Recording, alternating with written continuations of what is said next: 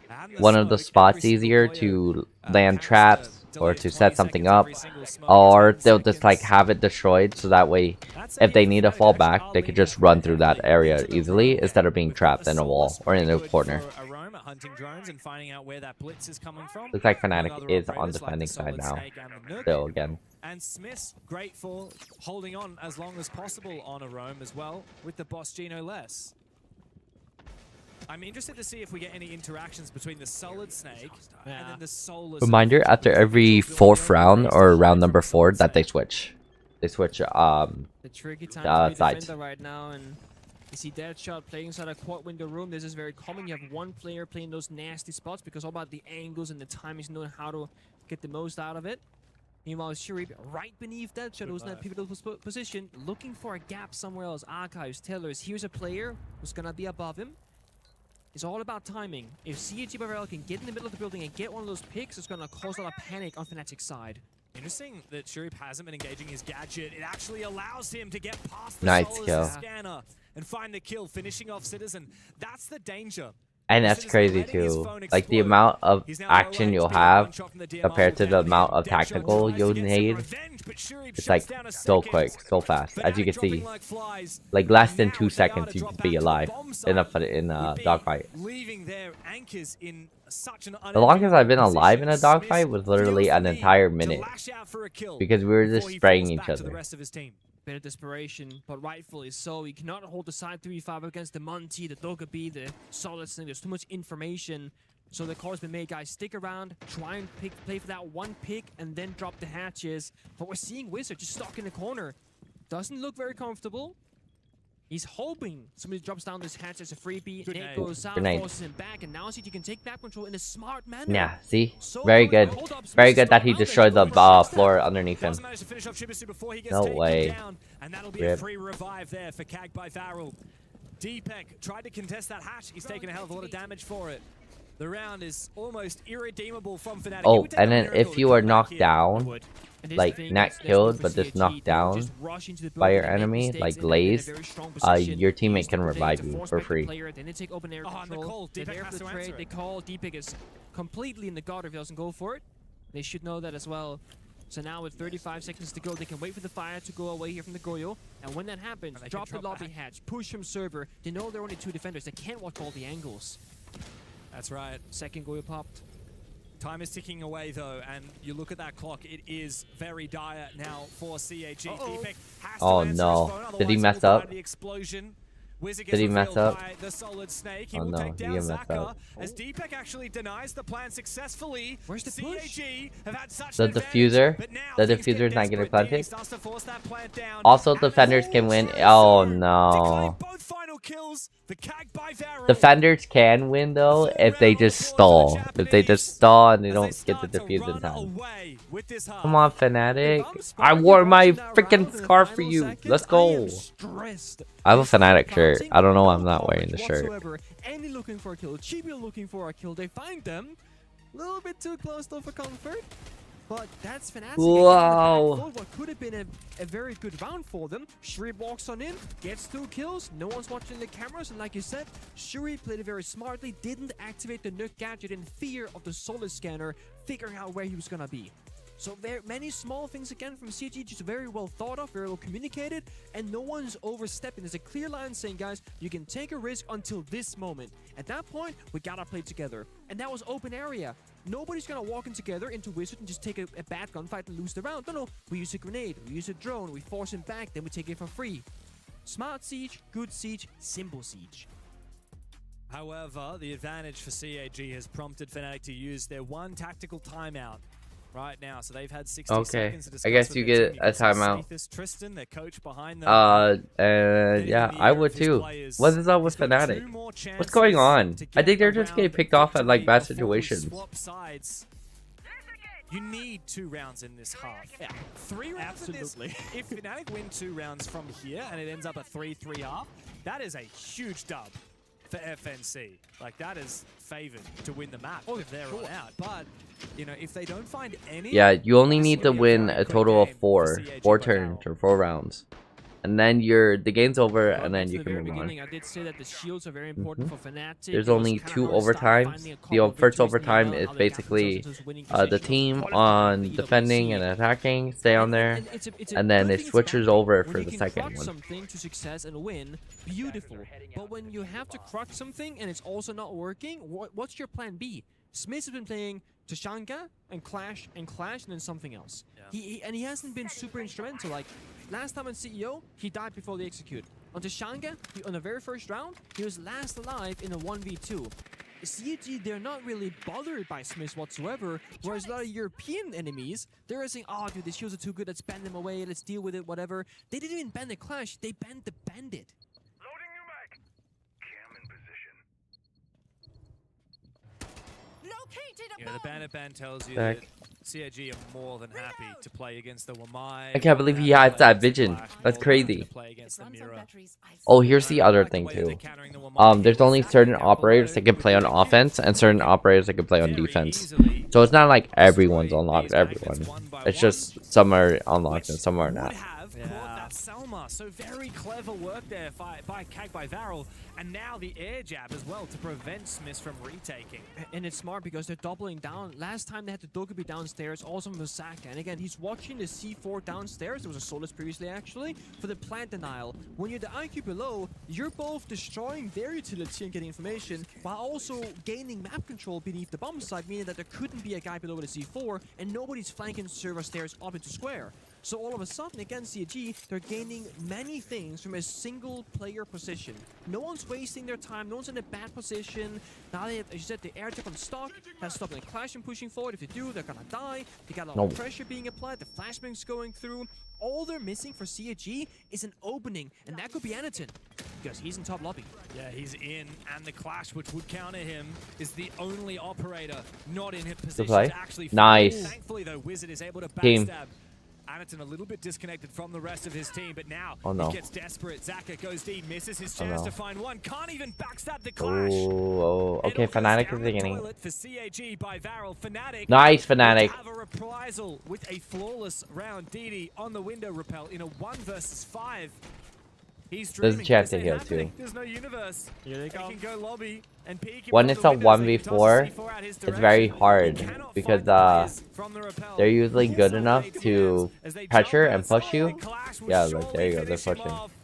It's a They're taunting pushing. move Nice. from Fnatic as they finally make a Nice. statement. They finally make it around. Get into the game. Not just one round, Beautiful. but they finally And get their round nobody 2. had any fear. They recognize, okay, Annie's in top lobby with the Blackbeard. We can't just fight in 1 versus 1. I need you guys to just. Alright, how's your day, Gobi?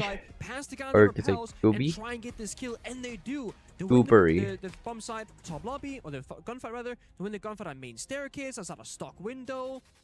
And it all came down to CHG actually never opening the top elevator wall, despite banning the Bandit and the Kai. No, they did open it. They just But weren't on the holding far it. left, because the right-hand side was not open. Look, see, he went piece Yeah, here. you're right. So either they, either He they got shot because I saw him throw the Selma earlier in the round, but maybe the breach didn't actually detonate. possible. That's a great point. All I didn't know even is that they were think playing on the wall. So You're right. Yeah, no, I did see the ace actually toss that Selma onto the Kanto wall. I noticed Shurif doing that earlier in the round, but for whatever reason, Selma didn't detonate. Whether it was missed, whether it was shot, perhaps.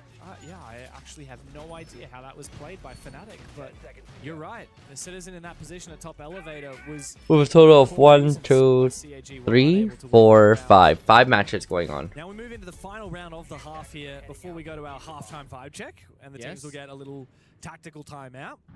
Fnatic, if they are, I mean, they're out of the woods, that's for sure, finding a second round.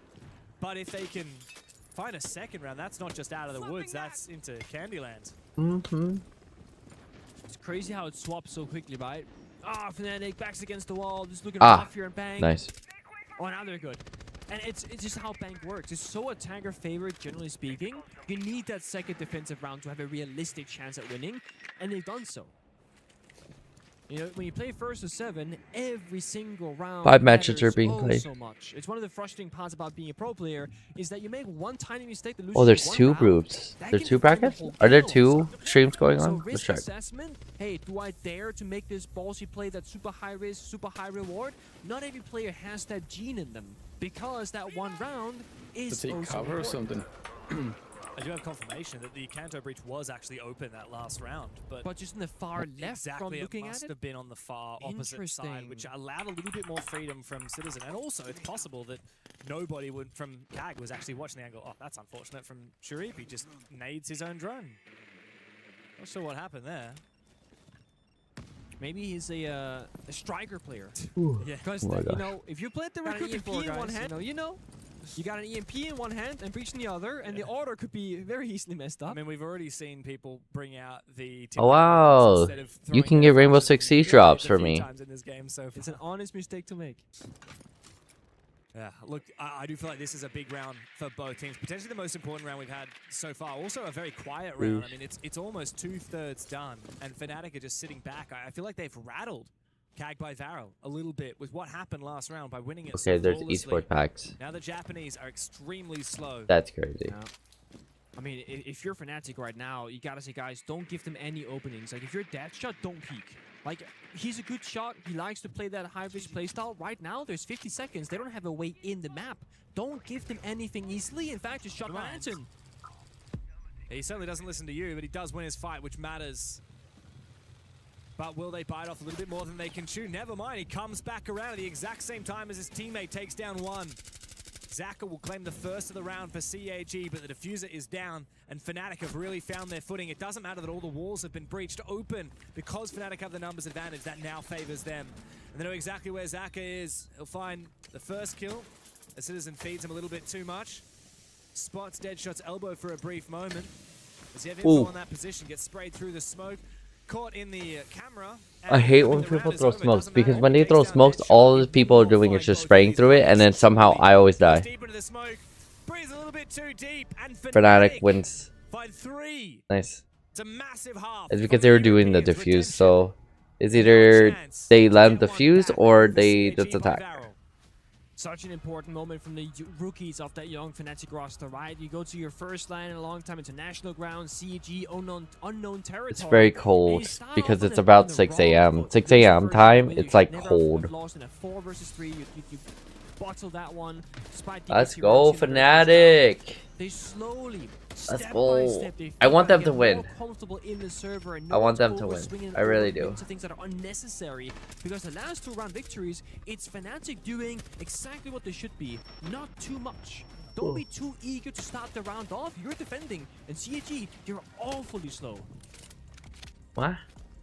Of course, Rainbow Six is a shooter, right? It's about your mechanics, but it's of the thing. Also so tactical. They are co-streaming. That was a bit of BM. It's so much about playing. Yes, you're co-streaming. More importantly these days, but not just playing the utility, but playing off your teammates. Yeah. Sometimes people will focus too much on the utility and forget that, you know, sometimes it's not as simple as if you bring this operator and you put this gadget in this position, you're gonna win. The lucky cat wasn't so lucky for DD at the end of that half, though. No, it's actually been Anderton having a hard time. He's statistically 1-5. He is now playing a role where he's on the shield some of those rounds. He's like walking the building, getting double C4, getting shot down very early here. Good counterplay from Fnatic. But one of the things about CAT Bavaro is that they have those 2 different styles of attacking. They're very, very slow, execute heavy, going for plants, and they got the map control, let's go for fighting. Anderton is very required when it comes to taking map space, because he is one of those entry players. And when he's having a hard time, often CAG, as a result, will also have a hard time. And I do think that's how they're struggling some of those moments where guy that's no one's to be a cat. Open up the round. He's a Portuguese like cat. Half, right? There's like what is 50 this? seconds left. It's a 5v5. What the hell is this? Most of the CG members are outside the building. No one's taking that initiative. There's a Portuguese cat streaming right now.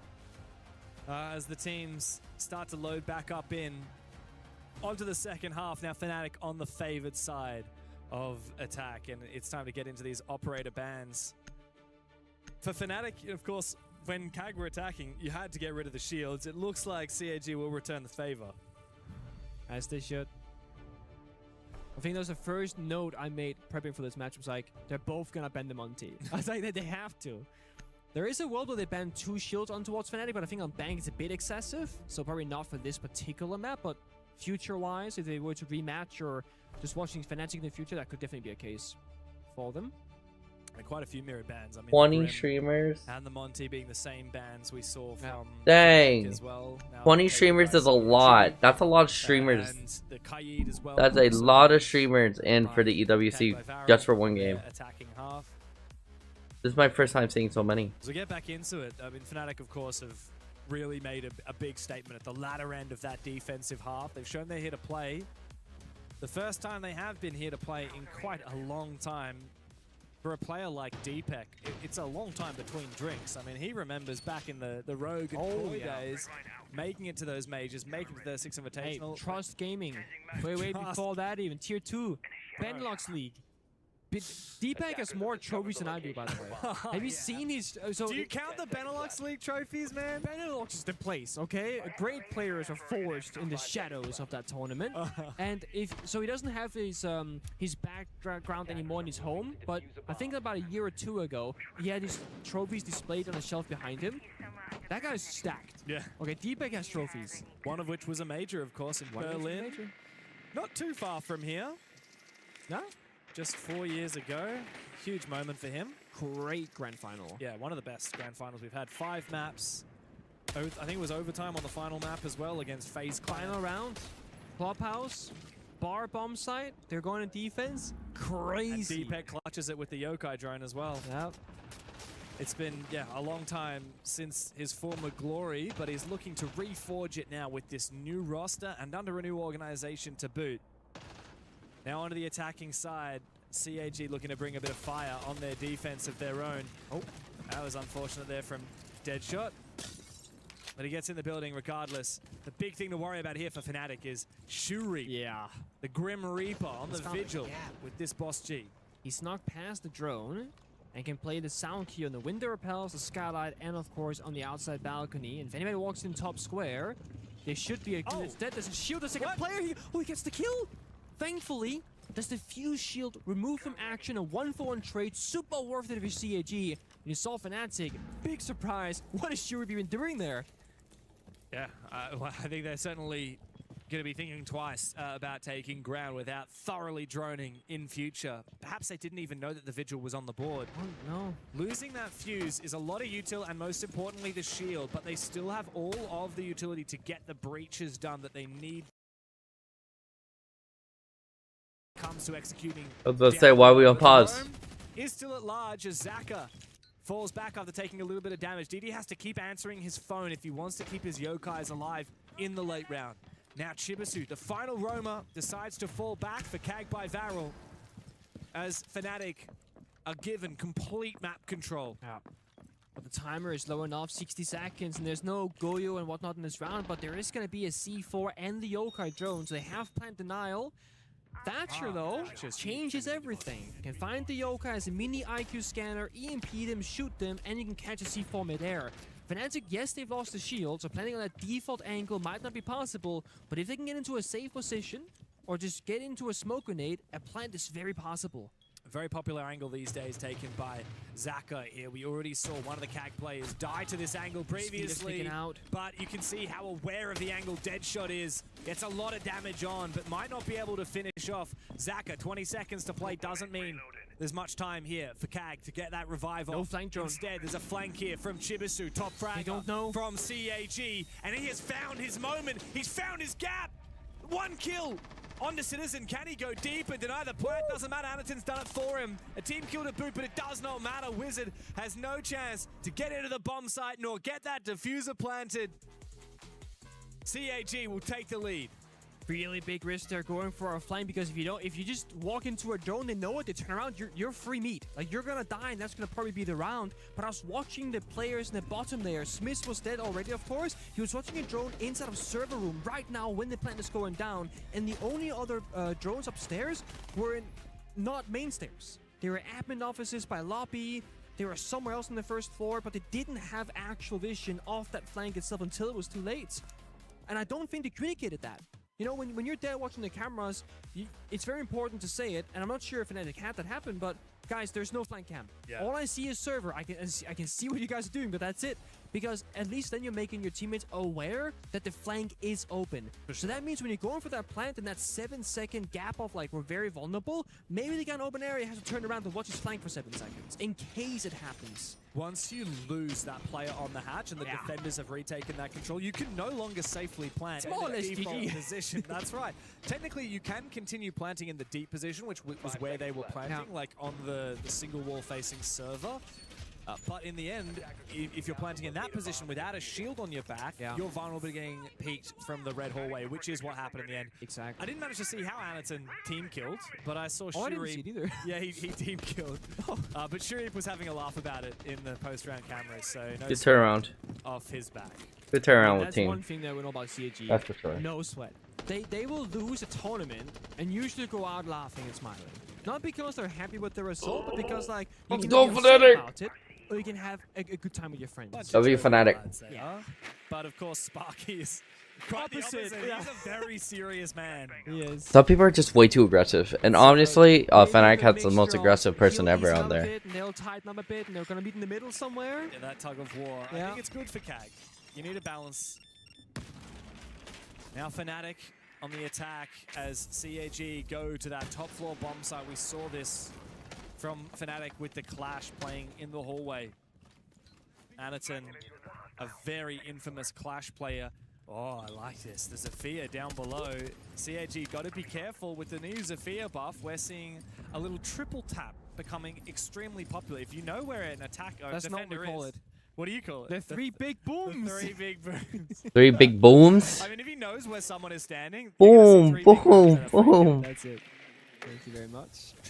But now, though, I think it's going to be more about Citizen on the glass. A classic pick of his. Can watch over the bomb site, grant a bit of protection. Oh, nice. A bit of pre-fire going through, damage back and forth. Saka injured and Smith's very low on HP. Fnatic still looking for the way in. Here comes the plant with that smoke cover. C4 ripped. Faked out, it does. Bait out that C4, I believe, successfully. Shuri does miss. Zaka and Anaton both go down. The Clash eliminated. Now coverage from Citizen looking very pretty here. Plant denied, and a second from Shuri. 1v3 now. A little bit of damage on a dead shot. But got to be careful, he falls on back. This will need to be a 1 versus 5. If CAG are to win it, it will be solely on the back of Shuri. Deadshot and Smith, both low HP, and Shuri knows exactly where that defuse is. The flash has come out. Does he know he's being flanked from the top of Elevator? I'm not sure he does. Doesn't matter. Deadshot lands the shot. Back tied for Fnatic again. Good effort there from CAG though, but doesn't have the right ways to disrupt the plant from going down. It becomes a deep swing with gunfights. It doesn't go in their favor. Despite having C4 in pocket, it was in the wrong location to be utilized. And I think just well done for Fnatic. They're very quick to the punch, right? The smoke grenade goes out, they breach the walls, and they just start planting immediately. They're not wasting any time. They're not letting CAG figure out what they're trying to achieve themselves. And it's also the beauty of a glass is until you fire your primary weapon, no one knows what that smoke grenade is for. It could be cover, it could be a glass behind it, it could be nothing. And also, of course, with the sound being very good on LAN, because it is on the LAN build, it's amazing, you gotta try and disrupt the sounds as well. So you're shooting a bit, throwing a smoke grenade, throwing a flash grenade. Odds are CG had no idea the plan was going down until it was too late. Yeah. I think the first rip of the plan prompted the C4 from Shuri, but you can see after that, quickly Deepak was away. He was baiting out that plant. The time was not a factor. He could afford to go for a fake plant and go again and let that time whittle down. CAG were the ones under pressure. And so they remain. We're even again. And CAG decide to go to staff room open area. I think this is a better bomb site than that top floor. It was where Fnatic started to mount their comeback. Reloading. Let's see if CAG can do the same. Is it a comeback if you used to be in the lead, but now you're tied up behind? I don't know. We can argue semantics all day. I'm just curious, you know? I love a good comeback story, though. And right now, I'm supporting Anaton's comeback story because he is still yet to find his individual performance here against Fnatic. It's not many players that I would point my finger and go, this guy just needs to get activated, but Anakin is that guy for CIG. We talk about how phenomenal Shub has been, how good Saka can be, how good Chibi has been so far today, but usually in that middle pool of consistency, we find Annie, because so many of the plays in both attack and defense, it's built around him. He plays the shield, his team helps him. He plays an anchor position, his team plays around him. And when he's having a hard time, I do believe that it impacts the rest of his team. Oh my days. Damn. Good pre-fire from Citizen, good read. And now, repelling into upstairs, Fnatic have taken a lot of map control. Chibisu forced back, Zaka the same, and Annie will fall. He continues his rough goal of it today with another death and no impact in the round. I think Zaka might be about to get betrayed by his hollow housing here. Citizen, if he can check his gadget, he'll know exactly where Zaka is. Out goes a nade, as the Wamai looks to try and find another chance to look for a pick. Wizard is watching his retreat, however. They've missed it. I think he's probably still around the main staircase, but Saka's found that tiny bit of gap towards the lobby double door, and the big question now is, do you stay in this corner? Do you try and flank in throughout lobby? Do you retake that main staircase? Because you're in this 3v5, you have to feel a little bit desperate, but the round is not over yet. If you make the wrong choice now as Saka and you go down to a 2v5, then the round will be over. Yeah, Kag just have to be patient here. I like this flank though. I think that DD and Chibisu have to just be so patient and wait for Fnatic to make the move, wait for Zaka to rotate into position. Problem is, he's got a long way to go, and I believe they're watching his hallway. It is Citizen. As he moves away, Citizen does go to the hatch. He's not checking his gadget right now, which means they don't know that Zaka is upstairs with him. Patience will be the virtue here for CAG, but Chibisu starts to feel the pressure. Big kill from Zaka, but now he's left all alone in a 1 versus 3. 20 seconds to play. And Fnatic still have that Blackbeard up and alive from Smiths. Rounded by the corner, it's Wizard to conjure up another round for Fnatic. And they're in the lead once again. Beautiful. Again, very simple kind of half take there from Fnatic. They take top floor, they force back the roamers. They don't really hold the roam flank that effectively, right? We saw Saka go back up top floor and get a kill into Solid Snake, but it doesn't matter because now they're by the bomb side. So this Fnatic being good at surrendering map control when they no longer need it, but still take it initially to make CAG feel that pressure and get a couple of kills. It's a good way of simplifying what can be a very difficult map to navigate in Bang, on a staircase, on a window repels, etc. CAG by Veryl now call their own tactical timeline. We get to see Sparky get into action. And I guess the people back home are curious, how does that work? Sparky's Italian, he speaks English. You know, CAG are from Japan. How do they do it? Well, Sparky will say what he has to say in the way that he does. And then both Didi and Saka can translate if anyone else doesn't understand it. Yeah. So it happens in English, and then the players will figure out if they need to translate a bit of that. Right now, it's Didi he's talking to a lot. Yeah. I had a little moment where I found Anaton yesterday, and we spoke. But when I say we spoke, like, it was like hi, how are you? Yes, good, hi. You having fun? Yes, fun. Like, my Japanese is non-existent. His English is only slightly better. But he tries. Oh, he does, and he's got the biggest smile on his dial. Yeah. I mean, I've seen the catering here. CAG, they are notoriously good at flaming the catering and international events. They are. I didn't know that. They pack pack a second suitcase with food from back home to consume all the Have you seen the ramen shelf here in the catering area? First thing I saw was Annie in line for the ramen yesterday. Which and he was so it should have been happy. 4 And matches, the whole but I team guess was we're in ramen the sudden together. death. Yeah. And so did you and I. Yeah, good times. Look, that'll keep them very, very happy here. Travel away from home and everything's different. The bed, the table that you're playing at, the food that you're consuming, the weather.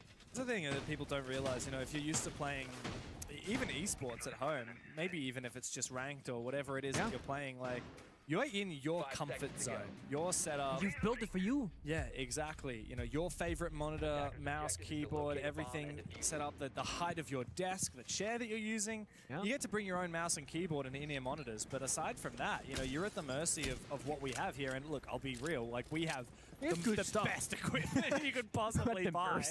We have the best stuff you could buy, but it's still like we're in a it's different. We're in a massive expo hall right now. Like, I don't know if people get the scale of the Esports World Cup from watching on the stream right now, but this is a huge hall with so many events happening, so many people walking around, and you have to lock in.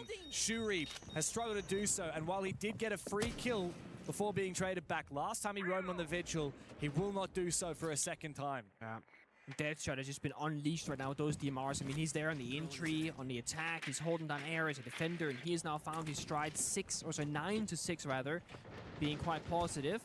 With Smith being up in the fuse shield once again, can pressure open area, falls back on member, but Jeebus just sticks out for too long as Smith just right-clicks him, gets another freebie. So Saka does take down Citizen on the Deimos, but let's be honest here, the roam game is no longer relevant. It's just ending the service there, so losing Deimos is probably the best person that could have died for the attack of Fnatic.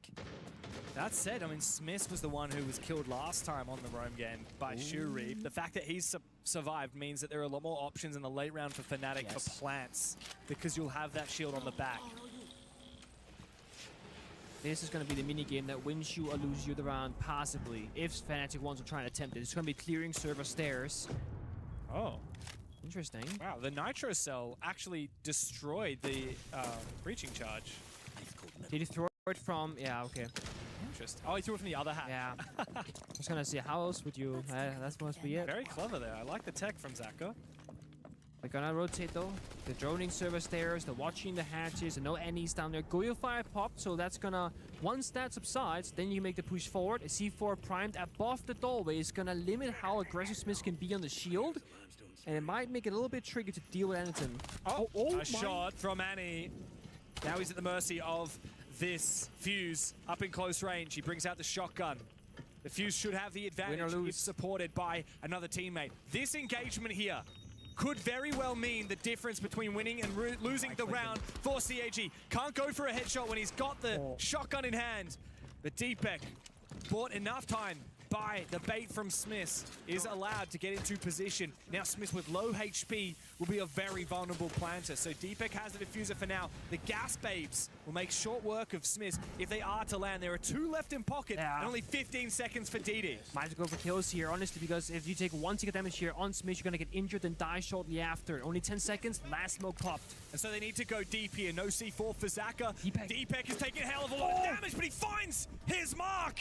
It's up to Zaka now in the 1v3 to prevent Fnatic from claiming match points here on Bank. So clutch, so close, and yet so precise.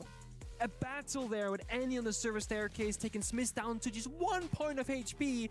Not to be for Annie. Again, his individual struggles continue. A great first pre-round to that shot, but that doesn't win you the round. That second kill that just might have. And they find the one area that was safe. Right by the rotate, supported by a smoke, and supported by both Wizard and Deepek pushing and Deep, taking a lot of attention and damage in the process. Fnatic are looking so inspired. So much better than what we saw from them for the majority of the EML. I mean, you and I casted a few of their games, Pengu. If I'm not wrong, we cast them getting absolutely thwacked. I can't remember who by. It was a rough showing. They got 7-0'd by... Is it 7-0 or 7-1? I'm going to have to go through the... I think we saw a 7-1, if I recall correctly, but... 7-1 by VP, I believe that was the one that we casted. On Clubhouse? They got the map? Yeah, they got destroyed on Clubhouse by Virtus Pro. We saw that. They got destroyed by Rebels on Chalet 7-2. They also, of course, in the playoffs, got dumpstered by GK 7-0 on Chalet.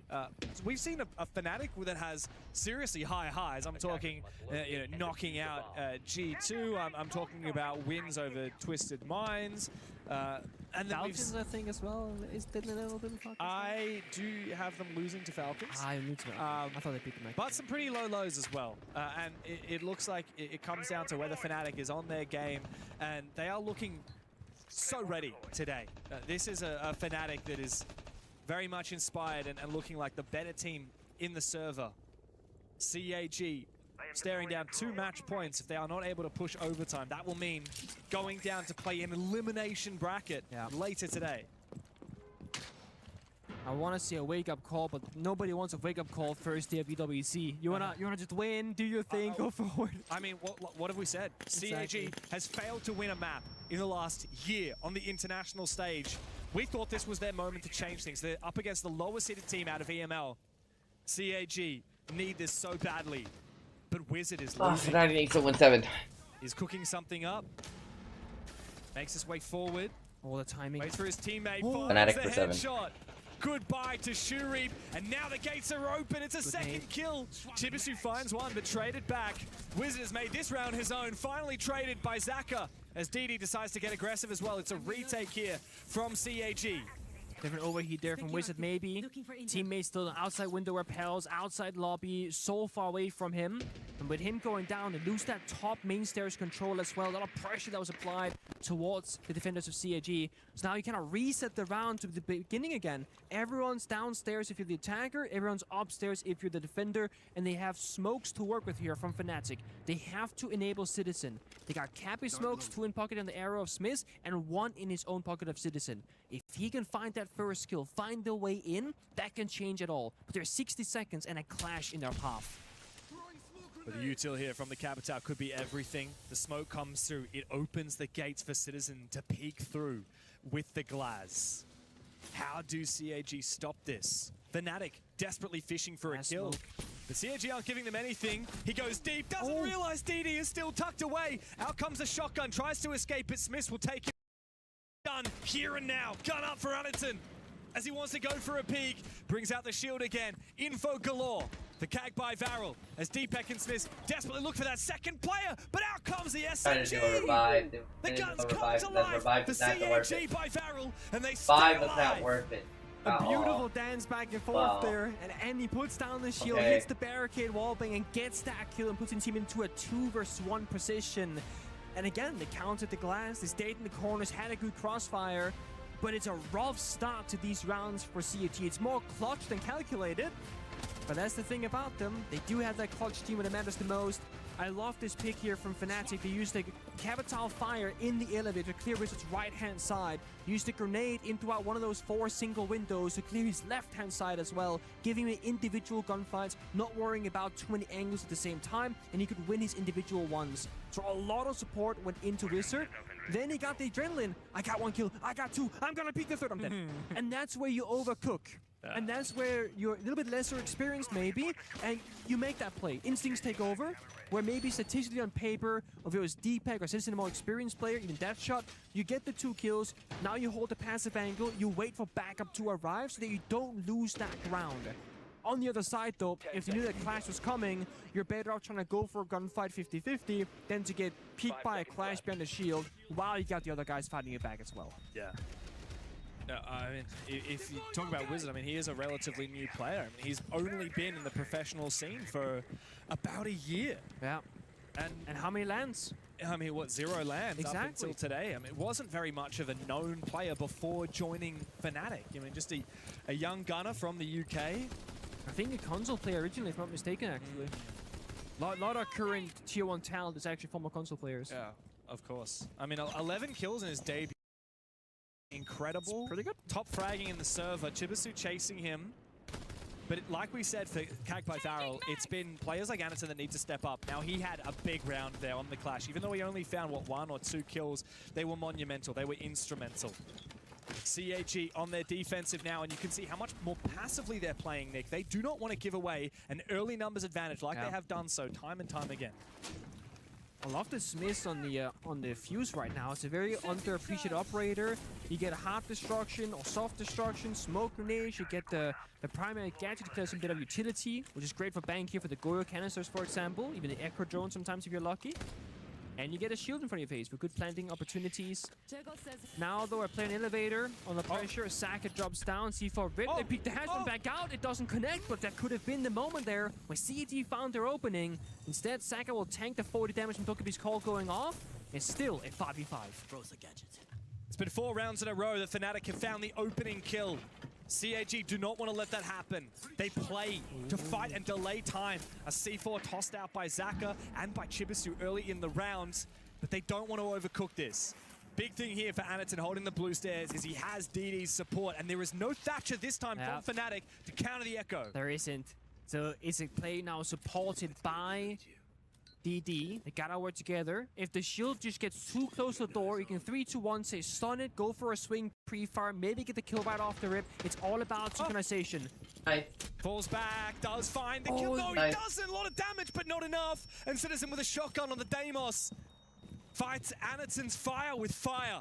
First kill found by Fnatic for a 5th round in a row. Now it's time to shape up for a plant. We've seen this one before. Exact same story. Fuse canister on the wall to clear some of util. Breach both of the reinforced walls shortly after, and then set up for a plant. We know that there's gonna be Goyo on the board, but so does Fnatic. They're ready for it. They got Doki calls as well. Time that correctly, and Echo will be completely ineffective. Because they got a 5v4, they're also backstepping Garage. This is it for Fnatic, surely. There's a backstab here from Wizard. He lands his shot against Shurip. DD and Chibisu up against the wall, and Fnatic are hungry for their first win on land in years. The underdogs from Europe are here to make a statement. Through into the upper bracket of the play-ins. They're gunning for so much more than an appearance. Dude, they were not looking good in the beginning. They were not looking good in the beginning at all. Look at what it means to this roster. Just a few months with 2 new players, and they've taken down the best team from Japan. Crazy. You say for a couple of years, for 6 years since last international team that they qualified for. I don't recall what happened in Rio. They probably had one victory there, right? So not great. But what if it didn't? But a great showcase here from Fnatic, and a slow start. They came last in Reload, by the way. But did they win? They won a single match. Oh, they won a single match. Okay, so then it's not too crazy of a stat line then. But they've done it. It's still a pretty crazy stat line, man. Still very big for Fnatic to get this win today. Couple of nerves in the beginning. I think first 3-4 rounds, you could see it, you could feel it. They were not really playing with confidence, and then it flipped. I think tactical timeout, halftime vibe check where they get to swap sides and talk to Tristan some more, their coach, and then they hit the ground running on the more favorable side of the attack. Yeah. I mean, just to find 3 rounds of defense was a miracle, especially after CAG coming up 3-1 at the start of this game. Fnatic to finish the match with 5 rounds in a row of finding the opening kill. They were here to play, and they've really shown today that even with a few rookies on the roster and a few roster changes, Citizen is returned to form. They're here to do more than just make an appearance. They certainly do, and a very solid start to their campaign. On the flip side, I think that it could be said that CAG still had a decent performance. If you maybe look at it in isolation for the first 4 rounds, we'd be like, hey, CAG have turned out. We have this every single time that CAG come to an international event. We're like, guys, these last couple of months, they've been looking the best CAG that we've ever seen. Trust me, they got in whatever it is. We're always on the APAC copium. And sadly, we've just seen this pattern. I mean, again, the stat line continues, the damning stat line. Ever since their appearance in Reload at the Grand Final for the last year, they have not won a single map on the international stage. Very upsetting.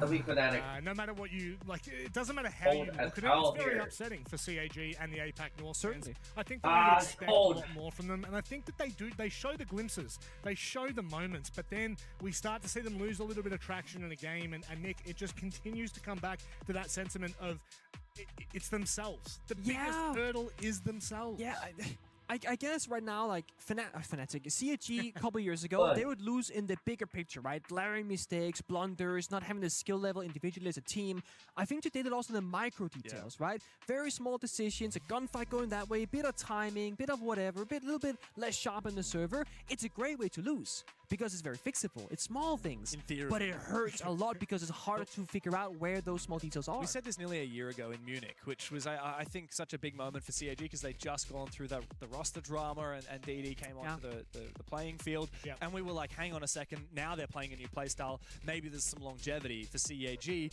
And in Munich, they played, off the top of my head, I think it was Falcons, Furia, and FaZe or something like that, or G2. It was like the three of the best teams at the tournament, and they went 0-3 down. So even while technically they didn't win a map, they had such a strong performance against these top teams. can't say the same for Salt Lake City. You know, they were losing to teams that, on paper, a peak CAG should be able to win.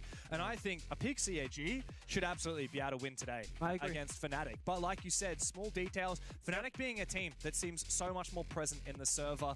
And I think you can particularly see that with 5 opening picks in a row. That is very unusual from CAG. Yeah, it certainly is. And I think that on the flip side of the coin, what needs to be talked about is the format. 2 wins and you're through, 2 losses and you're done. One more BO3 and CAG go home. That's it. And if you look at it on the Fnatic point of view, I mean, are you happy with how they've started their campaign? Because it does feel as though there were moments where we were a little worried. I think I'm pretty happy with their performance actually today. I think the first 4 rounds I was scared for them, and the last after that I was very happy with their performance. Yeah. I think that they're going to continue to lock in because they could be a dangerous squad, and there's no more dangerous than Citizen and Laxing. Yep, it is me back here. I am with Citizen. You're no stranger to being on a stage, taking interviews. You guys take this win 7-5. We were talking about this quickly. It was a little closer than you wanted it to be. Yeah, it was a bit too close. You know, first game there has got the better of us, I think. And yeah, just they surprised us a bit on the attacks and defense especially.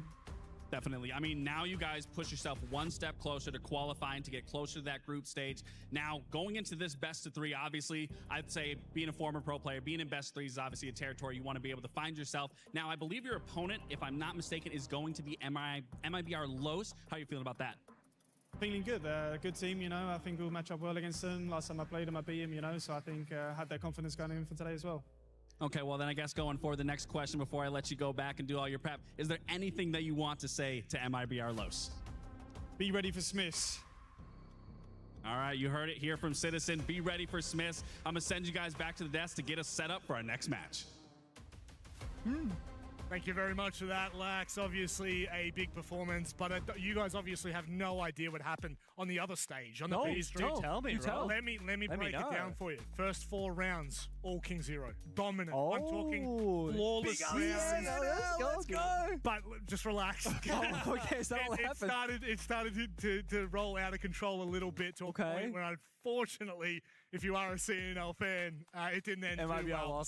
It went overtime and it was 8-6. Hey, overtime's good. That's very pretty good. It's very good. And we saw some really good performances. So I think it's nice to know that CNL's here to play. I mean, of course, King Zero being like the bottom seeded team out of CNL as well. This is a huge moment for CNL, getting an overtime loss. I mean, I sound like such an APAC fan. I'm like, yes, we lost, but at least we took it to overtime. It's the most APAC victory ever.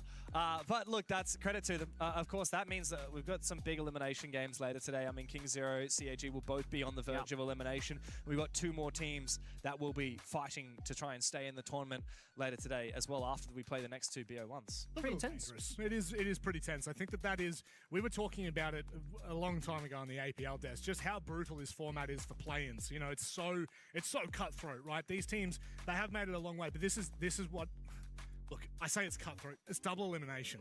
You have plenty of opportunities in this kind of matchup. Again, CAG, like you said, they had plenty of opportunities, Nick, to bring that back. Yeah. Ultimately, they can't. How do you think Fnatic will go up against a team like MRBI Los at the moment? Ooh. I'm thinking right now. Yeah, no. Can you repeat the last bit again? MIBR Los? Yeah. Fnatic. But Fnatic, what do we think? Is that the matchup? Yeah, sorry. So are they on the same side of the bracket? Lax did just say I had to confirm. Let me double check. Oh, he did say it. What did he say to them? He said, watch out for Smith. So let's go with that. And if we're wrong, okay. I was not sure if that was a bracket, so I didn't want to... Okay. It's 100% confirmed. Okay, good. I don't want to relax on that bus either. No. So I think, honestly, pretty decent matchup. Yep. They're not up against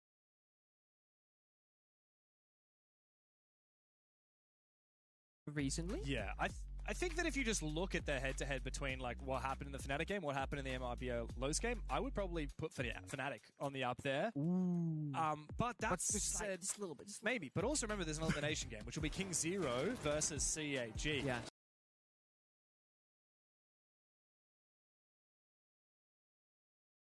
If CAG lose that is doomsday. Oh, it is. It is. They can't lose that. You can't they can't lose that. Yeah, and you look at the performance that they put up today. Look, it's just isolation.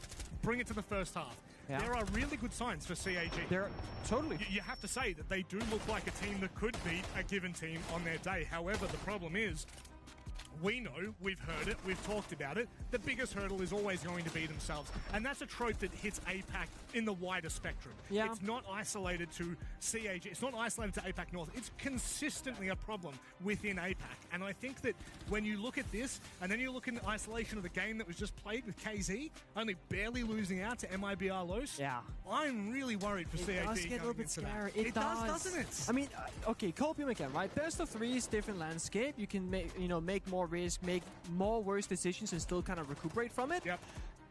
Again, small things like today, like I look at the highlight package right now, I'm thinking, okay, CHG, they're on the attacking side, they banned the Bandit and the Kite. Like, the Bandit was the ban after the 3rd round. I'm thinking, there are many bigger problems. It could be the Clash, it could be the Mira, it could be a target ban. They go with a Bandit, which only affects one bomb site, top 4 CEO.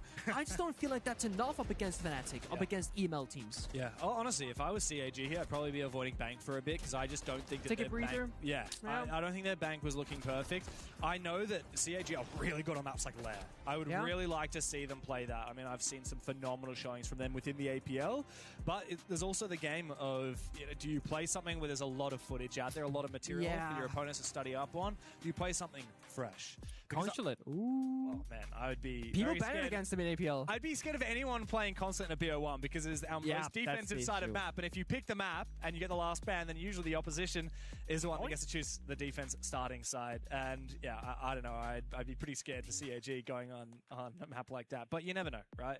And the one thing that I do know for sure is that, like, it's been way too long that CAG have struggled on the international stage without winning a map. Yeah. This, on paper, is the best looking roster we've seen from them in a very long time, in the best looking form. They need to get not just a map win here, like, take down King Zero, stay in the tournament, that's step 1. Then you need to continue fighting through that lower bracket. You have to beat the loser of Fnatic versus MIBR Lows to then qualify for phase 2 of the play-ins, which will be a single elimination match in a BO3 against the first seed team from the other group. It's going to be bloody hard. They're probably going up against Shopify Rebellion in all likelihood. Yeah, well, and they're setting up at the moment, and I think that is going to set a very big tone for what we can expect in the play-ins, because I think it's fair to say, Nick, that a team like Shopify, they should be coming into this with... Like, they should be looking Why are they here? Why are they in play-ins, by the way? Finalists of the last stage. I agree, and I think that when you look at them and you look at the team that they are, the individuals that they are, going up against... I would agree. I think that's a very fair statement. I think that if you're Shopify Rebellion, you're looking at this tournament as an opportunity to not only make a grand final again, but to also take it. You say last time we got so close, why don't we just finish the job this time? It happens to be EWC. But which would of course mean qualification directly to Invitational. We haven't even talked about that yet, by the way. It's like just such a huge point to touch on is the fact that, the winner for this, they get an auto slot. It is like a major. It First team to qual. It is so important that this no longer is about money, pride, glory, club championship. Although it's pretty nice. It is pretty nice. Money's it's pretty nice. Money's there are worse things than an EWC paycheck, I'll tell you that much. That is for damn sure. But I think when you look at it now, when you've got that SI qualifying spot, teams like Shopify Rebellion, they sit in a completely different discussion to any of the teams I look at in play-ins, Nick. I don't think there's another team that I put in their category.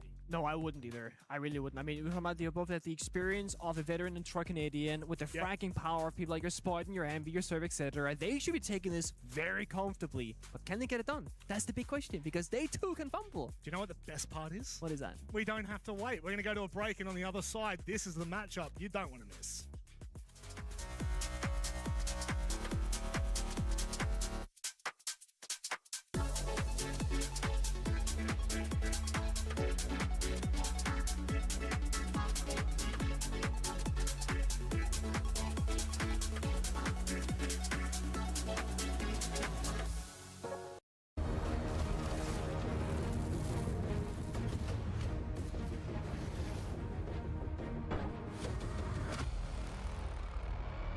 Game 2.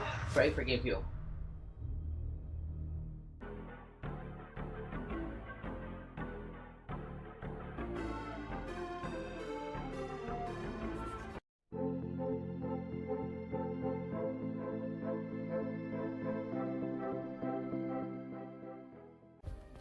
Play is in our DNA.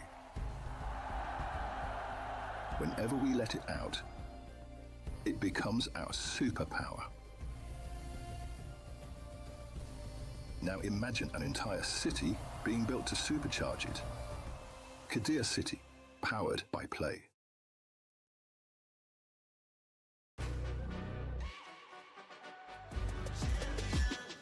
This ain't no regular thing. I came for the ring, you know what I mean. You see my name in the lights, better get right, I'm champion.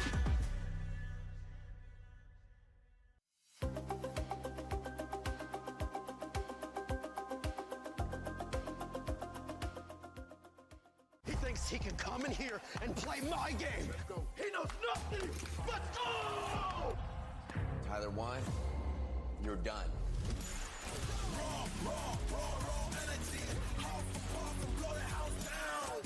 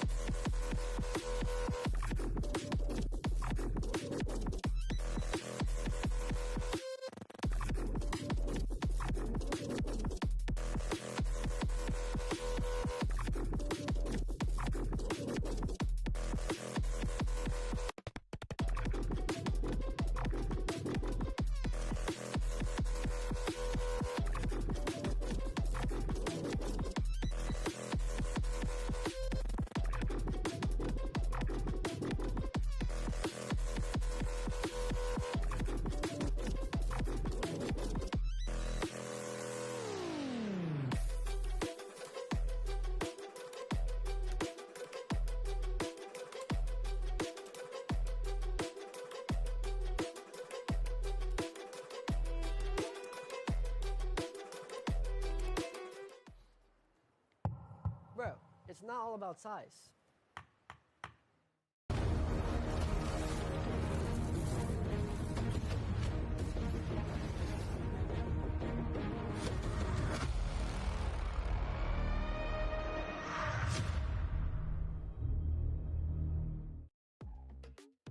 Ambi said it best. It's not about the size, but it's how you use it. Unfortunately, in this matchup, it may just well be about size. Welcoming back to the desk for the first time, actually, Xenox. Guys, boys, how? Week and a half, 2 weeks? Yeah, 2 weeks. Sadly. Yeah, it's good. And we got Nick out of the screen as well. We did. Yeah. I can't believe that. It actually feels surreal to be able to touch him, and he knows that I'm touching him. Well, that's okay. Let's move away from that one, shall we? Because we can move on to something bigger and better. We said size. Look at the two teams we've got on stage at the moment. Guys, this one is a David versus Goliath, if I've ever seen one. Yeah, it very much is. Shopify Rebellion going is very, very firm favourites.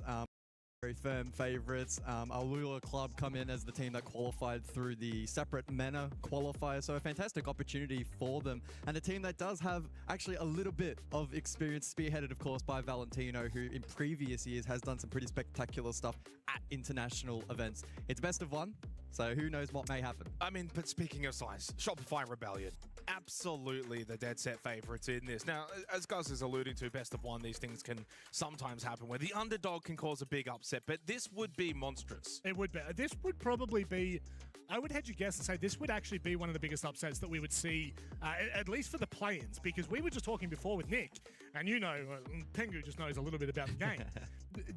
The weight that is on Shopify Rebellion's shoulders at the moment, having to go through play-ins, Guz, that's big enough, let alone the context of what happened last major and the fact that now they really should be gunning to be on stage here at EWC. A long way between where we are now and where they need to be. Yeah, it's been a pretty extended period where the Shopify roster's been under the spotlight, and probably not for the best of reasons, not performing up to the expectation that they have upon themselves. And so this tournament is going to be a challenge. It's difficult enough to make it out of this first phase, and to then go on and achieve greatness in the second as well will be a short feat. They're also a team that historically is much more comfortable in the best of three environment. So is there potential for this match to pose a threat?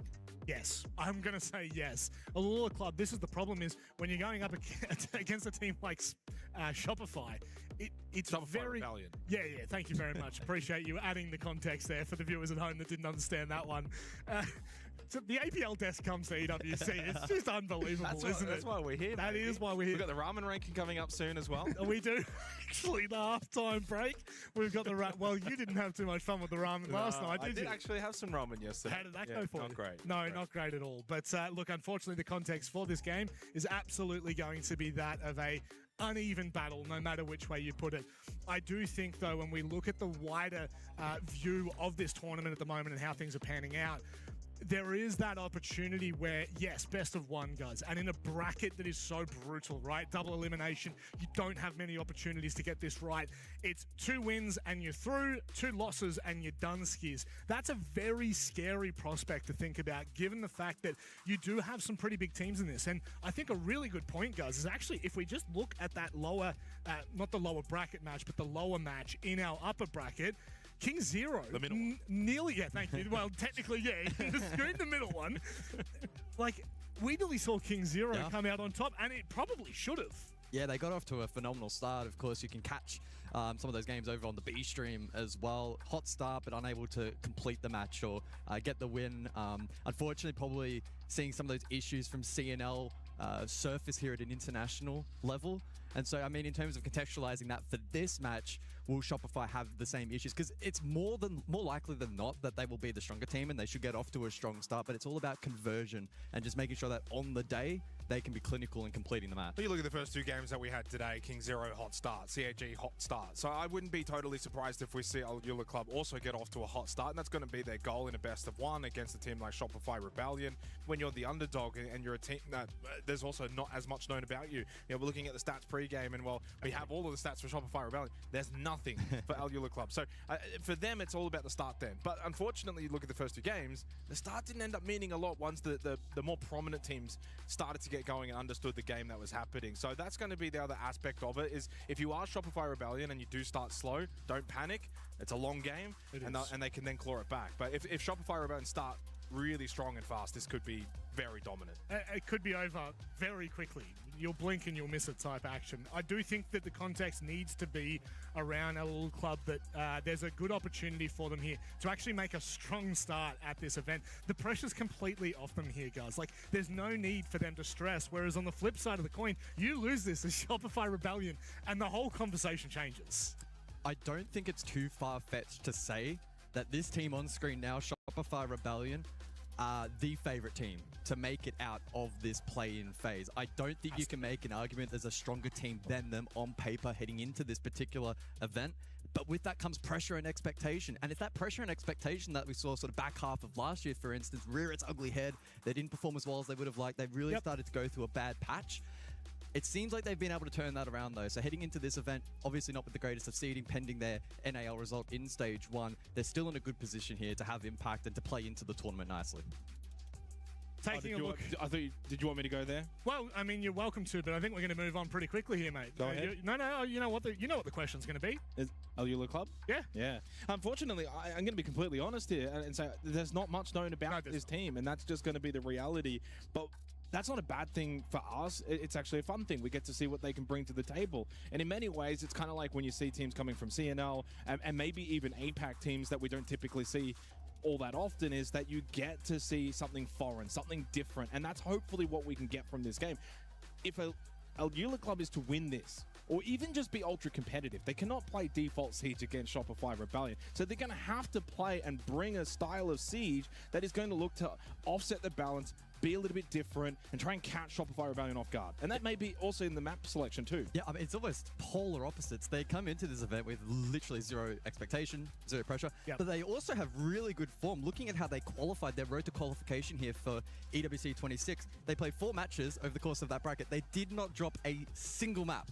So that's pretty impressive. Yeah. That's 3 best of 3s into a best of 5 where they went 3-0. So they're clearly a strong team regionally within MENA. And this is just a free shot for them to have a bit of fun here at EWC. It certainly is, but more importantly, where do we go? What map are we heading to? Let's have a look at the veto and hopefully get a little bit more of an insight. Again, I'm going to be honest with you. I don't know if it truly matters what map we go to. It is Cafe in the end there, Jake. What are your thoughts on this one? Well, so looking at some of the numbers that we've got over the last, since February, so basically the start of the year, if you will, Shopify Rebellion, 4-4 record, 3rd preference map, so it's not the kind of map that for Shopify Rebellion we're going to look to and say, well, this is their strongest map, or this is the map that they'd be looking to. Often, last played it against Dark Zero, 2-7 loss. But Dark Zero are quite a bit of a higher caliber opponent than Alula Club. Again, we don't have any statistics when it does come to Alula Club, but I will say Cafe, guys, structure. Talk about Shopify Rebellion and where they should have the advantage. I think this is a map that bodes well for them. Yeah, it doesn't stand out as being a massively dominant, massively strong map for Shopify Rebellion, but as if you contextualize that, the quality of opposition, especially within NAL, is mighty competitive. It probably goes as far as to say that in terms of regional competition, it's the most difficult league, and that's probably why they're in this position, right, where they struggled a little bit in NAL, still qualify for EWC, but now they need to make the quote-unquote gauntlet run. So yeah, Cafe, structure, going to be a fun map. Alula Club, trying to find win conditions for them. It's I think play the Vert. Yeah, Vert, get hyperactive, abuse the repel mechanics, just try to be a menace on repel. Bans are also going to be super critical, right? Do they go for more of a tilt towards info, utility, etc.? Can they try and play the game on their terms? I take shields away from Canadian, and try and limit his ability to get into the map, and then on their attacks, abuse the Deimos, abuse the Solid Snake, the Dokkaebi, etc. Be aggressive, play the Vert, as you said, repel, etc. If they try and play structure and they play the 3-2-1s, I don't know if that's going to work for them. So I think for Alula Club, it's about just making this messy, make it as chaotic as it possibly can. Take the structure away from Shopify Rebellion, and obviously then inverse, if you're Shopify Rebellion, you just try and play it as normal as you possibly can. Yeah. This is always the problem, isn't it? When you go to talk about 2 teams that maybe never played each other, have never even seen each other in a server maybe before. Valentino, but it literally would be Valentino, and maybe even then you don't even know if they did. Who knows? But I think the fact of the matter is, when I look at this matchup in particular, no matter how it goes, whether they play aggressive, whether they play passive, that won't matter until we actually get into this map. And Cathay, as we well know, can be a very chaotic map for the defense and the attacks. However, I have a really big concern here because Alula Club have the opportunity to kind of wipe the slate clean here. Like you said, if they can cause chaos, if they can play the game on terms that are unknown to even Shopify, this could completely change the conversation, guys. Yeah, it's likely, and I think the game plan will be, let's play it differently to NAL. If we play it in a fashion that Shopify are comfortable with, that they've seen time and time again, it's probably not really going to work out too favorably for them, right? So it doesn't necessarily have to be chaos, chaos, chaos, but I think it's just about having a diversion from the typical plan that we see in NAL. What that may look like, again, I think is going to be heavily directed by bans. Is it info? Is it shields? Like what kind of direction both teams want to play it? But Alula need to try and get it on their terms as early as possible, I think, in this matchup. If Shopify get off to that early lead, I think you mentioned earlier, there is that potential for a blowout result, so they need to apply pressure early. I was looking back some of the numbers for NAL Stage 1. Spoyd actually leading the way for Shopify Rebellion. He currently entered the stage in the top 3. That's pretty good. Only behind Newers and Ashen, who Ashen had the stage of his life for M80. I'd like to see Ambi take the reins in this game. Just go and just... if I'm Shopify Rebellion, I'm saying Ambi, go do whatever you want.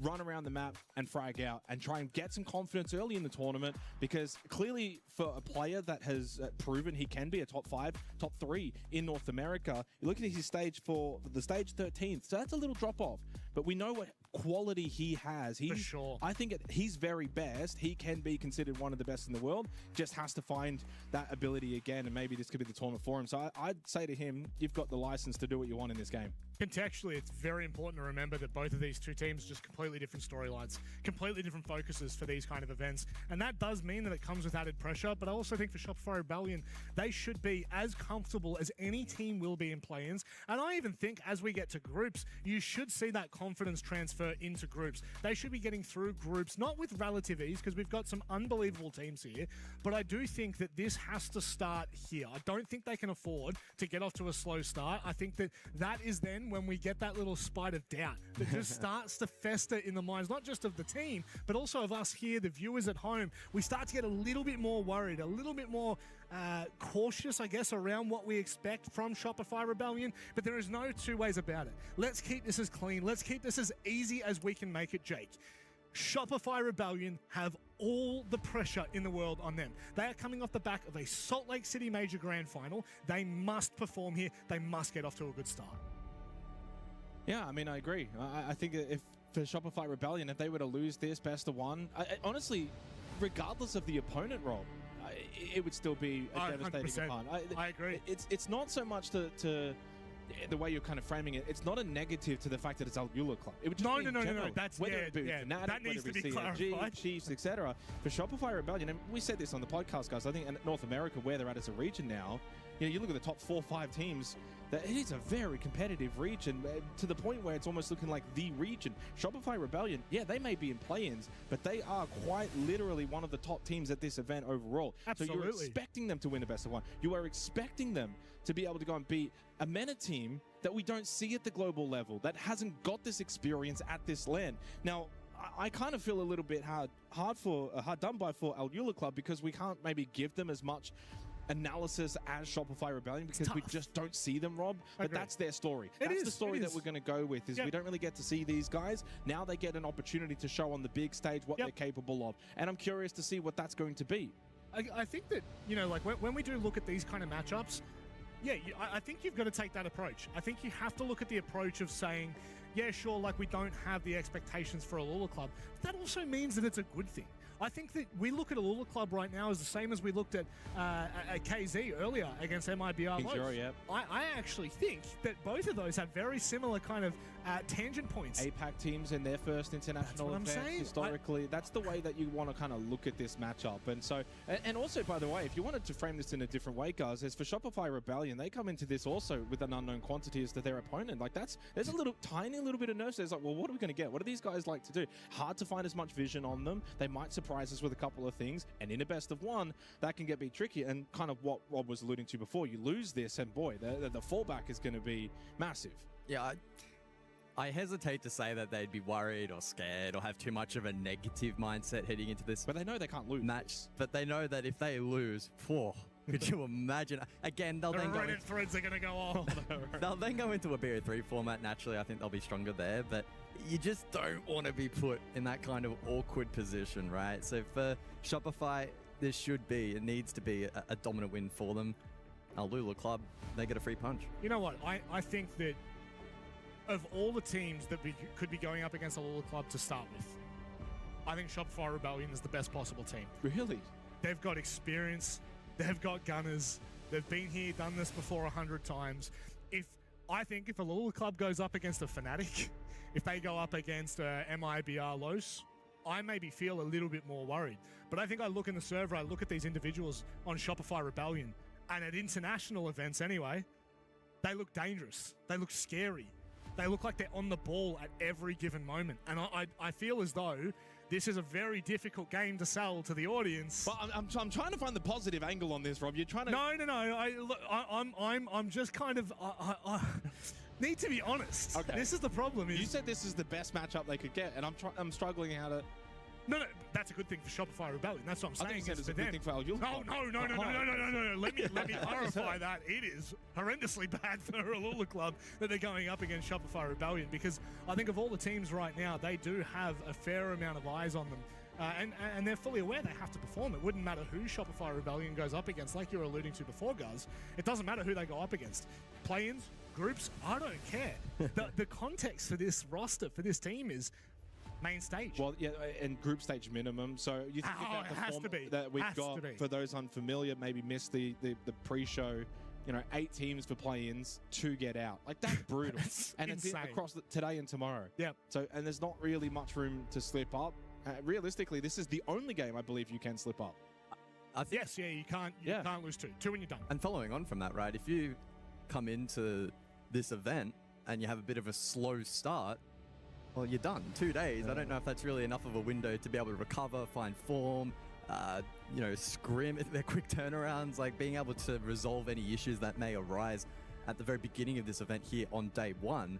You don't really get much of an opportunity to recover that. And that's, again, not really specific necessarily to this matchup, but it's relevant to all 8 teams that are battling. And with only 2 making it through, with Shopify probably a very safe bet, it leaves maybe just the 1 slot remaining, right, which is very, very tricky. I think what we can do, because we've been chatting, I don't honestly, know how much if we've more got a we little can... bit more feel. I did actually do some content do you yesterday. actually have something? I did some content yesterday with Shopify Rebellion. Now, it hasn't gone out yet, but you saw the one with Fnatic. I did, unfortunately. With Deepak and Citizen. It was very good. Pretty much did the same thing. I did it with Canadian and Spoit. I'm hoping at some point we'll get to see it, but... I don't. Canadian was not a big fan of me, let's just say. Troy and I had a bit of a beat. You have history? Oh. Well, we don't have history. Well, okay. So now history has begun from this point. Okay, in fact, last time we were in Paris, we had a good day. We walked around. We went to the Louvre. Had a great time. Now, the second time in Paris, I actually swatted him.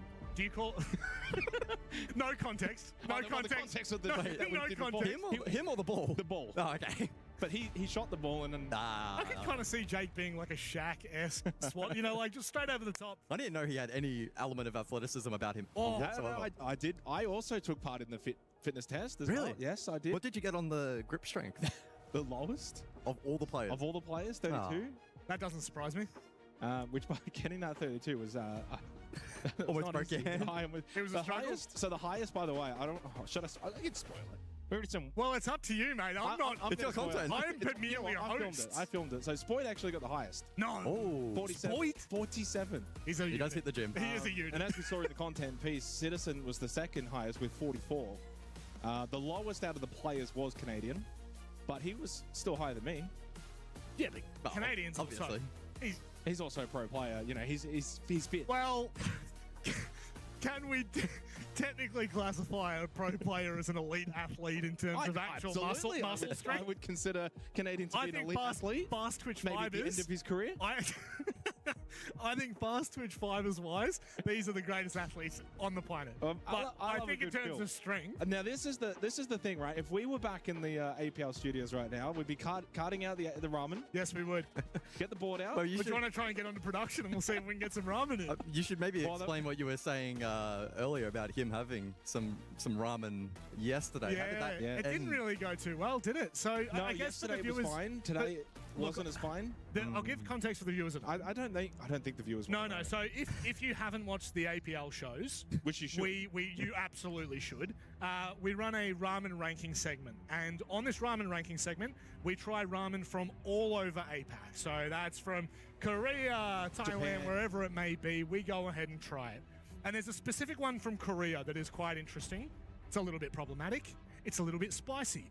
Jake Xenox and Diddy, the hero he is, decides when we're doing the ramen ranking, yeah, sure, I'll smash 2 of these. It didn't go too well. No. However, that's here at EWC. You did it again. And how did it end for you? Perfect. Perfectly. And we've also ended the Phil segment perfectly, Rob, haven't we?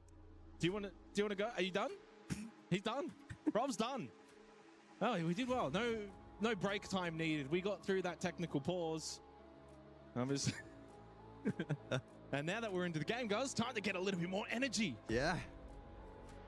Fans roll through. It's Castle and Wamai from defense taken out. So we're going to see a utility emphasis here from Shopify Rebellion. On the flip side, Alula Club, they deal with the Canadian Monty. They also take the Grim out of play. So it does leave quite a bit of info still up. Snake, Dockerby, etc., going to be available alongside the Deimos as well. I mean, tracking back to the Castle and the Wamai ban as well. Wamai, of course, is now incredibly powerful post-buff as of a few weeks ago. And in combination with the Castle as well, it's going to make a significant portion of the map defensively a lot tougher to hold. When you think about top floor, especially against repels and some of the power positions that typically are facilitated by those 2 operators, it's just going to open up the match a little bit more. Yeah, and again, this is where it gets tricky, right? Because teams have bans that they just ban regardless of their opponent. To me, this has got to be the Monty ban is towards Canadian. It's his most played attacking operator, stage 1.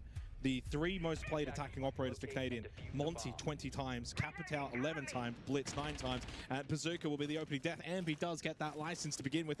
Opening kill straight away for Shopify Rebellion. The Grim ban, by the way, Rexon will typically play that, so he will obviously have to flex over to the Nomad, which is his 3rd most played operator. And no surprise to see, well, actually, somewhat of a surprise. This is interesting. Surf is playing the Solid Snake. The Spoint and Ambi, their most played operator is Solid Snake. Surf, it's not even in the top 3, so that's a big change-up for Shopify Rebellion. So a tough start then for Alula Club. They'll be looking to fight back into the round. Shopify Rebellion now given a platform and a bit of space and time to work with. Player up, and well over 2 minutes still remaining in the round. We'll see what they ultimately look to shape up for. Information courtesy of Surf. Rexon takes a big chunk of damage elsewhere as he wins the fight on the Crazy. Alula Club continue to aggress here in the opening round, and unfortunately for them, Shopify Rebellion are ready and waiting. Yeah, I mean, they look switched on, don't they? In the opening minute of this game, Shopify Rebellion already early pick, expecting maybe Alula Club to go for these peaks. Now, this is pretty much the perfect start. Hold it. Good information as well for the radar for Surf, knowing that they're wanting to play side, expecting the pressure now from Shopify Rebellion because of the numbers disadvantage. Good clear from Valentino, at least Cocktail to keep that in control. Got rid of Ambi. Canadian the trade, though, very quickly. And unfortunately, Rexon then gets the double. And for Alula Club, it's the worst start possible. They get clean swept, really, on the opening round of Cafe. That is the dream start, though, for Shopify Rebellion. No funny business, no upsets. They just get straight to work. Yeah, clinical opening round there from the North American roster. I think they'll be pretty pleased from really beginning to end how it played out. Opening kill going the way, of course, of Ambi. And then the transition into the map was just completely perfect from Shopify Rebellion. The vibes seem good post round 1. Alula Club now looking to respond. They'll head us over to Kitchen for the follow-up as they try and find some ground in this matchup. Now, as you said earlier, there is a little bit of precedent so far already here on day 1 of the underdog maybe getting off to a strong start and then being caught later in the matchup. Yeah. we haven't quite seen the scenario where the underdog's gotten off to a slow start and what that may entail. It could be the opposite. Maybe Shopify Rebellion get out to the hot start, then they think it's done, and maybe just cool off a little bit and give Alula Club a way back in. But remains to be seen. The best thing, though, for Shopify Rebellion is the way that, Ampy gets the opening kill. Okay, 13th rated player, NAL Stage 1, but so talented, continuing to impress, still as a young player. Straight away expecting Alula Club to go for these peaks, be aggressive, wanting to bring that chaos like we were suggesting. And Shopify Rebellion were very much switched on and ready for it. And what that does then is for Alula Club, then they second guess themselves. Do we want to pick the windows? Do we want to be aggressive? Because it didn't work. And then they end up going into their shells, and that's exactly what Shopify Rebellion will want. Let's see what Boogie can do. Some good early drone work here from Shopify Rebellion. It's Joza caught over towards Cocktail Lounge. They go for the double swing, and Spoit catches him in the back. Clean headshot.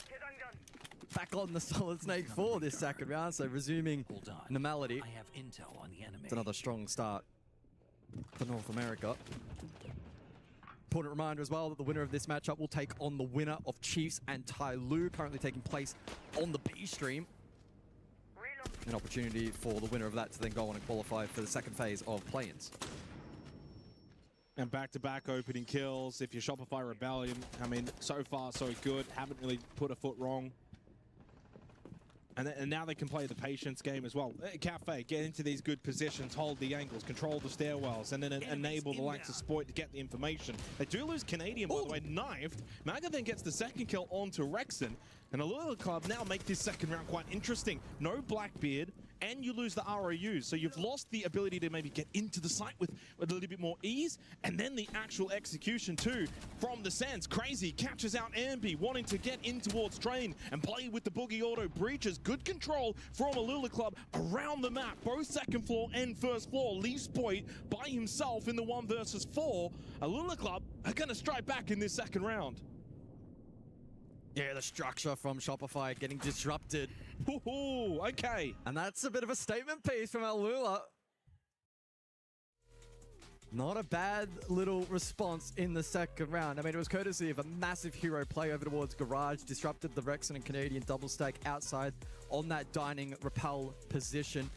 And then the rest of the team was able to play clean up. Here's a replay package of that round. It's a great start for Shopify.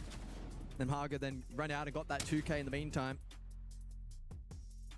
And that's a nice little confidence builder. It's a little moments like that where if an individual can have a moment, the rest of the team can then feed into that confidence. And you didn't win the round just simply, a 1v1, close, clutch, or Shopify Rebellion made errors. You dominated them that round. You had 4 players left alive. He had a big, crazy play as well mid-round to get the double kill from Mhaga, and well, in just the second round, if you're Shopify Rebellion, round 1, perfect. Round 2, disaster. Now it's all tied up, 1 apiece. And that's all you need, I think, if you're a Alula Club in this sort of match, is you need the first couple of rounds. So as I said, you need to start well because you want that confidence, that belief that we can actually do some damage against a high-quality outfit in Shopify Rebellion. Well, there is the evidence for Alula Club. That second round. Now the follow-on we shall see going into the third. Swapping mags. Keep our positions. Deploying heartbeat sensor. Reload! The floor? We'll see if there is more aggression to come then from the defense, particularly mid-round going forward. The Nomad brought once again from Shopify Rebellion to try and suppress some of that aggression, but it can be limited in its impact. And you can see in response the pulse in the hands of Crazy, already feeding some valuable information to the rest of this defensive unit. The attack looking to shape up for top down as Surf goes exploring below, and by clearing that barbed wire over towards Brown Stairs, then has a route maybe for a pinch lake and split the attack and hit a back stab. And will actually drone for himself, so pretty self-sufficient currently. Spots out the Mozzie over towards Pillar, the hero from the previous round. And just monitoring that staircase at the moment, maybe trying to catch a timing as we flip back over towards the top-down clear here.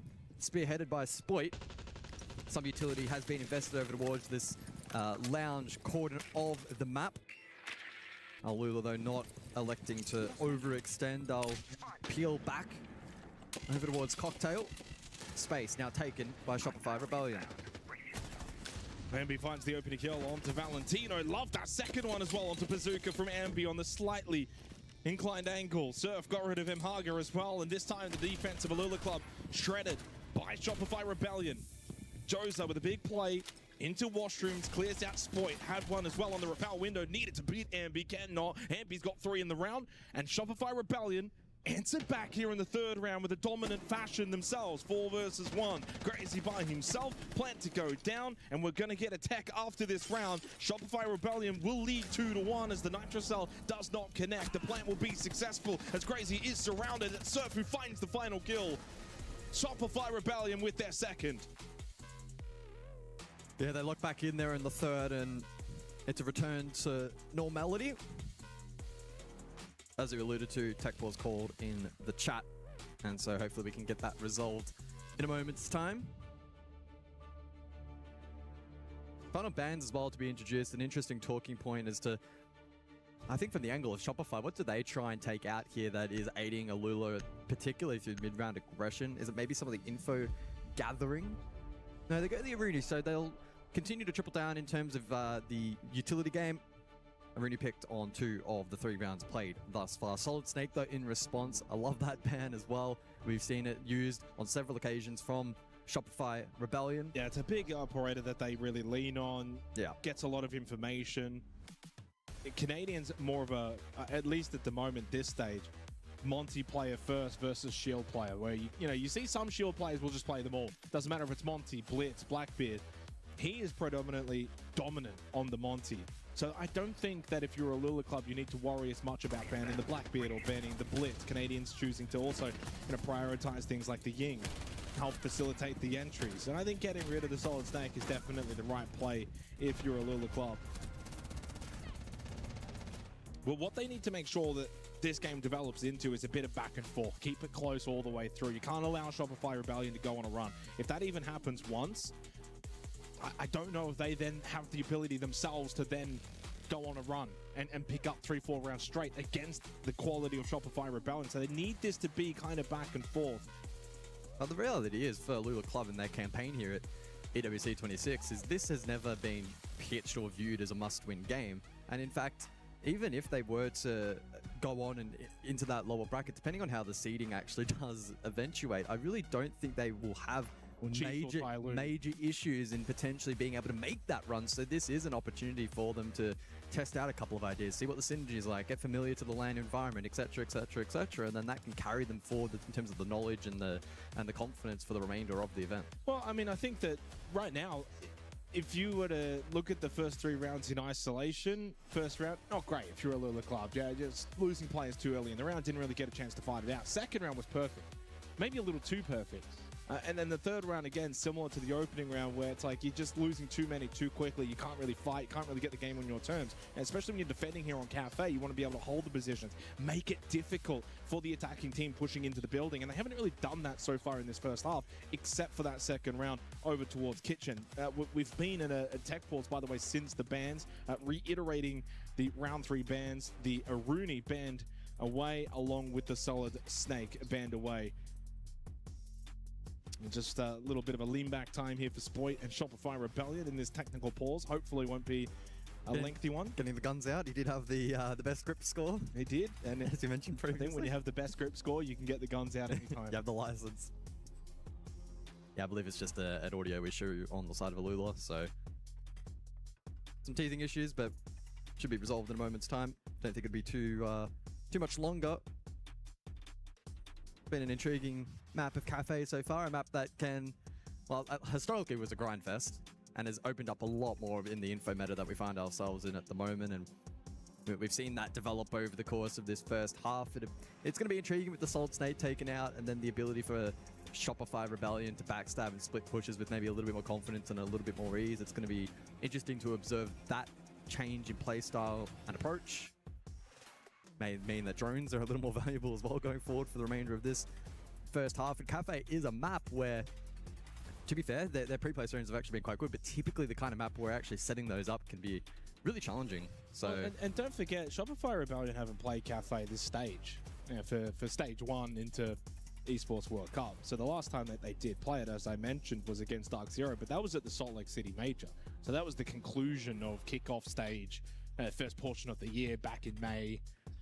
And so for them to have not played it since May, since that major, there's been quite a bit of time. And there's two ways you can kind of look at it, and we're not as privy to the information. Either they've shelved it as a map and put focus elsewhere, or they've put it in the workshop and said, we're not going to play it in the officials, but we are going to keep working on it. Now, I don't know which way they've actually gone in that regard, but clearly happy to play it against Al Ula Club to start Esports World Cup for a map they have not played for, well, 80 days. I mean, 80 days is near on 3 months. It's almost 3 months.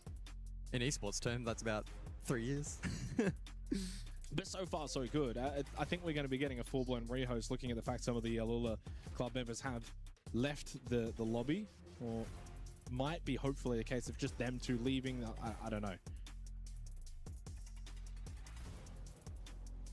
But such is the case on land. We sometimes have the pause in the action. Yeah, I'm hearing a couple of noises, some shouting from the opposing side of our arena here. Technical pause here on the A stream, but on the B stream right now is Chiefs versus Tyloo. That is actively happening. So if you do want to make your way over, or watch both, might actually tune in and see what the score is. You can give us an update. I almost don't want to know the score. I'm a little nervous for the boys.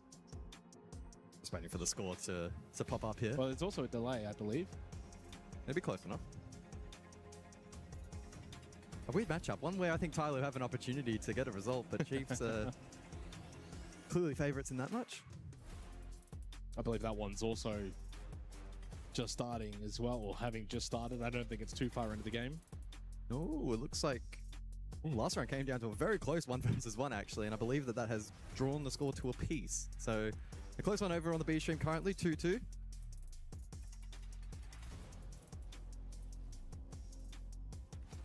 Playing over on Fortress, the newest map in the comp pool. Over here though on the A stream, OG map of Cafe currently paused. Couple of technical gremlins to be ironed out. It seems like it's off to a decent start though, 2-1. Yeah, it seems like some audio issues for Alula Club, unfortunately. And unfortunately as well, when you get issues such as that, they're the more tricky ones to find where the gremlins are. You know, for the, we'll say, more expected issues, things like FPS bugs, usually a bit easier to resolve. We're waiting patiently. And I think if you're Shopify Rebellion right now, you're just sitting here thinking, we just want to get on with this, get this one done over and done with as soon as possible. Yeah. And we're here a little longer than we would have liked.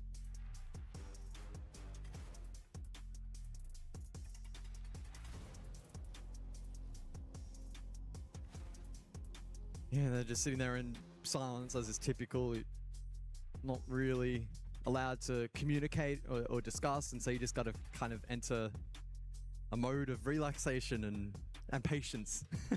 Very much will be eager to jump back into the server just like you and I are, but when it's outside of your control, you kind of just have to put up with it for now. Probably a benefit of this team having so much experience. It's not like this is the first technical pause on land that they've ever had to sit through and endure, so I don't think it's going to be too uncomfortable for them, or certainly not unfamiliar territory.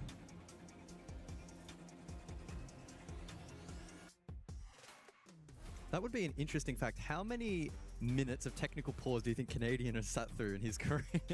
That's a fun. I don't think there's a world in which you could actually calculate that. Well, you could, but you'd have to watch a lot of VODs. You'd have to watch 10 years of VODs. You would have to watch his entire career. But if you had to estimate, I mean, I'm sure you could probably find the law of averages. Yeah, you could find a ballpark figure. And then multiply and pull something out in a bit of a range. Yeah. Definitely hours upon hours. So, you know, 10 plus, 20 plus, 100 plus, I don't know. Unfortunately, this is taking a little longer than we hoped for, so we will be heading to a short break. But when we do return, it will be round 4 of Shopify Rebellion versus Alula Club.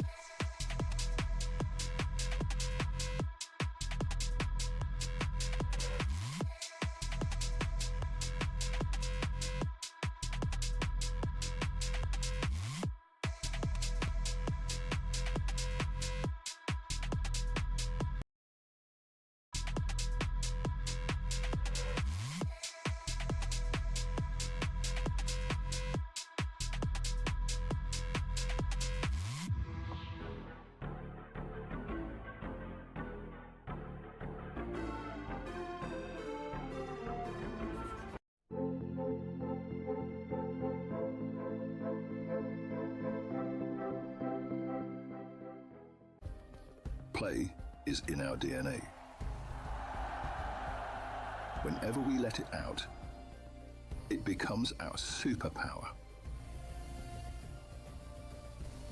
Now imagine an entire city being built to supercharge it. Kadir City, powered by Play. We were there. For every click, every clutch, every respawn. We were there for the years of grind. And we're here. Now. The proud founding partner of EWC. Powering the biggest event in gaming. Shoulder to shoulder with the world's best. Making history. Greatness deserves a stage. Lenovo Legion. Reach your impossible.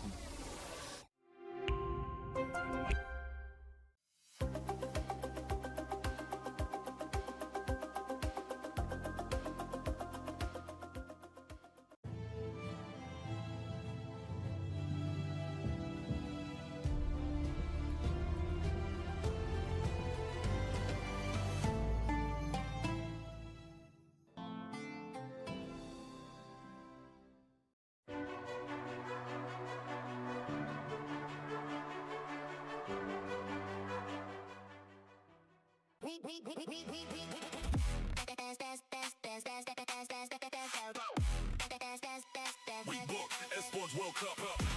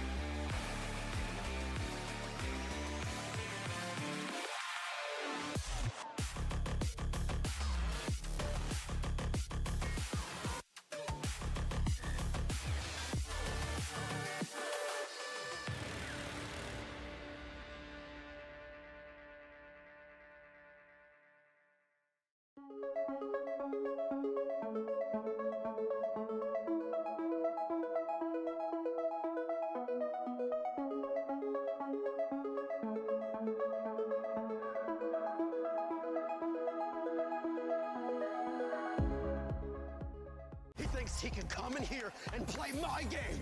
He knows nothing but go! Tyler Wine, you're done.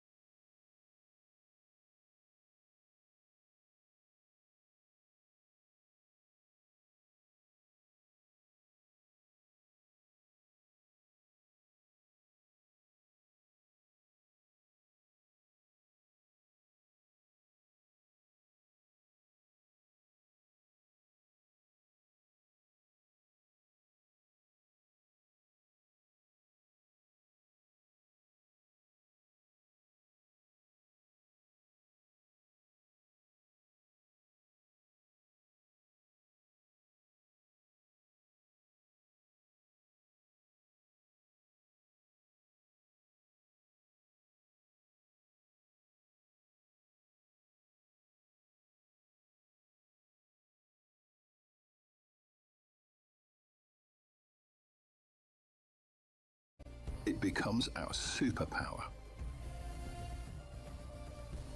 Now imagine an entire city being built to supercharge it. Kadir City, powered by play. We were there. For every click, every clutch, every respawn. We were there for the years of grind. And we're here. Now. The proud founding partner of EWC. Powering the biggest event in gaming. Shoulder to shoulder with the world's best. Making history. Greatness deserves a stage. Lenovo Legion. Reach your impossible.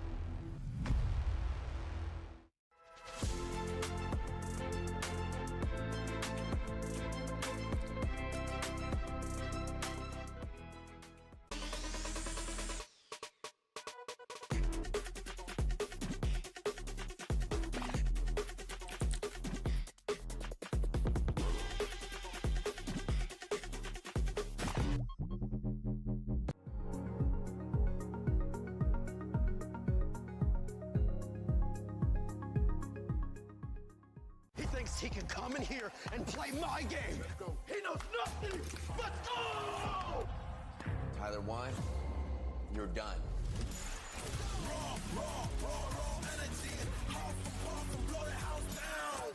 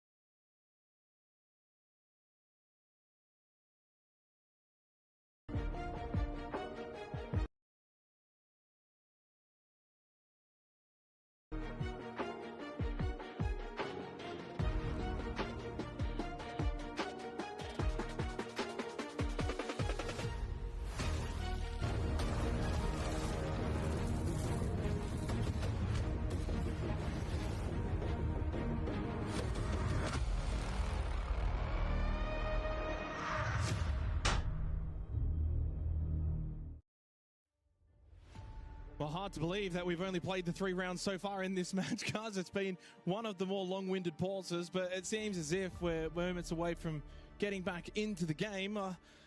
I saw the fact that it was no referees. I got word in my ear. We're coming back to the broadcast, and I look behind me, and we've got 2 referees now back on the stage. I really hope this is going to get sorted. I do apologize for everyone watching along. Of course, it seems as if there's been an audio issue that's been plaguing this match, and it's actually been watching the referees and the admins. They've tried, from what I can see, I don't know what's going on. It seems like they've tried to replicate the issue and they're having some troubles. Yeah. But hopefully we can get back underway very shortly. Shopify Rebellion have been sitting, waiting. Yeah, only 3 rounds played for a match that, for all intents and purposes, should be done by now. Yes, could have been done, and regardless of the victor, it's been that much of an extended pause. Yeah, not entirely sure what has taken place. Seems to be something audio related. We had a look across, and both players were, it seemed like they were in a lobby trying to replicate some kind of problem, so no word as to what exactly that may have been, but unfortunately it doesn't seem like it has been fully resolved, and thus the pause shall continue. Yeah, so to allude a little bit more into what you're talking about, 2 players leave the lobby for Alula Club. It seems from what we could gather, they then joined a different lobby to see what they could do to kind of fix the problem and replicate it, whether they've sorted that out. I did just see a thumbs up going around from the referee to all of the players, and with that I think we will be getting underway here very, very shortly. Again, 2-1 lead for Shopify Rebellion on Cafe. We just concluded the bans and then ran into the problem. So the bans that we did get to see after 3 rounds were the Solid Snake and the Rooney. The next site choice will be Fireplace and Mining, and we are underway with the 4th round. Thanks to everyone for tuning in and staying with us, and we can now get back. Yeah, send out the message to the B stream. It's time to come back to the A stream. I've heard that the matchup over on the secondary stream between Chiefs and Tai Lu is developing into a potentially very interesting game, with Tai Lu actually currently in the lead at the halftime break. It seems like Chiefs actually just won around from what I can see from Nate's body language, so that one might end up being a little closer than we expected. As for this one, well, pretty much we reset now. Any momentum that there may have been. I will say, though, I think for Shopify Rebellion, from what we've seen, they've clearly been the better of the 2 teams across the opening 3 rounds. But that second round win from Alula Club was very dominant. They won with 4 players alive. It was a very solid round win for them. Just about replicating that. Otherwise, if we kind of look back at the rounds, by the way, 3 opening kills straight for Shopify Rebellion. 2 of those from Ambi, 1 from Spoit. The 1 round win for Alula Club was on Kitchen. We will be going mining for the first time.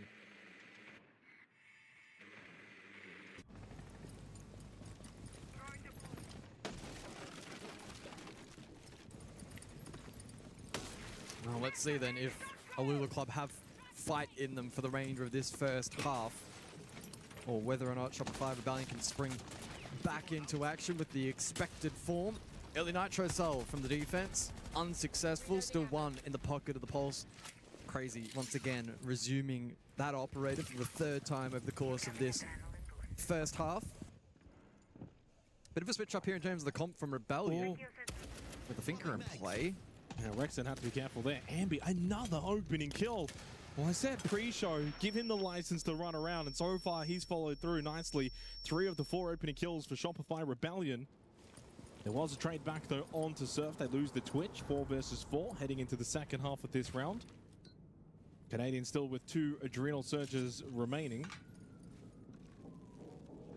It's a reading hold. Crazy will get the information, and quite a lot of it on the pulse. Valentino losing his life. Nitrocell, a little bit of damage onto Ambi towards Cocktail. Damage onto Canadian. He just walked up to the doorway. Wasn't expecting maybe the double stack as Joza gets the kill. Again, equals things up. 3 versus 3. Yeah, very intriguing round developing here for the 4th. Signs of life for Alula Club. Can Shopify Rebellion, though, on attack. Shows some good initiative here. Final minute of the round. Diffuser still needing to be collected. Vert established by Rexon, exposing into sight. Can he pluck a kill? Feet spotted, but the kill doesn't follow. An opportunity to reposition here for the defense. I think if you're Alula Club, you're happy with this. Now 3v3, 40 seconds left. Yes, Shopify Rebellion get a bit of top floor power play with the Rexon sledge. Deploying sensor. Crazy, though, can get quite a lot of information still remaining in this round on the pulse. Couple that with Bazooka too on the Solar, so intel's not going to be terribly difficult to gather here for Alula Club, but they do lose Bazooka. Rexon from above. With the floorboards opened up, the pressure mounting, he finds the kill. Ambi pushing in through mining can go for the plant. Wanted to maybe think about enabling that window and will do so. Pushing closer left side mining. Where's the follow-up from Alula Club? They're not going to be able to deny this plant. Crazy losing his life to Spoit, and Shopify Rebellion win arguably the closest round that we've seen between these two teams and go 3-1 up. Yeah, a really good way in which they've been able to problem solve and break down the remainder of that round. Some good discipline from Shopify Rebellion. I think credit to Rexon in particular, the amount of value that he got individually from the sledge late, from the Verdin, flushing out the defense, clearing, reading, plucked a kill, and then gave his team the advantage to play into for the plant. Some good coverage there of that particular plant attempt. And Shopify Rebellion will extend that lead. Well, in one of the more closer rounds, Shopify Rebellion still just having the experience. In a 3 versus 3, they had the top floor, they were able to utilize the sledge, and from there that really got them into a round-winning position. Well played, North American club. 4 straight rounds though, opening kills. That's been quite the concern if you're Alula Club on Cafe defense, where you're just never really in an advantageous position early.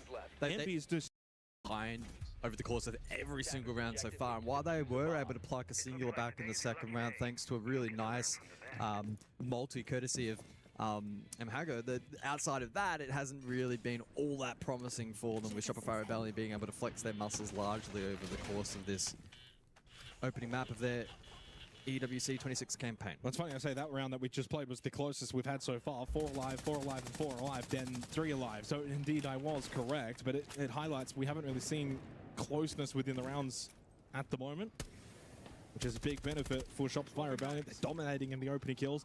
2 plants as well within the 4 rounds played, so going at a 50% rate, that's incredibly high. Double multi-kill rounds from Rexon and Ambi. So statistically right now, this first half has been largely dominated by Shopify Rebellion. 2 rounds to be played, and 2 opportunities for Alula Club to get some more rounds on the board. But already noticing the gulf between these 2 clubs. As expected, Rexon taking some damage towards Bakery on the Capital, but not only will he takes the damage, he takes the space. Yeah, Canadian able to cut that cross, small bake courtesy of the ROUs. Rexon takes that space. Well, Surf elsewhere has been able to straight drop through Freezer. And he's just straight away into the site. Got the free kill onto Valentino. Jugger payload doesn't connect. Just so much pressure. Mhaga never getting out of there alive, whether it was going to be from the flames or the bullets. In the end, it will be a combination of both. Joe's at a push down from Red Stairs. Missing quite a lot of information from those ROUs. Canadian does eventually fall to Crazy. Big battle to be won. Surfer finds a way to hit the headshot. The spray controlled nicely. Ended up getting rid of the Fenrir. Allows Spoit now the entry through Small Bake and leaves Crazy by himself. Again, another very one-sided round. And this again in favor of Shopify Rebellion. Crazy will enter the Jugger payload, but while doing so, the plant will be successful. 4-1 on the scoreboard now looks incredibly likely. Yeah, Crazy spending a large portion of the round off site, unable to have impact from top floor. And while he dropped down in that transition, Shopify Rebellion have taken space on both sides of the objective. They have punished the playmaking opportunities presented by that defensive structure. And it's good positive signs that they've been able to problem solve that quickly. That's now adding to a collection of rounds where Shopify Rebellion haven't been in, amazingly dominant positions, but they've been able to identify the weakness, I think, from the defense and done a really good job in exploiting that. Surf, another really good example. Great backstab, just overall execution and the brains in this team. They're firing here on day one. And what's helping them, again, when you're getting these opening kills, it's a lot easier to navigate that way, where you're looking to exploit the gaps, because you're always basically playing a 5 versus 4. The defense is always stretched thin. There's always these avenues to play a drop or push in through Small Bake or control this spacing. So much easier on the attacking side when you're consistently having these advantages, and that's the disappointing factor for Alula Club. Now down 4-1, final round of the half coming up. 6 for Rexon, 6 for Ambi.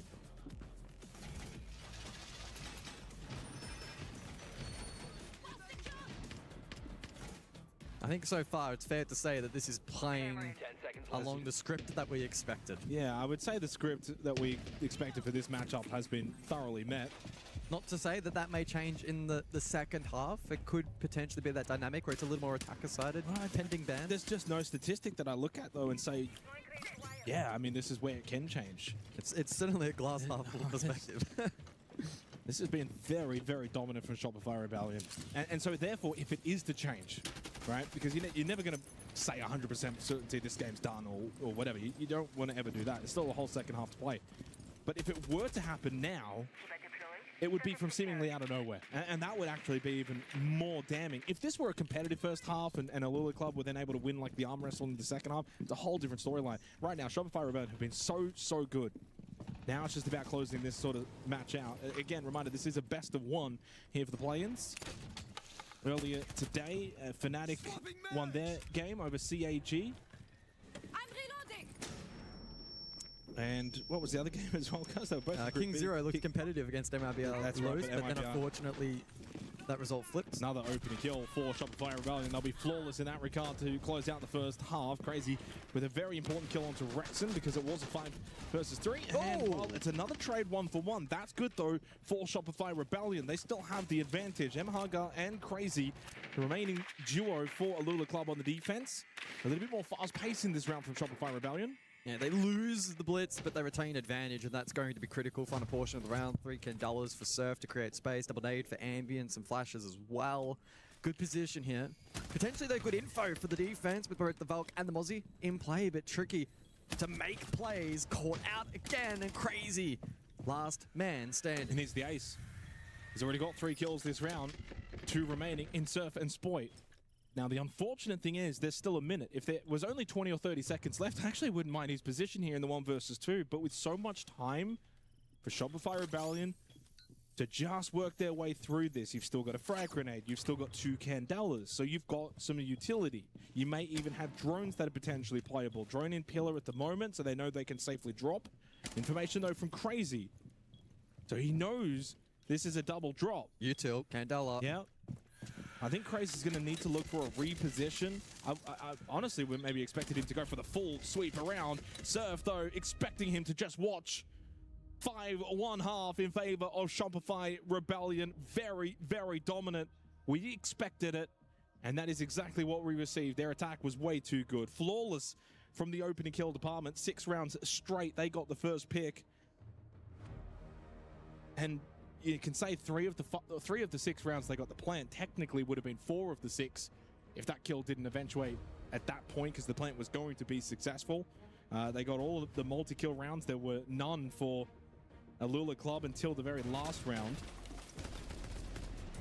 Not a lot really to look back on and find positive angles for Alula Club. They got taught a lesson here, and maybe that is the overarching storyline from this match. If you're going to get taught a lesson, this is the game. Then it's either Chiefs or Tyloo after this, and you can take some learnings from this match against Shopify Rebellion.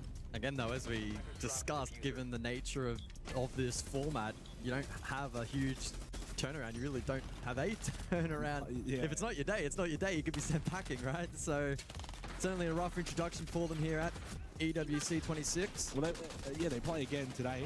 Yep. So you're going to have to learn pretty quickly. It's not like you get a chance to really go back, VOD review this game either. So it's more of a what do you take from it, from the game directly afterwards. The first-hand experience. By the way, we're into the halftime break.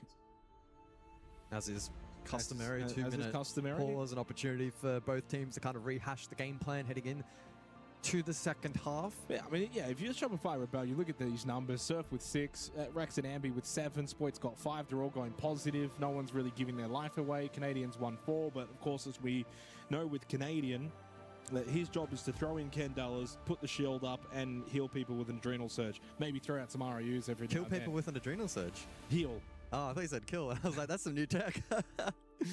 Nah, he's doing his usual stuff. It's been a good team effort from the NA squad thus far. Yeah, it's an interesting dynamic, right, when you think about the hard support. You know, back in the day, Canadians' role was almost expected to get negative kills. You think about the... And it was also not a case of being a... Today, in Modern Siege, it's a standout. Back then, it was an expectation for there to be that dedicated player, right? But they're still making it work. But the new age is, well, if you want to be the best, you almost need all 5 to have that capability to frag out. But Canadian is so just, I'm going to enable the rest of my team. I'm not just support player, I am enabling, I'm helping, and I'm doing it as best as I possibly can, and that's why Shopify Rebellion still have a lot of success. It's a lot easier for, and this is to really, when you think about stats, Canadian's not going to get the kills. Why? He's throwing in the Candelas so that Ambi can then follow up and go and get the kills. He's not going to get the kills because he's setting up the REUs so that people like Rexon can take the space into Bakery. He's not getting the kills because he's got the shield up and pushing and taking space. So that's just the way that the support role works.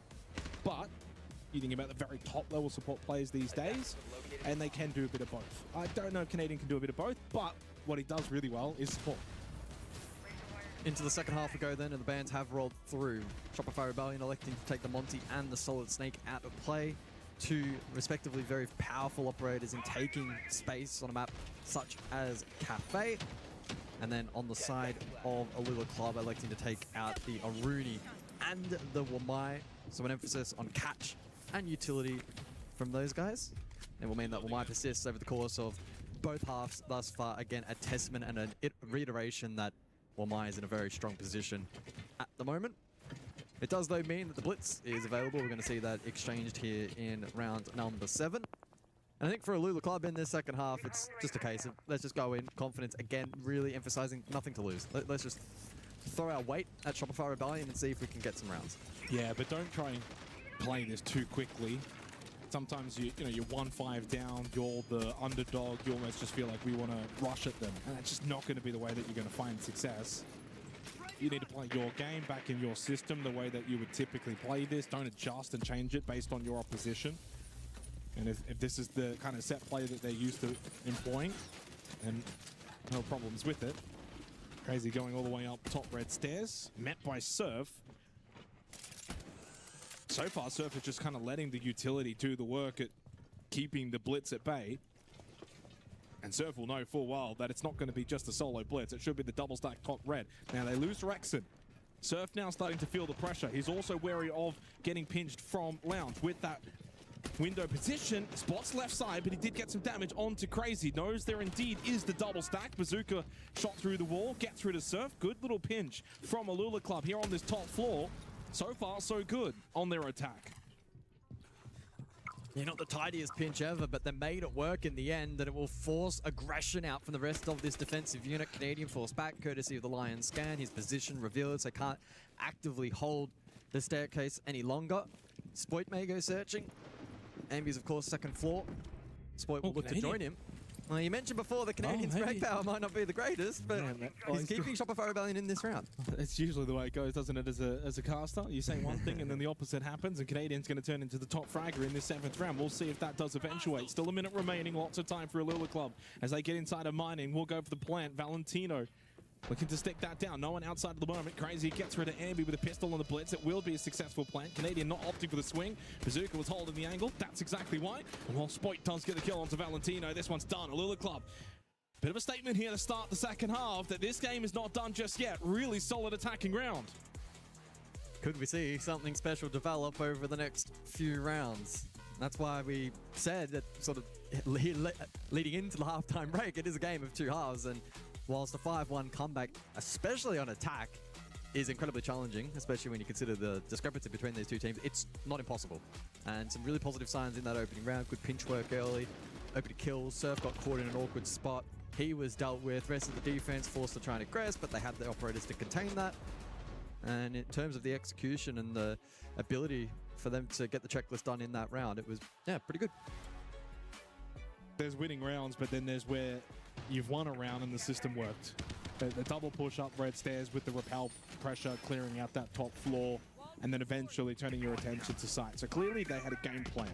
and followed that game plan and won the round because of it. They didn't just win the round because they were looking for random picks and just trying to play aggressive, random chaos siege.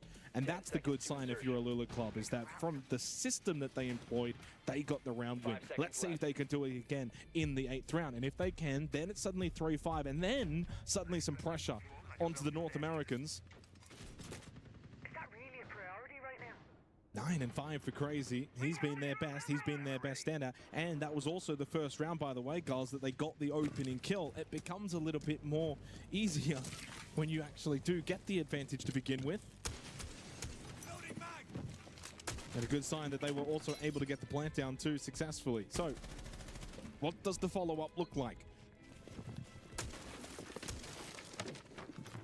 Well, they bring the blitz again. That was used to spearhead control up through red into shop last round, and they may look to use that as a spearhead for round number 8 as well. Doesn't, again, have to be super aggressive or anything along those lines. Blitz can be a rather structured operator in how you try and inject it into the lineup. Bit of Vert as well, courtesy of the Bark, that will help in the flush on site late. And Deimos always going to be strong, generally speaking, for info gathering, but needing to be mindful, of course, into the mute of Surf. And on the side of that defense, Canadian looking to play late game with Yokais on Echo.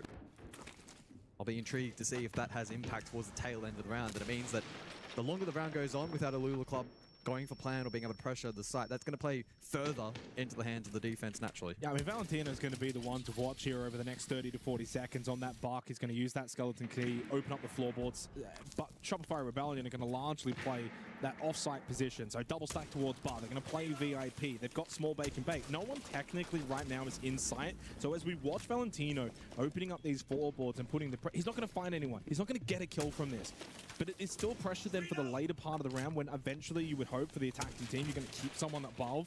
Otherwise, you know, the potential retake's an issue, so someone has to stay. The round for both teams hinges on this VIP clear. Yes. It's critical that a Lula club deal with and Bar as well, as an extension of that. When you're double stacking Bar, it's not Ambi by himself. Typically, VIP, you can be on this island, but he has someone like Surf that can swing and help out. And he's also got the Yokai, as we can see on the pip. I love this lineup from Shopify Ambi is well protected here. 45 seconds too, and suddenly then also... He's looking at Canadian screen, you can see for the info. From the Blitz, a double stack as well. Ambi was ready. A 1-for-1 trade. And Surf, though, loses out. There's the clear towards Brown, and nicely done from Bazooka. That's bar control established. Fall back into sight, but again, remember, Valentino had the floorboards. Rexon wins the battle, though, from sight.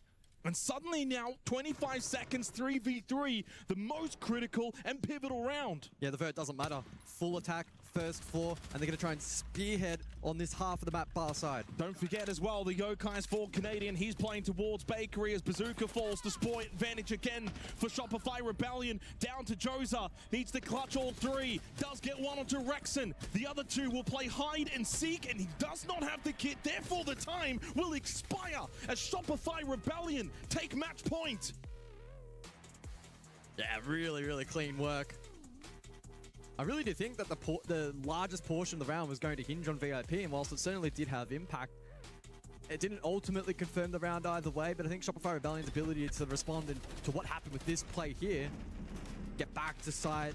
Of course, the attack then transitioned first floor. It meant that it took the Vert out of play that was previously established, and there just wasn't a ton of time. But there was also nothing Bakery side, nothing red stairs. It was a little one. And it was a little white stairs and a little brown stairs and one side push. That meant that for players like Canadian, you can play Bakery, you can play the Yokais.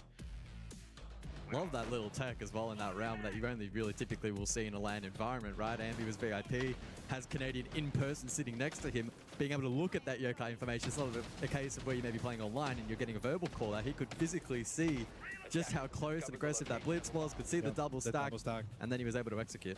And even though he does die there, he does take one with him, and that's the job done. He didn't give away his life for free, which was the most important part of that hold. So really well played for Shopify Rebellion. They got tested in that round from Alula Club, but they passed the test. Now they've got 4 opportunities to get themselves one step closer to what would be play in phase 2. Correct. Again, it's a brutal format here. 8 teams, for the play-ins, 2 to qualify then into the group stage. So a reminder, I guess, for Shopify Rebellion fans, win this, you're into the upper bracket final of play-in phase 1 for Group A. Win that, you qualify for play-in phase 2, while you play another team from Group B. Win that, you are into group stage. It's a brutal run. Reloading, cover me. But this is also double elimination for this portion of the play-in for the loser, which seemingly at the moment is seeming to be Alula Club. We'll play the loser of Chiefs and Tyloo, which seems as if that's still live at the moment on the B stream. Yeah, last I heard, Tyloo was actually in the lead and Chiefs looking to try and push an overtime. Ooh. So not quite sure how that's developing currently, but certainly a bit of a closer affair than what we have on our hands here, but that was probably a fair expectation heading into the day. Well, I mean, ours is still going because of tech issues, and I know they did have some tech issues as well. Rexen finds the opening kill onto Nhaga. Again, just the way the Canadians are able to get this information from the polls as Boyd gets rid of Valentino. Need a kill from Crazy. He crosses the threshold of double digits. Decent for him as an individual, but would rather the team success. But it's Shopify Rebellion and are now very much edging closer to taking this map of Cafe and therefore the game itself. It is only a best of 1. Actually, will end this match as one of the higher rated players across all 10 inside of the lobby, but Siege, of course, is very much a team game. Solo carries are rare. Ooh, hang on. Okay, so round not done just yet. Canadian has a little slip up. Bazooka will get the free kill and we're tied. Evened up for numbers heading into the final minute. Still double Nitrocell available for the defense, but the Blitz available too for Alula Club, and being their best player so far in Crazy. Push up white stairs now from Bazooka and getting the live drone. So some good information, but also good space that's now been taken for the attack. Can they problem solve their way through this round? Can they try and get Crazy in a position to break some space and structure here that Shopify Rebellion do have on offer? Keep in mind, double Nitro still up for the North American roster. And keep in mind, it is mining, so this position towards Reading not quite as valuable. Damage onto Crazy, but stays alive. The smoke actually helping out Rexen. Oh, it's the shot onto Josa through the smoke. Loading full magazine. Devastating for Alula Club. And now the time is their enemy. But Crazy did get the down onto Rexen, but ultimately falls to Surf as Bazooka. 7 seconds to find this double kill onto Ambient Surf, who fall back. And unfortunately with no kit, no time, it will not matter. Bazooka cannot win it as Shopify Rebellion make it a 7-2 victory over the Mena outfit and move a little closer to getting out of play-ins. That's step 1 done. Yeah, 1 step. Still plenty to go, though, for Shopify Rebellion, but I think they'll walk away pretty happy with how they've played today. A good display, game plan worked, minimized errors, and overall just played a really good brand of Siege that I think is positive for them, especially best of 1s, which can be a little volatile, a little bit dangerous. Didn't really look like that for them today. No, certainly did not. Unfortunate for Alula Club. Some little signs that they were able to do some things nicely. They got 1 defensive round, they got 1 attacking round. Both of those rounds in particular looked strong, but for the most part, they got dominated in the opening kills. 9 rounds played, only got a single opening kill in the entire game. They gave up way too many plants in the opening half, essentially 4 out of 6 rounds. They only got 1 plant themselves. Multi-kills dominated by Shopify Rebellion. All the stats in favor of the North American club. For Alula Club, though, their next match, at the very least, will be easier. You would imagine so. And again, I think it's, of course, important to remember that Alula Club did not qualify for this event through the traditional means, like EML, for instance. It was a separate MENA qualifier. And so this is always going to be a tough challenge. I think they, put in a respectable effort, Rob. They can take some learnings, but it's the fact that that turnaround is so quick, so brutal. Even if their next matchup is a little bit easier, it's still going to be very tough to envision them making it out of this play-in phase. Easier is a very interesting word to use, isn't it? Because, I mean, anything is easier against, if you're going up against it doesn't, the problem isn't it? It doesn't matter which way you look at it. Like we said, Shopify Rebellion were always the favorites in this matchup. They're always the favorite in this entire bracket. For play-ins, it should be them. It should be them dominating. And to be fair, there's not a single category in which they didn't. They found their openings. They pushed onto site when they needed to. They, as you mentioned then, plant meta for them, apparently focusing on, they didn't even need to worry about the outcome of half of those rounds because they had it in the bag by about halfway through the round. So I think that when we contextualize this matchup, it's important for the viewers at home to know, whilst yes, Alula Club could potentially go on to do something, it's definitely not going to be against Shopify Rebellion. Sets a really nice tone now as we head into the rest of the day. Shopify are in a really good position, guys. And we said literally at the start of this, they had to hit the right note from the beginning. Yeah, the spicy thing as well is I'm looking over your shoulder and the Chiefs Tyler game is actually still ongoing. So in terms of the forthcoming matchup for Shopify Rebellion, we actually don't quite know yet who that opposition is going to be. And whilst against either team, they're obviously going to be clearly they're favorite quality opponent, right? Exactly. Like I don't think that teams should be underestimated in this playing phase in terms of upset potential. So for Shopify Rebellion, it's very much going to be a case of head down. Let's ensure that we're, prepped and ready to go for that upcoming matchup because of the quick turnaround. Okay. Can you take anything negative away from this for Shopify Rebellion? Because the thing is right now, this match ended up exactly how we expected.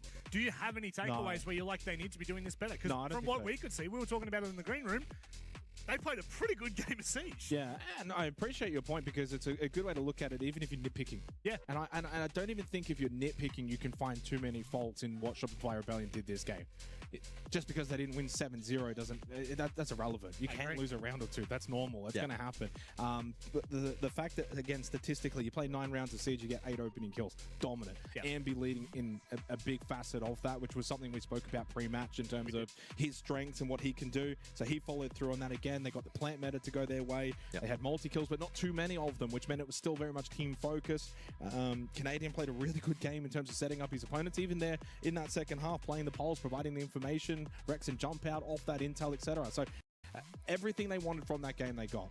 And so they weren't really too tested. If anything, the only negative for them was probably sitting around for 20, 30 minutes for the tech balls. That was about it. But that in itself was, I actually think, a pretty positive takeaway, right? I agree. There is a world in which a pause that long, which is pretty atypical. I think it ended up being, 30 minutes or so. Yeah, could have rattled them. Could have frustrated them. They could have been upset. They could have lost focus. But they were immediately bang straight on it at the resumption of the match, right? So that's a sign of a team that has a lot of experience, and they are ready to go here at EWC. Certainly are, and we're ready to go across to an interview with Lax. So please take it away, mate. Thank you, Rob. I'm here with Rexing. Congratulations on the 7-2 victory. I mean, you guys made it practically flawless on your guys' starting half, going 5-1. You ended on that 7-2. How are you guys feeling going into the rest of the series? I mean, we feel pretty good. Just come here and play our game. So excited with the first one that we had. There's no land jitters. I was going to say, obviously, we know best of ones typically aren't SR's forte, but you do get it done. You do set yourself up to be one step closer to getting into that group stage. You now find yourself in best of threes. Is there going to be anything different that we're going to be expecting from this SR from the original NAL stage coming into EWC? I mean, obviously, after SSC, we had a bit of a hiccup. But, I mean, it's really mostly like focusing on ourselves. Like, best of ones typically aren't our thing, but we're just going to lock in, play our game, and that's really all we're worried about. So. Good first start. I think we'll be a 3 later today, and that's really all I look forward to. And even for yourself, we didn't get to highlight you too much throughout the NAL stage. I've talked about your role. You kind of have to bite the bullet. You got to play the roles and the supportive roles, that help facilitate the rounds. Are you finding, the success, especially in this game yourself, kind of boosts your morale going into the rest of the series? Yeah, I mean, you have to have role players at the end of the day, and I'm confident my teammates do their job. So if they need somebody, hold a rappel, hold a drone, flank watch, I don't mind doing it. At the end of the day, I know I'm good. If I need to do something, I can. So I just said, you have to have your role players, and just not really much to say about it. Absolutely. Just one last thing. This is kind of looking a little into the future here. You guys were 1 game away last year at EWC from making it to the main stage. What's going to be the difference maker this time around coming into this year's EWC? I think most of the time, or at least with most teams, I think, the upper echelon, the really, really good team, it's just mental and just showing up that day. So as long as you keep a level head, just play how we know we can play, we're fine. As you saw in SLC, kind of slipped at the end, but I mean, just showing up, worrying about what we're doing, not about what they're doing, and trusting our prep, and that's pretty much it. It's default as that. All right, well, sounds good. Congratulations on the win. Best of luck in the rest of your series. That's it for us here on the floor. I'm gonna send you guys back to our studio. Tell you what, it's really good to have a pro player do the interviews because you actually get questions that can be a little more harder hitting than, say, if I was up there, Jake. I think we'd be in a bit of trouble. I don't even know what you would be asking, Rob. How's the morale going? Great, thanks, mate. But I think what the key talking point is, at least from what I took away there, guys, is all around Shopify Rebellion's focus on themselves coming into this.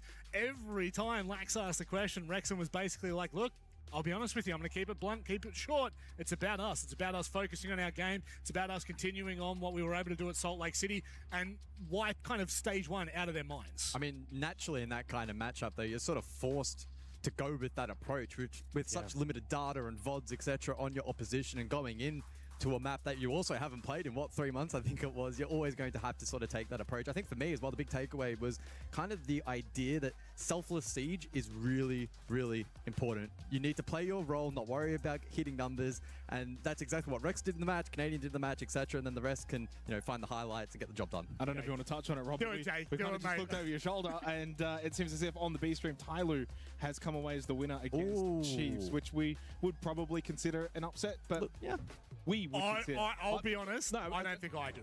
Really? I don't think. I think they went in the favourites. I think Tyloo went You in the think Tyloo favourites. went in his favourites? I do. I mean, when you look at the formats and the way that the two different leagues play, I just had always had Tyloo in the books.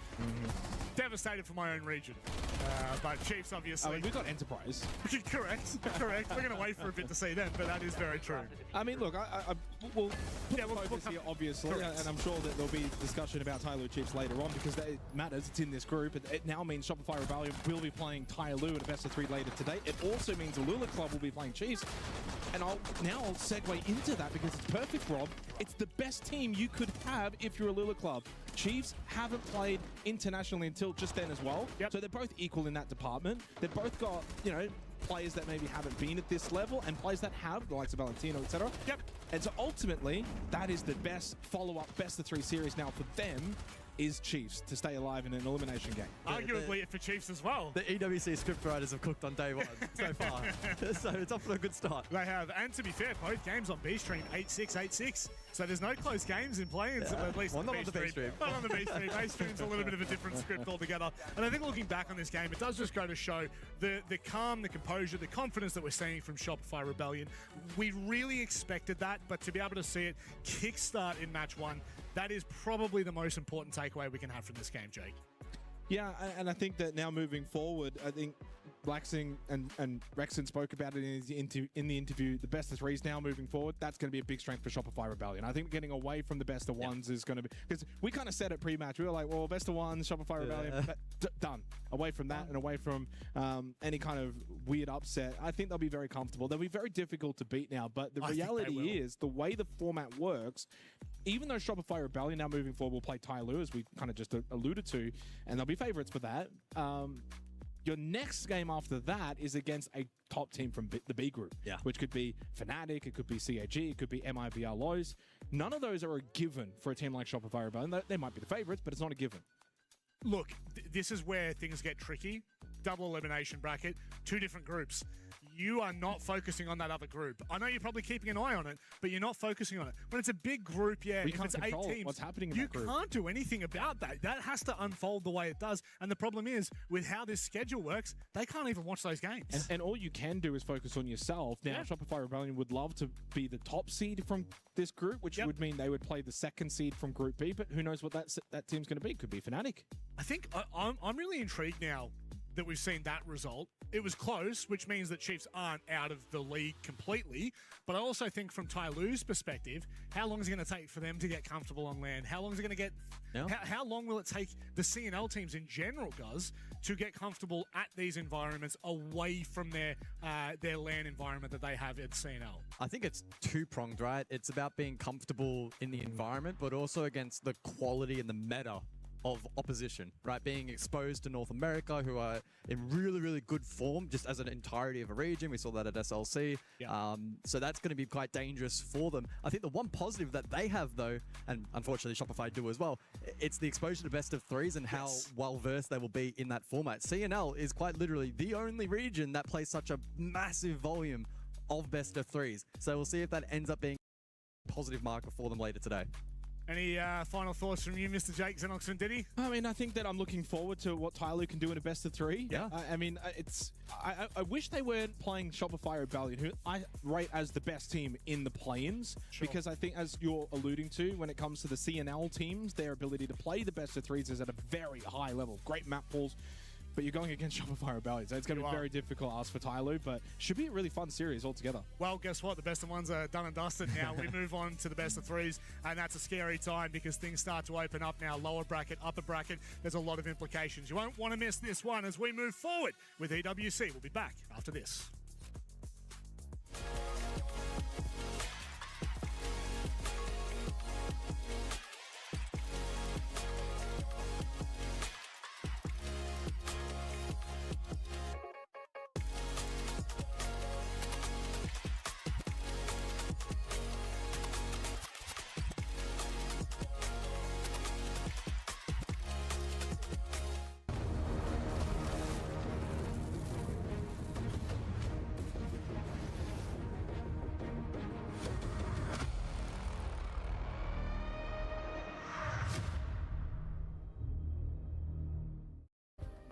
Play is in our DNA.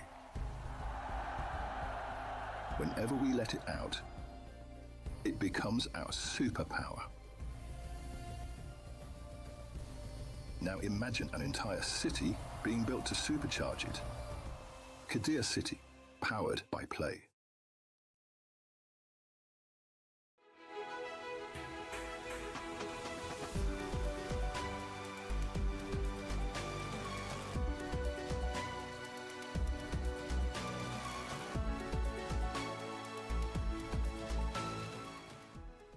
The human body was built to move.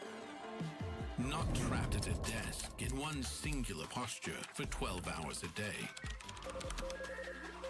It's time your chair evolved. This is Secret Lab Titan EVO. Ergonomically engineered for you, gamers, hybrid workers, artists, backing your every move.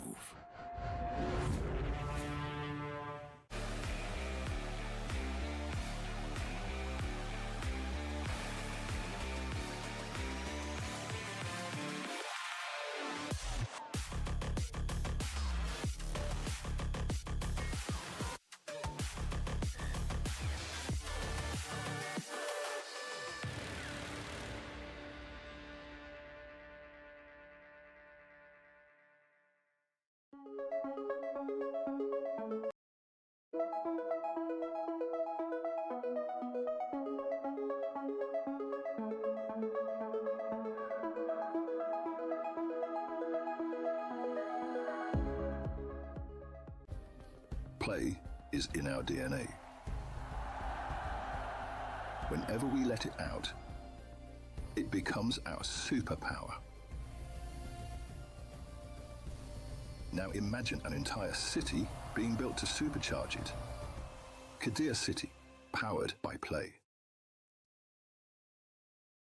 He thinks he can come in here and play my game.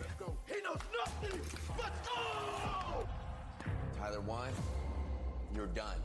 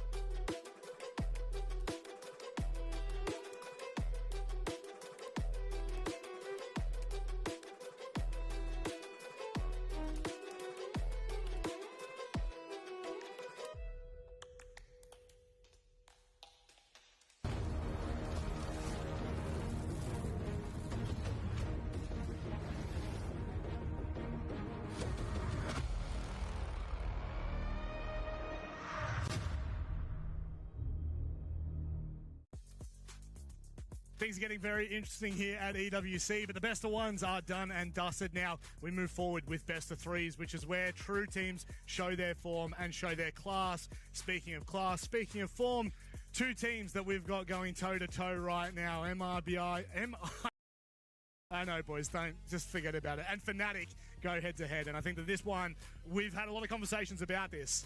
However, there's been some interesting performances. I don't know how much you guys got to see the B stream before.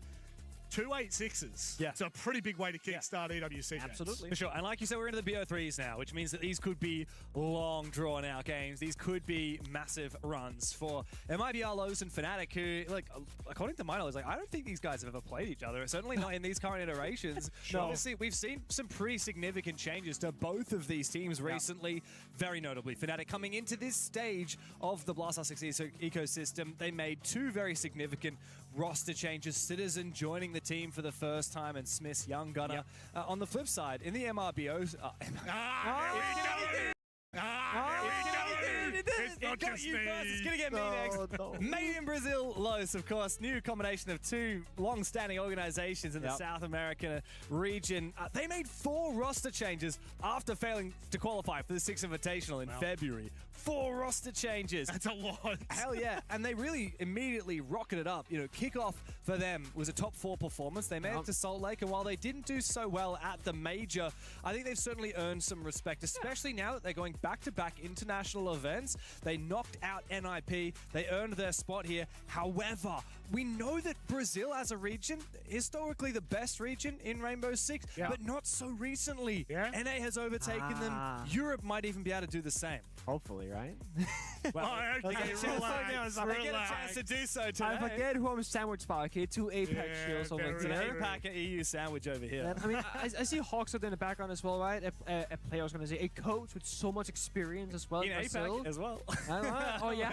With Elevate. Stint on Elevate. Yeah, that was a short-lived story there. And I think it's very important that when you get these new rosters in Brazil or any region for that matter, that you have a solid foundation. Either your support staff, your management staff, someone who knows the inner workings of a successful team. And I generally think Hawksword, he has a good angle for that. To raising these younger-ish players that are not, you know, star players just yet, and help mold them into that kind of performance. Yeah. If we look back at their, I guess, both of these teams' opening performances, right, I think that I probably look to the Fnatic, because obviously you fortunately got to cover the Fnatic matchup. CAG by Varel still looked pretty good, James, but I think that ultimately we were saying it's the 1%ers that keep changing that discussion, and I think Fnatic at the moment, they do look pretty good, pretty comfortable going into this one. 100%. I mean, Fnatic have a good big picture idea of how to play the game. They have so much experience. I think they finally got a handle of playing in the current meta, which is a little bit more chaotic than, for example, when the previous iterations of this roster were in power. When Deepak won the major, the meta was very different. Yeah, a lot less chaotic back in 2022. They've got new talent. They've got solid players, very fiery players like Citizen on their team. They're looking like they have a much more decent handle on how to play the big picture of the game. And when it comes down to the micro, as you said, also Deadshot finding kills, like 5 opening kills in a row to close out that bank game against CAG, one of the most aggressive and mechanically talented teams in the world. That really speaks volumes about what this Fnatic team is capable of. I think they came to this tournament, modest expectations, but high understanding, high belief that they can really deal some damage. If we flip the conversation around a little bit here and look into the opening match against KZ for MIBR Los, I feel as though there was an element to the start of that match. Now, there's obviously discussions that go on in the green room, and we always try to keep it as friendly as we can. But one of the big questions was, why are you taking KZ to Nighthaven Labs when they have played it 12 times in the past, 2 months? It was a very well-known entity, and I think the first 4 or 5 rounds, I was talking to both of you about this, but Nick, they started, KZ, the CNL team, started out on fire. There was 3 flawless rounds. They looked really good, but then once MIBR kind of got their claws into that matchup, they just took over and took control of the match. And that's probably the one weakness that I think that CNL will have over any other region, is that they don't have as much depth just yet, right? If you look at them domestically, they play a freak ton of Nighthaven and a freak ton of Clubhouse. They have a lot of maps where they haven't played a lot domestically. And secondly, the strategy they do have, probably a bit more linear because they're newer to the region. The thing about Siege these days, right? You've got Attacker Repick. We have Yeah. So many operators. We have so many maps in the pool at the moment. You can have a really good strat. You can have a really good setup. You can be really good at one specific thing. Doesn't matter how good it is. You cannot win it 7 times for 7 rounds in one game. Like, this game just doesn't work like that. Now we're into the best of 3s, which means it's even more so the case. We've had our opening games. Now we're into the winners matches here. Of course, here in Group A, this is going to be not what we're casting today here on the A stream. This is what's happening across on the other. Yeah, this is the B stream matchup that we're looking at in the upper bracket that we were kind of alluding to, the fact that there are still 4 best of 3s left in today, 2 on the A, 2 on the B. Well, yes, so we were watching them. Okay, we were watching backstage like 5 minutes ago, and we were fighting. You know, we're like, dude, they can do it overtime. The Chiefs, they got it. APAC, O's, no. CNL is better. CNL is what APAC could never be, apparently, James. That's what everyone is saying. There's still time. There's still time. Both APAC teams here in the play-ins are down in the lower bracket. And these matches in Group B, this is what's going to be playing out right now. That's it. So we're doing Fnatic MIBR lows over on the B stream. CAG by Varel on their last legs against KZ. That is going to be a big moment because KZ already made a bit of a statement by going overtime against MIBR loss, and CAG, I think, have a lot of expectations on their shoulders coming into the EWC. I think if you looked at KZ at the moment with where they're at and what they did against MIBR, again, it's really difficult because a lot of the APAC teams start in the first half really strong, and then they slowly dwindle out. And I hope we don't see that for the CNL team, but I do feel as though in that matchup in particular, I do favor KZ. I think that CAG by Varel, look, I think, Nick, I understand that. I also had Tai Lu beating Chiefs as well. I feel as though it's a slippery slope right now in APAC, and they need to, as we were saying before, they need to get their claws into this matchup. So, man, when did you become a trader? At what point in your career did you become an APAC hater? You love Chiefs. Well, been running all of the APL stuff. We've been doing the broadcast from back home in Australia. You for months on end. I came out from Denmark. We've been seeing Chiefs. They made an upset in the APL over the EP. They earned that second spot to Come on, bro. They did. And when did you decide to sell out? I will sell out for CNL every day of the week. I will 100% do it. I think right now, the unknown entity that is CNL, the fact they're on LAN, the fact it's continuous best of 3s, that for me excites me because it's going to give us something, James, that we have wished for my entire career in Siege. A LAN in APAC that is consistent. And that's what I'm excited for CNL. What can these teams do? How can they continue to snowball forward? But keeping it more relevant, keeping it more topical. This matchup right now, Fnatic, MIBR lows, upper bracket, right? The winner of this, though, they qualify through to what is phase 2 of the play-ins, right? So this is a massive, massive game for both of these teams. I think what I'll do is I'm going to throw this up in the air. I'm just going to say, what side are you going for? Who do you actually think has the better chance? I grabbed him. Resident Europe shill over here. I'm going to go Fnatic. My boy Ben, Citizen. I call that because we're close like that, right? And you have to take lows, of course. That's how it goes. Look, you gotta go on the other. We've been talking about this for a while on our broadcast, but eu aprender de português. Eu falo pouco de português. I'm doing my best to learn. We have some Brazilian staff here who have been helping me practice, but admittedly, I have a very, very long way to go. We were watching and commentating Brazil dominate for so long, and we kept saying, I wish we understood what they were saying in the technical timeouts. And you took it upon yourself to learn a bit of it, to be our inside man. I'm working on it. What is FaZe talking about? What is MIBR lows talking about? How do they find the success time and time again from this region, James? We'll see. We will see. But it is early days in this best of 3, Nick. Of course, we're getting into Fortress, which is our first map here in the BO3 Cafe. Up next, Clubhouse. Should we need it to cap things off? Fnatic starting on that attacking side. We saw them looking pretty comfortable on the attack of Bank earlier today, but Fortress is a whole nother ballgame. Another respectful Monty ban as well from MIBR. CG did the same thing. There's a target ban on towards Smith, who will find the Blitz, or the Black Pit, this time Blitz instead. Blitz and Fuse on Bank, of course, as well. I am a little bit curious, though, actually, if playing Fortress is going to favor MIBR lows in the bigger picture, because I'm just thinking here, right? Citizen, Ben, pretty verbal player. He's also, juggling ideas, trying to IGL, helping his team forward. This is the newest map in the pool. Citizen is far less experienced on this map so far. It's going to give him a little bit less, I guess, knowledge to help his team forward. So I'm actually going to be looking even more right now on players like Smith on the Blitz, on the shields that help them take map control in space, and also players like Deadshot who can be super lethal on the entries, or even Wizard for that matter, because they were sharp earlier up against CAG. Very much. Now, MIBR Los, a relatively new team in that they had that massive reconstruction where they brought in 4 new players after failing to qualify for the 6 Invitational in February. But they still have a lot of talent. Players like Perez have really made a name for themselves. Of course, Dash had quite a campaign on Wildcard back the day before returning to Brazil. But have a look at that. I mentioned their names, and immediately 2 players will fall for MIBR Los. Fnatic have come to play today. Big kill from Smith. It's a flawless start for Fnatic. Europeans flying into the server on their map pick of Fortress. They've made a statement. We do a bit of gap finding, we do a bit of split theory, attack from all different avenues. Smith on the Blitz, solo injury, backstab finds on the final 2 kills. Deepik as the building finds a kill as well. Just really good stuff right there from Fnatic. Not showing their cards early, doing like, oh guys, full map clear, we're gonna drop tower, slowly work towards games, clear the shield, step by step. No, they just simply work the middle of the building from many different angles and just get the kills instead.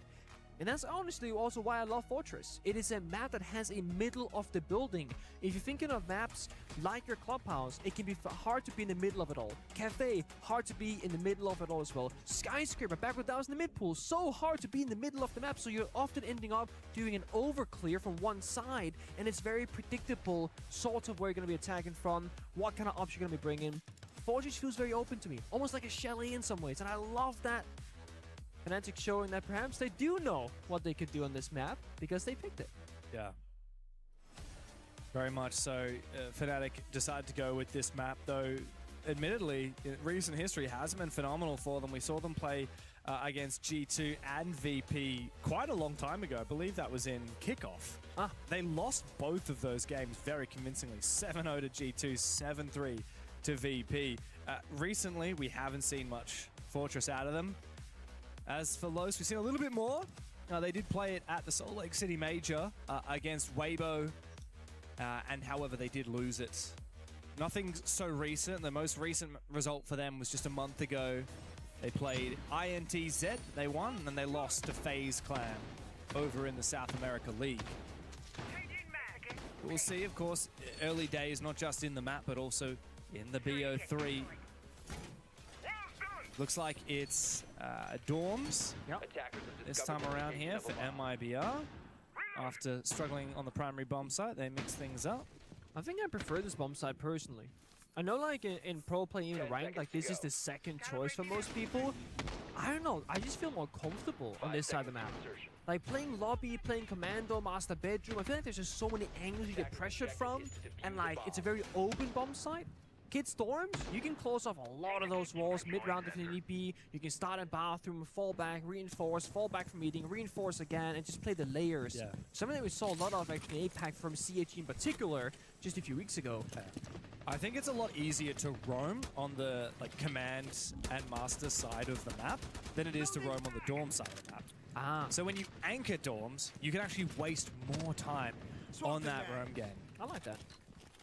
But of course, with Fnatic, we've seen in just that first round gone by, that sometimes it's not about a slow and methodical roam clear. Sometimes it's about looking for a gap and pouncing. Not a single body has fallen for Fnatic in that first round. This time, however, MIBR have changed things up. A lot of info gathering. I love the pulse pick from Daffo. The mirror as well from Dark is going to be super helpful. Oh, hello, Daffo. Look at this. Nitro Cell. As he jumps outside, tosses it out over, doesn't find its mark, but yeah, really goes to show that they are here to they're here to take the fight to Fnatic. I quite like this. Fnatic early on the roof, opening windows, applying that phantom fake pressure, and then meanwhile, they just have Smith and Deadshot walking from lobby, taking master bedroom, taking command, and The reason why this is so free is when they are applying that pressure early around the building, all the roamers of MIBR lows kind of fell back, playing much closer to the bomb site, probably fearing a direct attack. So then they say, okay guys, they give up the roam game, let's take it for free, nice and quickly, spare the drones, keep the shield alive. C4 went out, takes a little bit of damage off Smith, but he's doing his job right now. He's just gone behind him, Citizen finds both players. That's not just a bait play, that is a double injury. That's your mate with the AK-12. Immediately followed by Wizard getting active. Another front. 2 rounds deep, and not a single kill found for MIBR. Lost, could it be back-to-back flawless? This is looking better than ever for Fnatic. 2 in a row. The Europeans doing away so quickly with MIBR Los. It's all up here, says Citizen. Oh, yeah. I'm living rent-free in their heads. I mean, I don't think MIBR have any idea what's going on in the server, because I think it was Dash who swung out and was the first casualty in bathroom. He saw there was a soul blitz, C4 went out, did a bit of damage. I'm gonna swing him again. They have no idea how many bodies they're expecting on that roam clear. They thought, okay, it's gonna be a solo blitz like in the very first round, but it wasn't this time. And meanwhile, they also had pressure from outside the building, opening windows, applying pressure on the bomb side and the external wall as well. Again, Fnatic doing a great job of just doing many different things at the same time, keeping MIBR guessing. Despite having a pulse, they had a bit of information to work with, but it didn't look like they knew what was going on. Again, the beauty of a map that actually has external access to important areas of the building. You can do so much, jumping in a window, walking a door towards the bomb site. So much freedom Fortress has to offer. Let's see now. 3rd round in, MIBR haven't found a single defense as of yet. They chose to start on this defensive side. It's where most teams are more comfortable on Fortress. Both of the top 4 bomb sites bear no fruit for MIBR. So they go downstairs. An opportunity found by Deepek. He saw Perez's head for a brief moment. Pengu, you and I have talked about this at length. Roam clearing the ground floor is very hard from Hamam, but it looks like a quick pace move here from Fnatic. Smith gets active, his flash does not land, he goes straight into the crossfire. However, the trades come through. Fnatic deal a little bit of damage, though they meet massive resistance here from MIBR. Only Dark is found, and the Brazilians can recompose now. Deadshot is inside the bomb site, and now he is left all alone. R4C in hand, the Swiss find nothing. And the Brazilians finally have their first round on the board.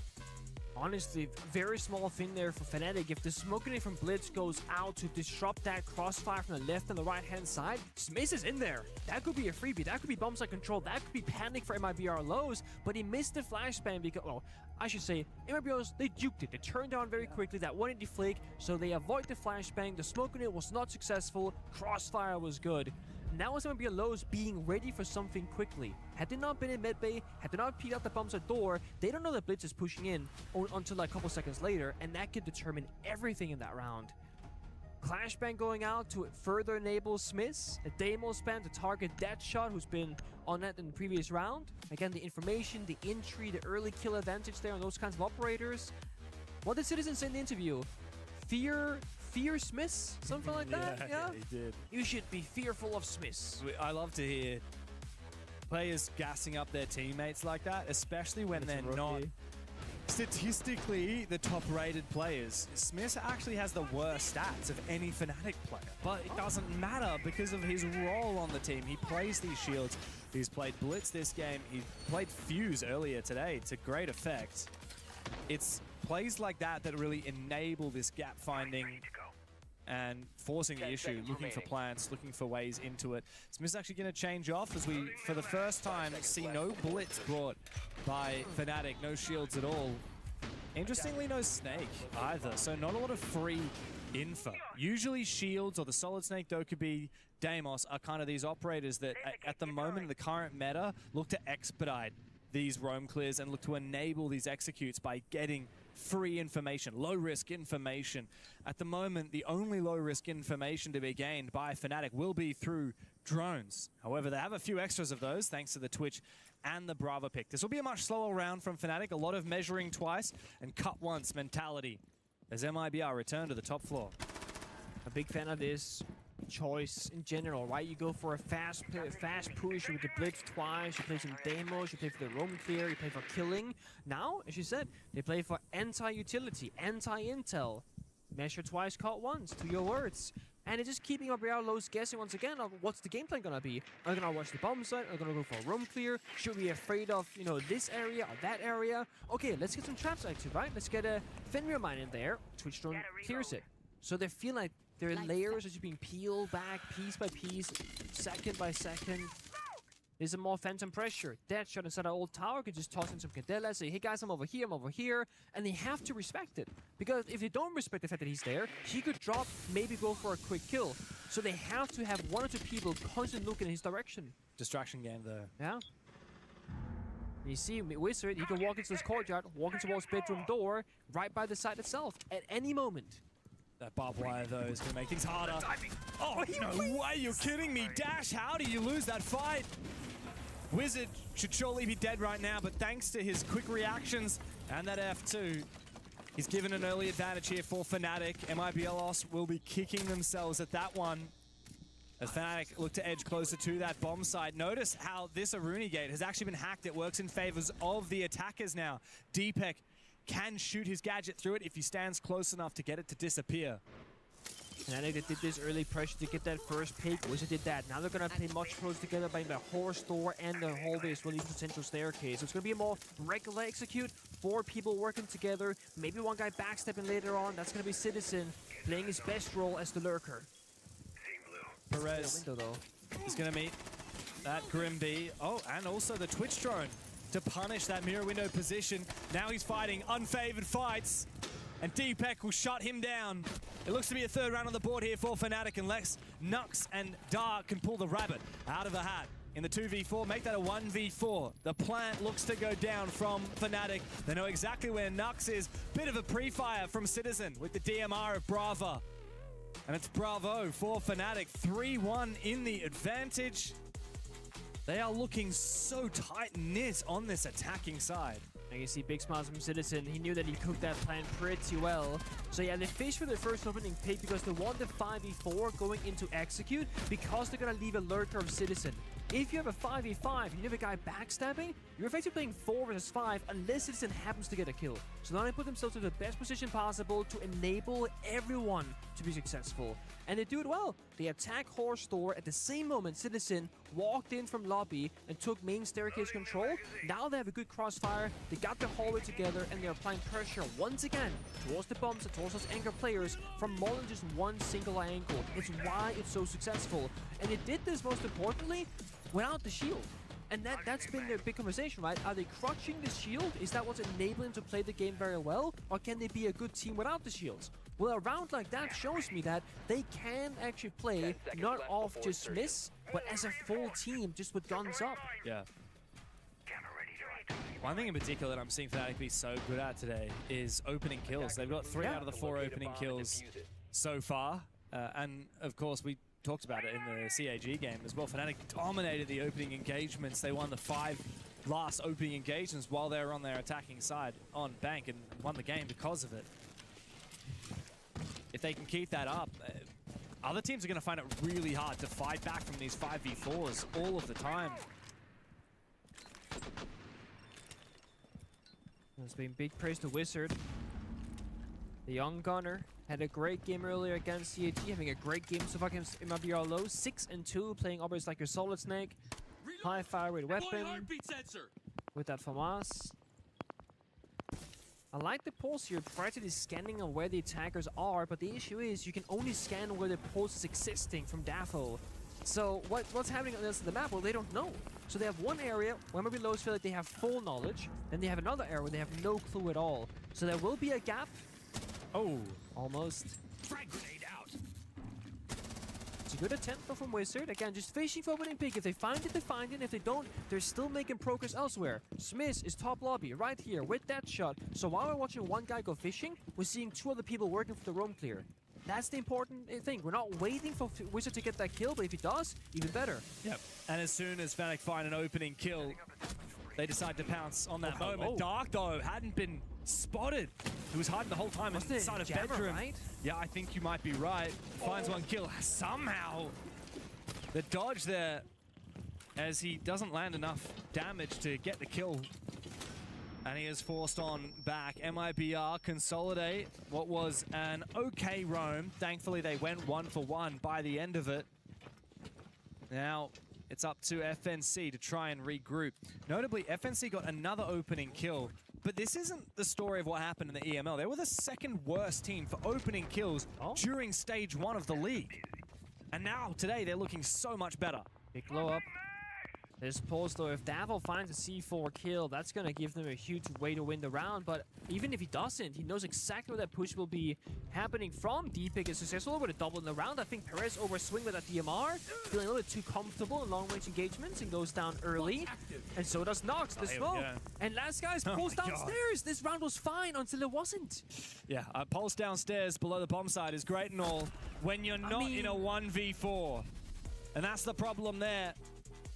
Why are we peeking that? I mean, MIBR Los are looking quite MIBR Lost at the moment. Fnatic are running circles around them. 4-1 in the lead on their attacking half.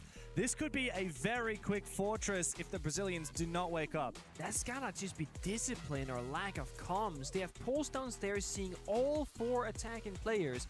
Who else has a C4? Showing, guys, I'm gonna go off the scan, I'm gonna flank main staircase. Wait for me. And before you even get to the staircase, both the smoke and the Aruni dies on the side by peeking out, seeking the fight. I'm like, guys, are you flanking or you're not flanking? You have a guy stuck downstairs. He can't help you. You're playing 3v4. Fnatic have to make the first move. It's up to FNC to get into the building, get into the site, and start planting. And they were tossing a smoke grenade while Rooney's peeking the door. It's like, are you fighting or are you smoking it? Yeah. Like, that's a small blunder.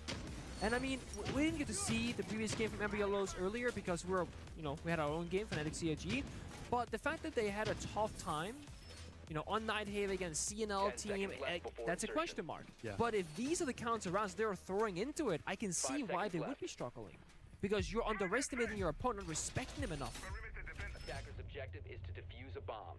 I mean, MIBR Los right now have 7 kills over 5 rounds. That is barely above an average of 1 kill per round. It's certainly not good enough to be competing here at the Esports World Cup. They have really struggled against Fnatic today. But for the Europeans, on the flip side, for the first time in years, we're seeing a Fnatic that can actually contend on the world stage. We wondered for quite a while whether they could even contend with an EML. They had such trials and tribulations for years. Even playing locally within their region. 7th place in EML kickoff. Failing in the SILCQs for Europe. Not making it to Paris for the 6th Invitational, nor for Salt Lake City for the Major. And then to kick things off in the group stage of Stage 1, they got 7-1 slapped about by VP. And now the glow up from them with Citizen and Smiths bringing a new dimension to this roster. They are looking like they are ready to make a mark here at the Esports World Cup. Slow and steady for this round. I am curious what they're thinking of here with Citizen playing the IQ. There's not a ton of counter ability, but he can find the Razor Blooms of Thorn, the Magnus of Omai, and try and scope up the landscape of what's safe and what's not. Other than that, Citizen has a very free role, and I do think that he succeeds the most, and he's able to just say, guys, I'm not needed for the execute, right? I'm not a Cabot, I'm not a Blitz. I can go backstab, sure, right? It gives Fnatic this other way of playing the game, an other way of finding openings by enabling Citizen more on the server. So he's done his vert, he's taken the scanner, he's now gone for hire. The other 4 people, your Flourish, your Gridlock, your Blitz, your Capital, that's gonna be bombs that execute. They gotta choose where that push is coming from. Do they attack medbay? Do they drop the hatch? Do they go for the bomb side door? They want medbay, but Deepak, bit of a misstep, falls down with Dark watching the angle, and Capital gone way too early. Yeah, one of the first times that MIBR Los have been the ones that dictate the start of these rounds. They can smoke and go. Indeed they can. Fnatic start to toss out those smoke grenades, but Citizen will fall as he tries to get deep inside of the bomb site. Looks to try and take Infirmary. Dark, Perez, and Dafo together. Lash out for MIBR Los, and a second round is found on their defense before we say goodbye to the half. Tertiary victories, huh? That kitchen bomb side may be pretty good. Yeah. You can play so much map with it. You can bonk down by the bomb side. And we saw Fnatic try and win the round almost the same time twice, going for a very simplistic attack. A little bit of mid bait, a little bit of bomb side. Neither successful rounds. I am very keen to see Fnatic on defense, though, because it does feel like from the eye test, they are an attacking team. Now, they played Fortress, they've played Bank, they are arguably attacker-feared maps, I would say. But there's just something about their ability to play the map itself and find those moments and find the space in the server where they are so consistent here at this event. Until they meet that bomb side. Because that's the issue, there aren't a ton of gaps here. Yeah, you're right. Maybe that could be the counterplay. Like, if you watch Fnatic and you meet them later on, it's like, if you bunker down, play heavy intel, play a bit of plant denial, make them work for executes, that could be the struggle. What happens if Fnatic don't get open and pick? That's right. They tend to lose the round. That's exactly right. I mean, yeah, Fnatic skills are not necessarily in problem solving. They're in capitalizing on advantages. If you prevent them from ever getting that advantage to begin with, it's going to be hard. Yeah. I could see it. Now on the halftime vibe check, you get to talk to your coach for a good 2 minutes, and sometimes there's not much to say because you're swimming, you're doing just fine. Sometimes you wish you had more than 2 minutes because, guys, what the are we doing? Yeah, I mean, that's the catch-22, right? Yeah. I often think about this. Like, if you're a coach in Siege, do you really want to be the person who's throwing out 10 million ideas to think about? Because this is such a complicated game. There is a lot to think about, but there's also the other dimension of it, which is sometimes you just need to encourage your players to be chill. They know how to play this game. You don't need to overstimulate them with extra information. Just make sure that vibes are good. That's why we call it the halftime vibe check, because often that's just as valuable as coming into strategy. I mean, for Fnatic right now, they've been attacking. They're moving on to defense. What value are they getting? Like, you're not making a new strat right now. You have nothing. Unless. I'd be very surprised if you're coming up with a new strat mid-game just because you swapped to the defense. You've already done your dry runs. You've already got your little workbooks on the table with all your strats. You already probably know what operator bands are going for. I think for Fnatic right now, in the last 2 minutes, is talk about the high contest areas, right? We're talking about a horse, for example. The horse door that goes from inside the horse to the outside, super important. If you don't hold that walk in, your bomb site, if you play commando bathroom, which they are right now, instantly under pressure. It's almost like when you play clubhouse, gym, bomb site, office. It's the backbone that gives you access to everything. Horse works in a similar fashion. So think of Fnatic, guys, when we're playing this bomb site, who's the dedicated horse player? Who's the guy that plays there every single time, and what do you need to thrive? You start off with your baseline, and then maybe if he gets like, I don't know, Yin Candela spammed or Green Beat or something like that, you go, guys, okay, I need Wamai or Jaeger for next time we play this bomb side. Those small adaptations, and you read into MIPR Lost and saying, what were they doing on the defenses that might actually bleed into their attacks? Yeah. Well, they were always swinging a bit. They were very too heavy to take a gunfight, so we have two choices now for Fnatic. Either you meet them in that danger zone of the fighting, or you say, don't give them any fights. Let them peek and let's wait for them to get to the bomb site doors where we have a crossfire, we have utility, where we know what's going to be happening. And that's the thing, when you have a player like Deadshot, and you have a backline that's Smith and Deepak, the complete opposite kind of player, you can play both styles of the coin, but you have to agree which one you're going to be going for. Yeah. Because if Deadshot's going to fight the whole world, while three people play high. So I want to see them be aligned in the game plan. Yeah. Lowe's don't actually have any players who are primary shield players, funnily enough. I mean, Dash obviously played a lot of shield back on the wildcard days. But I'm noticing, no shield picks here, no shield bans from Fnatic. All of the shields are very powerful on Fortress. But the fact that MIBR just don't seem to favor that, they have a little bit of Blackbeard in their history from Nux, but just the fact that that's not their preferred playstyle does expose some potential weaknesses in terms of if this doesn't work, right? Twitch and Flores to try and util clear before executing, then they don't have that next idea. However, the Twitch has been helpful for countering those mirror windows. We've already seen one destroyed. The Twitch will also be very useful for countering Thorn and Fenrir. Fnatic really leaning into the traps. Justin Baggins checked up against King Zero earlier, that 8-6 victory they had. Dash played one round of Blitz, that was it. Interesting. So it really hasn't been a shield time for this team. Might be the first engagement here. Daff looks to try and find Citizen, who quickly peeks him. DMR doesn't find the shot. Worried that he's going to get peeked, though, from behind him. His spidey sense is tingling. Oh, yeah. Oh, he crossed. Yeah, it's actually two players about to peek him. He's looking at the wrong side of the doorway. Dead shot. Goes for a retake. Very unusual. Perez looks to try and trade. He takes down Deepak, but looks the wrong way. Gets baited by his own teammate. Deadshot finds two before finally traded back by Dark into the 3 versus 3. In the latter half of this round, Pengu, MIBR Los, they've got a lot of ground, but look at the way Fnatic continue fighting. That is a trap and a half there from Citizen. It does damage, and it does force Dash to limp for a brief moment as the Brit makes his way back towards that bomb site. He has bought MIBR Los, or rather Fnatic, precious time. But it answers the question that I had, right? Will they fight together or will they play hide and seek? They had two people, Deepak and Deadshot, going for the offensive play together, supporting each other, while they had a strong backline just watching that bomb site. We saw Citizen hesitating there. Do I go for the kill? Do I fall back? Okay, I would rather play 3-3 with the Ward, with the Razor Blooms to defend rear, than risking dying or getting a kill. Because time is on their side, position on their side, utility, same story. C4 goes out, does a little bit of damage, that's it. Smith's in position with the SMG-12, does get the injure, however, his teammate on the bomb site, Wizard, has fallen. It's just up to the new 2 kids on the block from Fnatic. Smith finds the second, he does it all himself! The young gun with the SMG-12 on the bomb site holds firm for Fnatic, and MIBR Los continue trailing further behind. Oh my, what did I say? The anger played, right? When it gets to the bomb site, Smith will be there, but it's all because of the early aggression here, trading 2 for 2, getting into an awkward position there. If you're attacking with 3 operators, you have less utility, less angles to, attack from, and just not a lot to offer in the round. You see there, Citizen? Oh my god. And he did say it. It might be our lows. You need to fear Smiths. Worst rated player for Fnatic going into this? I mean, historically, yes. Love the game.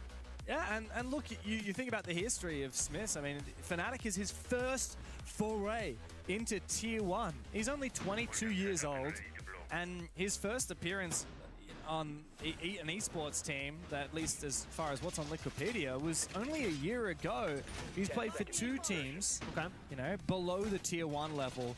Joins Fnatic, immediately has the responsibility of being the primary shield player for this roster, and while also in a moment like that being able to clutch up.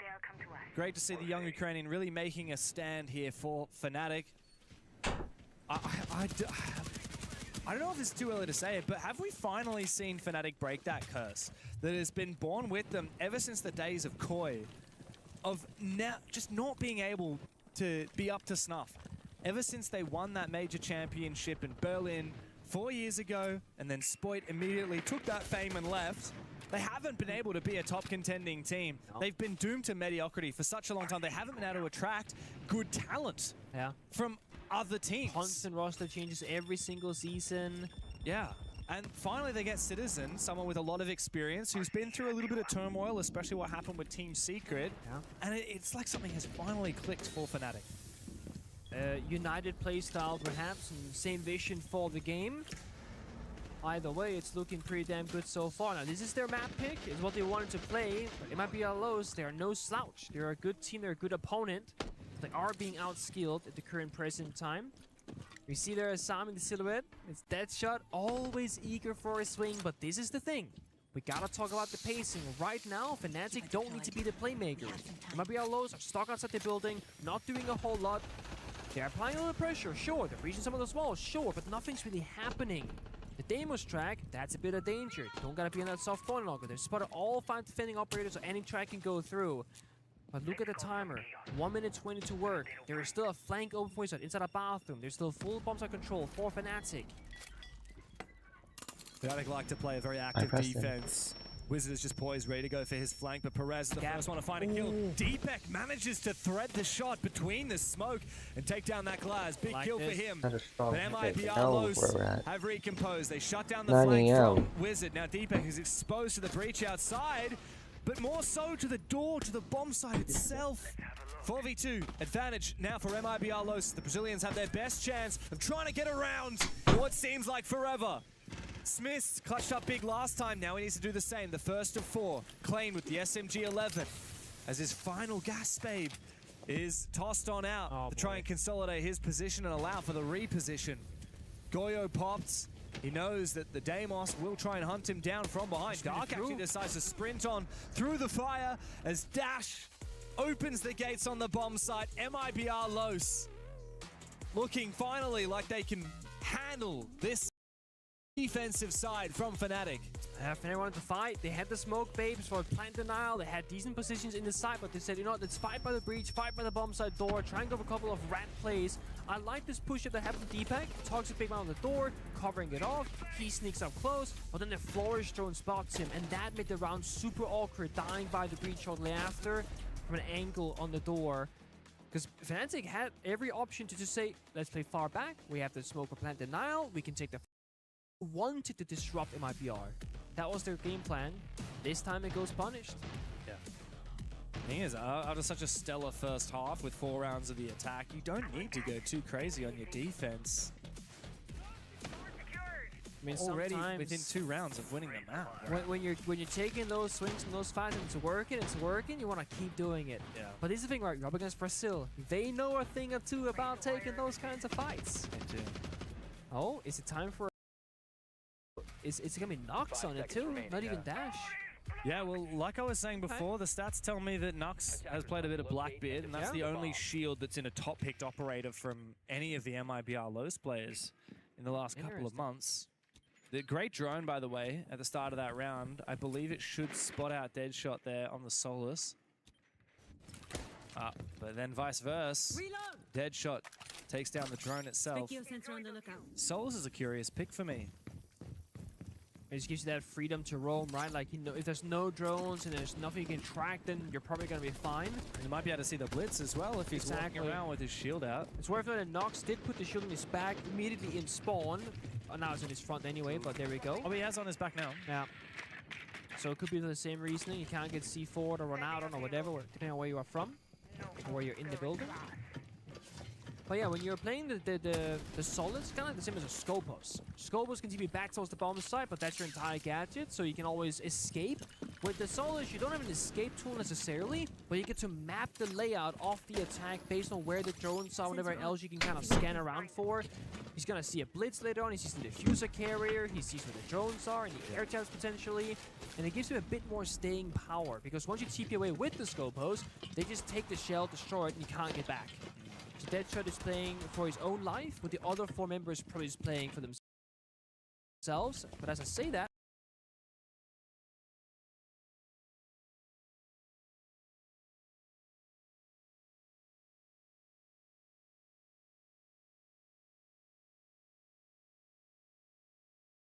up the ground above the bomb site to MIBR Los, allow Dash to start tearing up the floor. In the late round, they will look for flanks.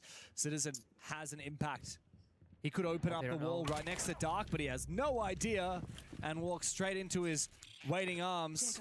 Now the Dokkaebi call will ring on out onto Smiths. And a second, no, indeed, it's the ability to hack the cameras from Dark. A lot of info now for MIBR Los as Fnatic find themselves on the back foot. Yeah, the issue is they know that Deadshot's also run because they killed Citizen, Melusi. It was Solus that they were looking for earlier, so they know there's a second creep upstairs somewhere. But he's actually kind of snuck past, and Deadshot, if he finds the good timing, could be good for one. The issue is MIBR Los are not working the hacks, not working the verticality, so he's kind of chasing his own tail upstairs. Meanwhile, below, not a pressure on sight. Nice. Finds onto Dark, the Dokkaebi, but the damage is up here. Doesn't find the second. Great shot from Dash. Deadshot thought he had the gap, but hang on a second. Wizard has snuck into the corner, denied the plant now. MIBR Los are cornered and now eliminated. Wizard has conjured up a storm. 2 big kills after denying the plant. Now it's Perez up against 2. He's got 11 seconds. He knows where that diffuser is, but Deepak has the crossfire from Infirmary. Fnatic again out of nowhere. A reprisal, and for them, it's map point on Fortress. Oh, they're planning outside the sense wall, outside the smoke grenade, exposed to just the angle on the bomb side doors. It's a way too easy kill for Fnatic that stops the entire plant in the push. And I feel like that's might be all those maybe rushing that decision a little bit, thinking, hey, Deadshot is upstairs, he's got the Dokkaebi, side should be vulnerable. But then they deal with Deadshot seconds later with Ram getting that kill out of nowhere. And then I'm thinking, now he can restabilize. Now he can get Ram into the action, watch the verticality, try and get a plan down legitimately, not just hold F and pray for the best. Yeah. They had time. They did have time. The saddest part is that MIBRLOs had time to play that slowly. They had the numbers advantage as well. Oh, timeout. That is a round that they're really going to kick themselves for losing. Now they take their tactical timeout, and we can really break down 35 seconds. Crucial moments here. Obviously, Deadshot one up above, but it's a 4v3 plan. Look at this. 4v2 plans. What's that plan spot? His back is turned to the bomb site door, and they just die. By the way, that's a 2 versus 4 for Fnatic, where they didn't even drop a single body. I mean, Wizard did hit a nasty shot onto Blitz, to be fair. He's having a great time. He's getting the praise for it right there. And I think that's very important to see that the more experienced players, Deadshot, Citizen, DPEG, they are very quick to really praise when Smith clutch, when Wizard hit a nasty shot, and be like, because it means so much more to those players, right? They need that encouragement and be like, oh my god, guys, you guys are crazy. Confidence is everything. I think in the current meta especially, I was backstage with talking to Laxing, and we looked at the game that was happening, and Laxing went, Nick, are you happy that you're not playing this current meta? Because it's like Solid Snake, Shield, Deimos, you know, and I was like, you know, Lax, I miss playing Pro League, but I feel like I would struggle in this meta because there's so much uncertainty and so much chaos in the server. And Lax went, yeah, me too, man. My red plays would never work anymore. You would always find an elevator to hide in, right? It's That's so true. Laxit was a little bit of a rat. It's a very different game nowadays, and I feel like the fact that we're seeing Wizard thriving so well in this randomness, this chaotic moments, is such a good sign. Because if he can navigate that already, and he's got, you know, a much higher ceiling, you can build this guy into a much better player than he already is. Yeah, you look at Wizard right now, 9 kills. Same 9 story rounds against CAG. so far, yeah, and he was very good against CAG. Smith has had his fair share of big moments. It talks about youth. I mean, Wizard is a young player himself as well. What did I say? Smith was 22 years old. Wizard is... I actually don't have his age on Wikipedia. Oh, he's unknown age. Meanwhile, Parasite's fighting, stuck on the staircase. They know it. Oh, the timing is bad. This is awkward, Smith. Watch out.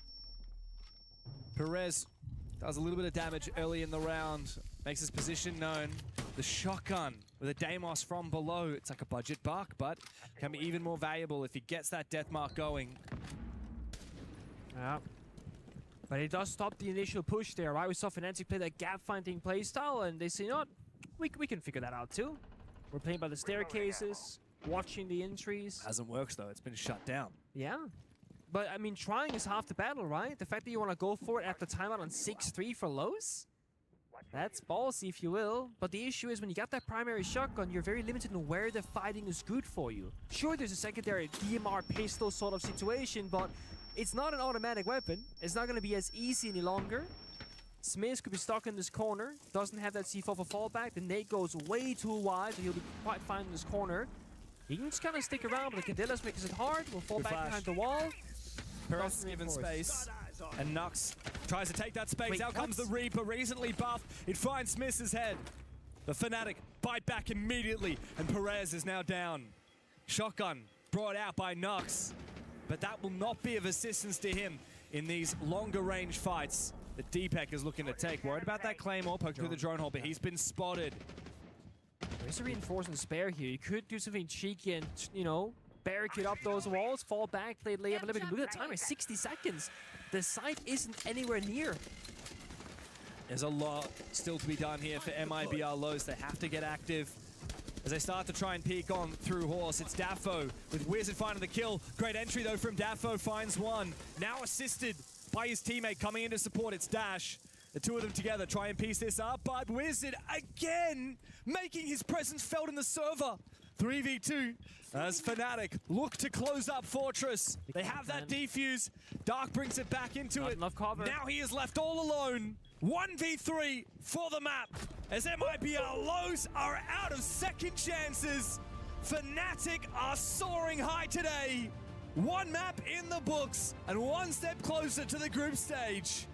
confidence-inspiring game as well from the individuals of Fnatic on the defense, but on the attack, very much a team effort. Did a bit of gap finding, some fast attacks start things off, then kind of went back to the fundamentals, the Brava, the Twitch, clearing the traps, finding opening after opening, and then also a bit of clutchness there. Smith had a moment, Wizard had a moment, Citizen had a moment. That was their map choice. So that's where they're supposed to be dominating, right? The real star will happen on the second map of this BO3 because that's the question mark. Can they do the same thing on MIBO Losis Playground? Well, even if Fnatic had modest expectations, they have certainly exceeded them so far. I mean, this team that hasn't qualified for an international event in the last 6 years are now 2 maps deep, looking better and better with every single game that goes on by. Just one more map, and they're through to phase 2 of the play-ins.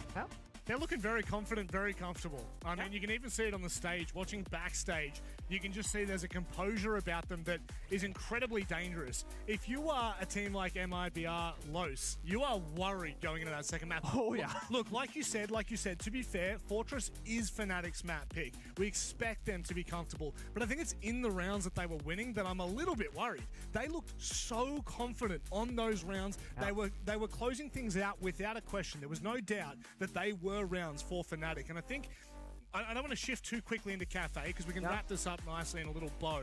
But I think that, for me, Fortress sets a tone for Fnatic for the rest of this tournament now. They've started out their first 2 maps really confidently, really comfortable. Moving over to Cafe, I mean, are you a little worried here for the Brazilian roster? I mean, if I recall correctly, Citizen, he's a Cafe merchant, okay? He loves that map. He's popping off on each league and plays aggro peaks, and we saw how well they're working together. We had that shot being in that, I'm going to call it overly aggressive position, where I'm thinking, please walk backwards, don't keep walking forward. But then they have Deepak supporting him, Citizen supporting him. They're making it a bait play all of a sudden, thinking, hey, I'm one sole roamer, take here, I got friends. Yeah. And sometimes it worked, sometimes it didn't. That's fair game. But the fact that they have the foresight to try and make that play together, that's the big story for me. It's a good way to play the game, and they did it time and time again. Yeah, Fnatic are really working together, and I think what you've said previously really is ringing true. Is like, this is a team that is finally on the same page. Yeah. 5 players that want to play the same style of Siege. 5 players that believe that they've actually got a motivation to get new trophies, right? Like, I mean, Deepak's won trophies before, Citizens won stuff before. Like, they actually want to show that with this new generation, this insertion of young and up-and-coming talent, that they're eager to make an impact. And, yeah, I've been really impressed by them. I think they're playing great Siege at the minute. I think that they haven't been truly tested necessarily. I would agree. But, of course, you know, there's this BO3 and then one more BO3 and they make it to group stage. I think even that alone would be an achievement, but we can't deny and say, like, if most people look at this bracket for the play-ins, everyone admittedly has Shopify Rebellion and Fnatic making it out of it. Right? Yeah. Do you think that MIBR Los is the only team in there that would throw a spanner in the work to that prediction, Dev? No, I think there are a lot of teams that could throw a spanner in the works, but I also admit that today has not panned out the way I expected. I did not expect CAG to struggle so much. Sure. And I also didn't expect Chiefs to lose to King Zero. Sorry, to Tyloo. Yeah. I also didn't expect King Zero to put up a fight to Los, so who knows? I think anything is possible. With the current state of things, I think that we could see all kinds of upsets, but one thing is for sure is whichever one of these teams loses this upper bracket match and drops down into the lower bracket, it would be devastating to lose that lower bracket game and know that you can't make it to phase 2. Well, and you're going up against 2 teams that will be hungry for that chance, right? Yeah, you really do have a really dangerous lower bracket in this group specifically. If we just keep it within the confines of this discussion, KZ, CAG by Barrel, both those teams are going to be going toe-to-toe with each other. And the winner of that match is going to have momentum. I think the conversation that we can really hone in on a little bit for Fnatic right now is they're very convincing. At the moment, in their opening matches, they've been so very cautious, right? At the moment, right now, doing it. I know.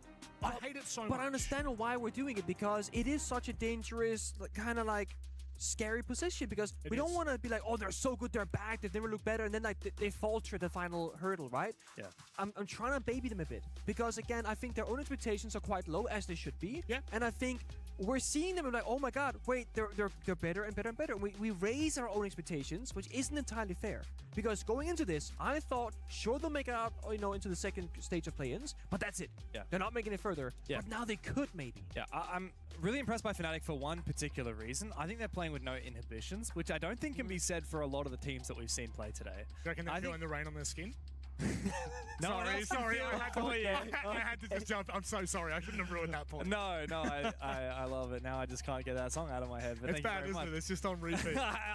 I thought I was really onto something there, but now I cannot talk about having no inhibitions without thinking about that. So thank you very much. I was going to make a point about how I think MIBR are playing with inhibitions, but yeah, they're holding back a little bit. Yeah. And I think Fnatic are one of the only teams I've seen play today that doesn't seem like they're nerfing themselves. Yeah. And I think it's because genuinely, you look at the players, they're having fun. Yeah. I think that's a really important piece to that puzzle.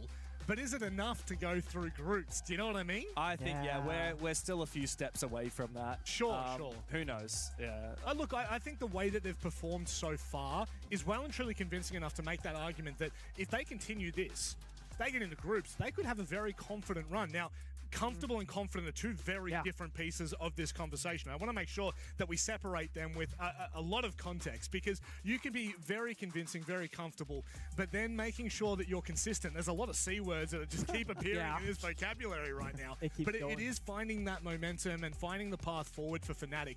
I think right now, as it stands, Fnatic are in a really good position, right? We're going to Cafe. They've got a little small break in between, but it's the rounds that they're winning where there's just no question. They look like they're having fun. They look like they're enjoying themselves, but the no expectations on their side, outside of making it through play-ins, I think is really important, Nick. I think so as well. I think this is actually a very strong position because if, let's say you're Fnatic and you somehow made first in EML, for example, you had a bit of a one-off performance, right? Because that's not supposed to happen. And you go into groups off the rip. You're going to get torn to pieces. You're going to go straight against your FaZe Clan, right? The best teams in the world. You go into play-ins. You play slightly better opponents. Get some warm-up. You have Wizard, complete rookie, who's popping off right now. He's shaking against FaZe Clan. He's shaking against the big dogs, right? But he's playing the smaller teams, and he builds that ego, that inner ego that you need. This is basic scenario. You start in the very beginning against the weakest competition that we have to offer, and you slowly get better. Yeah. I want to flip the conversation, talk about MIBR lows for a second. Yeah. Because these guys have, like I said, rebuilt their team this year. Yep. And they're looking for a lot more. I think there's a lot of potential. People went crazy about Perez. I think it was in kickoff. He almost broke a kill record, or he had one of those. That was almost did, yeah. Yeah, I can't remember exactly what the scoreline was, but I think it might be the highest EPS rating we've ever seen in Siege. It was something insane. He got like 19 kills to 2 deaths or something crazy like that. You look at the rest of this roster, Dash was so good on wildcard. Like, admittedly, the team is probably doing better since he moved on. But he was a scary player with that team. He's had experience in a couple of different environments, a couple of different metas, and I think the rest of this team has a lot of potential with, Dark, Nux, Dafo. I think that these guys are capable of much more than we've seen from them so far, but Salt Lake City was a bit of a disappointment. I mean, yes, they had quite a few games. They did make it through groups and into the Swiss stage, ended up losing to some pretty solid teams like Wildcard, Dark Zero, Weibo, for example, EP. Like, those are the only teams that they lost to in that tournament. They had some decent wins as well over CAG, namely. But I think that they need to continue this form. It might take a little bit of time to build up experience with some of these less known players like your Nux and your Dark and your Dafo, but I think they're going to get there.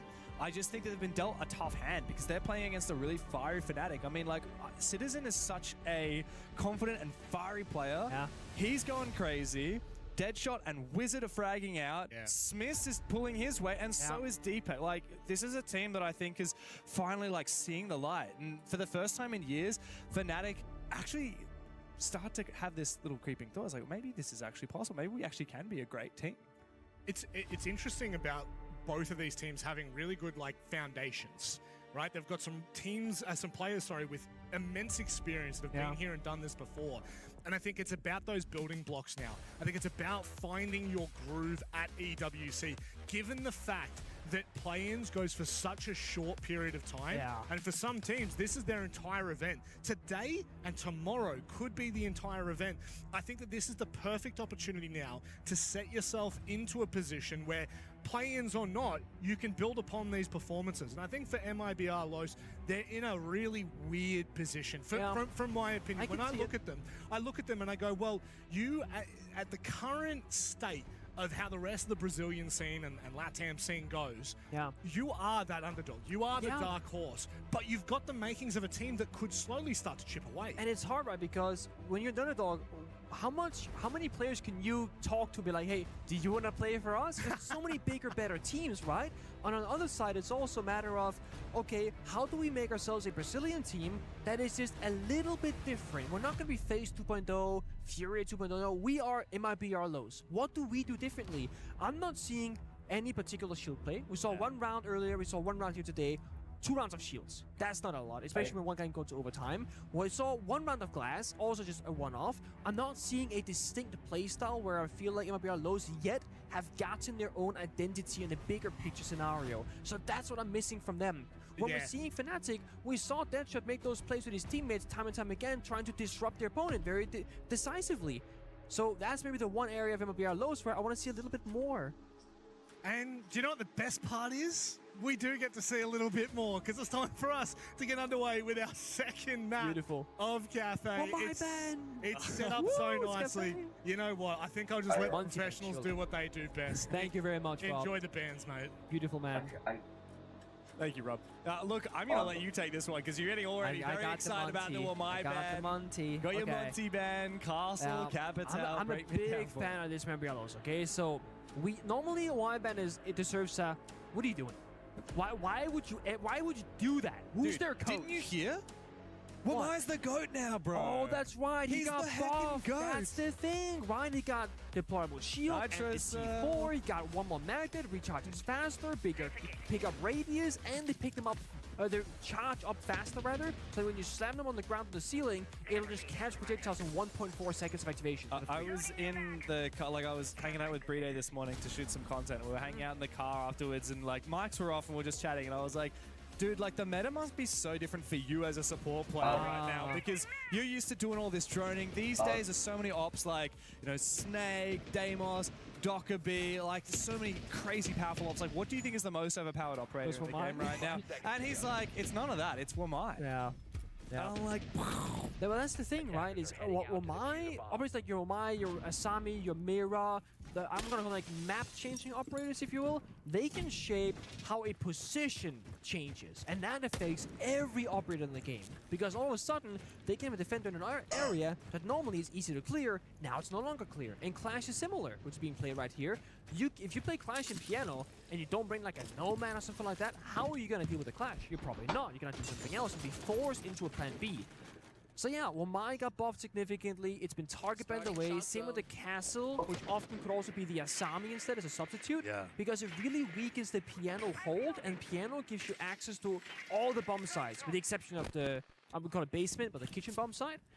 So I like this initial start of MIBR Los. I love the banning the Capital. Monty saying Cafe is an execute-oriented map. We're gonna weaken you on the executes by banning these operators that are great for it.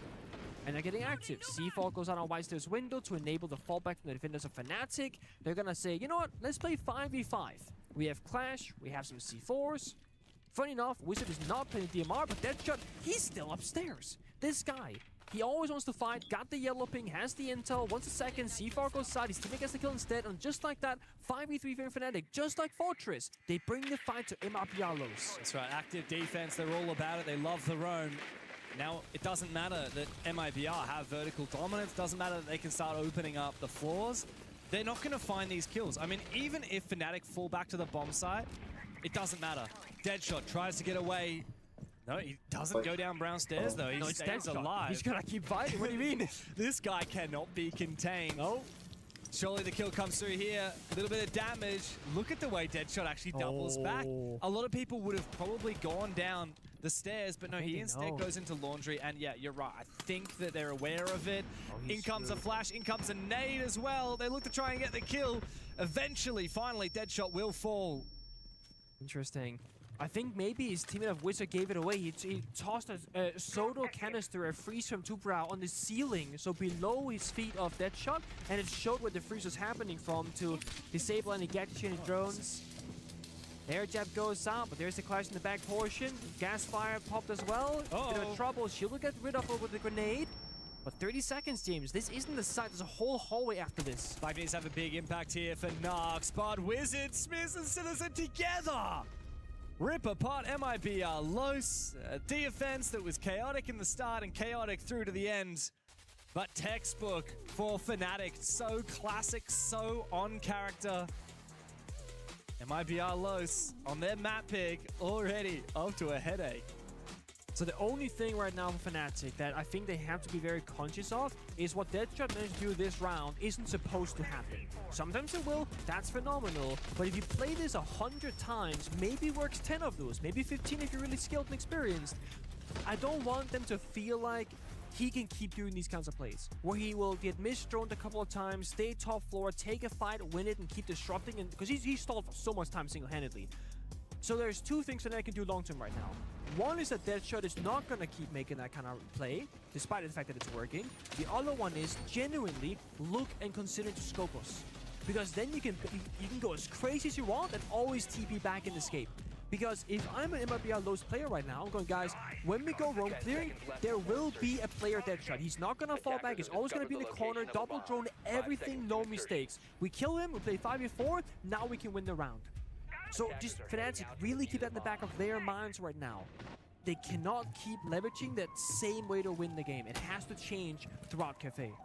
Yeah, look, if I'm MIBR Los right now, I'd consider playing a Solid Snake or something just to try and down these roamers. One of the great things about Solid Snake on Cafe is if you're on the rappels on the outside of the building, you can quickly sprint around the rappels with your gadget out.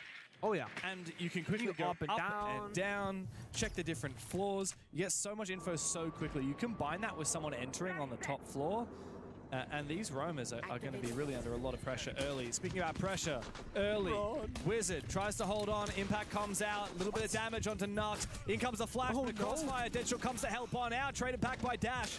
Damage has been done though. From Fnatic, they've read into this rush. It might be Arlosa into the bomb site, but they need to find more kills. Perez will do so. The Finker has an impact, a banging impact at that. But they need to find the numbers advantage, almost acclaimed, but Smith quickly rips it back. This map is so bloody fast. Fnatic continue fighting back and forth. The round is over before it even begins. And while it was a valiant effort from MIBR Los, it is not to be. That should have been a round victory. They were quickly in there, they got the good trades, they had the bomb site control partially instead of dining, and yet Fnatic, they're all there. Whenever a fight happens, a defender dies, somebody else takes their position, they get the trade back, they regain the ground. They are suffocating MIBR Los despite the fact that they're a defending team. They're not fighting back, they're outright fighting them. Yeah. They bring the fight as quickly as possible. We saw Wizard running away from the shield, but again, Deadshot was above, had the angle, they bait the kill once more. There's never just one defender. MIBR Los, they're kind of running into these rounds very blind. First round, they misdrone Deadshot top floor, he gets a freebie. This round, they chase Wizard with the Blitz Flash, thinking that there's going to be no support, but the whole team was there. It's a three-way crossfire onto the Blitz as well. I mean, it's a nice idea, but you kind of need to take that ground and then not hard commit to the rush. Either you catch Wizard or he escapes. Yeah. You can't have him escape and then chase after him into the bomb site. That's too far. Yeah, no, I think Fnatic are really good at playing smartly into these crossfires, right? Like, in moments like that, like MIBR Los have taken up like map control. In theory, they could be planting. But Fnatic, no, they don't have to panic. No. You can just sit back and wait. Oh, I don't hear that plant going down. Okay, let's not go crazy. I think there's a sledge just standing in the bomb site because they're held on in, doing nothing. We can just peek him. We don't need to stress the hell out and peek one by one. Recompose, play it together. It's a strength of Fnatic, their ability to just not panic and lock in, just have a very chill attitude. It's a big praise to Smith. He was the post inside a train who was like, he could have easily just swung the sledge and died. He waited till his teammate got the combat, and then he swung with him and got a trade instead, having a weaker gun, the Reaper. Okay. Bit of a bait there. Wizard was looking for the air jab for the run out, but Dark was there actually watching with the angle as well. That's the issue about playing the solos. Oh, guys, it's free. You go for it. Well, they're watching with a gun as well. Good counterplay from MLB lows. This time, they actually just outbrain them, bait them into an offensive play, get the opening pick, and this is the round of theirs. It's tertiary bomb site, right? Technically speaking here, third round, and they got the opening pick. It's not going to get any better on Cafe than this round right here. But can they convert to a round victory? That's the question. Oof.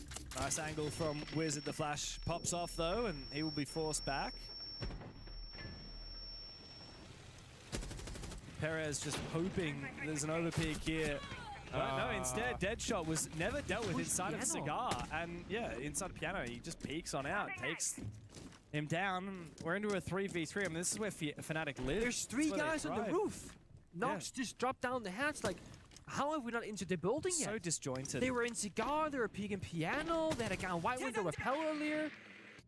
That is just, like, not synced up on the plan from MLB Lows right now. A lot of breakdowns here.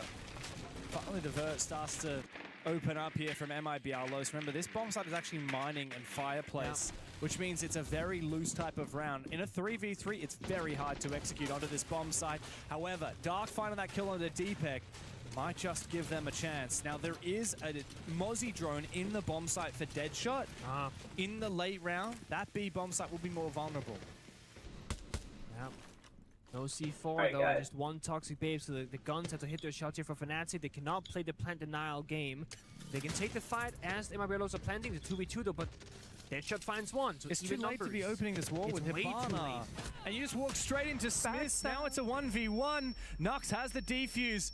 But surely going for a plant here would be a massive mistake. The peak ult gives the audio cue to Smith. Now he knows that there's no way for Nox to try and go for the kill. Tries to swing him from the other side, but he doesn't land the kill. Smith, with the patience of a god and balls of steel, waits it out and wins a third round for Fnatic. Hibana open the walls with 14 seconds left, and there are peak holes, not even entry holes. I'm thinking you have to walk down the hallway regardless at that point. Why not just walk down together, shaved off the 5 seconds of breaching, and just get it done? Those Hibana breaches worked against them, because now Swiss can peek through them from Laundry. Small things again. Hold on. Hold the Deadshot ban. We have banned Mozzie. Have we lost the plot? To be fair, there were a lot of moments in that round where they were trying to drone, but the Mozzie stopped them. Like, it's cafe, single doors, windows, sure, but I'm also just like, Mozzie ban? In 2026? I think if you're struggling because you can't drone, then you're not playing the meta, because you don't need to drone nearly as much now they in play this mute, meta. which also stops the Demo Strike, which also stops the Solid Snake, which stops... Don't get me technically if you're in it already. Let him keep playing Mozzie and just bloody play Solid Snake already. Seriously. You haven't seen a single Snake I pick. feel like the mute jammer is going to be just as big of an issue, if not bigger, because you get SMG11, a good primary shotgun, you keep the C4 BP. Again, I'm not going to judge it too hard. Maybe it's the fact that MIBR knows they're down 0-3 on their own map. They've had a couple of rough rounds and a questionable ban. But also, you're leaving open Asami, which you haven't seen almost any. Have you seen actually? Oh, we actually have seen it twice. Yeah, we've seen two Asamis. I think you should be banning. Asami is good for every side. Ban Asami, or ban Mira, or ban Smoke. I don't care. Like, ban Malusi if you want to go for these rushes. But just don't bother banning the Mozzie. It just feels like such a wasted opportunity when you're not really leveraging the other Intel operators nearly as much. You ban Mozzie, you know what Deadshot's going to do? He's going to play an operator with more utility and roam on that instead. With a better gun. Yeah, he's on Goyo now. He's got a better gun. TCSG ACOG, man, it's over. Better gun and better util. So even if you do kill him on the roam, you're going to be fighting against this stack of util on the bomb site. Kayi Tubarao, Azami Goyo, Echo. Good luck, mate. And again, we look at Fnatic's operator bans, right? They are actually... I feel like at this point, they're disrespecting MIBRLOs a little bit, but for good reason.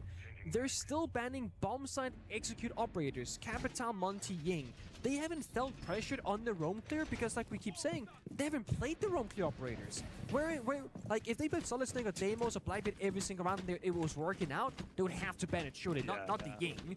But they're like, well, they don't play those operators. And they're not very good at shield, so let's not bother banning out the Blackbeard or exactly. the Blitz. It's just the Monty, because Monty is that, like, impossible to kill operator that will just walk in piano and take map control for free. That's why they target it. So I feel like it might be a lows. Like I said before this map started, I'm failing to see an identity of why they're different from every other Brazilian team in a positive way. They're not like superstar glass team. They're not all-star entry fraggers. They're not super good at executing. They're like a bit of everything, but I'm lacking like the identity.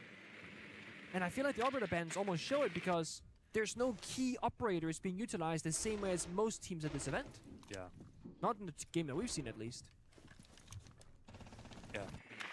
Fnatic have really been dictating the pace of this game, and I don't think that's going to stop anytime soon. I think this round will be even harder than what Lowe's have faced so far, just because of the stack of bomb site util that Fnatic have brought to the table. We need to see maximum value here from the Twitch and IQ combo. Oh. Deepak going down early is big, though. We need the IQ and Twitch to work together, though, to find these electric cores and these yokai drones. Thankfully, a decent amount of time, though. There's a nice bit of self-destruction. You put the BG charge crouch level on the wall vertically, and it's like, or horizontally rather, and it's gonna break the floor past the wall as well.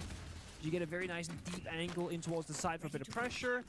That's the third and final charge there from Dash. Now he's just solely on the scanner, drones or guns up. They got the claw, they got the hatch. It's gonna be a good old backside take with the sense, with the vert. Blackbeard can walk in with the diffuser. There's not going to be a ton of counterplay here for Fnatic. They shouldn't be able to C4 the planter ever because we're going to be playing very far away. And the Ogre drones, like you said, can be found with the IQ Twitch combination. This should just be a relatively free plant. Set up well here for Bakery. However, they are flipping the push and instead going for Bakery. That's very risky. Great play from Deadshot. Quickly traded back. Perez finds a double. Numbers advantage for MIPR Los, a 4v2. But we've seen them let these slip before.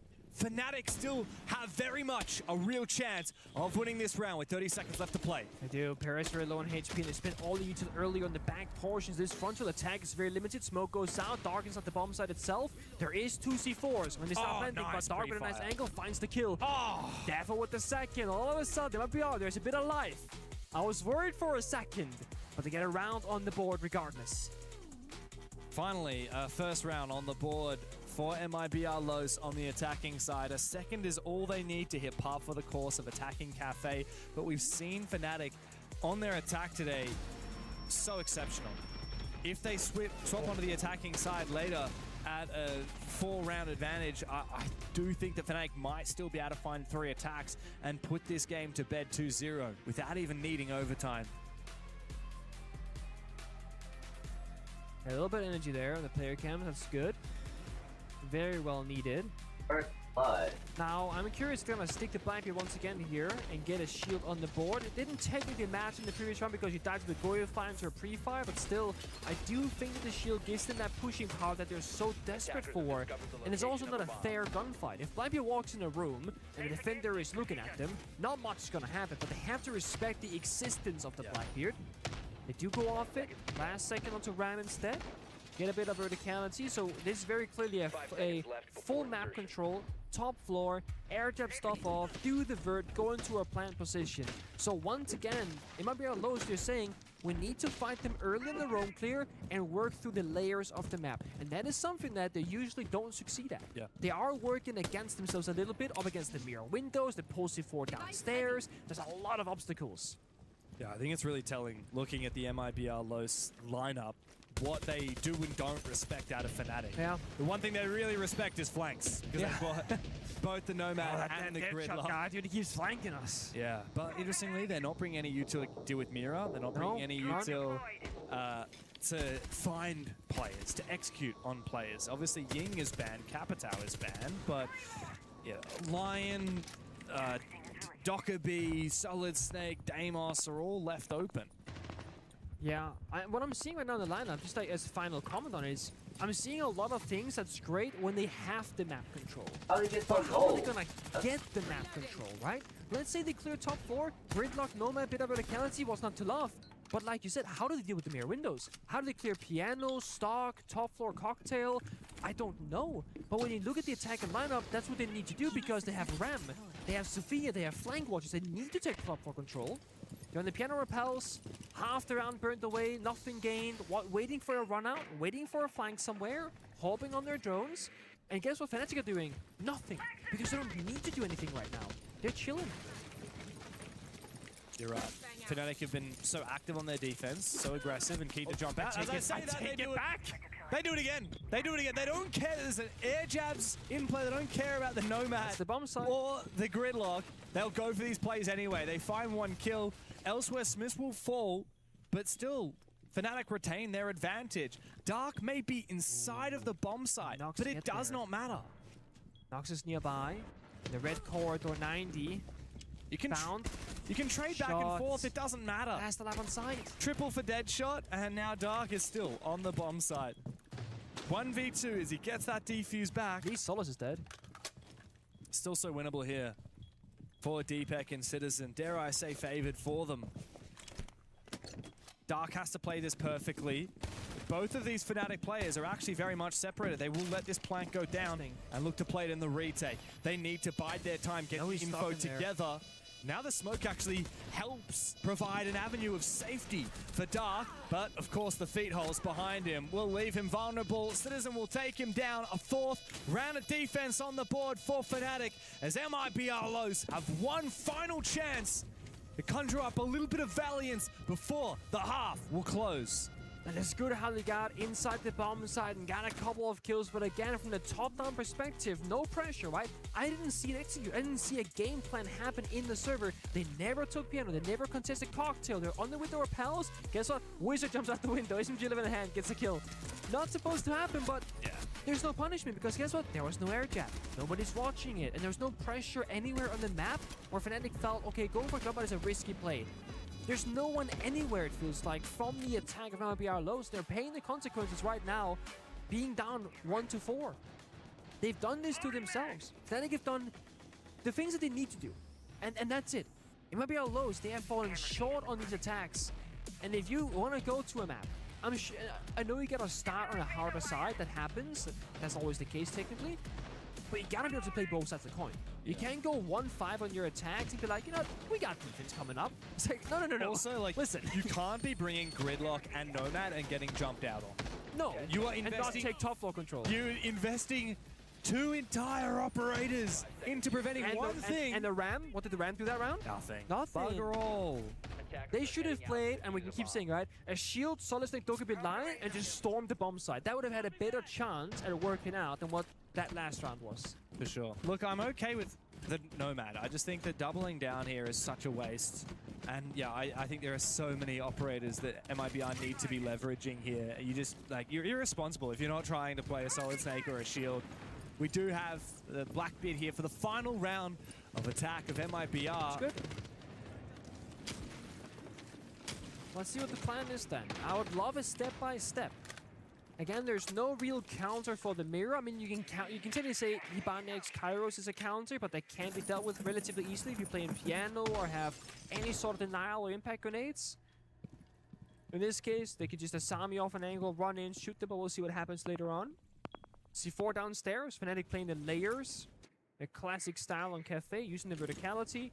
You say, hey guys, go on piano, C4 below. Go into cocktails, C4 below. And on paper, what Fnatic they want to do in this round is just get 1 kill with any of their 3 C4s, and they're happy. Then they get the 5v4, they play first floor, they play downstairs, beneath the bomb site instead of mining and dining. And they got the pulse, they know exactly what's going on. Yeah, Smith is in such a pivotal position here. Sandwiched between the 2 bomb sites on his pulse scanner, continuing to just feed info to his team. A missed opportunity there from Dash, trying to cut off Deadshot. He fails to do so. However, Citizen will go down. Good angle on the windows from Daffo. But MIBRLOs still do not have full piano control. There's more work to be done. Piano control. Now they got Cigar control. That's the first step. And if they're in Cigar, they can watch that pixel angle in towards piano itself. Then they can Excaro off the mirror window, and then they can keep progressing But then we're talking about the timer, 60 seconds left. There's still those C4s lingering downstairs. Now guess what? Citizen gets permanent cam watching duty, utilizing those Valkyrie cams to get it. C4 goes out. It's pretty perfect. That's the one C4 kill they needed. That's the pulse downstairs, and they can't get the hatch any longer. There's no more hard breach. The hatch is reinforced and Ibana instead. That is devastating. Now they have the vertical pressure to get the angles, yes, but there's no way into the bomb site except for the hallways or the staircases. So they're super limited now in going quickly. Without breaching the hatch here, not only do they not have a way onto the bomb site, as you said, they also don't have a very strong way of isolating these players that have been playing inside of Train before. Smith has been able to escape into Fireplace, into the other bomb site. Not enough control here from MIBR Los as 15 seconds remain and continue ticking down. A big opportunity now, but Dark misses his shots. Devastated. Now our MIBR as they desperately need to get into a plant position. Nux inside of mining. Needs to look for the plant, but he has no friends on site. And so now it's up to just Plant and R from Wizard. Gets in a position. The plant is denied. Fnatic dominate 5-1 on the defensive cafe. Just 2 rounds away from sending MIBR low. So convincing as well, every single round.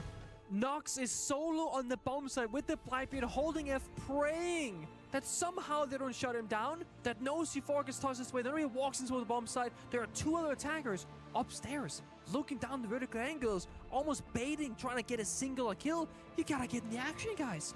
Your teammate is by the bomb site, fighting for his dear life. And the highlight pack will show it all. It's been individual moments by Fnatic, team victories from Fnatic. They have been better at every step of the way. And this has been MIBR Los' map pick. This isn't Fortress, this is Cafe. But it's the same result. Yeah, Fnatic have really leaned into this chaotic play style, and they have used it to run rings around MIBR Los. 5-1 is such a devastating pill to swallow here for MIBR.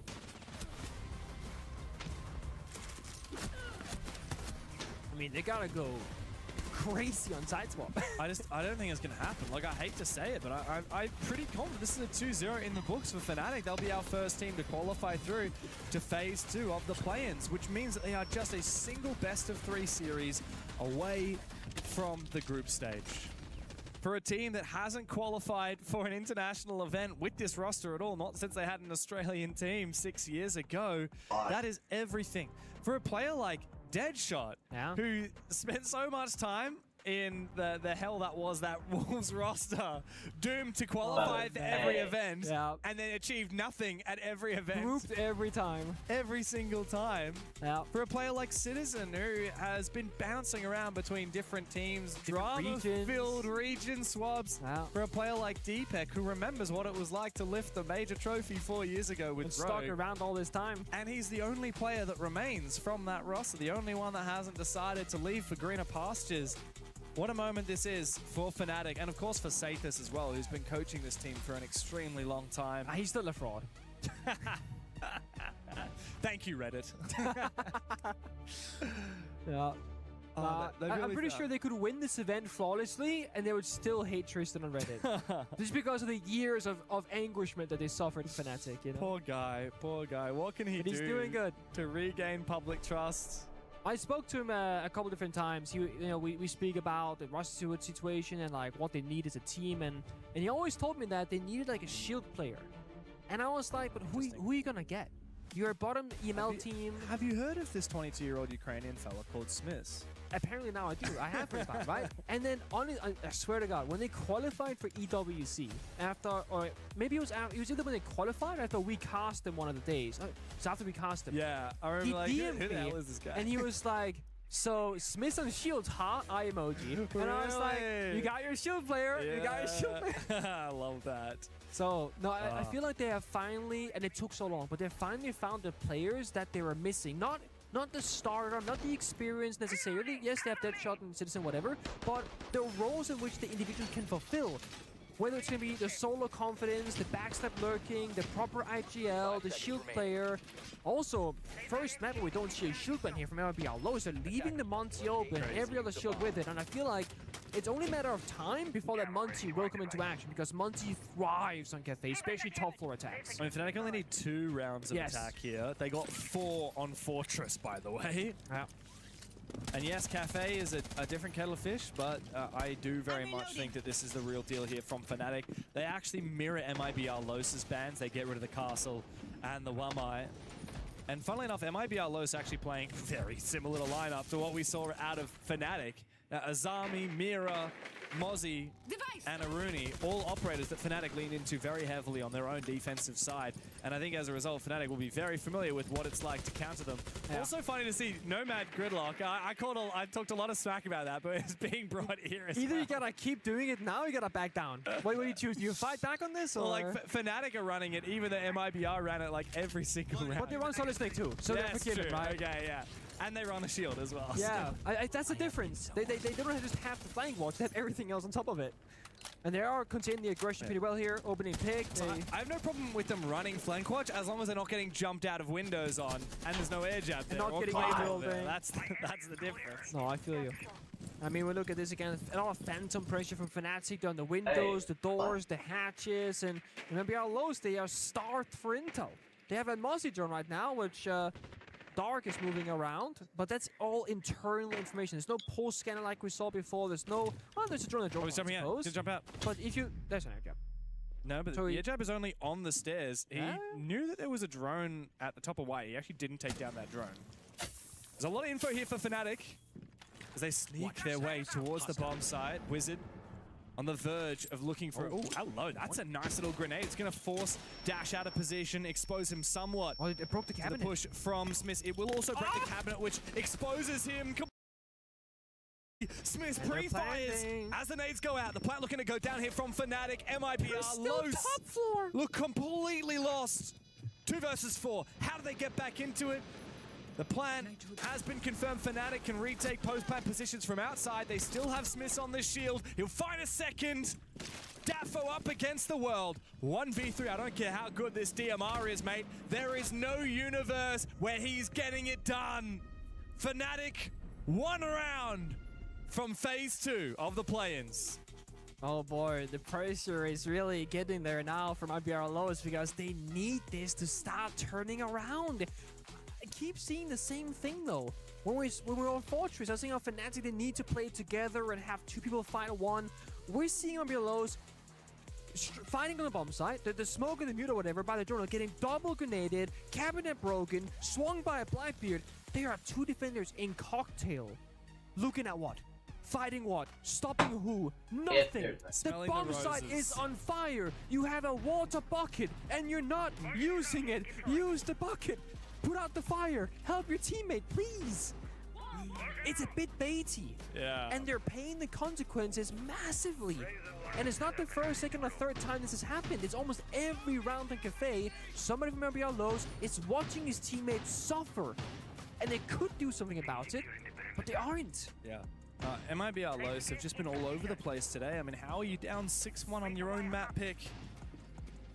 Fnatic look like so much more of a refined product today.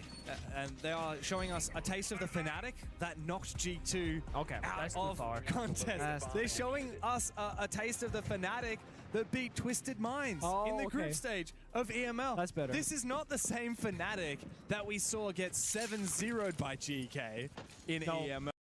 Round by Virtus Pro, they have finally refined themselves, developed a bit of consistency. My question is, Pengu, after today, can they keep it up? Because they could well be eliminated tomorrow. Yeah. Even if they just lose a single match in phase 2, that best of 3 will be the end of their tournament.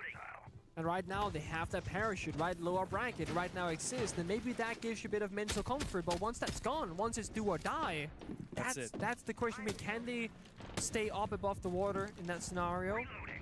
Right now, it feels like nothing can stop them. Deadshot is dancing mid of the building, 30 seconds of the round, popping the verticality. They got Smith on a different, a shield operator. He gets the vertical. He's the GOAT. What can you say? I mean, this is what happens when Deadshot has 0 respect left for his opponent.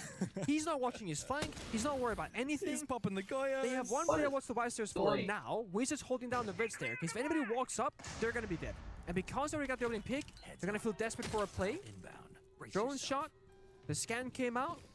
Perez will know of where Solid Snake is, but it works both ways. And just a matter of like pick apart the verticality, break open the hatch, and then Fnatic can go for a backside take down the hatch. They can go for a bakery with the shield later if they want to. They got options and they got time. Yeah, it's patience here for Fnatic. They don't need to overextend. Play the slow game, try and find out where these final positions are. Perez and Nux, both positions revealed by Wizard here on the red stairs, who is in such a deadly position, and that F2 will tear apart anyone that tries to contest him in close range. When it comes down to an execute, Citizens sends walls will be helpful. Smiths as well, ready to drop down this hatch with the blitz, but a C4 is prepped by Dash. The C4 lands, that can change everything. A smoke goes out as well for a trade-off. Timing is everything. He holds it for now. And he's holding his nerve for as long as possible. Waiting for the sound cue perhaps of that thump of hitting the floor. Here it comes. He hears it. He tosses it out, but he gets shot out of mid-air. In the smoke. Massive play from Fnatic. And Dash looks to try and peek. He needs to retake now. The plan is going down. Wizard is cutting apart Nux from the red stairs. Smith eventually will confirm that plan, but the post is too strong for Fnatic. It's Dash up against the world. Fnatic, their return to the main stage surely is just a matter of days away. They have returned to the international stage with a massive performance, undefeated through the bracket of their group here in the play-ins and through to phase 2. They knock MIBR Los down into that lower bracket, and now they will play for elimination tomorrow. Fnatic makes it. Let's go. Whereas Fnatic now find themselves in such a beautiful position. It's everything his team has hoped for such a long time. All it took was one more roster change to finally break through. And a 7-1 domination over MIBR Los is one hell of a way to get the job done. Oh yeah. I mean, there's a lot of really important moments for them on both the maps of Fortress and Cafe, and I think every single player we spoke of a lot when it came to Fnatic. It wasn't like anybody was falling behind or one person was carrying them. It was very much a team effort, people taking turns at being successful. Not the biggest celebration when they won. I'm not sure if that's, again, keeping expectations low, saying, guys, that was good, we go again tomorrow, you know. But bro, they're just chillers. They're just chill like that. And I think that right now, honestly, I think they take a lot of emotional control. Not feeling the pressure in the server, not applying it either outside with too big of a celebration or being too hard on themselves. And I know that Tristan, back when he was in Rogue with Cancer Kitty and Crying, etc., Leon Gitz, they had a mental coach back then as well. Forgot their name at the current moment. But I think they're trying to maybe apply some of that emotional coaching from back then. Because right now, it's a bit of a mental game. You're the underdog, you got new rookies, you gotta play the right mental side. I think as you said, though, it could change very quickly once we start to actually have expectations on Fnatic. For example, going into phase 2 of the play-ins, they will be the favorite team. They'll be heading through Seed 1 into that single elimination best-of-3 match against the Seed 2 team from Group A, and they will be favored to win that. If that pressure, that expectation gets to them, then maybe that'll be the end of their tournament. Look, I think that you put it best. Muted celebrations at best. Honestly, like it was just another day, another dollar for them. But my massive concern in this conversation, that second map was never in question. No, there was not once where I thought they lost control. Even in that 4th round, where they managed to lose the round, it came down to a Perez swing that found a double kill in Bakery. If he doesn't get that double kill in Bakery, they've just killed the Blackbeard. They've got control of Bakery and they've got control of the site. I think that this looks like probably the best Fnatic I think we've seen in a long time. Actually, dare I say, ever? Oh, no, that's a bit of a stretch, mate. Are you disrespecting the Aussie Fnatic right I am absolutely. That is I am absolutely. Mag is going to be flying here a couple of days, and he'll have a few choice words for you. I'll have a chat with him. I would watch will you? Yeah. I'll bring him on. I don't want to burn things too brightly too quickly because, as you said, I think part of Fnatic's success is the fact that they do have fairly humble expectations. They aren't taking this too seriously. Okay, we're going up against this team first. We're going up against this team next. We're having fun. We're playing our strats. They're kind of, honestly, like playing pretty simple Siege. They're playing aggressively. They're playing the meta. They're not reinventing the wheel, but nor are they trying to do anything too crazy. And I just think that they've found a playstyle that works for the 5 players that are stepping into the server each day.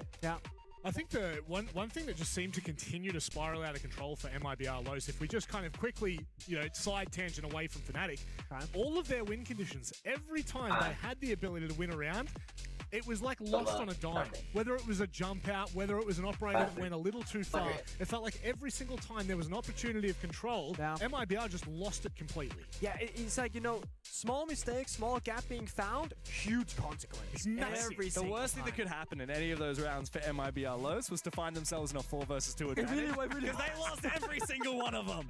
It's, you know, it's funny going back to the conversation. I think that the way you put it, Nick, was pretty perfect when you said that there doesn't seem to be a personality or an identity for that team. And whether that's just in isolation right now, I can't speak to that. I don't watch enough of the LATAM League to be able to make that comment comfortably. But what I can say is 100% they didn't have something that they were leaning into. And your comments about like the operator selection that they had, considering the meta that we're in at the moment, it felt like, James, they were almost trying to go against the meta for some reason. I was a little on tilt. And I could hear that.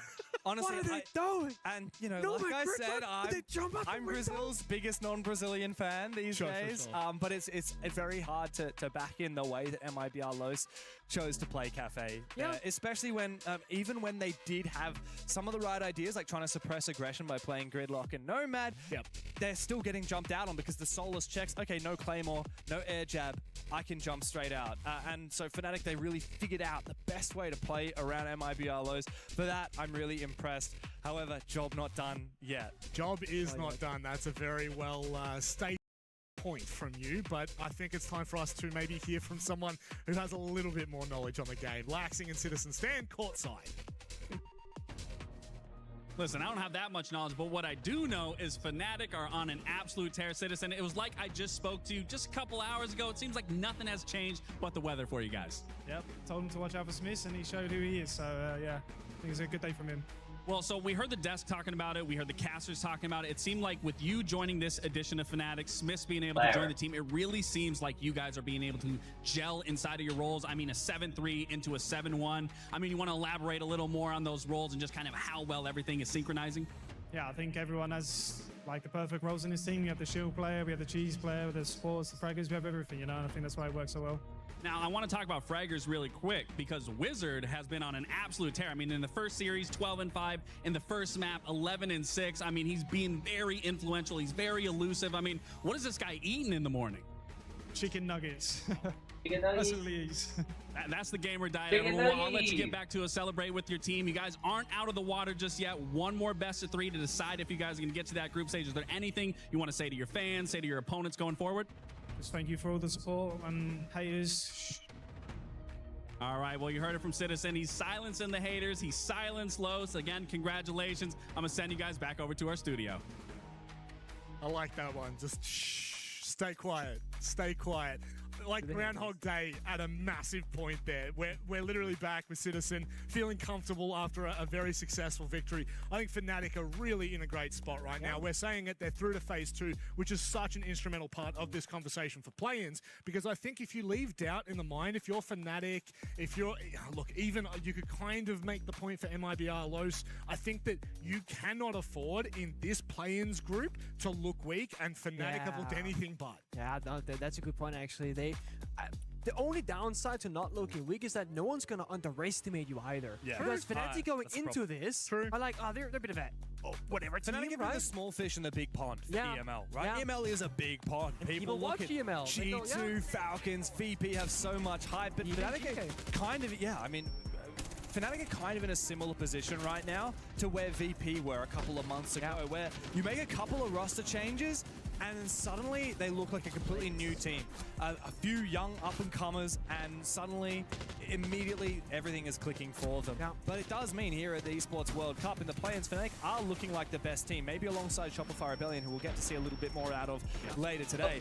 And now that those two teams are looking like the strongest at the moment in the play-ins, everyone's going to have a massive target on their back. They're very good. Oh, yeah, to try and take them down. And like we said, Fnatic actually, funnily enough, even though they are done with phase 1 of the play-ins, they still have to face a single elimination match in phase 2, which means you can't afford to make any mistakes in that best of 3 series. One thing I really liked out of Fnatic that we got to see from Citizen, you know, Citizen's known for being a bit of a character. He's got quite a reputation. I love the guy. I think he's very funny. But notice what he's saying. He's not saying, guys, you know, everyone who doubted us, you know, go away, whatever. He says, guys, I told you, Smith is the GOAT. He's hyping up his young up-and-coming teammates. And I think any player that is gassing up their teammates is a good teammate. Yeah. Good leader.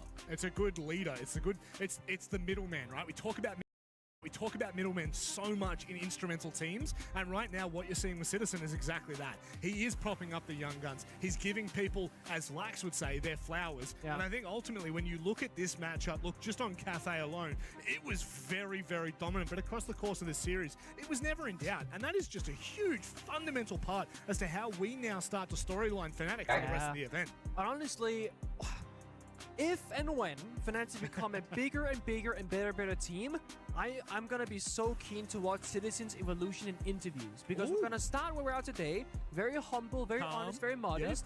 He's going to start smack talking when he gets the credit to do. He will. Because he's earned it. He gets in the mindset, but he's not going to do it without the crits for it. Yeah. So let's say they start taking a couple names in EWC. They go back for stage 2. They start beating G2 maybe again. Gatekeep another team for a major. Go to the next another one. Maybe make a side. Have a top, let's say 12 finish. I think next year, beginning of, we're going to start seeing this. These guys are awful. We are better. Come to think of it, I'm starting to notice a bit of a pattern with Citizen as a player. He's obviously always been known to be a star fragger, but the teams that he's played on, he has performed best when he has been the underdog. Cast your mind all the way back to 2019. One of Citizen's greatest achievements was winning Pro League finals with Na'Vi in Japan in 2019, right? And they were not the favorite team. They were the second seed team out of Europe at that event. They were not favorites to win it, and yet he over-delivered, right? When he had the most expectation on his shoulders was when he was in G2, and that was the era of arguably one of the worst G2s that we ever saw. Yeah, and on top, I think the pressure is shifted now as well, because quick change right here. You catch that? Keep going. No. Okay. I'm talking about how terrible G2 were in that period, and Rob's giving me eyes. I'm a fly on the wall of this conversation. I was like, okay, enough of that. Let's go over here. Like they're talking about G2 again. Let's move away. Okay. I was thinking, like, when he was in G2, they say star player, star fragger. He's supposed to perform. Now we say he's a leader. He's a captain. He's praising his young gunners. The pressure is different now. Now he's like, I gotta call the strat, I gotta play the operator, I gotta enable my team.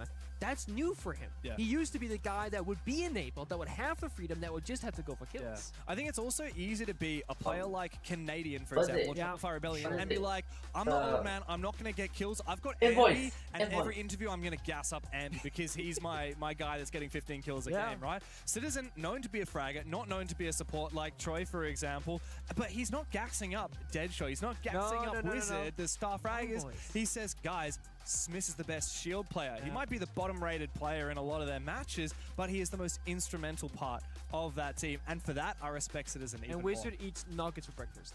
Oh my days. Is that how we're going to close it? Is that all that we have? I think we should close it like that. Come on. Eat more chicken nuggets? Is that what we're saying? That's it. Okay, well, you heard that here first. Make sure you eat more chicken nuggets for breakfast, and you may just well play like Wizard. It is time for us to go to a break. On the other side, this matchup for me, Tyloo, Shopify Rebellion, this is an interesting one, and it's one you can't afford to miss. I know I say that often. You don't want to miss this. Shopify Rebellion.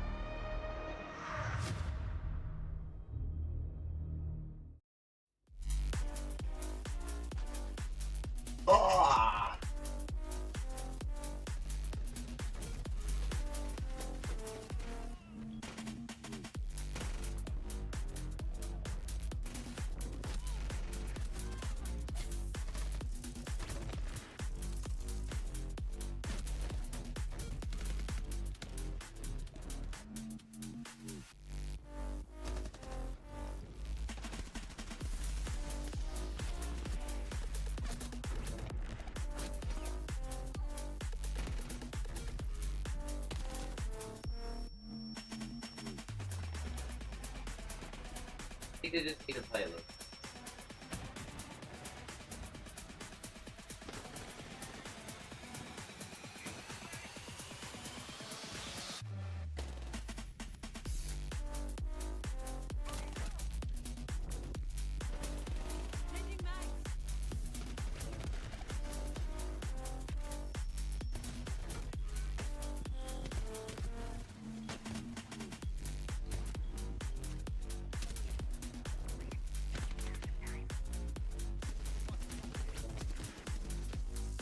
Oh, bitchy tutorials, guys. I'm fucking.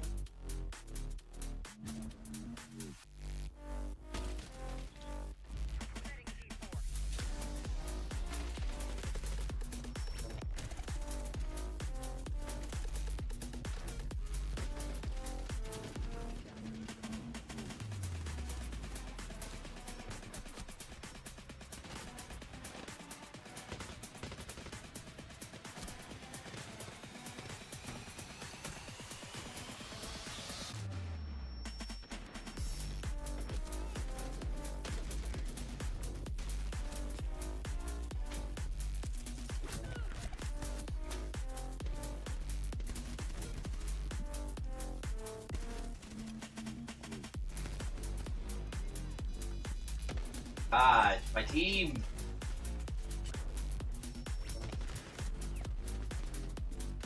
My team lost. What?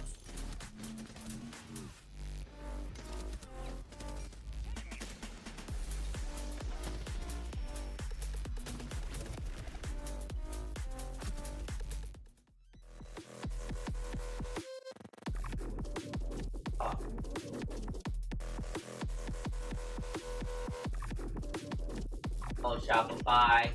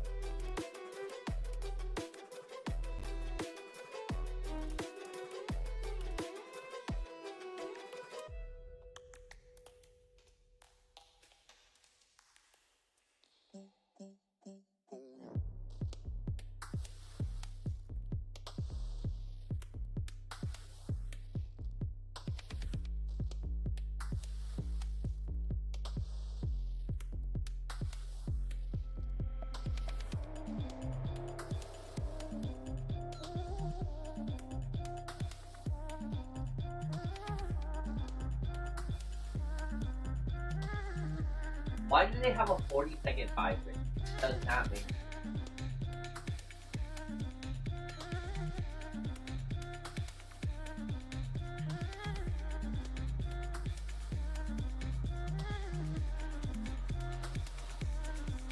What's up?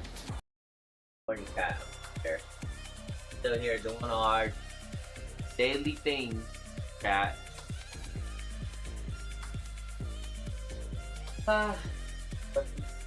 4-year-old tolerant. Oh, I'm still here though.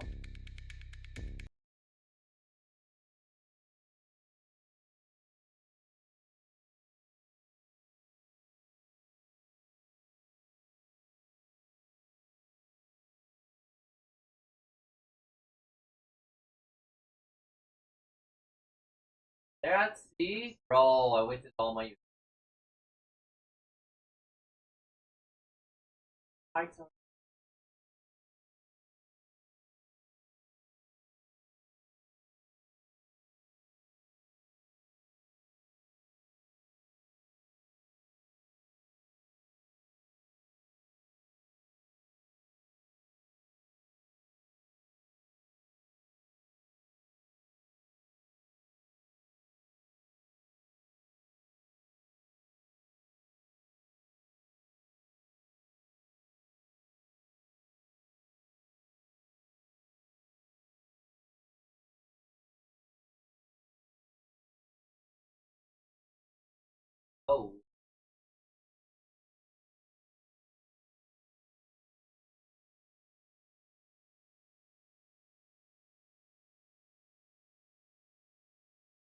Oh my gosh, why are we hot mode?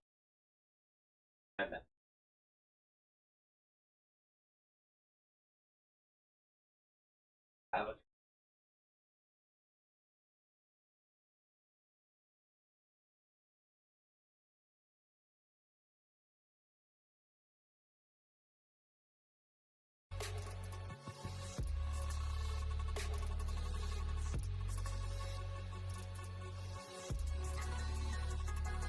yeah.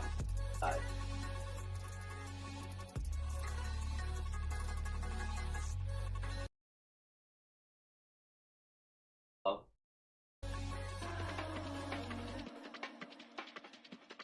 Oh.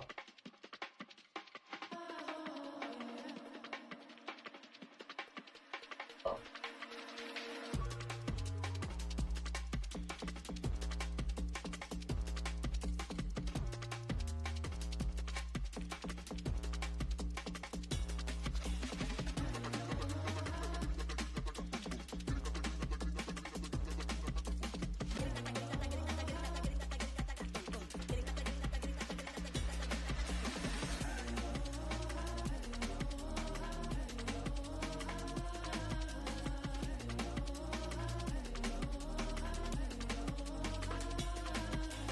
On the article.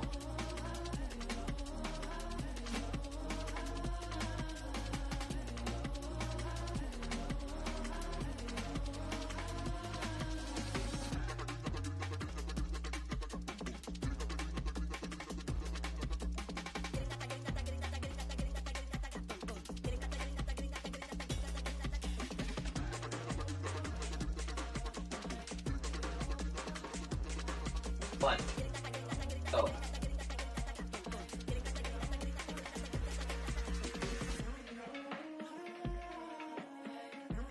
It is.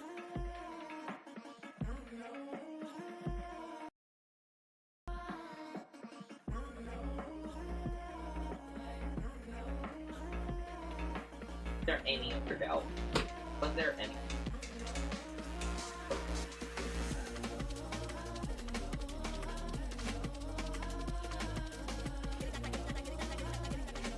Okay.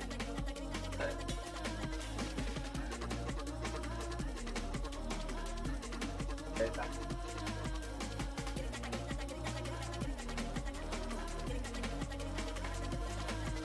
Oh, we did it.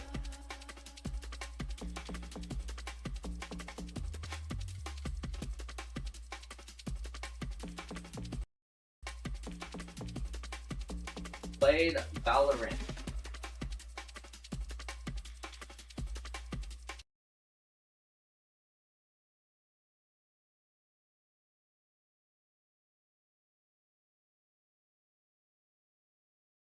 Okay.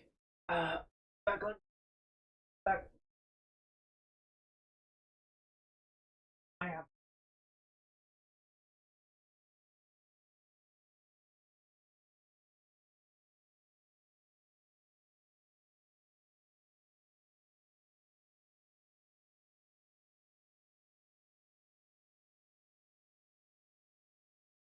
Ow.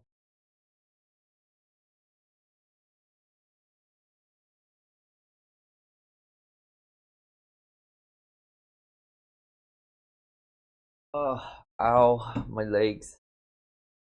Hold on.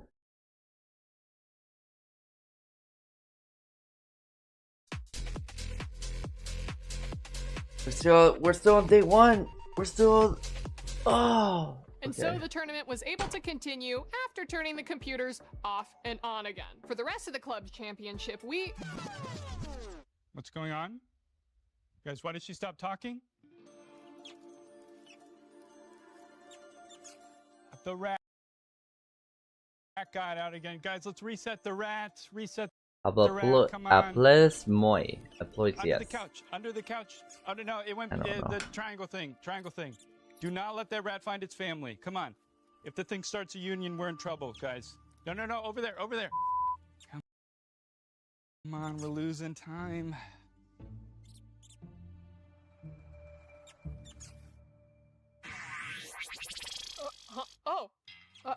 how long have I been out? Just a couple of seconds. The rat got out again. Oh, he's been doing that more and more recently. We're gonna get you a better hat.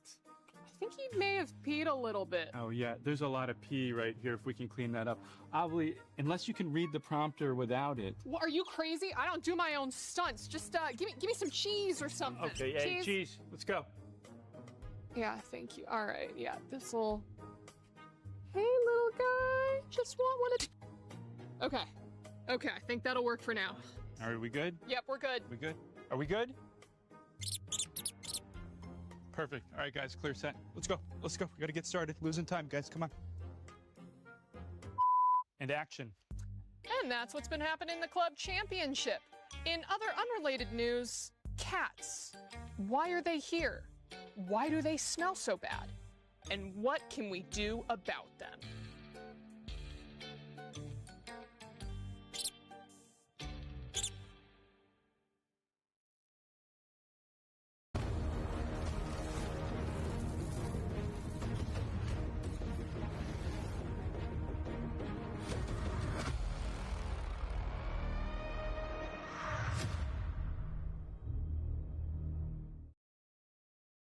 Back underway with our final best of 3 of the night. It is the upper bracket. This one is exciting. It's CNL versus NAL. It is Shopify Rebellion versus Tyloo.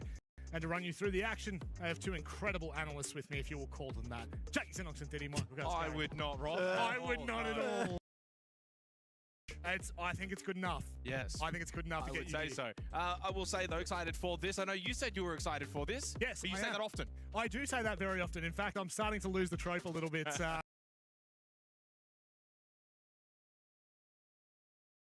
Me for the fact that CNL is such an exciting prospect when it comes to the leagues in general, but when it comes to unknown entities, the CNL are really unproven at multiple international. Shopify Rebellion lost. But now it's time. That's why they're facing against Tyloo. Actually get into their strides, no. guys, and I think No, wait, they won. I mean, this is just a mountain to climb for Tyloo. This is probably the best opponent that they could have to So test. Fnatic won so much. I'm happy with that. Fnatic won.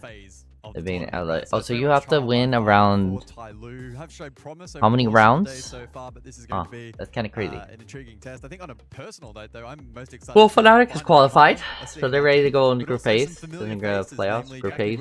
Songler, obviously, way back in the day, we've covered those Baseland. years. So very excited to see what they can offer this afternoon, and if they can make this a contest.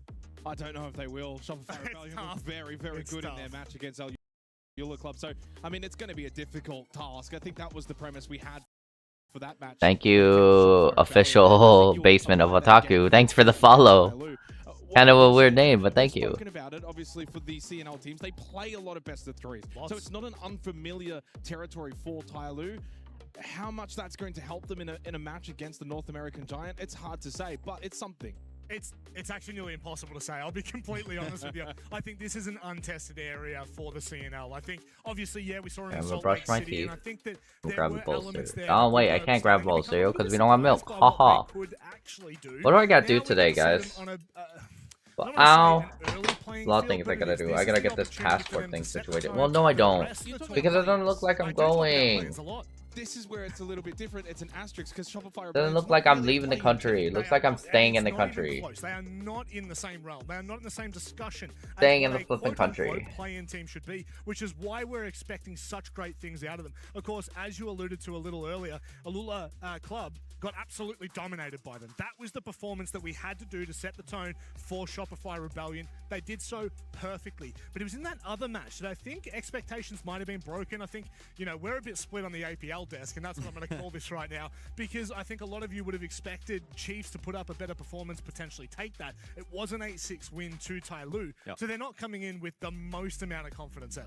No, not necessarily, but a win is a win. Well, that's because, Preston, I have no other choices. Because I don't think I have the funding. I don't know.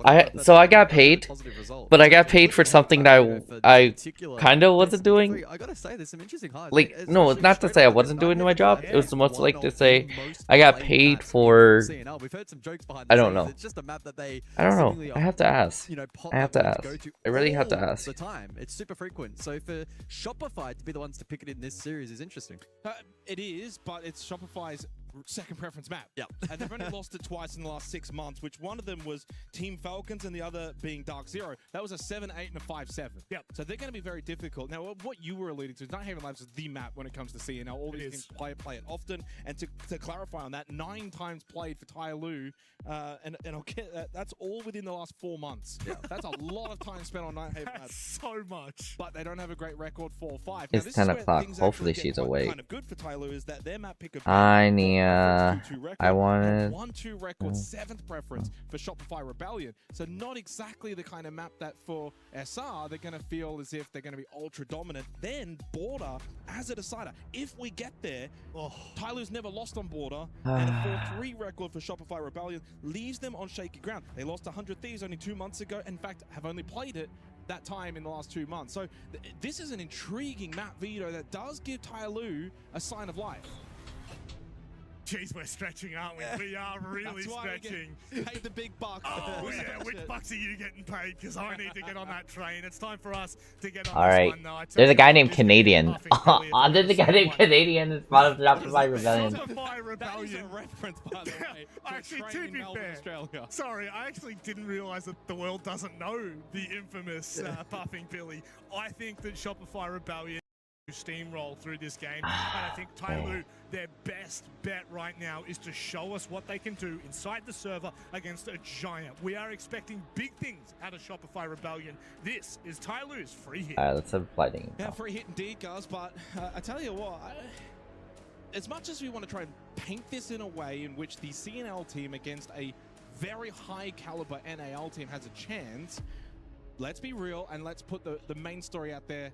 Shopify Rebellion should win 2-0, but we had the caveats being, of course, as I said, the map veto is not quite bad for Tai Lu, and this is a team that plays only on LAN in best of 3, so this is not an unfamiliar environment for them, just against a, well, more high quality opponent. Yeah, arguably the most challenging match of these Tai Lu players' careers up until this point. Rob! So Rob, don't go too far! No, he's, oh no! He's not even turning. He can hear me 100% as well. He's kicked the feet up. Disconnected. Straight into the rehost. Gives us more time to kind of dissect things. And I want to kind of go back a little bit to the second map being Bank. Now, Bank, 2-2 record for Tai Lu. That was the pick that they elected to go for. Their losses being against Titans Esports Club 5-7 and King 0-4-7. They did though, guys. And this is the big one. Clean myself up today. Where is the people watch party? There we go. Are the best team in CNL. We share. So that's actually a pretty good result for them on Bank. And going to Shopify Rebellion, they lost to Team Falcons, they lost to Dark Zero. They did beat G2, so they've only played Bank against really high quality opposition. But all of that was 3 months ago. Haven't really played it since. Not really been in their wheelhouse. Didn't play it stage 1. Again, 7th preference. They prefer to ban it. 18 times banned by Shopify Rebellion. 11 times against them. So that second map for me is where the series will get interesting. I'm expecting Nighthaven Labs to go the way of Shopify Rebellion, but once we then get to Bank, if Tai Lu could do the impossible, Border is very much a map they could also win. So it's a very intriguing map, Vito. It is, but I think it is to be taken with a grain of I have salt. like 4 emails I need, 5 emails I need to reply to for work. I'll be the realist for a moment. Wow, I don't there's think a lot. that the map veto, unless you completely throw it, which Shopify There's haven't, be a lot. it really shouldn't be having a major influence in the end result for this matchup. Now, it may result in it being pushed. Oh, and I got taxes to work on, not the taxes. Make a case that any map veto would be strong enough in Tai Lu that it tilts. And then I have social medias. It's a stretch, but I have a lot to do, guys. Ah, no, no. And still, you know, being a shot. Not the taxes. It's more so a testament to Shopify. Yeah, I gotta do the taxes. Alright, I'm just gonna watch out and then I got a chili burger that I got. Oh, wait. Let me just.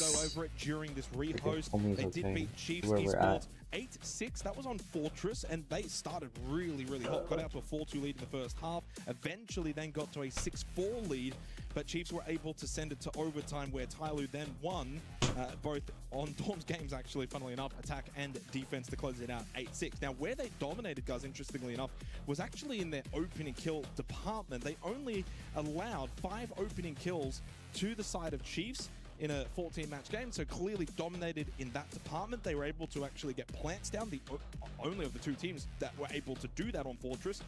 And in terms of multi-kills, they had Abe and Jovica that were able to do the most damage there. Abe actually 15 and 9 was the star. So when we come into this series, he is one to watch. 15-9 from Abe. He went 2-0 on entry for a 123 EPS. But most importantly, it wasn't just him. Duha, Songla, Jovica all got basically double-digit kills. Jackie Wu actually had a very quiet performance, but he's one that can perform well, just very inconsistently. Yeah, but he's a bit of a hot and cold player at times in terms of his performance, but it seems like the rehost is coming to an end, so we can jump back into the server in a moment's time, which is positive news. Of course, the bans... Build that perfectly. Oh, you did. The bans will carry over from pre-rehost, and so it's Kaid Bandit doubling down by Shopify Rebellion on the side of Tai Lu. It's a combination of info and utility with the Ying and the Solid Snake benched. Top floor is expected up first. Tai Lu looking to get off to a positive start. Yeah, and Night Heaven Labs, guys, this is where we have to kind of suspend belief in terms of OS. Okay, defender sided, but as we've seen over in NAL, attacker sided. CNL, I'm not too sure, to be honest, because we've never covered actually CNL before, so I'm excited for this, as you were alluding to before regarding Tai Lu. So let's head into this upper bracket of play-ins. Now, to reiterate as to what this game means, if you win this game, and this is where it gets a little bit tricky, and I would recommend anyone who's not quite sure of the format, go check out Liquipedia. It makes it very easy. You qualify for play-in phase 2, which is what Fnatic have already done by beating MIBR Los. But Shopify Rebellion, if they were to win this, of course, will not play Fnatic. They will play the second seed from Group B. Teams being either MRBR Los, King Zero, or CAG, depending on the results. And circling back quickly, 54% defense in CNL for Labs.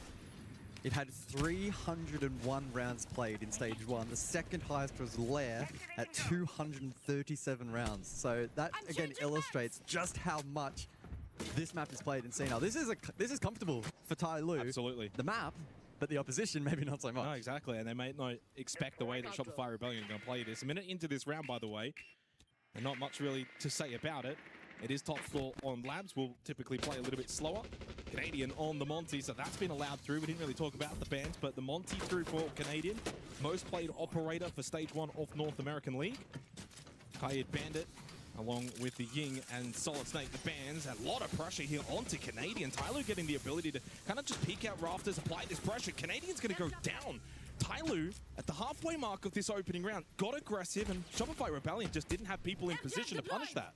Can't really fault Canadian there. There was good util layering there from the defense. He tried to hit the escape button, but couldn't get out in time. Spoit aggressors and does find a delayed trade onto Songlot. And so a 4 versus 4, but with the Monty down, taking space will be tough. 70 seconds available here for Shopify Rebellion, and be in a position to maybe creep out late. But it's not a great position at the moment for the attack. Spoit and Amy may look to combine. Get more water. Oh, a little bait out there from Spoit, but Duha will remain up for now. They do still have the Nitrocell from Jovica. He'll play towards electrical, so Epox can be controlled. Cuts off quite a lot for the attack, hence why they're going towards blue. Duha opted to go prone, was out of gas babes. And now they can push through this hallway. Bit of a pinch as well through the rafters side, but it does mean nothing coming from Connector for Shopify Rebellion. Does not matter. And the star for Tai Lu down, courtesy of Ambi. 2-player advantage. Make it 1. Jackie Wu caught. And Shopify Rebellion able to manage the ability to clear out positions like rafters and blue. That's enabled them to now push to the site, and Ambi gets the final kill. Nicely done from Shopify Rebellion, because the early pressure was there from Tai Lu. And in fact, Canadian, by the way, in chat has just said W-util. You know what? He's not wrong. That was some really good utility layered onto him, but it also meant they had nothing else for the rest of the push. Yep. And there is, perfectly on cue. Canadian falling courtesy of the double smoke layup. Duha was then left in a very exposed position, and Ambi was patient below, waited for Spoit to connect. Had that trade potential, trade not needed, then gave them advantage for the late round, and Shopify Rebellion were pretty brutal in how they were able to finalize that. So I think good insight as to the quality of Siege that we can expect from them here on Labs, at least reflected there in the opening round. And setting the expectation that if Tai Lu are to look competitive here in this series, they need to enter the mode of mistake minimization, which is obviously easier said than done when you're under pressure from one of the best teams in the world, but unfortunately that's the stakes that they have to contend with in this matchup. And I think for Tyloo as well, in a round like that, you deal with the Monty and you think, well, that's a big chess piece taken off the board, isn't it? And then they kind of maybe get lulled into that sense of satisfaction. They got Magnus Carlsen at the end there. They certainly did. And honestly as well, looking at that round, Shopify Rebellion's ability to then pivot, the way they went blue side, rather than just trying to put all their eggs into that Rafters basket, and created that pinch. Down to basement for the second round. Heavy kitchen extension for this round was scouted out though, courtesy of some strong drone work from the attack, and so we'll see whether or not Shopify Rebellion elect to play into that or go for a more avoidance style. Groundwork done pretty easily early on here with the presence here from Tyloo, by the way. Double stack top floor, got control as well around that first floor. Only Yovica is going to play site. It does mean Shopify Rebellion will go into this clear game.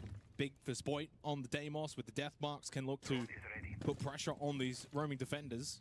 Typically plays that solid snake as we mentioned in the earlier matchup, but banned out here, so forced to pivot into different info gathering.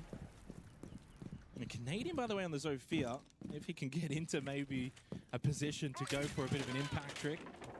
Yeah, probably unlikely on this site, but... In fact, he's he's going to play go direct onto the castle. Absolutely.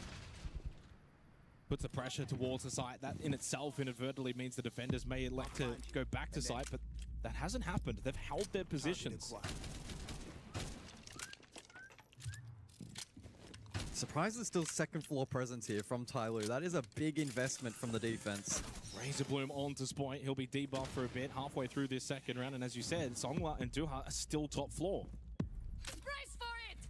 And it means that this garage control for Shopify Rebellion playing around the hatch, it's not possible right now. Yeah, it's volatile. This is a lot of control.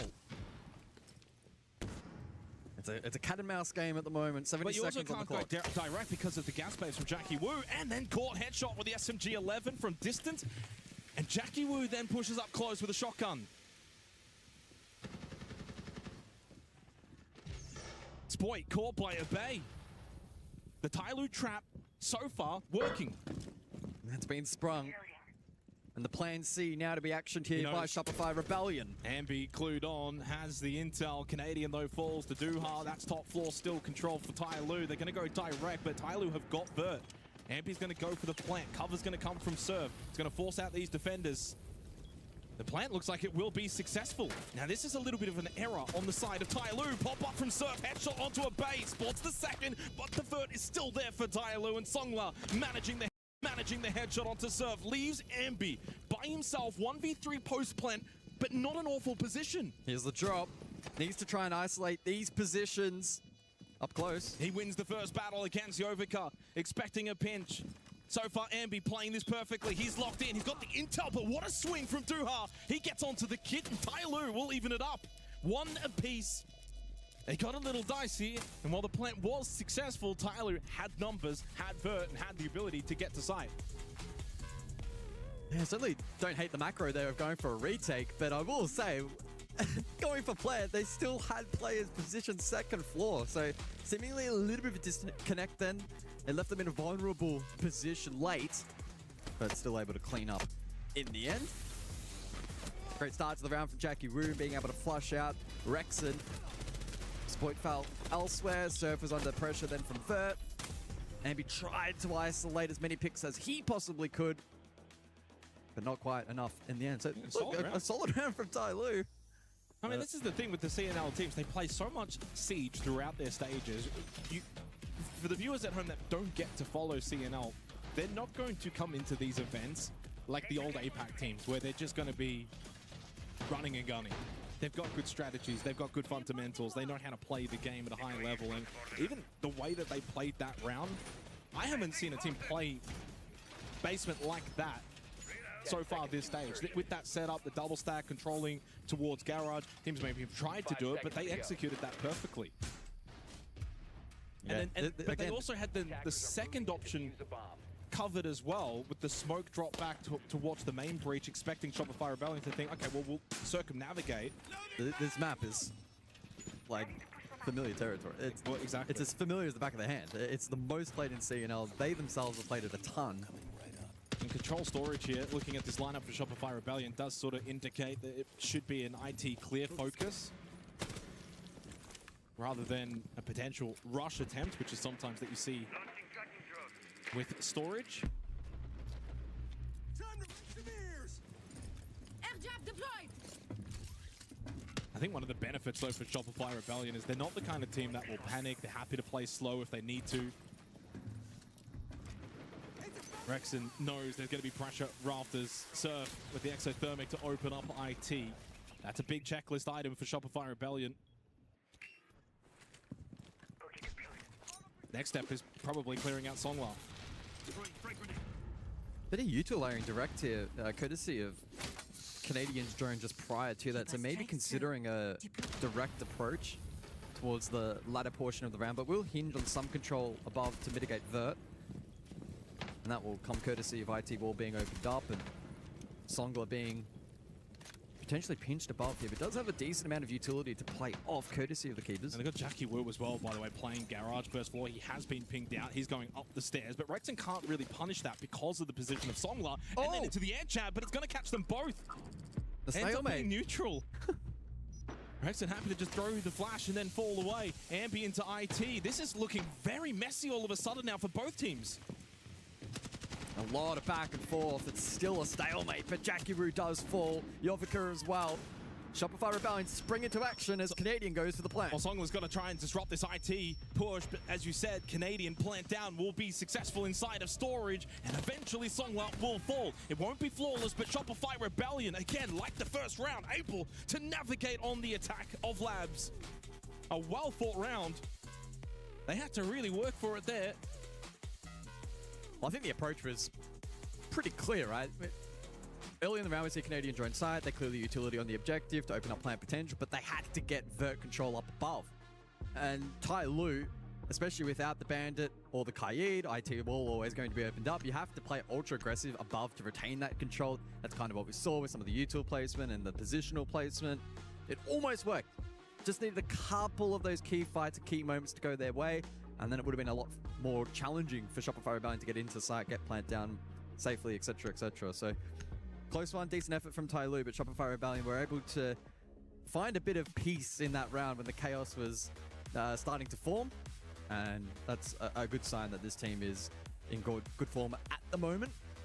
2-1 lead, additional bans to be the mirror, so you know, additional Walden are taken off the board. Thermite as well in response from Tai Lu to try and mitigate that a little bit. Is got to just be textbook from Shopify Rebellion. I don't look at it as a target ban. Tai Lu haven't played it so far in this half, and in fact in their opening game back on Fortress where it was available, played it twice.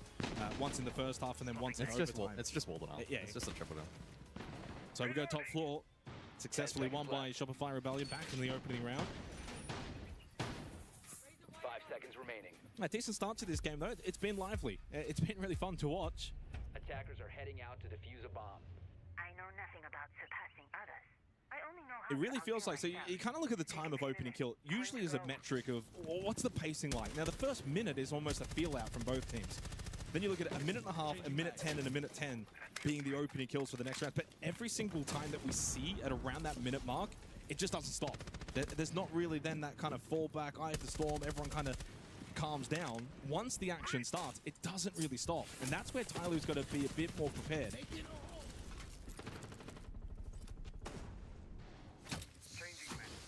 Big change up too for Shopify Rebellion on this top floor. They're going to drop the Monty.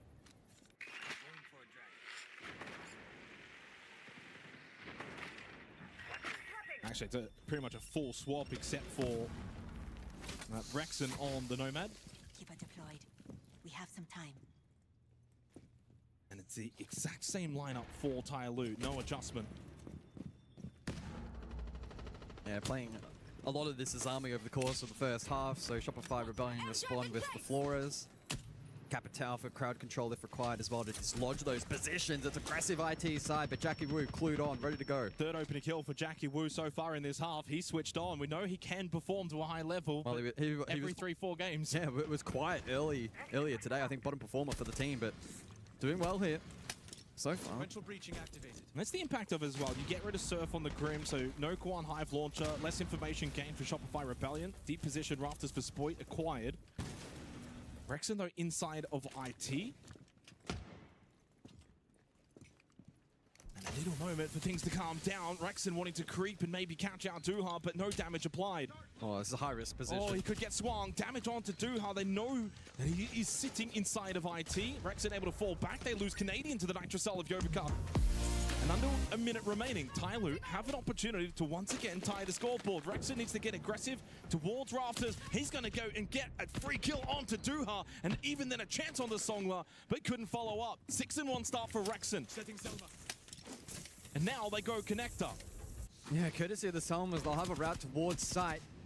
Still, though, largely hinges on Rexon finding value. Over towards IT's side, and he's looking sharp at the moment to win the round. He is switched on, 7-1. The Razor Bloom will calm him down a little bit. Ambi wins his battle towards Electrical, and suddenly Shopify Rebellion doing again what they did in the opening round. Rexon's got up to 8 kills, 3 in this round alone. Spoit to finish it. Well, that was a comeback round win for Shopify Rebellion. Tyloo started hot again. But the North American team are just navigating the stormy waters. 3-1 lead.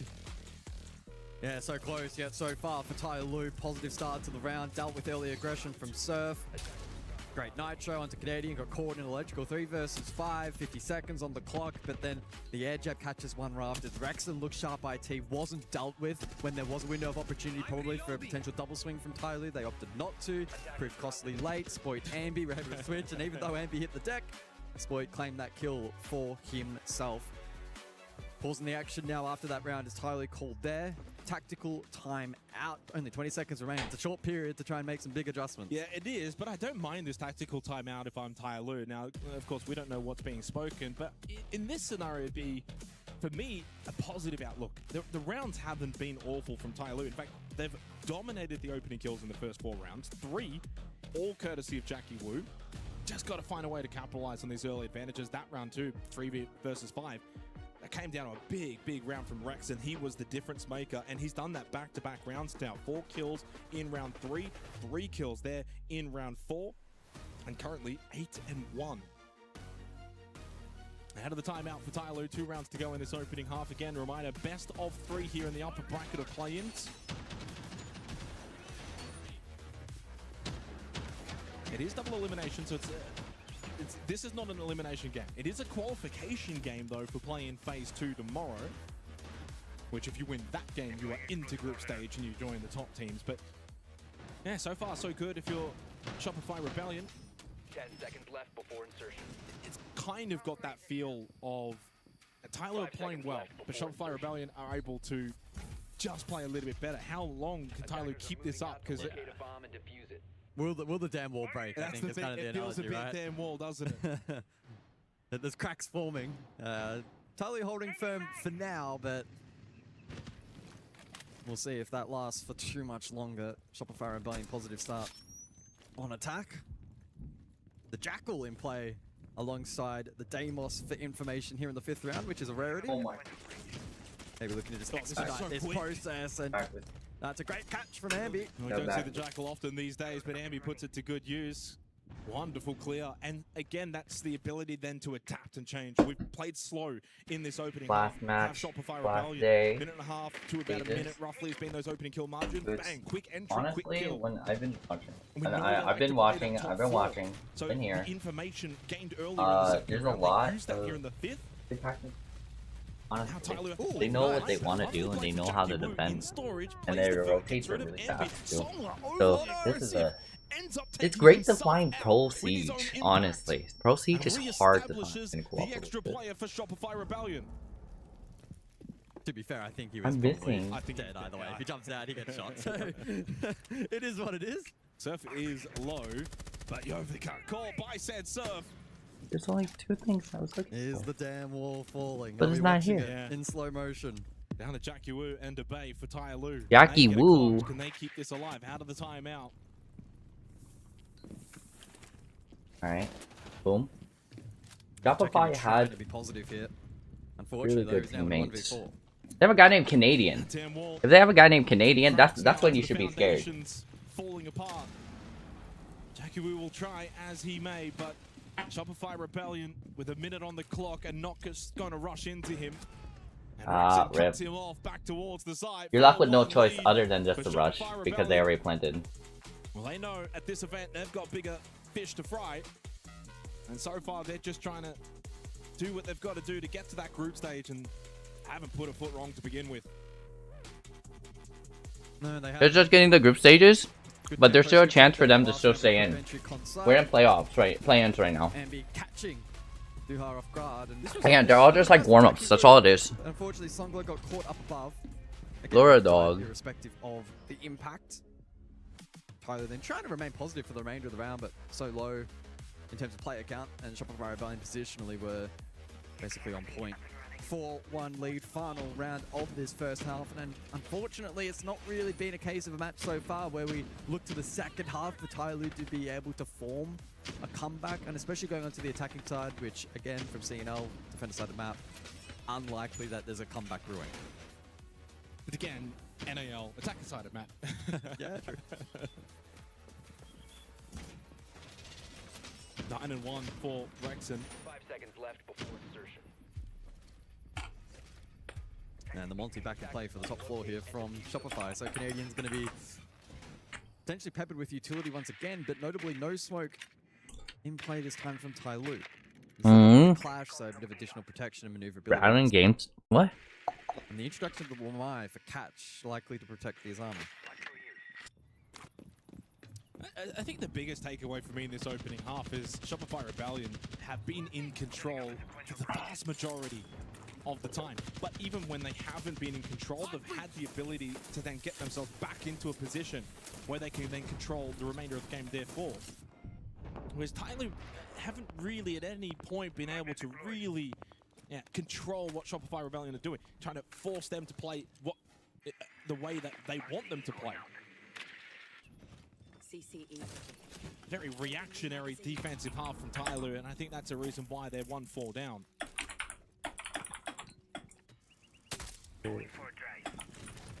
Thank you, Laura dog. Mind the clash pick here if you're Tyloo. That probably is a sign though of desperate measures. I mean, they're probably looking to try and defend this IT side. It's been a vulnerability for them so far, despite good presence rafters typically. So maybe this additional pressure from the clash can aid, but Surf's already in a deep position. Nice. Maybe caught elsewhere though. These those are the little microbots that I was saying about. They're like bees. They do damage over time if you just walk into them. Sometimes they can track as well. To avoid an ending kill onto the Clash of Abay. A very, very difficult half for Abay. 1-6 after he was the star back in their earlier match against Chiefs. And again, Shopify Rebellion have the advantage, although Surf is down. Will get brought back up, and a Canadian. Diffuser drop. Damn, and he had diffuser? That's crazy. That's bad. Oh, that was a bad call. He's been the star in this half, goes double digit. Dude, one of the other things it sits too, when someone dies, you gotta call out where they're at. But they always be constantly moving. That's for sure. But I don't think Songla's even left that area. Okay, there we go. Shopify has this though. They just don't have the fuser. And it seems like 5-1 is almost inevitable. Barring a colossal threat. Maybe as the 1v1 opportunity, but the way Rexon's playing, you're not beating him even in the 1v1. He goes to 11-1. A dominant half from Rexon. Even more so dominant from his team. 5-1 lead for Shopify Rebellion. And they go Shopify. Pick, looking solid. Yeah, Shopify Rebellion have just been dominant over the course of this first half. As I said, Rexon up to 11, look like a Terminator inside of the server, getting good calls and info and being able to mop up. And for a map that Tyloo and by extension CNL have played so frequently, and it's a comfort map, etc, etc. Oh my gosh, I'm getting so many phone Shopify calls. Rebellion did their best to make that not look the case over the course of the last 6 rounds.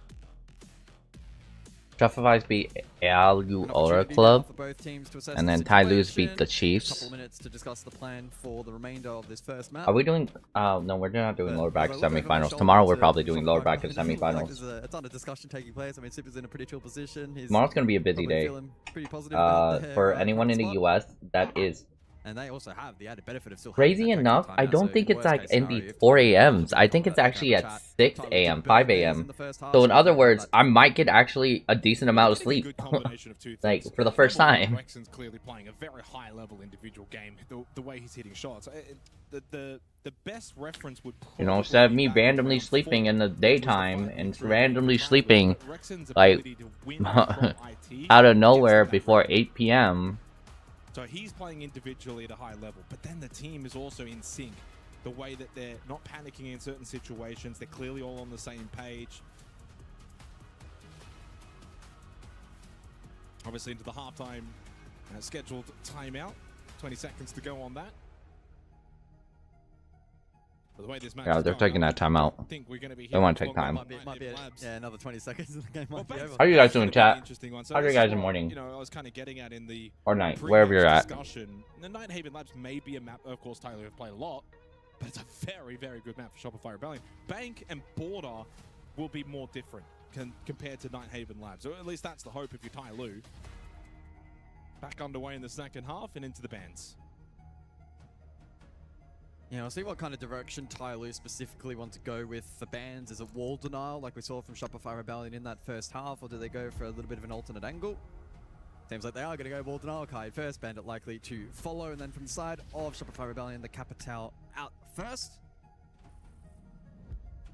And the Nomad as well, which we saw quite a bit of play time of on that first half. So some of the crowd control dealt with, so no huge It's kind of crazy because there's also a regional happening next week. As soon as playoffs happens for Rainbow Six Siege, there's a regional happening exactly at China right now for Rainbow Six as well. Second floor up first, and Shopify Rebellion will be looking to get this one done quickly. Yeah, but it's one of those kind of things where, you know, when it comes to like IT wall, whether it's vulnerable or not, when you know it's obviously going to be vulnerable, you're going to defend it very differently anyway. So it's almost irrelevant. You know that they're going to be putting pressure through IT. You know that's going to be an entry. And so you're going to position and play. I think EWC chat's viewership actually went up as well this year. We're going to have to see. We'll peep in after Siege ends as well, though. Guess what? Now you got Clash, now you got Mirror, now you've got these army, you got all these. This is very important. I think Shopify is going to win this though. IT's probably going to get opened up anyway, especially even if you have the Bandit. Yeah, it's not that difficult to go storage, deal with the Shockwave batteries. So there's a side switch right now. Rebellion's on defender side instead of attack, so hopefully. A little bit more difficult. Mirror check the wall. I'm pretty sure this is a defender sided map too, so this might be a lot easier for them. No, it won't be, but they'll be looking to show some fight here on attack and build maybe a little bit of tempo heading into Bank, which is still going to be a superstructure heavy map and be very reliant on execute timing, especially for attack. Border is a whole different kettle of fish if we get there. Let's see this hard breach battle though, with the mirror trick deployed, hole in the wall. May make things a little more complex here for RB, but Nade's already. Okay. It won't be the end of the world. Good impact trick though from Canadian will ensure that just delays really. Some of the X-Turrets are delayed. I don't think he's going to stop this one. Also not an entry point just yet. These ones need to land. These are the last 4, I believe. And tricks. So with the mirror up, he's got 2 more, but that's oh, going to be. Thanks for the anonymous sub, Lee Bam. W. You, my sir, get a platinum EWC badge. Super rare. Congrats, congrats. Good job, dog. Ultraviolet. It's an ultraviolet EWC badge. Should be. Thank you. Thank you for the sub. Either way, they've spent what, a minute and a half? They've spent half the round on just this little mini game. Oh. And that's funnily enough. Oh wait, boom. That's the power of the mirror. Spite was the 3rd ban back in the first half. Flashbang. This is seemingly going to be quite difficult. Either way, entry made. Jackie were able to feed his way through. at least into IT, but they do need to open up other avenues. I was just about to explain too. Very simple. They're doing a couple fake outs. You blow up one of the walls just so they think you're there, but then you're not there. Okay. Tyloo knows where the bomb sites are. Doesn't see it. But where are they? Oh, gas. Oh, no gas. This may as well at this point flood into the site as there's only 30 seconds left. The Nitrocell from Rexon will not connect. Can Canadian get into a position to at least block them? That's crazy. They haven't even lost one person. But they're so low. They're so low, honestly. Oh, he sees him. He sees him. He sees him. Oh. Whoa.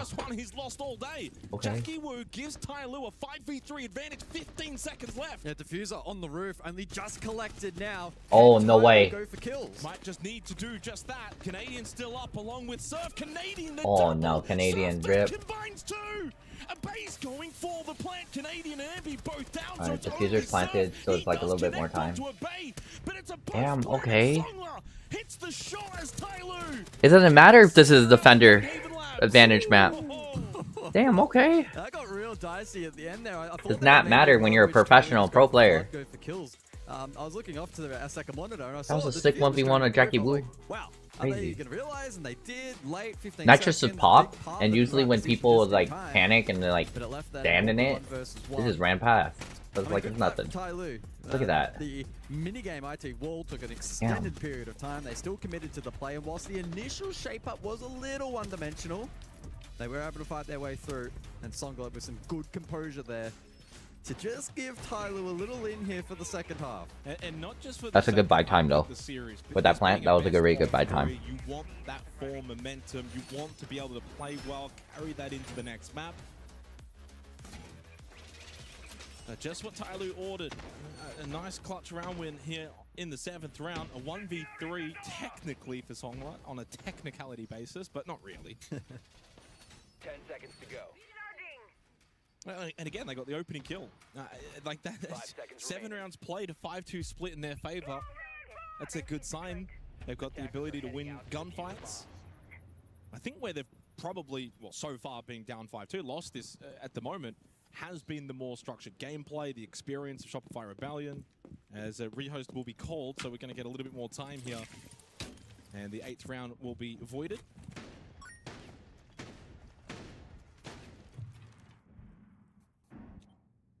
This will be a rehost. Well, hopefully it's not a rehost if actually fixes it, but apparently that will not What's be up? Hello, hello. Rehost confirmed. Well, so pausing the action. Yeah, I mean, technically, even if it had fixed it, once hello, the my rehost friend. was called, I'm pretty, and obviously within, as it was, within the guidelines, I think at that point it's just a rehost, but hello, my friend. Good morning. A little bit of a moment to sort of sit back, reflect, look at this series now. 5-2.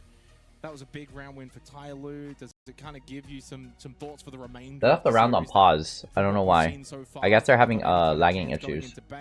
Good morning, my friend. Incredibly different to Nighthaven Labs. I certainly view it as a positive. I think there's glimpses, but the harsh reality is when you're versing Shopify Rebellion. Thank you for the shout out. Appreciate it. It's great, but it's never going to win you a series, right? So I think so far this map has illustrated the rift between these two teams.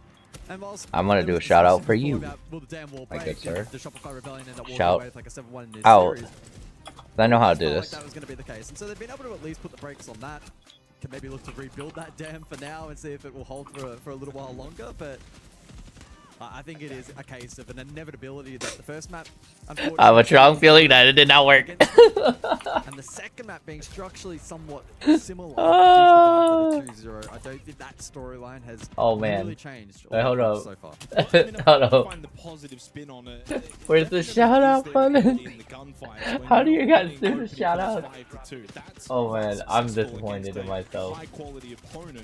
Where there's maybe I'm highly like, give me a second. Let me try to do the shout out. We haven't had a single round where someone from Tyloo's gone and got a multi-kill. That's the only caveat, being that who's been the individual to really stand up, because for Shopify Rebellion, that's been Rexon. Hello, chat. 11 and 2. But no one on the side of Tyloo's got more than 7 kills. There's 2 players for Shopify Rebellion that are 7+, being Surf and Rexon. Abe actually 1 and 7, and he was the. I mean, I don't know if I still have the numbers. I'm writing that in my notes. So Abe went 15 and Oh, slash, not exclamation point. It's slash. I knew that. I knew that. I knew that.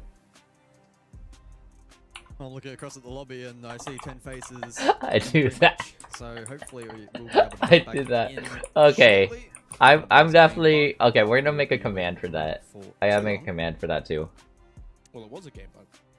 That's what I said. Oh, there's a game bug? Sorry. No, I said it. Given it was. Wow, that was a game bug? It's not going to be a 40-minute pause for audio issue. No as I audio said issue. earlier. Oh, 40-minute pause PTSD audio from issue? the earlier Oh, that's one crazy. of Yeah, we're the loading day. back in. Yeah, we are loading back into Nighthaven Labs. Shopify Rebellion still Mm. to 2. Normal Ubisoft servers. Can Tyler get 2 rounds in a row? No, I'm kidding. That's going to be the big thing. But like, yeah, even if Ubisoft does they have were a to lose this, let's say known glitch for 7-3, bugs they do a show lot. the A lot of ability the to times. multiple rounds consecutively against Shopify Rebellion. That's going to definitely put them in good stead going into their match. Reminder, in terms of the statistics going into Bank, Shopify Rebellion a 1-2 record, 7th preference. They ban it more often themselves. Homie, how was I not following? I should have been following from the very beginning. I don't know why it wasn't letting me follow. So they actually What? ban it less themselves. Homie, I don't know what happened with that follow. Sorry, my bad. I'm following. Defeated this year 2-0. One of those actually being also against All Gamers, which is that's a pretty decent win. All Gamers being kind of the 1B of the 1A, 1B of Edward Gaming and All Gamers in CNL. And just a 4-3 record on that final match for Shopify Rebellion as we return to Nighthaven Labs. Attackers are moving to defuse a bomb. I'm reloading. Are we actually going kitchen? Things are diffusing out. Yeah, I got kitchen. Oh, hang on a second. It hurts me every time, Jake. Let me stand up here. So we've got kitchen cafeteria, which I don't have the stats in front of me. I don't need the stats in front of me. Globally, this is so attacker-sided, it's not even funny. In fact, I'm pretty sure, I feel like every time we've checked, typically, it's like 100%. It's the worst site in the game. Globally. I'm excited for this. The only time you see a team pick this is hopefully if they actually know what they're doing. It's CNL, for a point of reference, as I said before, most played in the league, 301 rounds, 9 rounds on this side. And what's even funnier, 56% defensive win rate. Oh boy, well, let's see what Shopify Rebellion are cooking here in the kitchen on Nighthaven Labs. They've got, again, Canadian on the clash, but he gets taken down so low immediately. The Dokkaebi call into the spam with the little shield break, it actually almost worked. Tyler Cook, unfortunately though, Canadian's still alive. They put some work into Canadian on this match. He's had a tough time on the shields. The shields haven't really been the main problem for Tyloo. Dealing with it, as you've mentioned, has been a positive. Big Oh my from god. Ambi, though, on to Dua. Oh my god. Clearly wanting to play Crazy C4. a big part of this map, but a heavy focus around this first floor. Canadian, top of blue. Yeah, he's resumed his original position. Can no longer be called as he ate the last. That's true, and that's a big factor now. Obviously still low on health means he does need to be careful with his positioning. And a rare opening kill for Shopify Rebellion heading into the final minute. Ooh. This is a site that really Tyloo need to be winning. They've been afforded the opportunity. That could have been dead, Z. Dug a payload call going out onto Ambi. Could have been the end of Ambi. They see him, they see him. Active, so much cash. Oh no, there goes our right shield. Nice. Canadian falls to Abe, and with Jackie Wu fighting that kill onto Okay, Canadian was already low. 4 versus 3 advantage now for Tyloo. Jackie Wu, bit of information as well on the radar of the Solid Snake. And going back, Ambi did eat that Jugger payload call from Songla. Can't be called again, but Surf and Rexon. Go guys, he has waifu buff. In fact, Surf may be up next. The Songla does have a charge Don't still mess with Joel available. this. 30 He has seconds waifu buff. left. Yeah, if Rex can hold down Kitchen, this could be tough. Ambi having impact elsewhere. 30 seconds left. 25 seconds on the clock for Tyloo. Big kill from Jackie Wu. 20 seconds, as you said, not a lot of time, but where is that kit? It's not in a good spot. Rexon can play this site, same with Ambi. Very winnable now for the defense of Shopify Rebellion. They need to be Tyler's good just on gonna defense. have They to need to flood be and hit the smart. kills. They do Oh, that. no Just way. like that, a quick double, and What? a round for Tyloo. They go back to back. And we're not I know, Raifu buff shield. Let's go. W the waifu buff shield. No more. No, never. Please. Every time. Crazy. I had to. That's crazy. I saw it in game and I saw it on our STP tracker, and I still didn't believe it. Look, credit to Tyloo. Laid a lot of pressure early onto the clash. It was a great little combo there with the payload and shots fired. It meant that Canadian was in a very compromised position late, and despite Shopify Rebellion stacking so much catch. Chat, quick reminder. Thank you. And some of that still Thank you for watching me and choosing to watch me. Everyone should be getting their Rainbow Six Siege packs though. By watching this stream, you guys are getting a bunch of drops, not just from the EWC, but if you play Rainbow Six Siege, you actually get an actual drop. There's like these card packs that you can get, and these card packs can give you cosmetics. Sometimes very rare instances, operators. So yeah, hopefully y'all are doing great on that. This feels a little bit pivotal because you go 5-1 up, totally in control. 5-4 is where there's just a little bit pressure. This has been incredibly attacker-sided. Only one defensive round win so far. That was Tyloo back in the second round, and so far that might be enough.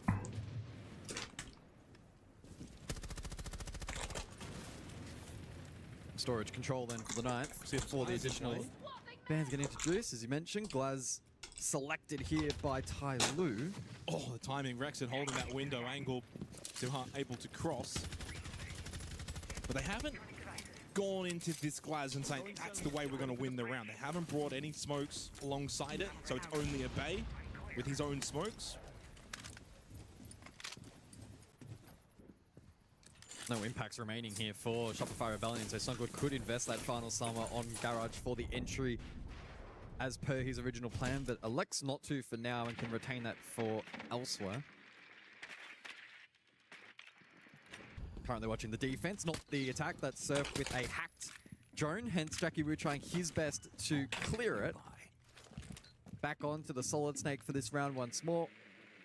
And we'll play the lurk role for the round. I think it's pretty cool. Yeah, I like the interesting drones right now. I like how he has voice automation too. Same with the Bay, but then Jovica towards first floor. It clearly, at the moment, for Tyloo, looks like they're trying to just poke and prod. Where can we maybe find that's the default. A gap in the defense? Default camera up. Onto the IQ, how ironic.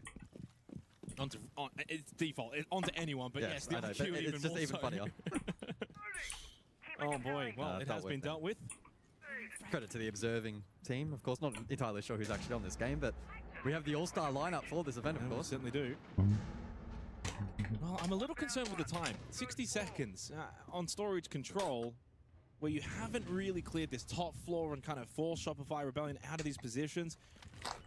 Do they go for maybe a control side hit? It's a lot of posturing. Rebellion does have to lock in. Trying to gain a little more info. Well, it's too hard. That finds Rebellion does have to lock in. And control now may be a little vulnerable. He's got the hallway established. Honestly, they can't lose his advantage. If they lose his advantage, that'll be the biggest disappointment in my life. Open up a gap elsewhere towards, say, storage side, rafters, etc. So Tyloo trying to play off that first kill. 35 seconds doesn't leave them a lot of time. They need to go and do so now. Jackawu inside of storage. Canadian. Oh, come on, Canadian. That looked really good. It was so clean. After a flurry of kills. The diffuser, though, has been the common enemy of Tyloo in this half, and it's going to mean Jovica has to go. I don't think they want the diffuser. I think they want to just play. It's over towards IT. He's not even remotely close. 14 seconds at this point. They need to go for kills. Canadian is sitting next to it looks like, dude, Tyloo's only playing for kills. That's how they won the last 3 rounds. They're about to win this round with a kill. No. Nice. Good. Let's go. Good job. Calamity again for Tyloo as Shopify Rebellion with map point. Well, it finally catches up with them. Bring the diffuser. It's been a common trend. In a lot of these rounds, Tyloo are comfortable with leaving the diffuser. Even if they're leaving the diffuser, they're still winning. They're still winning. Probably more of that case. It just means they're going to be more careful with it in general. And they've often gotten away with it by either being able to collect it late or transitioning to, potential kill win conditions, etc. That round, they didn't afford themselves that opportunity. Well, if you have Kit there, then there's not as much of a reason for Canadian to sit IT like that. Brings him a bit more into the fray and shuffles him around. But also, if you have Kit there, you probably can go for a control plan.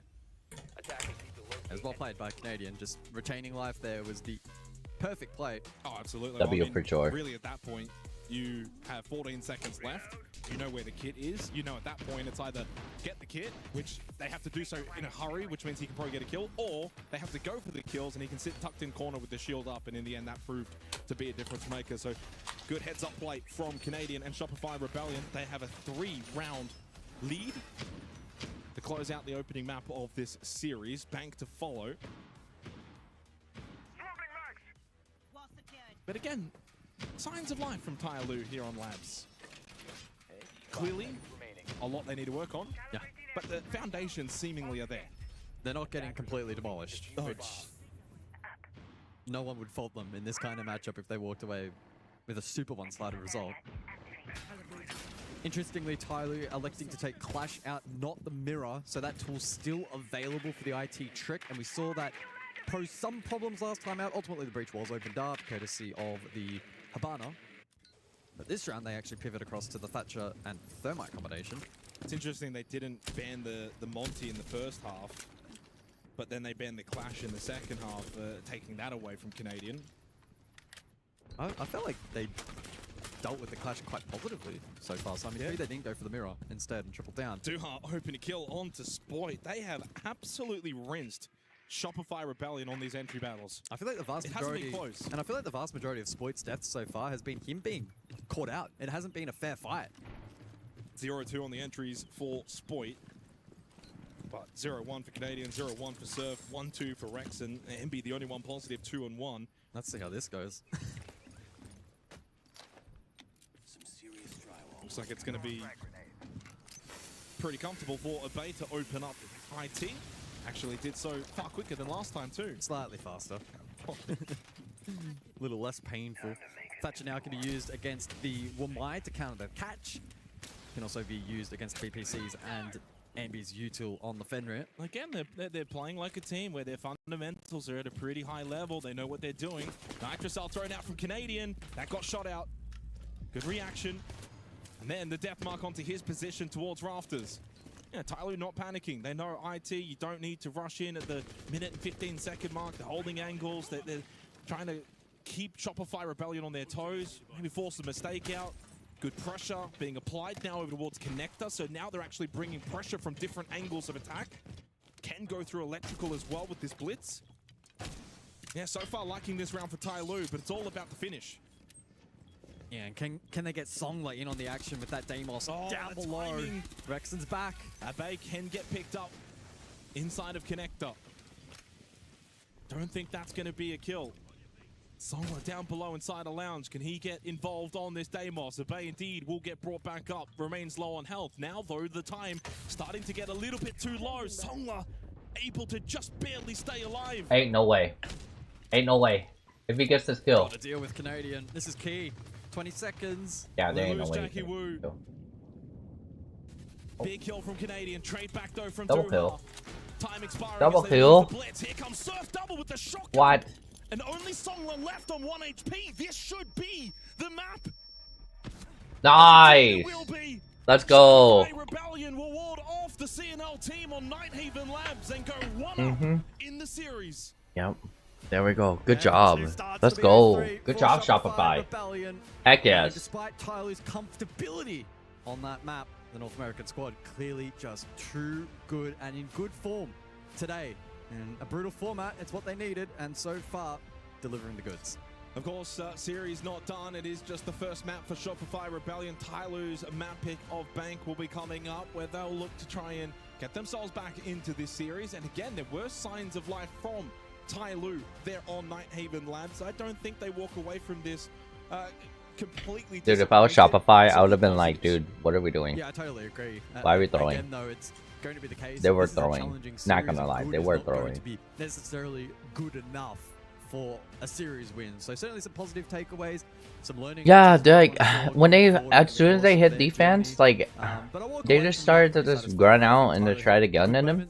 But then that did not work 90% of the time. Tyloo didn't bring the diffuser 90% of the time. They were like, leave the diffuser, let's just go get kills.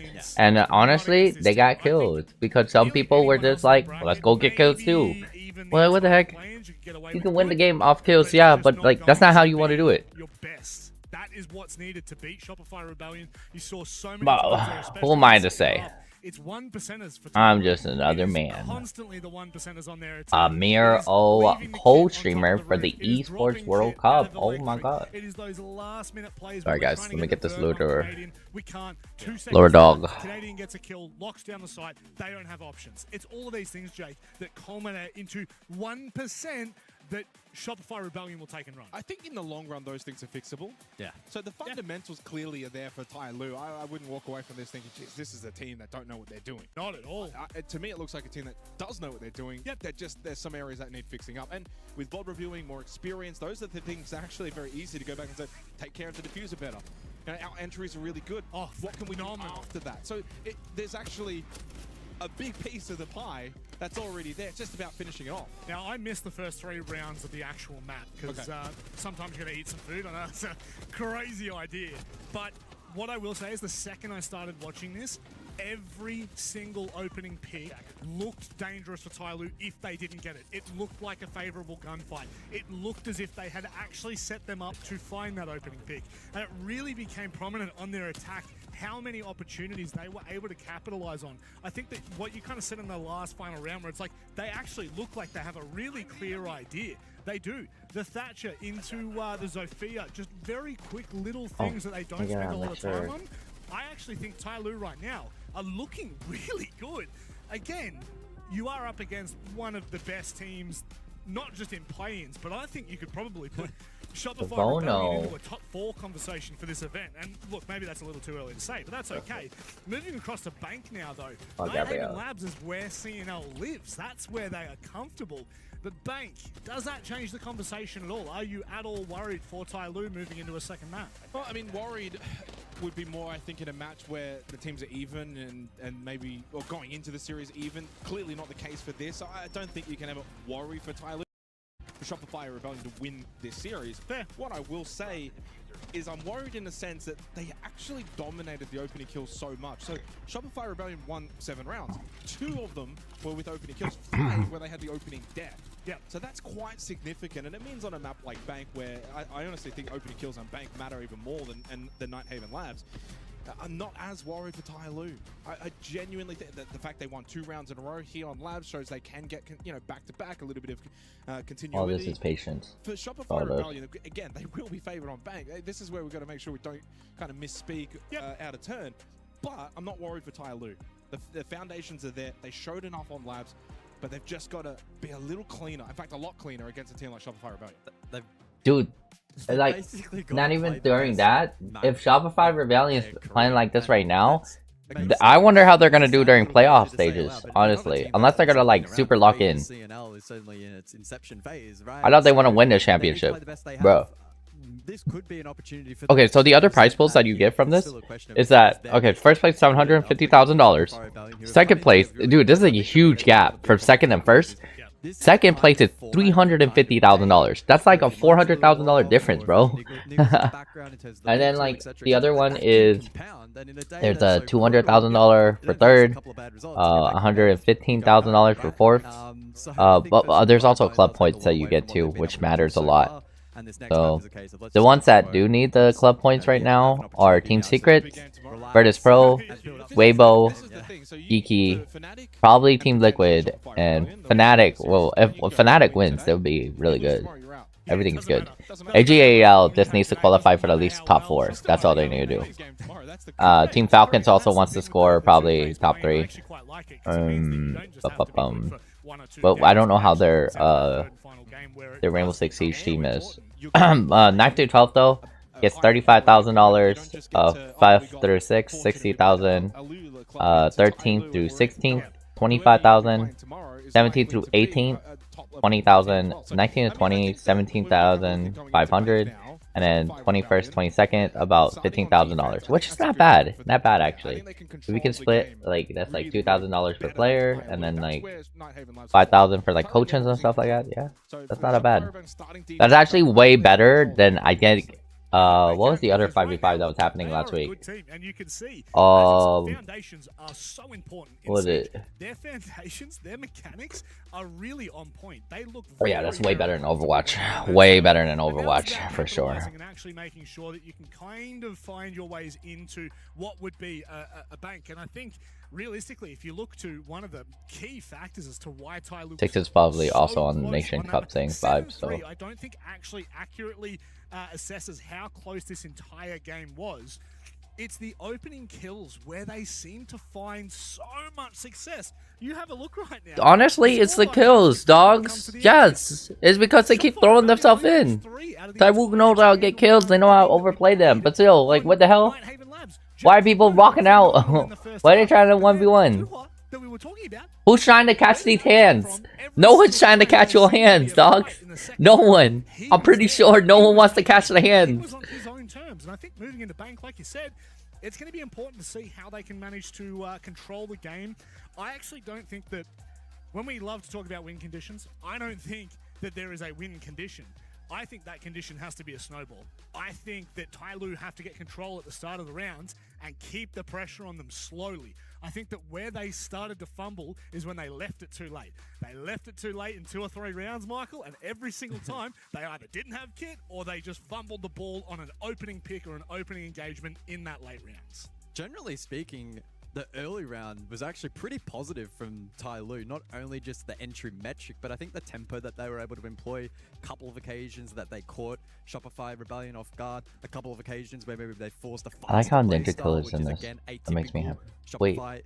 Typically No a cuddle? little slower and a little more refined in how they go for their approach. So a lot of it is mid to late. Attack in terms of diffuser location. Some of the positional, some of the attacks as well, maybe a little more one-dimensional than you would typically require against high-quality opposition. And then defensively, a couple of occasions where they kind of allowed Shopify Rebellion to sneak back into rounds that they should have been closing pretty confidently. So I think for me, I'll be analyzing pretty heavily on bank the last 45 seconds of the round. I don't foresee massive issues early round. If it plays out similarly to the first map, that could be a condition that they play into, and maybe a discussion that they're having backstage right now is early round was great. Let's keep it up. Good information, good execution, comms were flowing. Late round, though, that's where we need to see some improvement. But, I mean, that's the credit, though, to Shopify Rebellion, understanding that, yeah, okay, maybe their opening rounds haven't been great, but we've got the ability to close the game out. We know when to fall back. We know the win cons late round. And so, clearly, for Tyloo, that's going to be, I think, a gap, just for today, a gap too far. I don't know if they can do that. So, if I'm Tyloo, I'm thinking,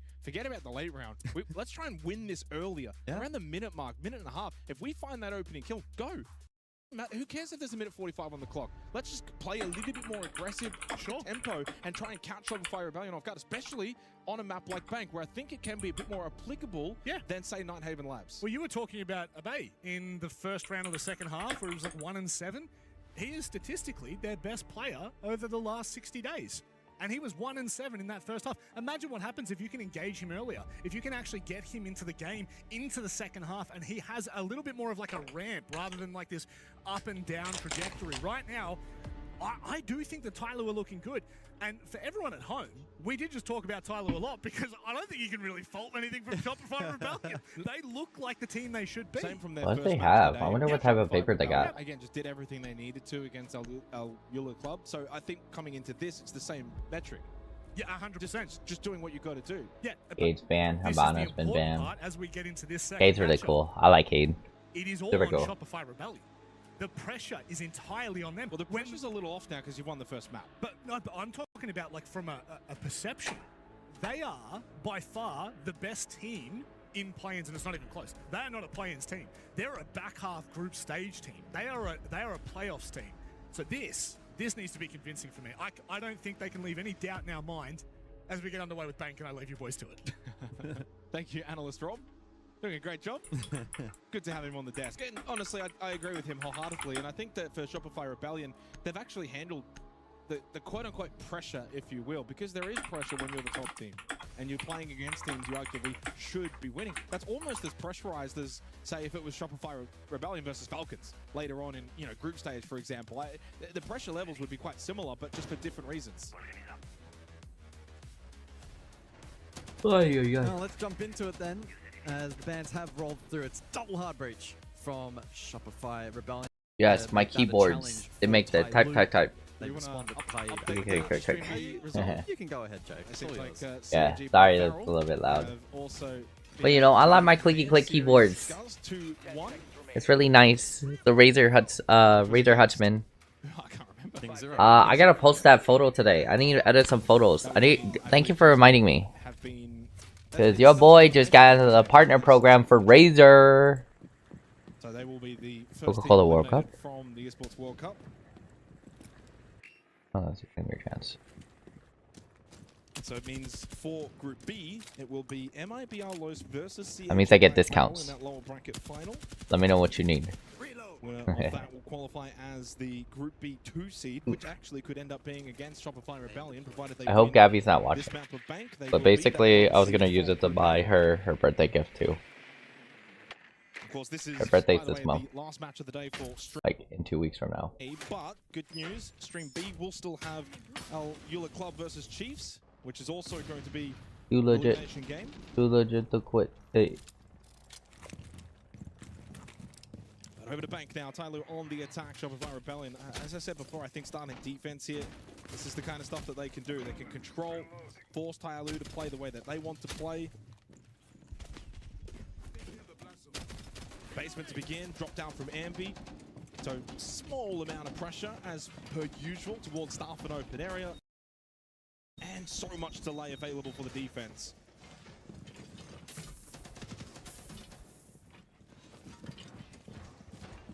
Yeah, I'm intrigued to see how the Fuse is going to integrate into this lineup. Both the Blitz and the Monty were available. Secondary Hard Breach, though, will benefit here of the Fuse, and so we'll see if that has impact. And indeed it will right on cue. Notably, though, the Grim did have also secondaries in the Fuse charge at a benefit as well. A bit of U2 clearance onto site, good counter onto the Goyo. We'll see just how much of those canisters end up being cleared. Still and three up. unfortunately, 3 still standing. Which is the hope, really, with the cluster charges, is to hopefully deal with most of those. But the fact that there's still 3 up is a concern. Factor in the 3 gas babes available for Rexon, double Nitrocell, then the Shamika launcher. See if that one lands. If Tyloo go direct here, which right now is seemingly what they want to do. Okay, that missed as well. I don't think this is going to work out well for them. They need to pivot here. Will this one land? They cannot expect this to now work. Nope. Oh no. That might be the most ineffective Fuse I have ever seen casting this game. He does still have 1 cluster charge. You can. Oh, that could be the golden cluster charge. That could be the one to beat all cluster charges. I think this round's done. 28 seconds. They're going to need Jakku to push main and find 3 kills. They have nothing else. Oh, it worked. It worked. Well, it did work, but Little bit too too late. There's 20 seconds. Still 2 gas babes, double Nitrocell, and the Shamika launcher himself. There's no way in which they can push through server. Wasting time for utilities. Shopify Rebellion have a All they have to do is 99.99% chance to win this round. Jackie Wu nice. gets the opening kill. It's irrelevant. Nice. Duas still has to get this plan. They don't have the plan. Oh, they no way. No way. Are they defusing? There has to be a denial. They will not deny. Play will be No successful. way. Despite all this What? utility for Shopify What? Rebellion, Tyloo through the front door. Bro. Shopify, why are we mistaken? No way. Why are we mistaken, homies? Okay, now they gotta defuse it. Surely don't think. Well, now I will say this is 99% chance. Tyloo Oh, should win no this way. round. It's a huge flip. Surf does Tyloo get it gonna down win? onto Duha, but a 1v3 Bro, there's post 20%. 18 No way. seconds. With Not headshot. happening. Okay, what a yeah. win for Wow. Tyloo. Okay. Bro, what the hell happened? They had like all the... They had fires on there. They had electricities on there. They had spikes on there. They had everything on there. And yet they still couldn't get a single kill? It didn't feel like Bro. there was a world in which Tyloo could get that plant down, yet Why did they throw everything and they still don't get a kill? Look. coverage from the Thatcher, Look. They threw a fire. the lack of flames from Surf. It was a Hail Mary play. Good try. once they This was a finally really good could try, get though. into CCTV, Good try, which good was the headshot, smoke but- layer with the glass. That was it. Bro, why? Where are we doing this? Well, at least you didn't say 100%. I didn't say 100%. You've learned. I'll be right back. Really, it was a way of trying to Tragic. signify Very how tragic. I am bad a tragically position Tyloo depressed. was in with That 20 was seconds to go. Shopify. Finally, What are that we golden doing? cluster charge What are we getting paid to do? won the round. What? That was a massive talking point. The Wamai was catching a lot of that util and making it very difficult for Tyloo to set up for that eventual plant, but with the stage set, they were able to secure it, and with that, the opening round is theirs. And that's probably the only round so far for Shopify Rebellion today that we can look towards as a bit of a frustrating one where it should have been theirs and it wasn't. Yeah, that's the first one. Yeah, I agree with that. Certainly not the first round they've lost, but the first in that fashion. round where they were dominant, they were in control. And they'd be like, the immediate reaction is, how did we lose? Well, can Tai Lu follow on from that? Yeah, Siege is a game of momentum. You win that round in that fashion. Yeah, the blood's pumping, and you get to kind of celebrate briefly to start this second map. It's half an open area for the second round. Of course, the bands of the Ace and the Habana, mean Kanto wall over towards elevators, will not be able to get opened up.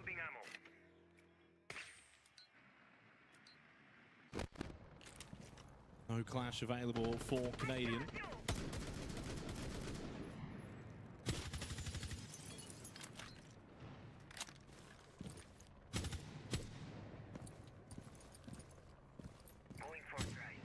The funniest part out of all that round is the fact that Tyler again got the opening kill. I don't know how they just keep finding a way to get that. Been a strength. Slow and steady here in the second round. Almost halfway through it. Jovica with a little bit of direct pressure. And then it's Canadian that pops up, finds the kill. Although Ambi caught at the skylight of Jackie Wu. And Abay follows up onto Canadian. And suddenly, Tai Lu, despite not getting the opening kill, don't have the extra player. Well, in classic Tai Lu fashion, they don't have the diffuser. Well, let's see if that poses problems. They might not need it, though, with Raxon falling to Duha. Spoit and Surf. Last two up. Surf able to connect onto Abay. Falls back open over at the bomb chassis. Answering the Jugger payload. Spoit now low. Could be susceptible to that. Well, no, I guess he won't. Jackie Wu, by the way, is planting, and that is going to be an easy plant. No way to deny that one. Lovely shot, though, from Spoit. And Song was all the way over towards Lone. Jackie Wu. Oh, timing. Oh, they know he's here as well because they had the cross covered. They knew he was still over at the plant. Here comes Songla, catches out Surf, but Spoit's just sticking. Songla has no idea. That's the round one. Pros do not fake. Songla had no clue. That was cold from Spoit. Well, Banker started a little sloppier than Nighthaven Labs. But who does that favor? Maybe Tai Lu in the long run. Yeah, chaotic round, but Shopify Rebellion just able to successfully execute the retake. Sharp shooting from Spoit. It's the problem with staying there at the default plant too. If your position is known, because Surf was still playing over towards Staff and Open, he knows, okay, yeah, they popped in, they've got the plant down, but he hasn't left. And we know exactly where he is. So that ends up being an easy clear for Spoit. And then it's a 2 versus 1. Spoit obviously just gets straight on the kit. Songla's not aware of it. He doesn't have the information. Easy counter defuse.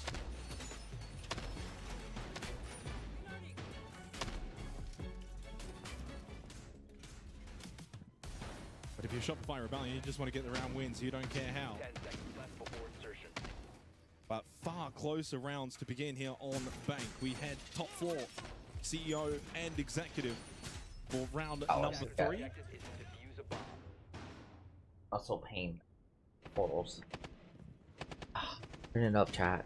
Interestingly enough, Duha actually going to go on the Monty himself. Oh. Haven't really seen too much. If Shopify Rebellion loses this entire match, a little bit back in the second half of Nighthaven Labs. I will 2 rounds. Commit Sambuku in GTA.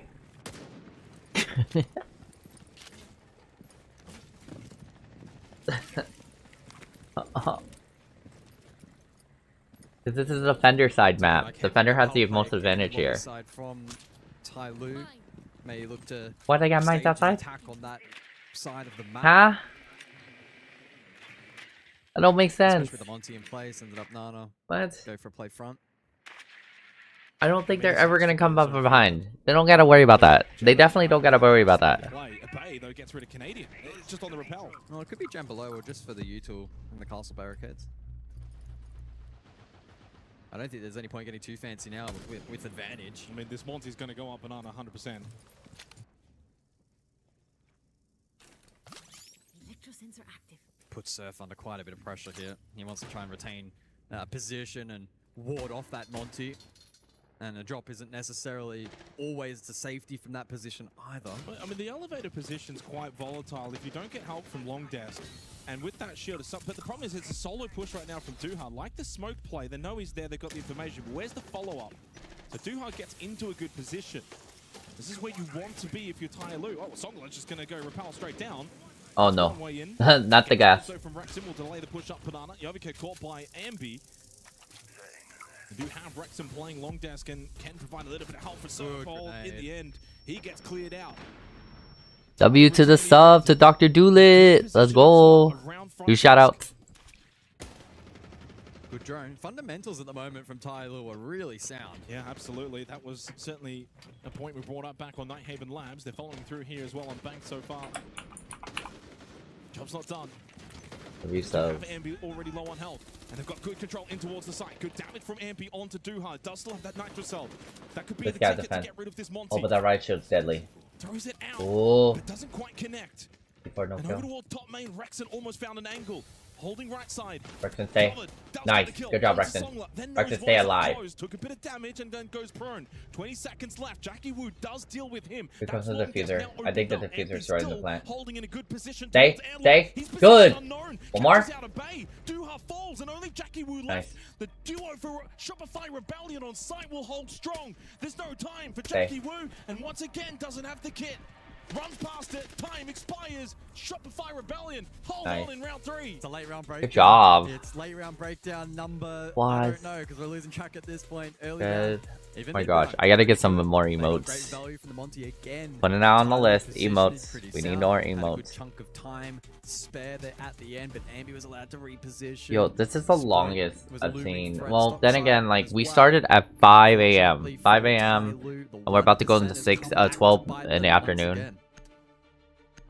I just know that tomorrow's gonna be like a good day because from EWC stuff, all I gotta do is just get a good night's rest. Honestly, the heck, I could even sleep like at 9. You know what this means, guys? This means Pigman stream tonight. We're gonna do Pigman. Selected, but a preemptive ban there from. It was selected in the first round. Oh, it was. Pardon me. Excuse me. Right. And we'll be returning back down to the basement, presumably. It's actually a pretty good ban when you can consider that opening. All right. Yes. Come on, Shopify. In general, too, on Bank. Just take this home. Take this away. It's an easy win, honestly. So into round 4. Been a good contest on Bank. Man, kind of the way we build it up.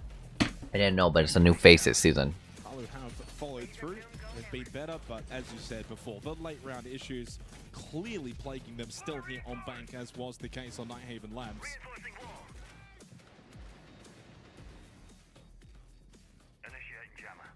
It's a cruel game, Siege. I mean, intents and purposes, It should be 3-0. It's almost like there's 3 stages. Start, middle, and end. And they're almost 2 out of 3 every round. But it's that final piece that matters the most. Yeah.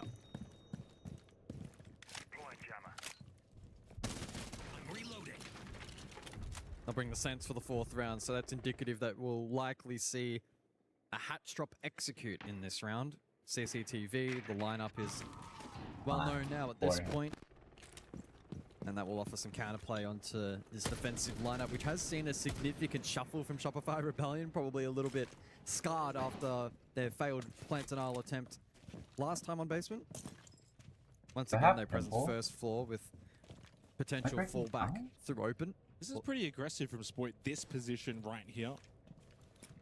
Because if someone does push... Oh my god. Default again, guys. Gets rid of the shock drone too. Still up. That's bad fundamental. But this is, again, where in the VOD reviews, they're going to learn quite a lot. This is a round lost based off this default. Easy Nitro Cell for Canadian. And if it wasn't going to be that Nitro, it was going to be Spoit anyway. They lose Duha immediately. Jackie Wu is main stairs. Now, it might catch them by surprise. This is a rather deep position. Barbed wire is below, so he can't just push through.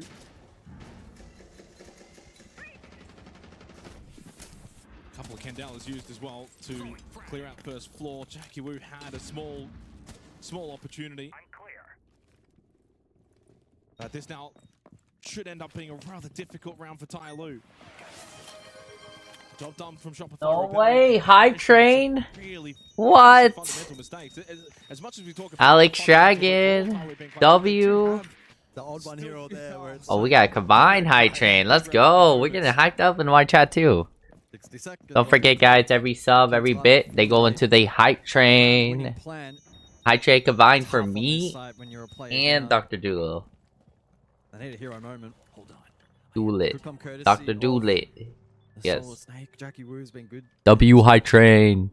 And that's a lot of information gained, but playing off. Send your dubs. Send your subs. Whole different story. Help Dr. Doolittle. Send your subs. I think server push is not going to work, so it's going to be elevator drop, main stairs. Garage work. Yeah, I don't mind this plan. Hold it. Enemy nearby. Get some information from the radar as well with this positioning. Helps out that push towards Garage, but Yovika loses it anyway despite getting that called out from Jackie Wu. Kill him though? Ah, no. Nice push from Canadian. Even with the call out. This is the most dominant round that No. we may have seen actually in the series as a whole, certainly here on Bank. Some big issues for Tai Lu in this fourth round, and Shopify Rebellion have put them to the sword. While Songla denies the flawless nature of the round, it's still an easy round win for Shopify Rebellion as they go 3-1 up. They make it 3 straight. Yeah, they do. Good job, Shopify. Shopify definitely goes that one. We talked about the damn wall Endorsed back it. on the first map. I It feels endorsed like it. Similar kind of storyline. That's an potentially endorsement I'm developing taking. here on Bank. Tyler trying to now reset. They called their tactical timeout for this map. Unfortunately, the fourth down, it was poor from the start. Deep alley. It meant that Shopify Rebellion had a pretty spot-on read as to the push. Electrical and open. Facilitated Spoit to play in advanced position. Allowed Canadian to get a Nitro over towards Printer. It then evolved into a situation where Tai Lu will play it down, having to go for the plan B, plan C, kind of a amalgamation of a back hit plus a garage lock, and even with the Solid Snake information, that too also didn't go their way. A 50-55 garage. W Their best team. way in which they could have potentially opened the round didn't go in their favor. Yeah, I mean, again, you can, if you want to find the there's so much that you can actually look at on paper and say, we can fix this. Yeah. We can fix getting rid of default. we can fix our late round execute. Yeah, there's a lot to work with. So that's going to be the positive spin on it for a region as a whole, let alone the team that's still new in this department. And a 3-1 lead, though, for Shopify Rebellion. Should, again, remind, in terms of the format, this is not an elimination game. Correct. Provided Tai Lu are the team to go on and lose this series, they will drop to the lower bracket, where they will play the winner of Albula Club and Chiefs, which is happening right now on the B stream. I don't believe they've started just yet, though. It's a B stream going on? Tellers and archives for the 5th round. Attackers are heading out to defuse a bomb. I think for me, the way I would frame the remainder of this match is, do we see a Shopify Rebellion now that can kind of put a foot to the throat? Yeah. Can they be ruthless from this point onward? Show They it know in the early portion of the round. Exactly. Can they put Tyler in an even more uncomfortable position? Early round has been the biggest strength for Tyler over the course of this series. But it's also, sharpen that a but little. also, it's Shopify Rebellion are winning in the way they want to be winning here. Better fundamentals, better late round. They don't need to just run around and click heads. Like if this were Weibo versus Tyler, Weibo are spawn peeking, they're rushing, they're just, they know they can beat them in the straight up gunfights. And while Shopify Rebellion know that as well, they're still just sticking to a play style that's going to serve them in good stead for the remainder of the tournament. Playing a more gentlemanly game of Siege. Oh, love that from Spoit though onto Duha. That is one thing, by the way, here on Bank. They've now got the opening kill advantage, 3-2. They've got decimated there on Ninehaven Labs. Spoit as well, having a much better map too. Noting back on Labs a couple of key moments where he was getting caught out, put in uncomfortable positions, but that's his first opening kill of the series. He was 0-2 up until that point. Which is not his primary, bad, not his primary role. No. There's more so the mid to late where there were some weaknesses. Ooh, Yovika, cool. Okay, things starting to unravel for Tai Lu. You know, you called it. You wanted to see Shopify Rebellion put the foot on the throat. And it seems like in this 5th round, we're getting a glimpse of that. I think we still have another match, guys. That's crazy. We have the Chef Esports Club against Alua Club Esports. That is crazy. They won't give up on the round. I like this lurk, but they're searching. We have more Rainbow Six Siege. And when that is happen, crazy. Your fundamentals then fall away. And while Tyler's fundamentals have been largely good in the series, I don't think they've got the ability to. This stream hour has definitely pushed me to more stream in the afternoon. And that's scary because I have work in the afternoon. I work on other things. That's okay. Get out of the way. As Songler is eliminated, it's only a Bay left. He does at least win the battle against Sport. He does have 45 seconds in a 1v2. Not impossible. Pop. But Ambi will hold a couple bolts. The Solus, and he is the full trump card here. Even if Ambi gets kit and tries to plant, Ambi has got him covered. Rexon, though, has a Bay covered up close. 4 straight for Shopify Rebellion. 3 rounds away. Thank God, Shopify. Again, if Shopify does not win, I will commit Sabuku in GTA. Is this now too far gone for Ty Lu? Game of 2 halves, of course, it must be said. The saddest part is that it's not over for Ty Lu. Like, Ty Lu still has a good chance of win. That's the saddest part. Some breakdowns now for Ty Lu. Early round, that timeout, not as good as we've come to expect over the course of this series so far. A Bay with a bit of fight shown, but needed some support, and Jackie Wu was on the ground. I mean, that round, to me, devolved into I'm just going to lurk push. Woo. Alright. Go. Are you okay? Can I get an exclusive badge? I'll be helping my teammates carry an CS2. Oh, it's been a long day. Ah. Might not be too much longer though with Shopify Rebellion. Ah. Break after this, and as you said, game of 2 halves. Still, if Tyler can win this round, get a second.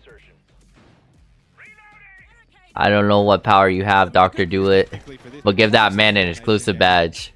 You don't want to be in a position where you hang your head and think, this is too much. You've still got every reason to just keep fighting here. Who knows what can happen? Yeah. Tyloo have shown enough over the course of the last hour or so to still remain competitive here on Bank. This is not a complete foregone conclusion. Oh, you hear that? That's the ambulance. Call an ambulance. But not for me. No, kidding. Regain a bit of confidence and go back to that previous form that we Alright, saw. Shopify. I need you to win the next 2 rounds and just be like, you know, the best at this game. That's all. Here, final round of the half for the top floor hit. I will be playing Siege probably later tonight. Shopify Rebellion, but a perfect counter pick from a Bay. Good hit. On the IQ. Alright, as much as it's weird, I kind of like Jackie Wu's like skins. All of his skins are like waifu themed, anime waifu themed. A far cry to what we saw back on Nighthaven Labs, where it was far more around that 1 Yeah, minute I mark. think So they're the planting pace drones. in this map of Bank is expected being a very different map playstyle wise to Nighthaven Labs has increased, and with that they just haven't really been as successful in the opening engagements. A 3-1 advantage to Shopify Rebellion in the last 4 rounds, signifying that. But this not being a round that's actually going to play out. Well, at least they know where he is. Essentially the slowest round since the opening round, which, funnily enough, Tyler Still won. defense mode, so Tyloo just has to. Well, Sport's being active here on Bank, sensing an opportunity. Oh way! No way, Jackie. Yeah, well, I mean, I thought Spoit had him. So did I. and Jackie Wu very clean with the pre-fire. Jackie Wu the GOAT. Well, is that going to be enough for Tyloo? You've still got a minute, so the time is pretty good. Spoit has been playing a very, very good half of Bank.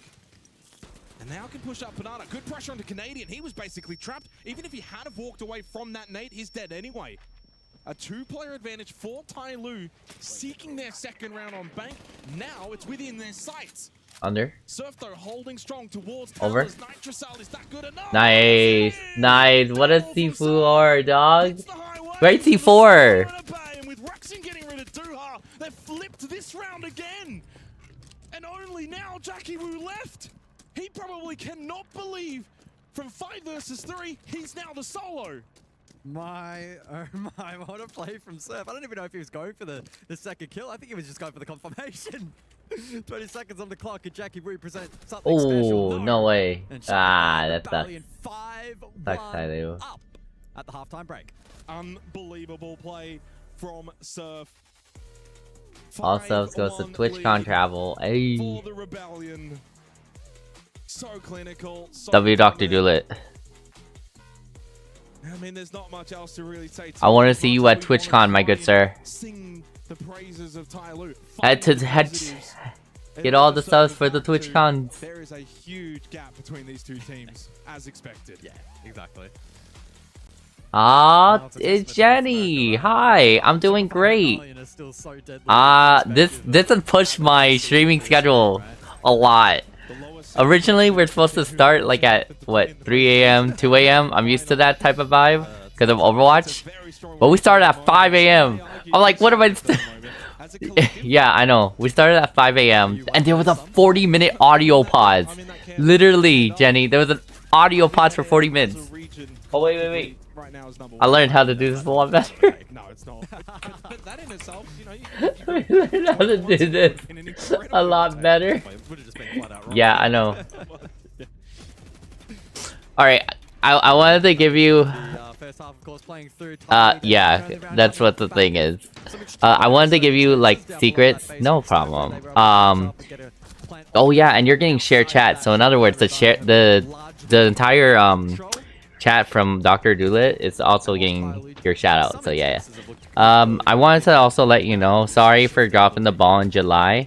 I kind of did it without telling you guys, but what the thing is this. I work with a group called Marvel Rivals, and I hosted an entire tournament for Marvel Rivals in March.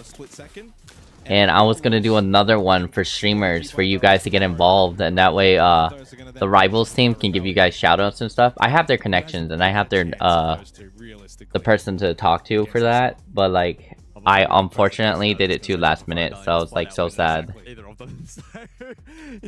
W Dr. Doolett.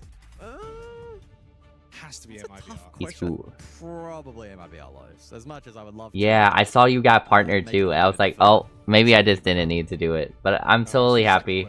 Oh well, we totally probably do another one soon. I definitely. They want to see me do more. So in other words, like they gave me the contact just so I don't do one tournament. I have to do multiple. So back underway into the second half. Don't imagine we're going to be here on bank. Yeah, it's very good exposures. Very good exposures, especially for your partner push. Oh yeah. Yeah, Dr. Doolett, you down for Rivals too? New season just came out, so. And that is number 1 here at the Esports World Cup. Allure Club, I believe. Yeah. And that is W Dr. Doolett. As well, of course, over on the B stream. Yeah. Big stakes for the Aussie boys in the MENA qualifier. I think at this Girl, I'm always down to support you with partner push. You know you're always getting my raids after when you're online. I 7-3 on labs. Is this a 99.9% Oh no. chance? That was quite funny. No, not the Jenny and ads. No, not the ooh Jenny and ads. But since then, they haven't won a single round, unfortunately. Not the ooh Jenny and ads. Anything but that. Yeah, that's, no. that's the tail of the tape for this matchup. Tyloo on a better day with a little more experience. You back? Maybe next year. they could do some damage.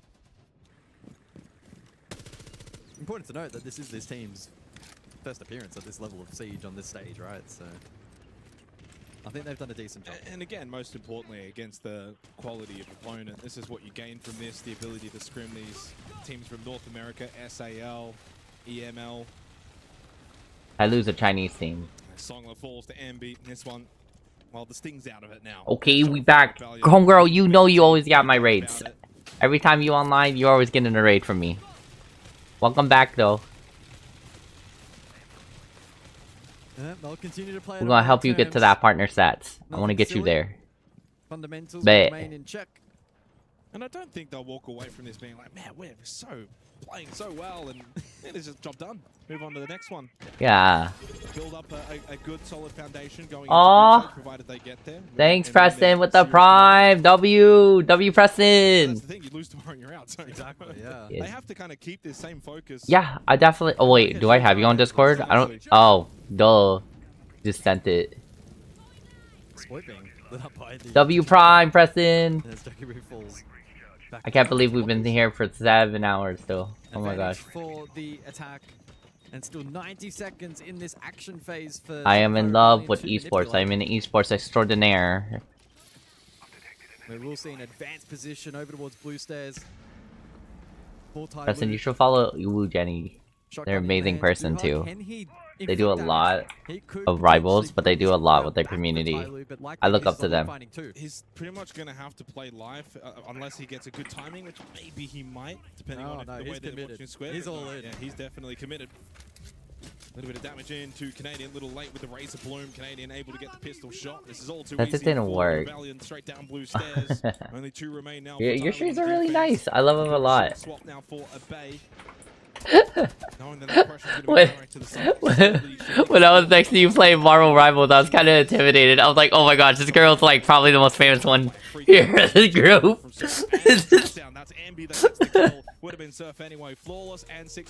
Oh, thank you. We do all the esports. I've been doing esports for a good 6 years. That's my only lane I stay in. I recently just stayed out into the streaming stuff because it's just cross-populated, so yeah.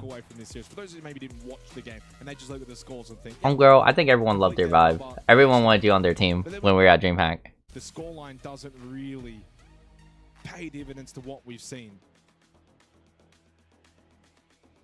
Tyloo dominated the early portions on all of the rounds in labs, basically. You wanna know what's even crazy? We have another tournament after this. There's another match. Yeah, that's true. That's true. Well, if you guys ever want to come for esports, let me know. You know? We've fought hard, we've tried, and while the scoreboard maybe doesn't reflect the overall play that they put into this, If you're ever down to come to EVO, come to get some cheap stuff, you need some discounts on stuff, you'll always let me know, y'all. I gotcha. I gotcha, homie. For sure. This year we got 100. I got 100 people into EVO. Because I run an EVO circuit. Yeah, that's the fighting one. Crazy enough, before the guy broke up, not broke up. Before the guy literally like became super famous, Master Keem was actually he was one of my good homies. I met him at EVO and stuff. Oh yeah, you're in your Tekken arc? Well, guess what? Tomorrow at like 6 AM my time, we're gonna be doing co-streaming Tekken. We're in co-stream Tekken, and then I'm gonna have the YouTube up for Rainbow Six Siege. Yeah, we're still friends, 100%. It's just that he's been so busy. I know he's been like super busy with streamer games, doing stuff abroad, streamer university. You know. I'd be a bit more questionable. Dang. As the Xenox Coast Pro Series was clearly able to... Well, 6 AM my time, so I don't know what time it is as yours time. So 2 minutes remaining then in what may be the final You're not on West Coast, are you? this series. The Carly to be deployed here from Canadian. BPC to counter some of the utility from the attack, namely that shock drone, which has been shot out in response. Surf will send the second over towards top square in search of additional utility. Are we? Oh, I think we are, probably. Well, I never remembered where you are originally in. Street Fighter Art. Damn, Dr. Lit. Used to be in Bay. Austin? Yeah. They're like 4 hours ahead. Dr. Doolittle. Oh, dude, did you see last week's winner for Street Fighter 6 with a 15-year-old? 15-year-old wins like $800,000. I'm like, what the heck? And he beats Menard, and Menard is a really good Street Fighter player. Oh, really? Yeah, Street Fighter 6 definitely upgraded the entire thing. Honestly. And their artwork, the characters, the new arts, really, it's worth it. It's so much more balanced. Yeah. But this is going to be 7-1 territory. It is way better. Thank you, Shopify. Thank gosh. Let's go. Shopify gets into another seed for another group plans. We got one more match. If I'm correct, we still got one more match. Clearly, so far today, I think proving that they are the best team in play-ins. Of course, tomorrow though, they'll need to voluntarily prove. Let me see. I think they'll be pleased with how today. Yeah, we gotta do Al Ura Club versus Chiefs. Chiefs is a good esports team. They represent Australia, so Australia still has an esports region, which is great. They played some pretty positive siege over the Wow. Yeah, I feel like that was wild. Material you will gain as a team at this event. Yeah. And that's usually You were going to compete? What? That's the positive when you get to see a team like Chiefs make their first. Yeah, there's always a beginner bracket, and I'm not gonna lie. A lot of the people who go to EVO, they're just very nice. They don't. They're not like super intense. Prodigies, what? You should still try. Heck, I believe in you. It doesn't matter all of their experience. It doesn't matter every single match that they had before. Sometimes, right? They get more experience. But what matters is that one match and that one game. That one matters the most. Bull Ray can trade us or lobby their flat, which is great. The other thing is this too. Like, what matters is that your LAN, your offline playing of the game overshines your online. Like, offline is so much different. Like, playing in person with other people, you get so much sweatier. Believe me.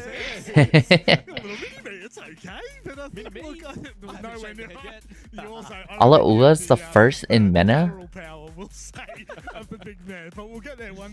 Crazy. Overall, this is what we expected. This is what you hope for out of Shopify Rebellion. We continue to put the pressure back onto them throughout the course of today. I'm guessing tomorrow we will see Team Secret. Maybe question mark? No? No? Okay.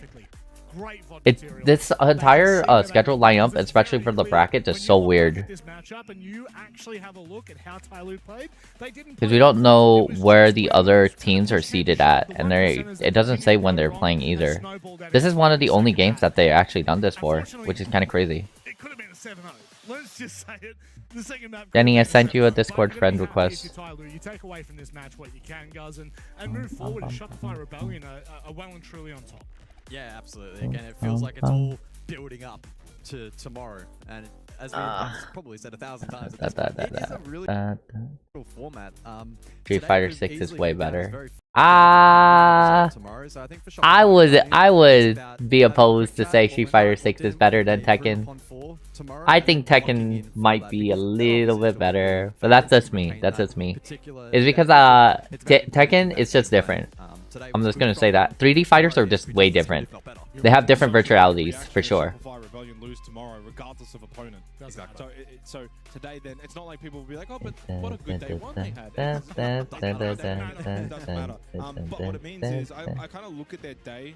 Obviously, we got to cover both of their games. Is they just got the job done. Graphics is 10. Yeah, this is 3D. It do be 3D. Heavy lifting, and because of that, they ended up winning quite convincingly in both of their matchups. Certainly 7-3, 7-1 against the Tyloo team that looked pretty good against Chiefs on the B stream earlier. And in the end, I think, as you said, especially on Ninehaven Labs, just the late round was the biggest difference maker. And then as the series stretched on, Tyloo's early round advantages also then didn't quite go their way. So they lost that element, and then that's why... How was my stream the other? Your stream was so good, Preston. Honestly, I liked it a lot. Especially you did battles. That's great.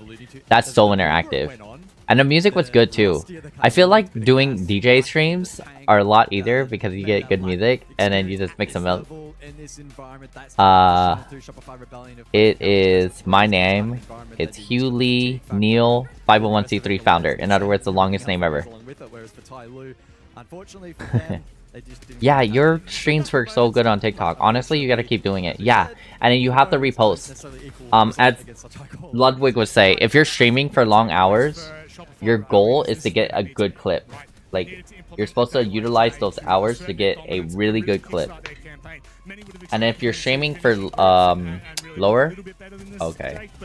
if you're streaming for like low time frames, right, for like 2 hours or something, your goal is to make really good content and get a content video out of YouTube or something. Yeah, absolutely, and certainly just the way that they've played their games and just the results in general speak for itself. It's not like they scraped over the line. It's not like they had a bit of a sloppy day and they oh, my pectoral scenario, but they got over. They just were both very clean, very dominant. And the best thing with the format is they don't have to play each other, which is probably the right thing I think in play-ins. You don't want Fnatic versus Shopify Rebellion tomorrow. Let them play as the #1 seeds. Yeah, we don't want Shopify Rebellions against Fnatic. We want actually. Okay, so here's the thing. Not that this throws some shade, but I'm tired of seeing Team Secret. And if Team Secret would win Rainbow Six Siege, they would be up in the club, like probably first place, which would be crazy. And no way. Is there an app that can search for? No. TikTok. Depending on what you're using, TikTok Studios can already have those clips. Or the other one is I think Optus. Is that what they were using? One of those AI things, but that's only if you download your entire long form content and you put it in there. Would I use Optus for my long form content? Probably not. No, I'm so traditional. I'm such an old head. I used to edit when I was like 15 my videos on YouTube. That's why I have still a good YouTube following. But my thing is that I like to edit on my own. It makes things a lot more funner for me, and I learn a lot. It's a lot of work. It takes a lot of time, but I kind of do like it. Am I looking for discoverability? Yeah, everyone is looking for discoverability. But am I also looking for genuine connections and having a good community? Yeah, that's what I want most than anything. I like good people. Metal is pretty good too. Yeah. All right, well, I'll send you off here on one last thing. Is there anything you want to say to fans, weapon skins, or anything out there? What? Buy the shop. But buy. Yes. Buy the Shopify Rebellion skin. See, that's the thing I love about esports, is that all of those special skins and stuff like that are in the entire game itself. That's how you can support their teams. I love it. I love it so much. I remember seeing that concept from not just Counter-Strike, but from Rocket League. Oh. Show me. Boink. And we're down. Thank you very much. That's right. Do you boink nails? Yeah. Just do Optus to download some stuff, and you know, just remember that clips. You can be good at a clip. Oh, it's like what Table Ronaldo says. F the view count. Make every view count. Yeah, people are looking for clippers nowadays. If you're really good at clipping moments, or if you're great at like sitting and watching other people, you actually can get a paying job to do that now, which is kind of crazy. But yeah, I shouldn't be eating this airhead, but it's 12 o'clock. Yeah, I think it would be unreasonable to say that Shopify Rebellion can't go on to honestly go all the way. I genuinely think that provided they build good positive momentum, clearly that they have, hopefully tomorrow. A couple esports teams are actually looking for clippers right now. Very unfortunate storyline for them. The sky is really the limit. I mean, they were literally in the grand final of the SLC, right? So I'd see a world in which they would falter there. I think they're in really good form. They can carry that forward over the next week and a half. Then I really do envision a situation in which they could really push the limits. Top 4 is, I think, a pretty fair benchmark. As long as they don't play Dark Zero at some point, they're in the pocket, mate. and they're probably in a good position. And the other aspect, actually, there's a positive for them by starting in play-ins. If they, again, can actually win tomorrow, they're warmed up. Group stage, they're warmed up, and then they understand then the environment, the desks, etc., the heat, all of those things. You know, those environmental factors that you can't necessarily prepare for coming into an event like this. So you have that as a benefit. That's the biggest thing. And I think that for them, they're already naturally a very good team. Yeah, they should really be a group stage team. And so for them to get that warm-up, I think that will be a big boon for them. But again, it all hinges on tomorrow. Like we sit here and talk about both Shopify Rebellion and Fnatic as being, wow, how good they were today. If they both lose tomorrow, it's irrelevant. Well, I mean, can you really call it a warm-up off when they just did what they did against all 3 teams? Or 2 teams, 3 maps? I don't really think you can. They've well and truly found themselves in a very comfortable position moving forward. Look, I think for Tyloo, clip other things already. Their story up a little bit here, I mean, that's good. Obviously, they'll be disappointed. They would have wanted a little more out of this, but now they await the victors of the match that's over on the B stream, over my shoulder at the moment. That is a big one, because I do feel as though that one could cause a little bit of ruckus. I envision a world in which Tyler can look competitive in that next matchup. Right? They have enough skill. Let me know if you get on Siege. I'll play with you. Go back tonight, have a look back at I'm pretty okay at Siege too. Action on some of those big A lot of it is game sense. That's all you have to build on. It's like where people are and what's going on. If they can refine that and fix that going into I wish like Counter-Strike the same thing, but Counter-Strike's more about how much you aim. Matchup is the lower bracket elimination right now. Alula Club. Final lower backer. On the Chiefs Esports. Allura versus Chiefs. The names around on the final two words there, but I do think that Chiefs have a decent chance. They are currently playing. I'm not. Here's the thing. I hope this doesn't do what it does. I think it will do. It's a soul-crushing, a key-crushing match. However, we have already had a key crush. Yeah, King Zero Esports. They won the opening map against CAG. I actually saw Sparky during the break, and he wasn't really happy with their performance. And I said to him, I said, it's the mentality again, and he agreed straight away. I saw this clip, this video, that says you don't know how intimate it is, or like how truly of a friend and how intimate it is when you give someone your stream. Because when you give someone your stream, you can see what they're playing and what they're doing. Mentally, not even close. So that's something that they've got to work on. Look, at the opening point of the day, I said very clearly, this tournament, this event as a whole, have the greatest trophy system. I'm not just talking about esports, sports. I don't care. There is not a trophy system like it because, we just said it, it is a soul-crushing, key-crushing opportunity for those who do seek the key crush is kind of crazy. Usually when people go home, they're just sad. But then when you crush their keys, you're just like, nah, goodbye. Considering we haven't really seen them at this kind of place before, let's just take a minute to bask in the very first R.I.P. King Zero. Oh, look at him, look at him. He's got the cheek about him. Bang. He's so happy. You can hear it from here. Oh, it is so loud. Is that what that was? Yeah. Yeah. Oh, yeah. That's it, DD. That's it. He knows what it feels like to crush the soul. Could you imagine Anderton did it, though? I think it would have obliterated the case. When your keys crush, you don't ever get a chance to make more money. You're just like, we're stuck like this. Wait for it, wait for it. Take wow. I'll take a bite of it. It's gotta feel good. I don't think it matters where you are. If you crush someone's key, Gus, that's gonna be the best feeling in the world. Honestly, it's such a cool system, right? And look, unfortunately, it is a great idea. I mean, I think implemented it 3 years ago. What the flip? You had that emoji? EWC crush? How? What? Key's gonna get crushed except one. That's true. That's very true. That's an obscure observation from you. It's from EWC. Do they get 3? They get 3 crush keys. Come on, mate. I needed you to pick that one up. Sorry, I didn't know you were actually throwing it to me. I thought you were... Oh, what the heck? I have it too. What the heck? Rip. Rip keys. But not today. Boys, before we go, any final comments before we get into tomorrow's matches, which are the most important? Tomorrow's matches. So we're not playing today? And I'm very tired, so I can't wait to get a bit of rest and rejuvenate for tomorrow. Well, are we done? I mean, honestly, for day one play-ins, well, it feels really good. Oh, thank gosh. Iteration this year. It's 2 long weeks, so it's really, really good that we don't have to feel rushed. Wait, no, we're still upcoming for Allura Club Esports against Chief Esports. We get to really kind of slowly just work our way into the tournament. Day 1, really good way to start, and then day 2 already. So they got lower decider matches. Okay, so they're just gonna do the decider matches, and then they're just gonna do play-in semis. So it's not even that long. It's just 4 games. And then the next day afterwards, oh my gosh, it's going to be real long. They're not done. They're not done. They're just alluding. Alluding. What is a 2-week long tournament. Thank you very much for joining us. We'll be back at 4 p.m. local time tomorrow. Wait, what? Per usual. Wait, are they done? Take care, stay safe, and good night. Ciao, ciao. Wait, they're done? Oh, did they not want to do the match? Huh? Tuesday. Today's Tuesday. What? Did they not want to do the match? I think they probably had a long day. Maybe they just had a long day and they're just tired.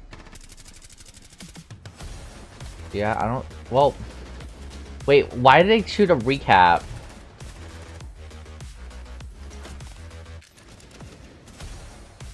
No, they usually do an entire recap when the day is done.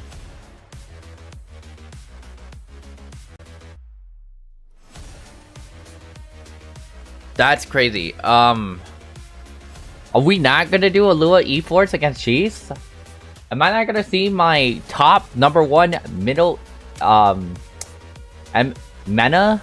Is it Mena? Yeah. My Oceana versus Mena gamer? Hello? King Zero went home. They're so sad. Yeah. My Middle East, Northern Asia against my Oceania Australians? Hello? I like Chiefs. Chiefs are good. Hello? What?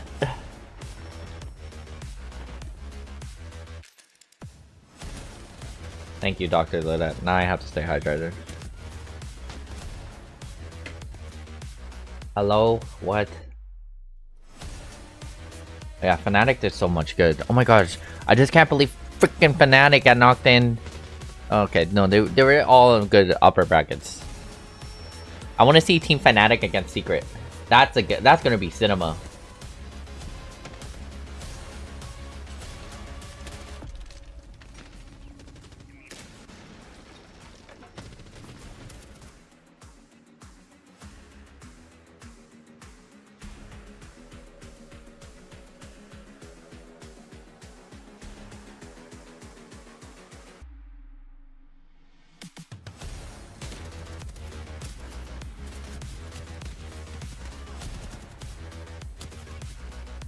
They're very good. They're very good at Rainbow Six Siege. I like these recaps. These are good clips.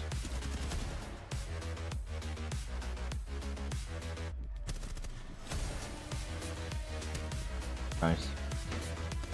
Oh, what a kill. What a clip.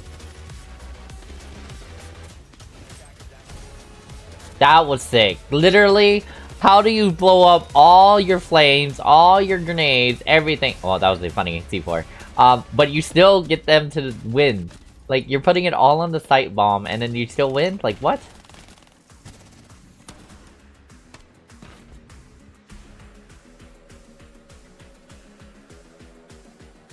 Of long matches.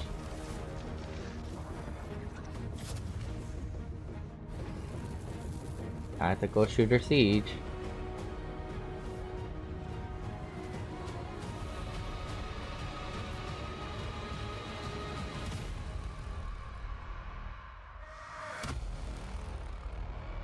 You know what's crazy? They just did this. They just now had the pair stuff on up. Yeah, see? What? What? They just gonna end it like that?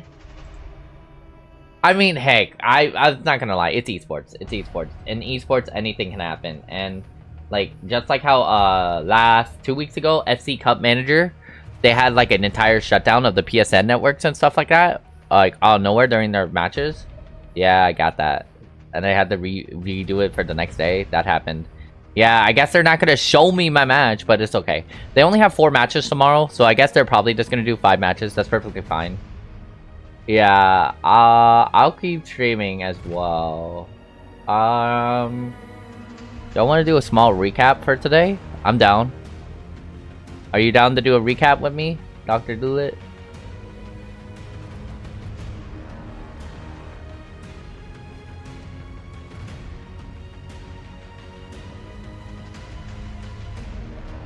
Updated to 74C. What does this mean? What does that mean? What does 74C mean? Extension? Oh. Why do I... That's funny. They still have the Dota 2 extension here. Wait, stream B still going? Wait, there is a stream B. What? I never knew there was a stream B.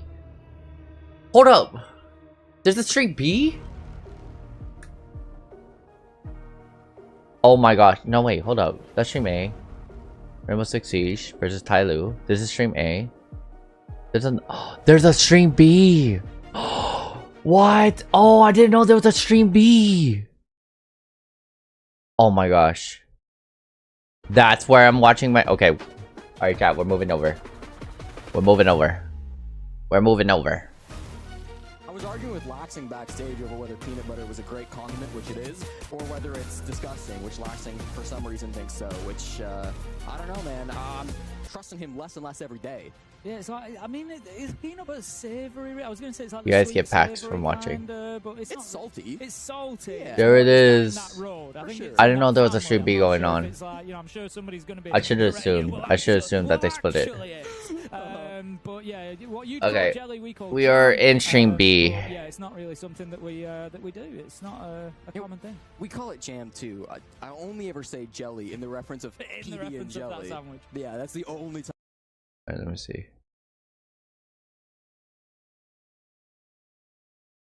Inside of the server so far, a beautiful link that you found for us there. We'll wait until Gauntlet ends and then we'll just start the coach stream over here. We can't, to be honest, we can't overlook most of the Chiefs side. I'm gonna say Jaken has been a little bit quiet, but don't come for me. He's been quiet because everybody else is getting all the kills. There's not really many to go around. Are Chiefs doing good? I'm figuring Chiefs is doing good. 6 and 4. He's fighting for scraps at this point. Exactly. I mean, on the one hand, Jaken only has 2 kills, which doesn't sound very good. But on the other hand, he's got a 2.0 KD ratio. I mean, that's ideal. That's the best in the lobby. So he's taking 3 guns. I did not know there was a second stream. Majority of them. I think that's all you can I'm really so ask behind. for him in a domination match like Then this. what on? You're right. It's been And a that's the different person streaming. stepping up from round to round. In that final round, it was Lunchbox inside of Medical, but it kind of comes as a whole team effort, right? From start to finish in most of these rounds, the overall strategy from Chiefs has been sound, and there's never really been a break in it. And a lot of those defenses I don't see it. weren't Okay, really able whatever. to disrupt the game All right, we're moving over. to find a gap to try to make Chiefs move and do something that they weren't expecting to on the defensive side. All right, homie. Let me see. Where we at? Where we at? Fortress. That's how many they got against Tyloo. If they can do it again, that's enough. Just need that third choice side. It's if you can get that 5 on your defensive half. All right, we're gonna switch coach streamings. Power move inside of Siege. You know, with the way the scoring system works, you can almost you're not gonna give them up, but you can almost give up those first. You know, the 2 first choice. Okay, let's do let's do EN EN2. Downstairs in this case, which is what it'll be. Let me It's in. gonna be tough. It's gonna be tough for our. Why am I not allowed to coach stream their broadcast? You know, it's not even about like giving up some of those sites, but like if you're Chiefs, you can play some crazy strats. You can go for a rush. You can try something to catch the opponent off guard. And listen, I may not. All right, we in here. We in here. I know they level. Welcome. We're in here. We came. So all right, really sweet. Excited to see what Chiefs try to do with this lead. Do they get kind of messy with it? Do they go for a bit of an aggressive play just to start things off in these first couple rounds? Or did they just say, let's play our best strategy? Oh, hell yeah. Chiefs are winning. Take our opponent's map. Chiefs are up. We haven't even finished first series 1 yet. That it'll be the latter. I feel like they are meaning business so far today. Like they are not playing around here. They've really come in. Alua Club's coming from an online version. They're doing EWC online. So this is a possibly. Let me try to see. I think this is our first time playing in person. It's been the case.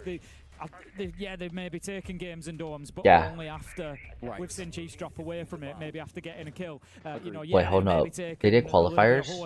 Oh, they've been playing for a while. So right now, disruption is the key, absolutely, and they're going to try and do that behind the. No way, they beat Twisted Minds. In front of the. No, they did not get. They did not beat Twisted Minds. They got beat by.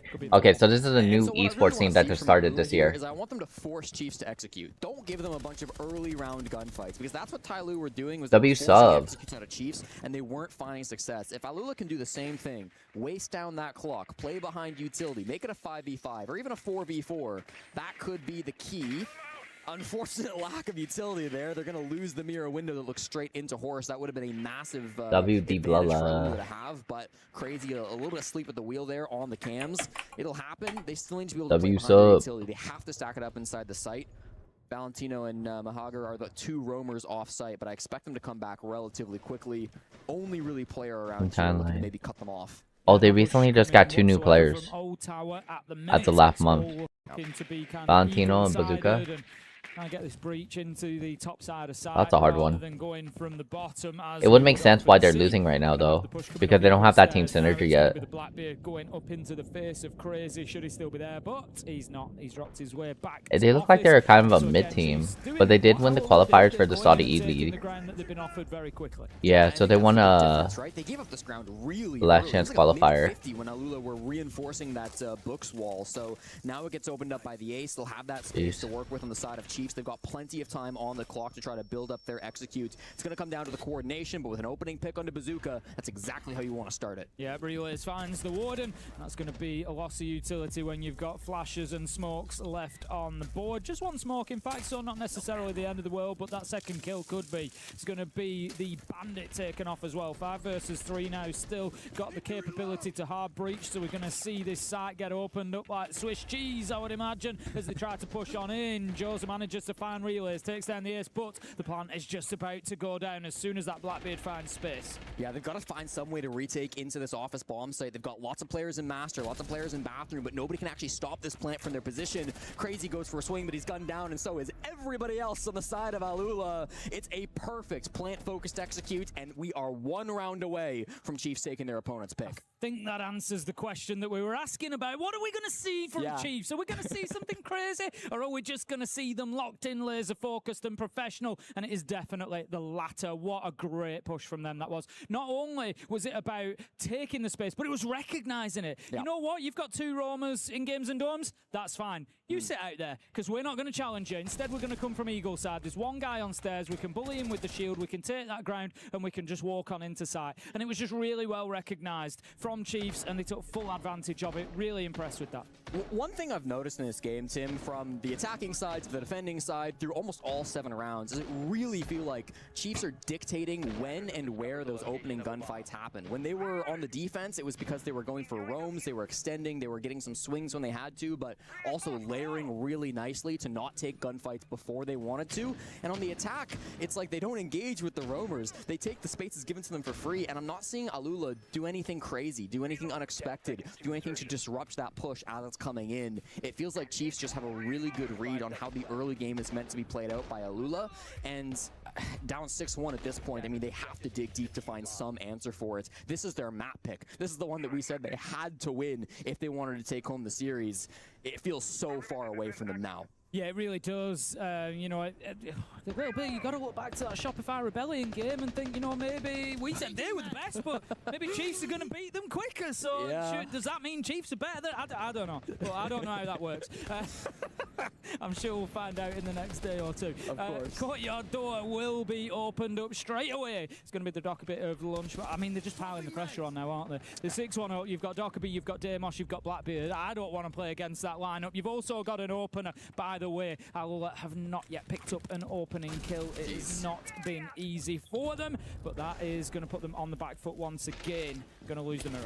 Yeah, really rough spot to be in 4v5. Bazooka also yet to get on the board with the frag, so if he's not able to find any kills in this game, that's a 3v5 effectively for Chiefs. They've got to find some way to get all 5 of their players active on the side of Alula. I want to just see them get aggressive, just try something, make some kind of a play. That's what Valentino's trying to do here on the main stairs. He almost found the angle right on the relays, but instead he gets a little flustered, he gets flashed out, and he's hard punished by player. You feel like flustered is the word. He maybe just needs that little bit more confidence there to back himself in the gunfight. I imagine Shaiko in that position, he's not moving. He's not backing down the stairs. He's going to take it. He's going to win it. 5 versus 1 as Jakenna and Lunchbox manage to get another one apiece. And the Damos track is they are just absolutely no mercy at this point. The Damos track, is it going to be a Dockerby goal next? Who knows? It's a tough one here for Bazooka as he tries to do something for his team. It's going to have to be 1v5. Cut down by Lunchbox. Instead of the Dockerby call, it's the Dockerby kill. And that is going to be Chiefs taking map 1 in quick fashion. Just pure dominations coming out of the team down under. They do get the victory over our amateur team here, and another sub, nice. It was on their opponent's map pick,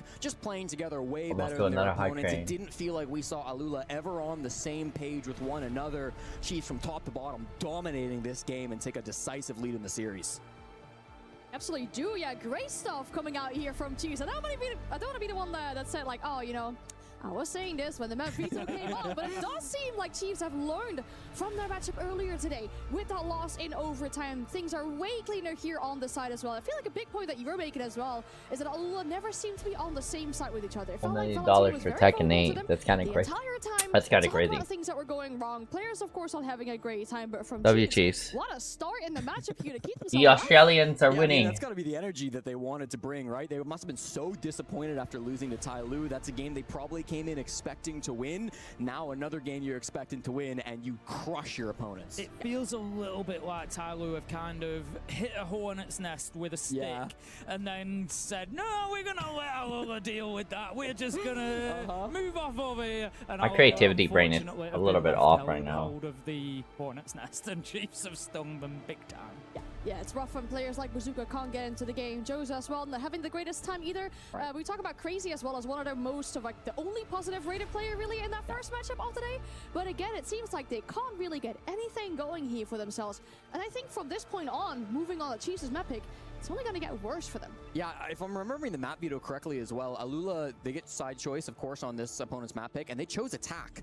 So they just won a single attack out of 6 attempts. Now they've got to go right back to that side and try to make the offensive work once more. The only weaknesses we've seen from Chief today have been on their offensive side. And I got to think maybe it's a bit of a mistake in the map veto to not force them to start on the attack in all 3 of these maps. Yeah, I mean, it's not going to get any easier for them because on top of everything else we've discussed, they're now facing elimination as well. Yeah. One more map, and it's, you know, the first time that they're going to face elimination. You know, I'm sure that they've been in tournaments before where there's been an elimination and a possibility of it for them, but not on an international stage like this. Not at the Esports World Cup, here in Paris, you know, huge event, huge occasion, and now you're facing that key being crushed, second one of the day. Yeah.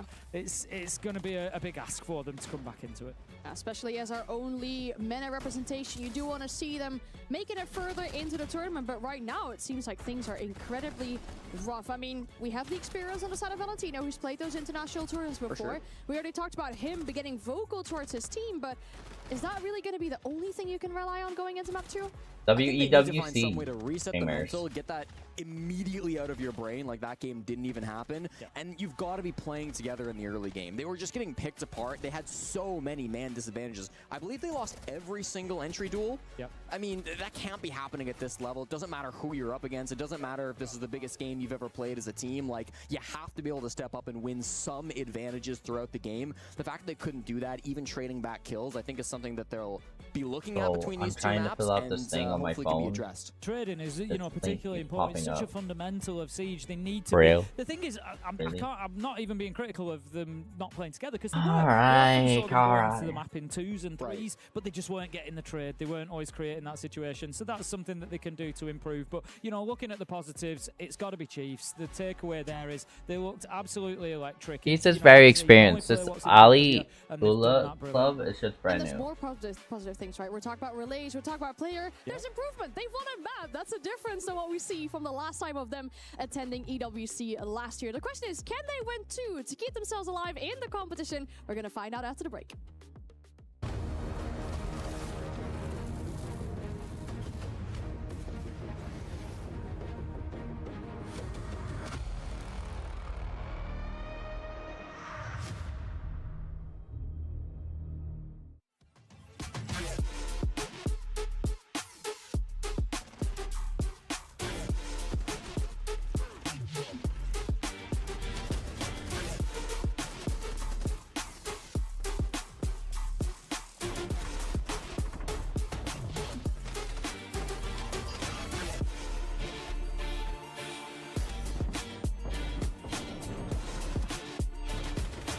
Bro, I hate doing things within the link. I hate it. I hate it. I hate it. I hate it. It's bro, like, come on.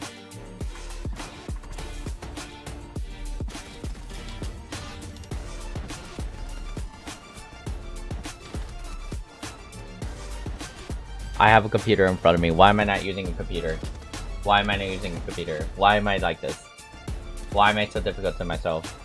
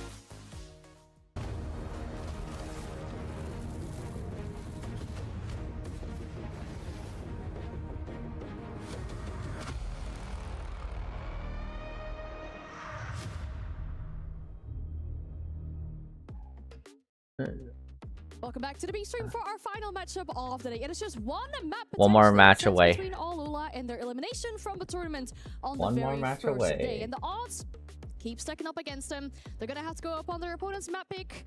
Their picked attack as well. And even if we look at the match history for Chiefs on this map in particular, it's looking even more off. Yeah, there's a reason Chiefs picked this map. They are 3-0 undefeated here on the second map of Lair. It's going to be really tough, I think, for them to lose it for the first time against Alula. There's some footage for sure. There's a couple of odds that they can go back and watch, but I mean, this is a map that they really do run in the OCE League. They'll be very comfortable playing on Lair, and they should be feeling quite confident in this series. I think it's a difficult map to go to as a newer team on the circuit as well, because it's one of those strat-heavy maps. It's a big map. There's a lot of space to play in, a lot of corners to check, a lot of places for roamers to hide. We saw it relays, we saw it lunge. You know, we're going to get more of that, I think. And look, I think, you know, sometimes I'll say this, when you've got maybe a little bit of a mismatch in terms of experience, it can be easier to go to a border or somewhere like that where it's dead simple, gunfights, there's not too much map to fight over. So yeah, I think it is stacked up. Is it unlikely? Yes. Is it impossible? Absolutely not.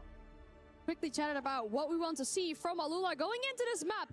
It is a mental reset. They had about 5 minutes in total to do that before they have to start on the attacking side here on Lair. This map, they lose it. They're out of the competition. Their key gets crushed if they win it. We're going to the decider, but let's see how this map plays out. Thank you, Anne. We have the volume up from Alula again. I can confirm as we load into the map, the energy is high. They believe that they can do this. They believe that they can banned come back every in. single You can time. see that from the attitude of the players. The bans will start coming through. Kaid, Monte, Clash, Kaid, that's the name. Kaid's been banned every single time. No major surprises there.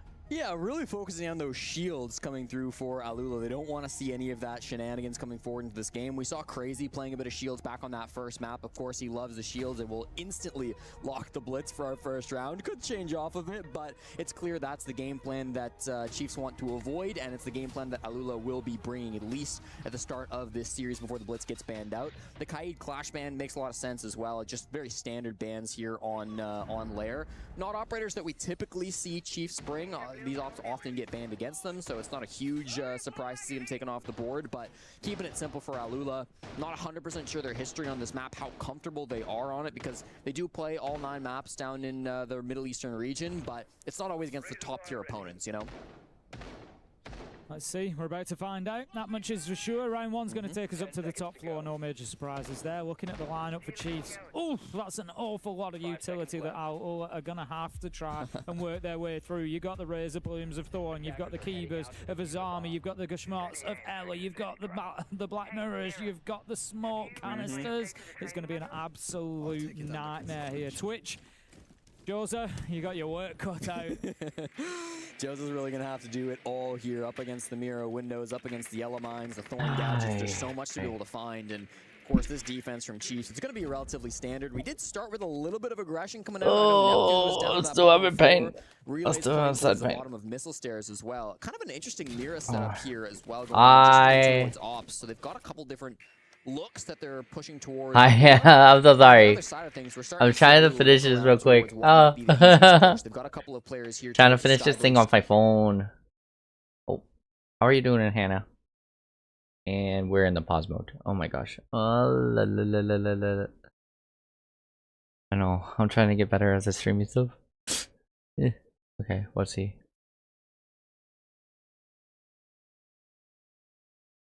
Young and NHA by I can still be young. I'm trying to see my Australians, my Aussies. On top of that soft surface in Ops corridor, so just playing a little bit deeper now. Only W streamers here. Yes, we only have W streamers here. Maverick. I mean, it's not really an operator that is countering a whole lot on. I hope your lunch break is going well. It's hot outside. It is very hot outside. It's an opening pick for Alula. Their first of the series, as they didn't find what? Hold up there.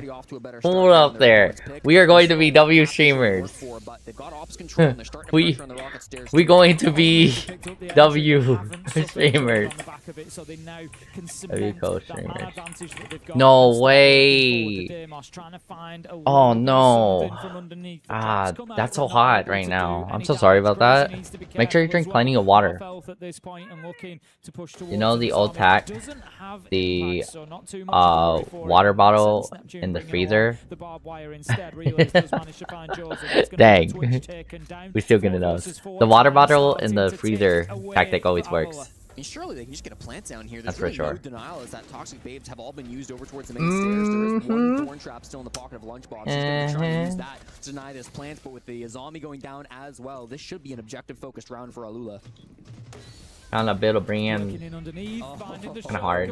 Just forcing them back. 4 versus 3 is crazy. Now manages to find Neptune. Valentino still got diffuser in hand and only 15. Oh wait, how are Chiefs losing this? Where and when it is going to go down. Aren't they on defenders? Are they able to deny from beneath again? I don't think they will. Relays manages to find oh the my Maverick, gosh. but the trade is there. Valentino and I hope you have a good lunch. I hope you're getting food, getting all the good nutrients. Than they did on Fortress, and they take round 1, and they taken round 1 like that. With the way that they are exploding after these round wins, Tim, you'd think they're about to win the tournament, but every step is important. If this comes a comeback, I will jump off the roof on their opponent's pick of in GTA. You know, it's not a crazy push. They take ops control, they plant mask. After a little bit of disruption from down below, they change things up and plant a bit deeper in towards the site. But you know what? They dealt with the problems that were facing them. They got past that mirror window really nicely. I love the vert play from down below to try to apply pressure onto the Azami, apply pressure onto the mirror. Really good attempt from Relays. Not only does he get that early pick over on the bathroom side, comes back for another pick, stops that plant from going on down below. It just didn't feel like any of the other guys, Lunchbox, Jkenna, were able to have much of an impact. We're pushing it to an 8-hour session. We're pushing this to an 8-hour session of streaming. Oh, we're still going on. Let's get into we're still out here. And see if Chiefs can stand up a little bit taller than they were able to in round 1. They're going to take us down. Dude, isn't this a defender side map? Just having a look at the vertical possibilities coming in from Outlaw, and actually I'm pretty sure Lair is a defender side map. Off the ram and onto the Nomad. There's a lot of sneaky like giveaways in though. When we load in, are there any as well? Charges? No, there are not. Snake is going to be your only option to gather up a couple of those soft sneaky breaches. sneaks. I just really don't think that's going to be the play. It looks like this one's going to be mostly horizontal.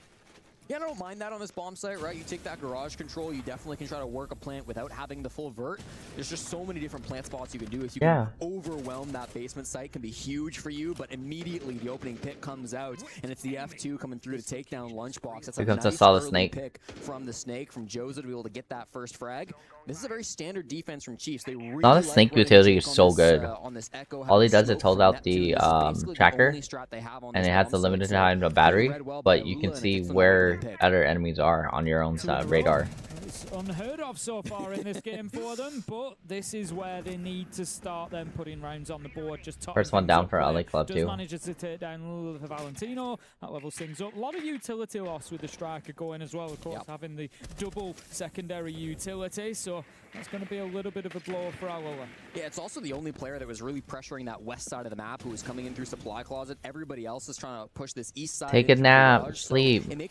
I'll probably be streaming. I most likely will be streaming kind of crazy. Thank you for stopping by, Hannah. Sending you love. But that's a really good pick if they were going to get anybody. Play manages to use that DMR, found another. It's going to be crazy taken down. I expect the air jab. Make sure you stay cool. Will get some work done, but will be taken out as well. A little bit of a peek. Talk to you soon. And right now, really yeah, it's going to be a long day. Long day for sure for Siege. For them to push on in. Already the I hate those. Come through. A great smoke grenade's going to start to block off some lines of sight. The toxic babes go down too, but Relays is able to find that. I hate those later blockers. Oh, there goes Solid Snake. And leaves it all up to Bazooka. He didn't find any kills in the first. Bazooka's one of their newest players. To close out this second round on the second map. Bazooka just takes a little oh hell no! In the corner, hits Relays with a beauty. Was already low health, so just needed the one shot from the. Oh no! Will surely no. I think he takes a little bit of damage from that toxic bait, but he's down to Toxic, about yes. 60 health now and needs to be careful about any. Ain't no way he's gonna get another kill. I'm looking particularly at player here with the DMR. Oh, let's go. Come on, Chiefs. Let's go, my office. Wait, what happened? Little triple kill coming out from player. I thought What's he held that? down the toxin What is he side talking? really nicely. Is that a raccoon? Player's a guy who has been Is that a plushie? dominating throughout stage Oh no, that's a of the towel. EWC. He's getting sweaty. 7 He's getting sweaty while playing. Back in the regional league. Giving me a little smirk there, Jesse, at the 0.67. We're too old for this, I know. 6'7". I think it's done now. I don't think it's even a thing anymore. I think the fact that we're even mentioning it like it is shows our age, Jesse. It's a bit of a problem, but listen, that's his positive KD differential coming through from the stage. He comes into this game as their highest rated player, and he's really just been the difference maker, I think, from Chiefs all season long. Made his international debut last year at the Esports World Cup. It's been to a couple. Chiefs are doing so good though. I'm so happy. Roster, now on Chiefs as well, finding huge value for his team. So it's good to see players. These Aussies are really doing good. It really is. That's what we want in here on a stage as big as the Esports World Cup, is to see those players delivering their absolute best. And I'm sure that they will continue to do so. He's a player with a triple in the round, going to be looking for a few more. He's going to be defending the mid-floor this time around, just having a look at how many are being committed up to the top floor. At the minute, it's 3 out of 5. Quite often we will see 4. We do have Neptune up there. We saw Chibisu in our earlier game with a massive clutch 1v2 on the Solis from above, showing the power of that operator up there. So, and had actually started inside. So I'm really glad to see Neptune up there on the top floor. I'm really interested to see how Alula want to take this push, because a lot of the time on this site you'll see disruption operators on the top floor like Capitao, like Ying, and then you'll see usually maybe a Capitao and also of course the Sens doing their best to try and break things open. Was going for the can opener. He gets it now after throwing the nade at the wall, but that's a huge mistake from Crazy. Player just pops the mirror window and he gets his 4th kill in 2 rounds. Does a really good job of finding that opening pick. That utility play just not up to snuff coming through from Alula. That's not what Crazy wanted to do with it. And I mean, it's really risky making that gamble. You don't even punch the mirror window. I guess was hoping that there would just be nobody on the other side of it. This will go for probably for another hour for Rainbow Six Siege for sure. Take out the fire extinguisher. You always got to be careful with those on the shields, because a lot of people forget if you're this game's actually pretty good. With the shield running at you, and you can pop one of those 24 to 40 hour stream. That's crazy. You're doing a subathon there, my dude. That's a subathon if anything. It sounds like a subathon. Onto that door just to try and slow things down. Chiefs are doing a good job of holding on here, but by the contrast, Alula are actually putting them under a lot of pressure here. There's a lot of utility. That's funny.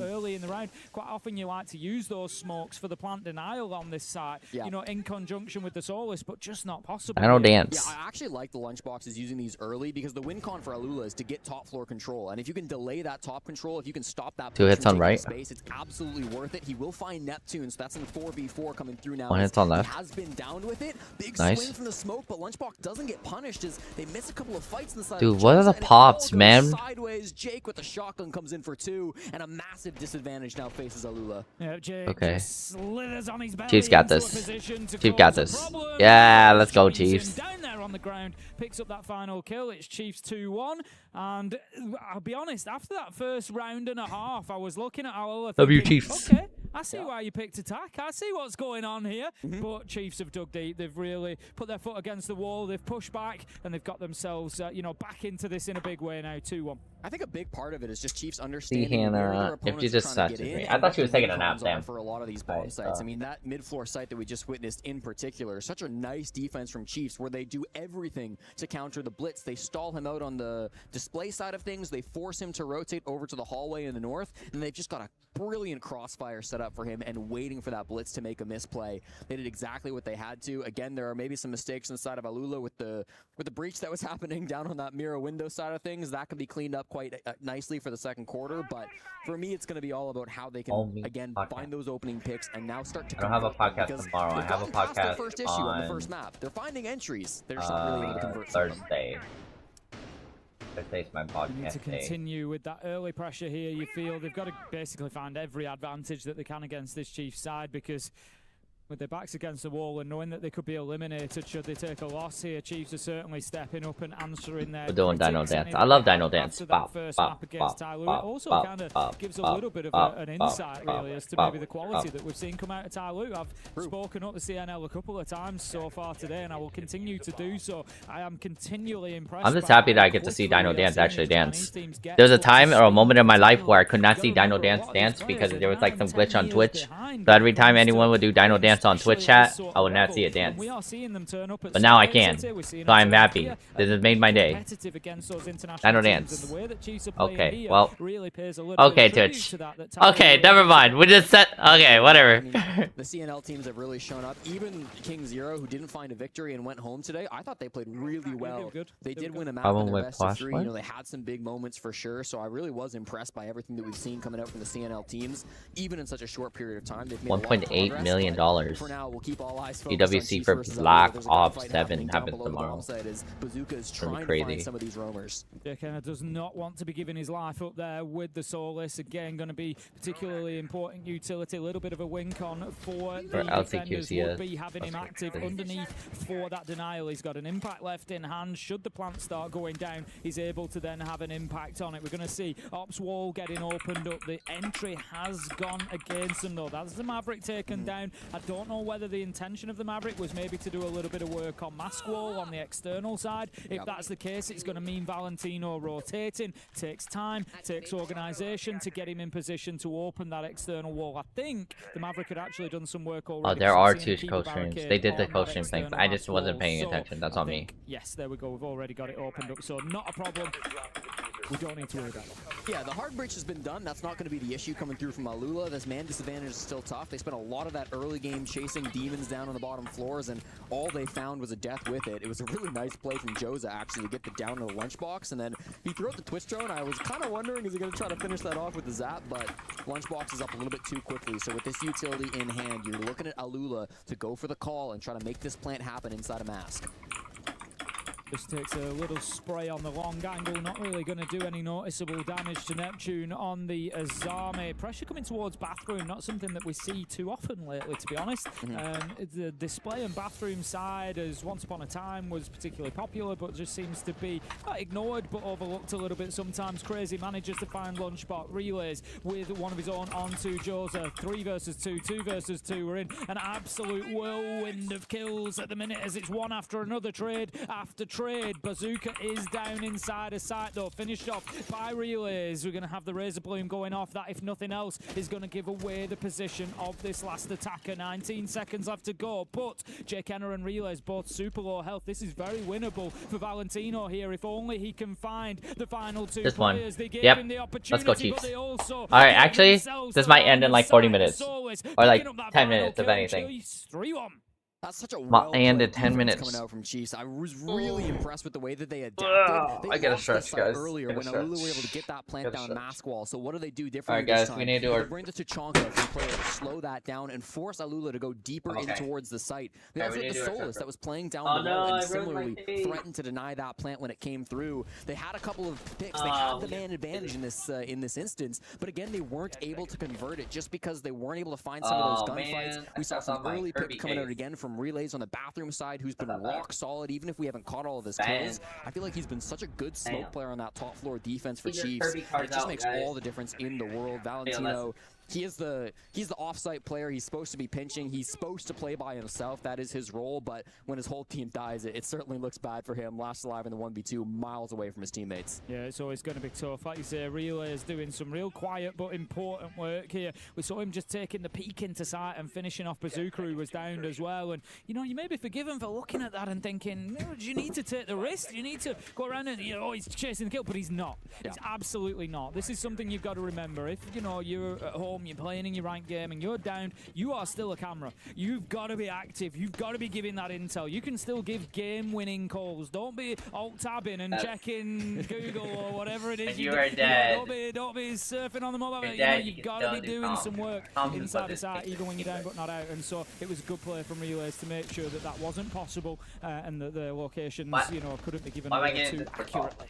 Well, once again, Tim, it doesn't look like we're seeing much verticality come through from Alula on this bottom floor attack. They again just want to hit horizontal. They've gotten really fast control of this garage side, recognizing that Chiefs aren't choosing to hold on to it. So I like that play. I also really like the IQ. Again, Jay Kenna runs Echo on this bomb site every single time they play it. This season, he hasn't played a single round on the site without it. So they're going to be able to cause some of those players to panic a little bit and even get that opening frag. Bazooka, 6 kills now as he takes down relays. Yep, definitely more competitive here on Lair. Alula getting themselves involved in those entries continually, and that is going to be a bit of a loss there with the mute going by the wayside. That's going to be that Nitro going with him, which is always a nice tool to have when you're being face down with a blitz, with that shield getting up in your face.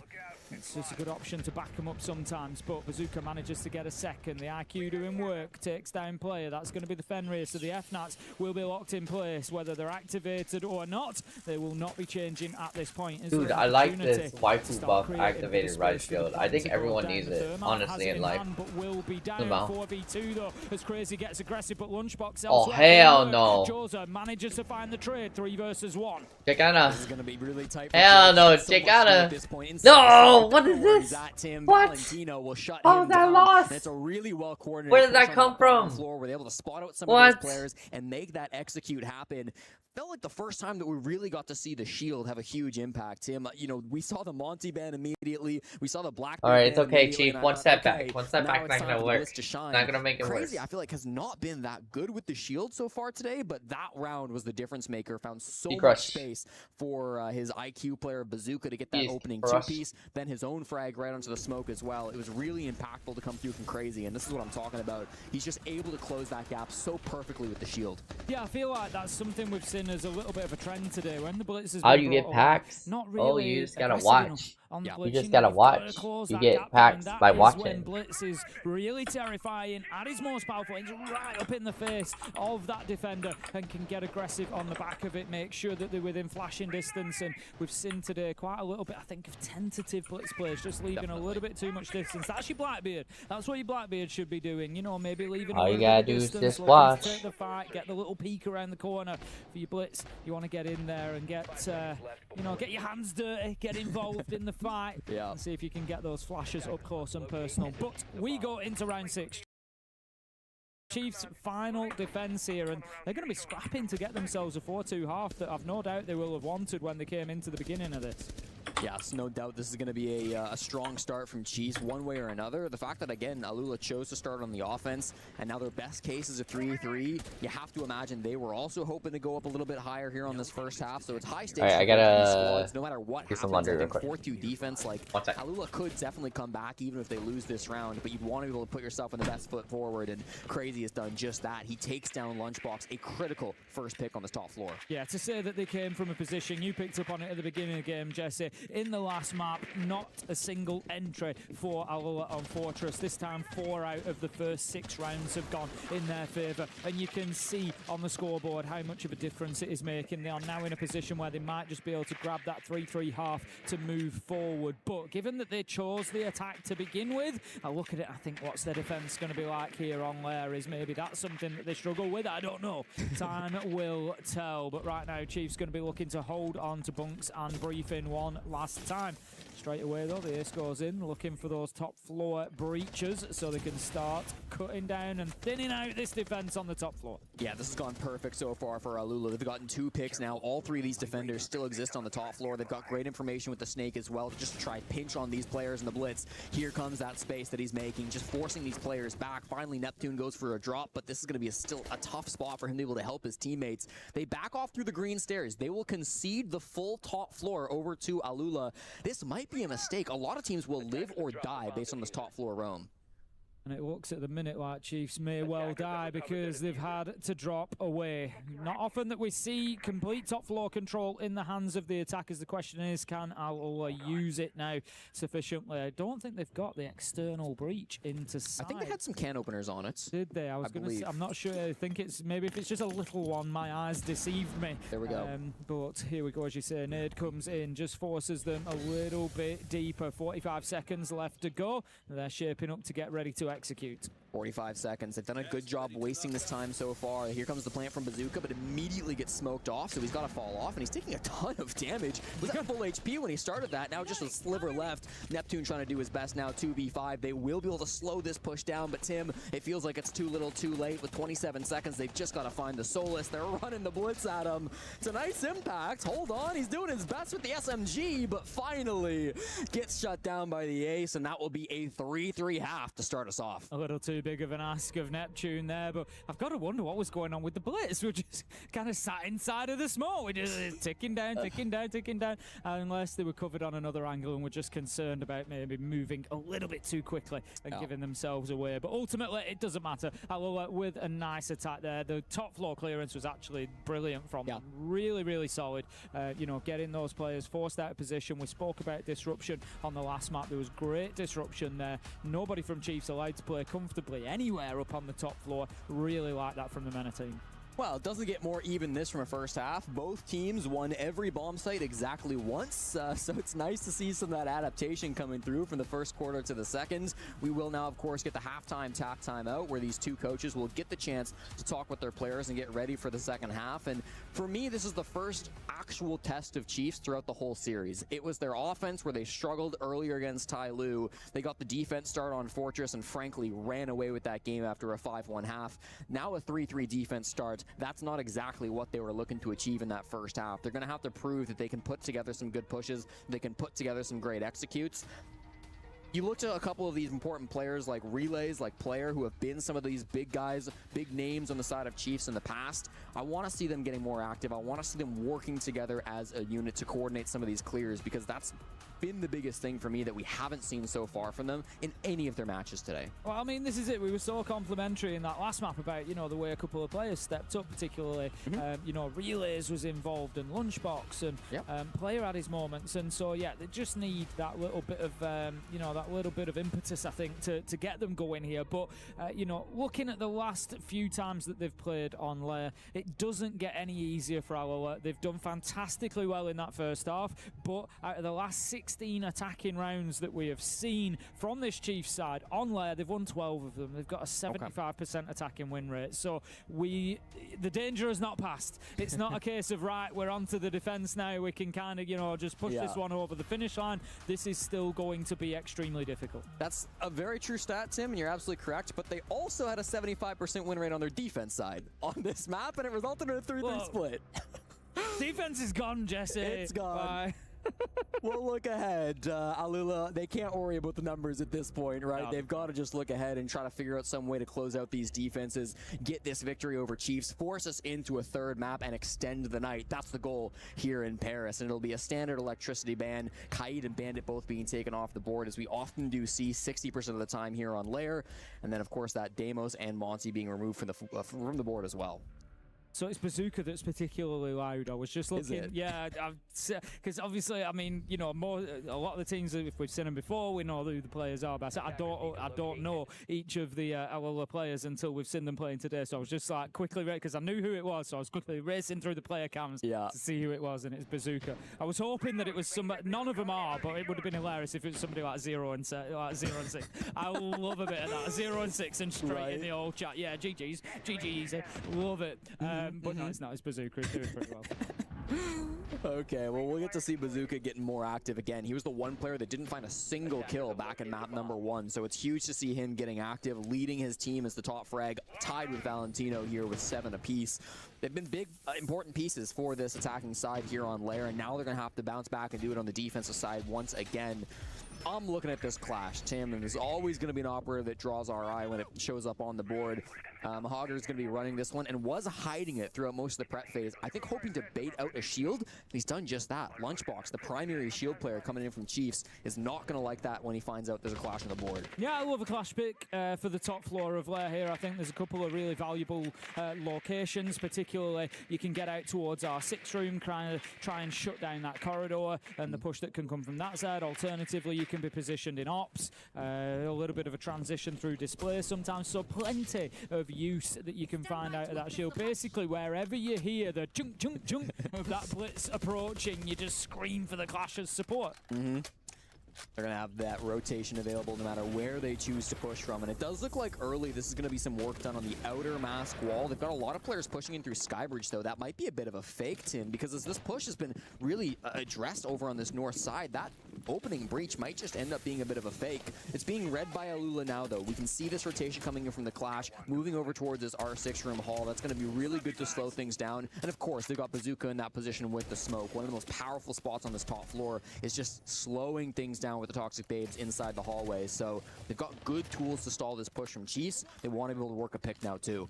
I really like the way they've just dealt with that clash. They might not have anything to kind of deal with it directly, but they have gone underneath, opened up the floor, and just prevented them holding that power position. But Bazooka continues to get those kills for his team, manages to pick up another, puts himself on 8 and 5. Another entry as well, by the way. 5 out of 7 now going in favour of Alula, and they really do feel like they are starting to accelerate through this map here. Chiefs back to the drawing board. A minute 15 left on the clock. The Book has done some serious work below, but still, they are not finding much space. I want to see Player get some kills. He's the backstab at this point. He's not the brunt of the push, so he's not really going to be focused upon. A lot of these defenders will be looking at Lunchbox on the shield. They'll be looking at relays to back him up. This might be an opportunity for Players to work himself into a cheeky pick. I think they know about his position, given that he's just shot out that default cam. Lunchbox does manage to, even as the focus, find a kill. Relays onto Bazooka. 45 seconds left to go. Crazy picks up Player. 3v3. How about that for a Nitro? Valentino finds his target, takes down the shield. That could be the round-winning moment for Alula as we find ourselves now 3 versus 2. Dude, I don't need to fix my commands too. I think there's, like, with doing a lot of the streaming stuff, we want to fix a lot of things that we want. In here, and as time goes, that shield of the Clash might not be alive, but the shield becomes more and more powerful with Jaws are able to hide behind it before popping out and getting that kill using the utility available brilliantly well. Valentino on the kill, and it's going to be Alula taking another round 4-3, and they find themselves in the lead. Alula's still in. A nice little defense to come through from Alula. Again, it's the execute from Chiefs where they really do find those struggles. It's unfortunate early death going down to the smoke in the R6 room hall coming out from Jay Kenna. I wonder That's if really an angle where you're just hoping to waste out those Toxic Babes and then push together as a team. It's those extra dimensions that we always talk about that we needed to find value coming in through from Chiefs. They had the buck down below, right? Didn't feel like Neptune was getting a whole lot of value in that round. You had the ace of Player pushing in from Ops. Didn't feel like he was able to get much value either. Maybe a bit of a distraction so that their main push could come in through the R6 hall and find a couple of picks that way, but it just wasn't quite enough on the side of Chiefs. So that push, not going to work out for them this time around. It is your first attack. You expect that to go the way of the defenders, but they've got to be careful. They cannot let this game spiral out of control. And they are, it feels like, on the edge of that happening at the minute, to be honest with you. Alula starting to, like I said, I saw them play against Shopify Rebellion earlier, and I really like what I saw out of Crazy and a couple of the other players. And then, I've seen them here. It was a tough map for them on Fortress, but it doesn't feel like they're playing terribly. It's, they're winning the gunfights at times. They're hitting some nice shots, and it felt like maybe they just needed that little bit of confidence, that little bit of a foundation to start building themselves into it, as we often see from new teams, and that's exactly what they're getting now. And they're really showing Chiefs that they are able to deliver more than they've shown us so far in this matchup. So 4-3, it stands on the scoreboard in favour of Alula right now, and we could find ourselves going to a decider if this continues. We see the big change up in attacking philosophy between these two teams, right? Where we saw Alula fully focus on that horizontal, try to get in through the garage and make something happen with a couple different dimensions. This time from Chiefs, we're seeing a full top floor clear, and there isn't really a heavy roam game to try to contest them. We do have Crazy and Bazooka playing on this mid floor over towards Armory and Blue, but for now it doesn't feel like they're super interested in contesting where these roam clearers are coming from, right? Chiefs can start to work this vert play. They can start to use their boogie drones on the ramp to start opening up the floorboards and make some space for their teammates. At the same time, Jay Kenna, the other shield player coming in for Chiefs, is going to be able to start working his way in through the garage. He's got the defuse kit. He has to stay alive, low HP, but he'll be a menace in the late round if he can do so. It's about managing his health at this point. Bazooka going to take a ton of damage from those verticals that's been opened up, forces him to relocate. So important work being done by Chiefs here. It might not seem like much, it might seem like chip damage here and there, but what they're doing is creating space. They're creating an area that Alula as defenders are not able to play inside of, and that's where you just hold on to those doorways then and you give them something to think about. You start putting the diffuser down, they have to force their way back in, and you look for kills as they do. But We're still just a little bit of time away from that happening at the minute. A little surprised we're not seeing Amity go for a flank. Crazy is in a position where he could do so up those blue stairs, but it's really up to him when he wants to make that play happen. With the Nomad on the board, it might not be advisable, but they've got to find some way to slow this push. What? From Chiefs. Oh, the Lul Club still. Well, how's the up? They are inches away that is from the crazy. bomb site. Don't make me go into a game 3. Don't make me go into a game 3, please. It's going to be really tough to deny anything that, but the game even 3. with the echo that's being played by Mahagar. So anything I want to see them that. get a little bit more aggressive on the side of Alula. They have the tools to stop this push.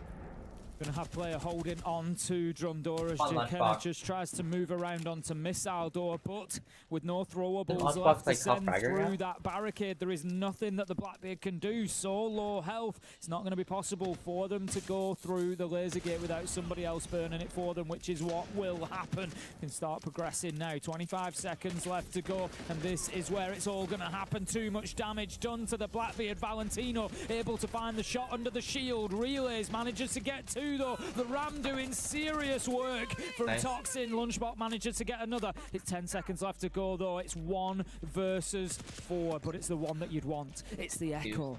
Can the drone be decisive as we've seen so many times? No. We're going to have to go to the gun instead. Neptune able to find the kill, and Chiefs level things up 4-4. What a round from Chiefs. That was not an easy one to win coming in from the garage side. It was a really nice crossfire being held between Valentino and Joza. Valentino gets that opening pick onto the shield. You mentioned it. Just too low HP coming in from Jake. But then after he dies, Relays recognizes, hey, I need to step in, get this trade, and make this happen for my team. Otherwise, we are screwed in the round. So Jake Hanna does exactly that. Relays, does exactly that. Steps in with the Ram, finds that opening from the team. And then even with low time in this round, with less than 10 seconds to go, they've got their head on their shoulders. They say, let's find this yokai cam before we commit to the plans. We cannot let that exist on the board if we want to win this by the objective. Really good recognizing the situation they were in on the side of Chiefs, and a really good job bailing themselves out after their Blackbeard took so much early damage. Whilst the score might not be definitive after this, one team is only going to lead by 1 round. It's not a huge margin, but for me, this is actually a really important round. It's one of those swing rounds. For sure. If it's 4-4, I wouldn't normally call round 9 that, but the reason that I say that is Chiefs have just won an attack down in basement, and they've now got an attack opportunity on the tertiary side. There's a real chance for them here to grab those 2 attacks that they need and then rinse and repeat. So Alola, if you're going to step up, this really is the time that you need to do it. For me, this is probably the biggest round that they could win. If they get this, they go on to 5, and then all they've got to do is lock down top floor and basement. At least they've got their 2 primary choice sites to go to get this one done and over the line. They could well get it 7-4, but it is all going to start or maybe end here in Bunks and Briefing. No, I agree 100%. If Chiefs win this round, it gets really scary for the underdogs. Alula will have to do something incredible in that 4th quarter to be able to pull things back. They'll have to go flawless through 3 straight rounds or win in overtime. Otherwise, that's going to be them going home last place here at the Esports World Cup. So plenty to play for here on Bunks and Briefing. And just as usual, we've got a very heavy roam here up on the top floor. It's a bit more of a focus towards green stairs. Sometimes you'll see this. Bazooka's kind of on that side of the map rather than playing directly up above the bomb site with the rest of his teammates. And because of that, Alula Chiefs, I should say, are maybe looking at a bit of a different option for this push. They haven't really brought much to try to pressure that top floor, and instead, they've got the Blitz, they've got the Sens, they've got so many smokes to play around with. They could just try to sneak a plant under the defender's nose without ever pressuring that top floor control. Look at the utility pouring in here, and somehow Bazooka manages to wriggle his way clear. 2 nades and a shield chasing him down. And he's going to manage to escape. Brilliant stuff from the Azami just to burn a little bit more time. They keep eating their way inch by inch across this top floor, the Chiefs. But right now, Alula Club, they are holding fast. But you're okay with this if you're Chiefs, right? Like, you've taken green stairs control. That was the goal. It would have been great to get a pick back, but it's still 5v5, and you've got the map control that you need to go for the plant. Again, my question is, with the Sens walls and with the Blitz, can you actually put the diffuser on the ground when there's still Toxic Babes above you and there's still that Solus up there too? It's a combination that we've spoken about at length today, and will no doubt continue to after this round is done. What have they done? This is a massive misplay coming in from Alula. You cannot allow that plant to go down unchallenged with the Toxic Babes, with the Solace. They had no idea. 4 versus 3 as Chiefs now hold on to the post plant, but the fight back is on. Valentino, he's got to get it done here after that misplay with the scanner. I can't believe they just went in and got that plant down. Now it's very difficult to retake. Great shot from Neptune, takes down the smoke. This defuse kit not even being watched by the defenders. They're not close enough to it. The pistol is beautiful. Neptune will get it, and one more. Why not? Beautifully played by the Sens there to close things out, and Chiefs in a dominating position. Really good from Chiefs. What you didn't see on your screen there was as well, they had the presence of mind. Somebody had gone straight upstairs to retake from our 6 room. They had the vertical down onto that diffuser. There was no way that Alula were going to be able to successfully retake there, and that is a big mistake coming in from the Solace. Valentino just switching off. He was in the scanner, but just didn't have the angle, didn't have the intel. There was a lot of clutter on his screen. There was a lot of other electronics that were showing up from the Sens particularly, and I think it just, you can see it. It's just, you know, it just masked on his screen. We've brought it up here. You've got what, 1, 2, 3, 4, 5, 6, like 8 electronics on his screen showing up in the scanner. We've got to forgive him for it, but it is the misplay that's allowed it to go down. Well, there's a couple of big problems in that round, right? Number one is just how early Chiefs went for the execute. They started planting at 60 seconds. That's really early, probably earlier than Alula were expecting. Then it was the clutter with the Sens play up above. I mean, they just didn't know that plant was going down, and it was until it was too little too late. And then Mahagar as well, he tossed a Toxic Babe, but it got caught on the beams. It got caught on the floorboards. If it goes down, it might be positioned correctly to stop that plant, and maybe it's a whole different round. But unfortunately, it's a couple of unfortunate situations, a couple of small mistakes that spiral into a big one. I really like, I don't know if it was a purposeful technique. Yeah. I really like that as a technique from now on. Just literally dump all the light screens within a circle, get as many of those sensors down in one place as you can, and then plant in the middle of it. And it is so difficult to see on the Solace scanner because you've just got so much clutter on the screen to be confident of which one, to ping the correct one, everything else that needs to happen. Really tough. So maybe it's something that we're going to see more people trying to use against that Solace play up on the top floor. But right now, as we said, coming into round 10, that gives Chiefs a really nice advantage here. They have got a 2-1 quarter on the attack there. So Alula, you got to do something different here. You got to make a move.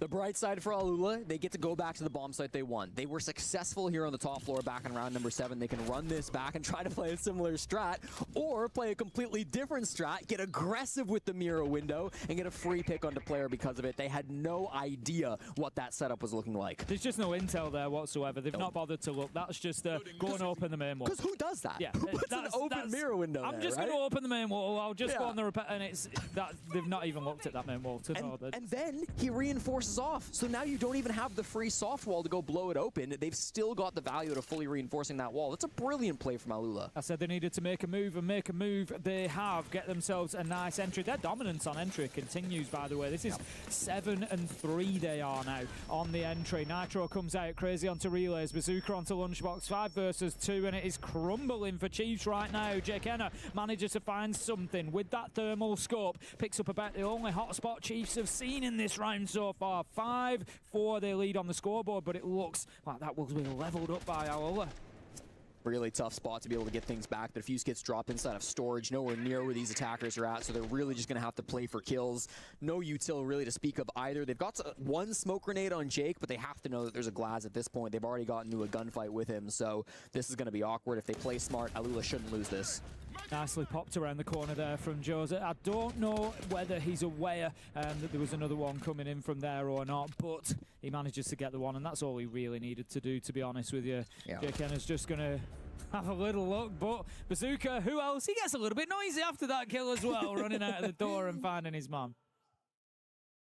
Good to see the players getting active after a round like that. If we head to overtime, Tim, and I'm not saying we necessarily will, but if we do and we see Alula defend that top floor side again, I want to see Chiefs go for something different. Go for a different strategy on that push.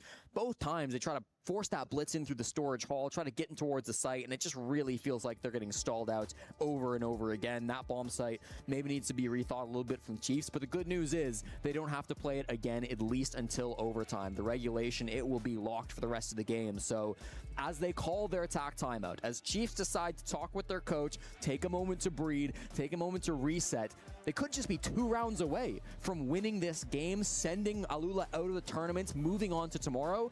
At the same time, they're 2 rounds away from map 3. The thing is, for Chiefs here, I think it's a good time for the tactical timeout because they are recognizing the weight and the importance of this round 11, because this is, for me, the hinge. This is the one that defines where this is going to go, because I would expect Chiefs to be winning that third choice side as it stands based on what we saw last time. So this is the one. If you want to win this here and now 2-0, you've got to be taking basement again. They did well last time around, but you know, I asked for a move. I will deliver a move. And are they going to have something different to show us here on basement? I think they probably do. Yeah, and I hope to see that as well, because although Chiefs won the last time they attacked on this site, it was looking kind of sketch for them, right? I mean, their Blackbeard push from Jake into Garage just really fell flat. It was up to Relays to step up and get a massive 2K, exploding into the bomb site and finding those kills before it really started looking good for Chiefs. So they can't just rely on one individual stepping up and getting a multi-kill. They have to be able to put together a good push. And I guess for Chiefs in this round, putting together a good push means the double shield, as both Lunchbox and Jay Kenna will jump on the Blitz and the Blackbeard. Whatever gets it done, Jesse. Whatever gets it done and over the line. I am not against cheesing around. I am not against it. We're going to see then how much impact that has from these two. Straight away, we're going to have that external wall being opened up in towards Warehouse. And again, straight away, window barricades taken down. I would hope for a little bit more drone in maybe than we had last time around. And no surprise early deaths to unsuspected utility. However, instead it's a run out. Crazy manages to pick up relays, and that's well. I actually give real credit to Alula over the last few rounds as well. It takes nerve to do that when you're in this situation. You're facing your key being crushed here at Esports World Cup, only the second team to be eliminated on day one, and you're throwing yourself out of a door and you're getting the kill, or you're playing the half soft wall next to a mirror. They've been willing to take chances, and I like that. They should be rewarded for that. Yeah, and it's especially valuable here after the tack timeout, because you have to imagine the coach of Chiefs, Nate, just put together a really important strategy, something really great that requires all 10 players, and now you've just taken one off the board. How does that change the strat from Chiefs? How will they have to adapt past their coach's advice? That's the task that now stands in front of them. Just about that halfway point here through the round, there's already been a lot of action, and it looks like it might be a fast execute. Lunchbox already threatening the site. Yeah, there's no verticality possible for them. I think they feel like they've spotted a bit of a gap here, and maybe they have 3 versus 3, but no, the Azami above manages to find Neptune. They've not got control of the hatch, and that's going to be a big problem. Impact Nade. Sorry, chat. I don't know why it's saying I'm not coach streaming. Give me a sec. Spread out, players honestly being flanked from behind. He's nowhere near his teammate, and because of it, they're both going to end up falling. It is map point for Alula. A critical round win for them. There. Map point for Alula is kind of crazy. From them. I think a little bit of a mistake from Chiefs there. They felt like they'd spotted a gap. They took advantage of that, they thought, and they rushed on in, tried to take that space, but they lost too many bodies. As they did, they hadn't dealt with the player above who was playing on the hatch. That was a free kill for the Azami, and that was the downfall, because at that point you're left with an ace and a blitz who are about 5 nautical miles apart from each other, trying to have some sort of an impact on each other's deaths, and they couldn't. And I don't want to put too much flame onto player, the ace there, because he was quite separated from his teammates, but he was trying to recover the defuse kit, which was dropped miles outside the building. We didn't catch it on the cam, but I was watching the top-down feed. It was being held by Jay Kenna, and he was outside of Garage, got swung on by Valentino, dropped it outside the building, and forced that late rotation to come out from Chiefs. So it was just a real big issue in coordination when it came down to that execute. It was all on the back of that attempt to get aggressive and rush on in, because the blitz is already in the middle of site. So what else can Lunchbox do? You've got an ace who's outside trying to recover a diffuser, and you've got Lunchbox like, I'm inside. You know, all you can really do is try to fight fell apart for them in that one. So we move on. It's going to be round 12. The best that Chiefs can hope for here is overtime. Alula will be looking to take their first map here at the EWC and send us to Consulate. One more round will do it, but it's that third choice site. It was a tough one for them last time out. Chiefs won it confidently. It's already getting warmer as Consulate draws nearer and nearer in this series. Chiefs desperate to avoid it.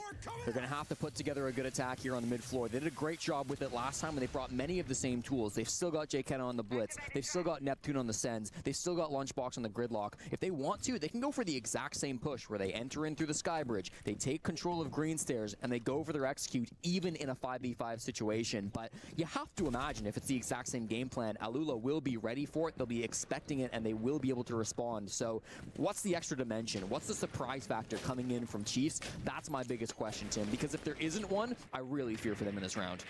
We'll have to see how they shape up because, like you, I look across the operators they've got on the board and I don't see anything that is going to provide that surprise factor for them. They've got that Green Stairs control again. Look, maybe they just thought that, you know, it played out so well, it worked so beautifully last time, they're not going to have a chance of stopping it this time.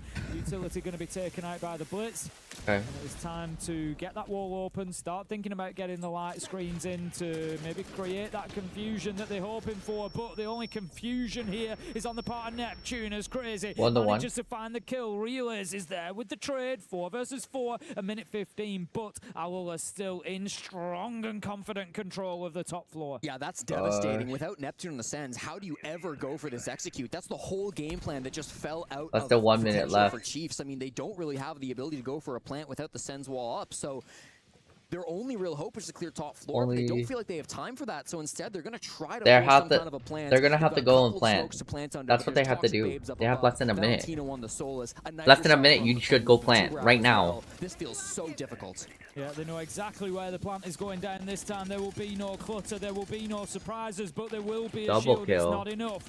Jake is going to be downed. It's Valentino down. On to Relays. They're probably going to win this. To find the kill confirmed. Double kill onto again. The Blitz, 3 versus 2. It's Triple kill?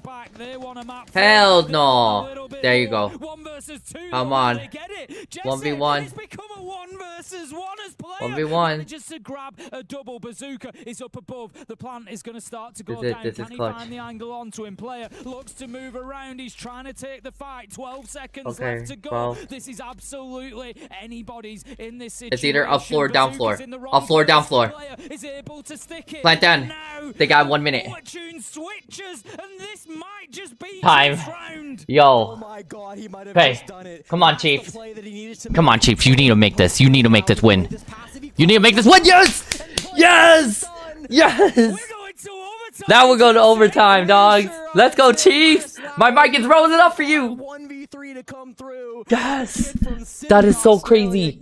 That is amazing. Overtime, Tim. Hell yeah. Just taken all of the momentum out of this game. And the big question now, who starts on which side? Oh my gosh, it looks so sketch. It looked so sketch. I can tell you that it's Alula starting on the attack. Overtime. We're in overtime. Listen, we had 2-3-3 splits. Obviously, the earlier map in this series was quite defender-sided, but you have to imagine this could go either way. I don't think, no matter the side, I'd want to be Alula with how they just tossed that round. I mean, that should have been everything. The second Neptune died, after 1 kill in this round, that should have been GG over. Chiefs don't have a choice, but somehow player gets himself in the building. He plays that absolutely perfectly. He could not make any mistakes if he wanted to win that round. And he didn't.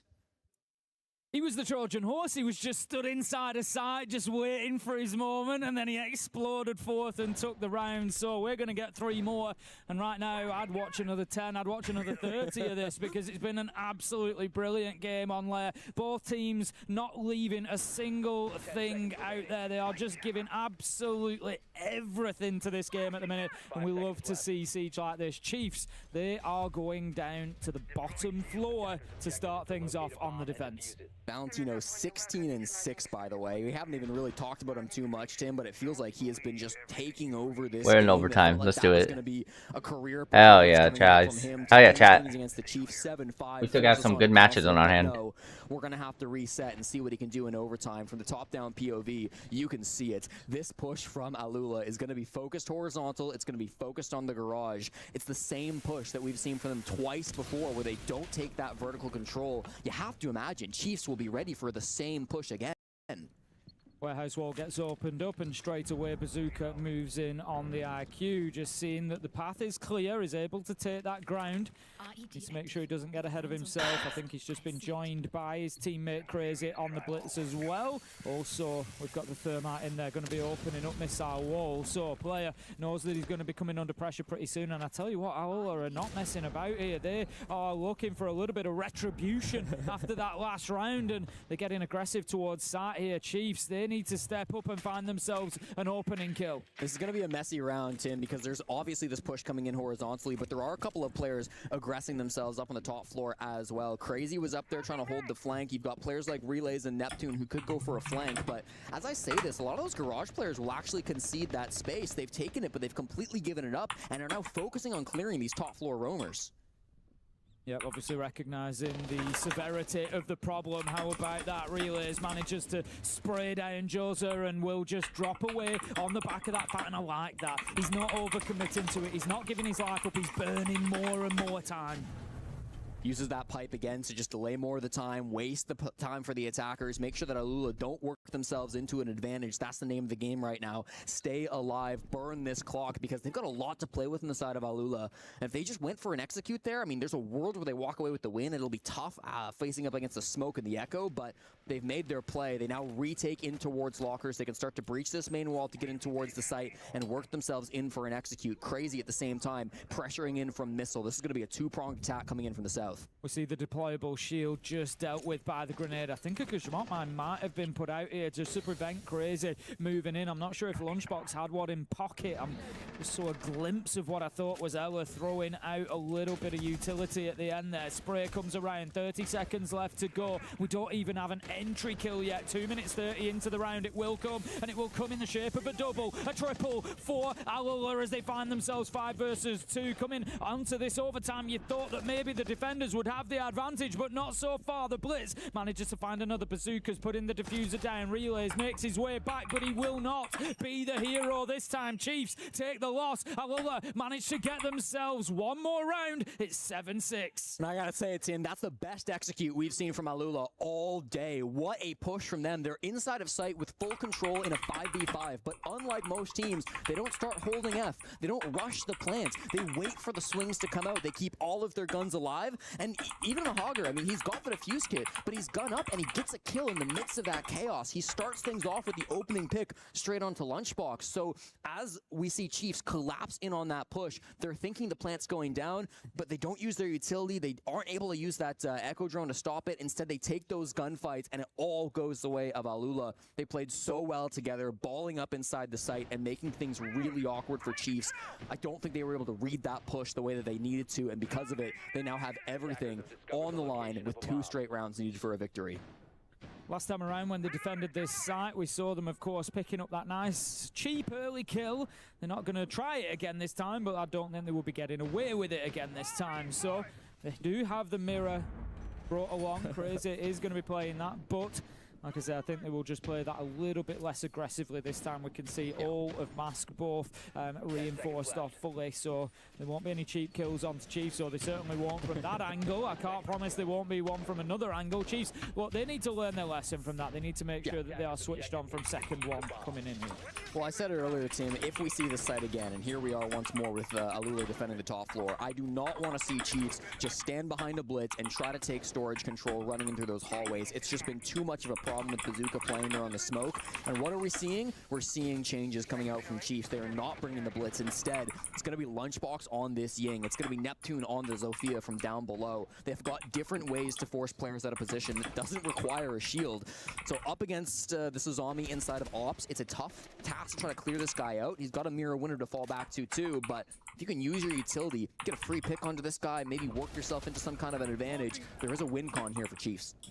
10-3 on the entry. It stands at the minute in the favour of Alula Club. They have been able to just retain complete domination of that element of the game, and it's just such an advantage for them regularly, taking some utility off the board and having that man advantage inside of almost every round. Neptune is underneath, not in the right place at the minute, but with a little bit of intel, maybe he can find his man. I think he's just trying to determine at the minute exactly where the location is. We know that the triple explosive canister out of the Zofia will gain a kill pretty quickly and pretty free, but he's got to get the location right. Yeah, I'd like to see him focus the Azami Mahagar playing just back behind the desk. There's nobody going for a bandit trick or anything like that, so the free kills won't go his way. Instead, the free kill goes the way of Lunchbox as he finds Valentino in the hallway and starts to work up the stairs. Just looking around the corner, just manages to create that little bit of smoke from the ingredient. Lunchbox manages to take out the Azami as well. 5 versus 3. This is looking good for Chiefs right now. It's just one of those games where you get into overtime and nobody can hold anything. Zofia still lurking around underneath. Not going to be in the right position if they're looking to get a kill though. Nobody is really near them in a position to be taken out, but Lunchbox manages to find Bazooka, finds a triple in the round now, starts working on that Kiba barricade. Downed by a Nitro from Crazy. That might just be the key that changes this game, but he's going to have to ace. Tim, this is going to be tough in the 1v3. The downed player can't do much, so he swings on the open breach. It's the perfect timing. He just gets completely slammed on the angle, and player will win it out. What a round to come through and force us deep into 15. What a map we are witnessing here. Honestly. The last game of the day here on B Street, and they are treating Has to to the be. business, Jesse. Has to be all the way Giving us out to the end. absolutely everything. Tim, can Crazy. I say it? That was a peanut butter jelly round. That was a massive one from Lunchbox to come through and get those picks to be able to work his team into that huge advantage. And here we'll see the replays. I mean, Lunchbox, these are not easy picks to get. He gets 3 kills. That third one into Bazooka, probably the most important, because the smoke around the corner, that's what will deny your plant. That's what makes that push really difficult and scary to come through from Chiefs. But after losing that bomb site over and over and over again, they finally find the answer in the Ying. They finally find their answer in Lunchbox. And now, one defense rounds separates them from moving on. Well, I remember we do 2 a.m. It goes As we said, 9 when hours Chiefs from were there. on 1, the 2, defense, 3, it 4, was 5, 6. just perfectly evenly split. It was 9 perfectly balanced. There was absolutely quite These streams are literally, so long. They're even 9 in terms of the hours. size. These So cold both streaming teams things are won so 3 long ago. sites once each. I wonder if So there how was the other absolutely coach streamers are doing. Nothing to be gleaned from those earlier rounds. This time, rather than the basement, Chiefs are going to try and take things up to the top floor. Relays brings along the bandits, so they're going to try and hold on to Mask Wall for a little bit, but the Maverick is on the side of Alula. Last time we saw them taken out, we didn't really see Hagar We're frozen be able up. to really use We're that freezing up. utility too much, so let's see whether it has a little bit more impact inside of this round. Zofia is on board, didn't see the impact of it last time, but maybe this time could be the one. Yeah, and I really like the Zofia coming in response.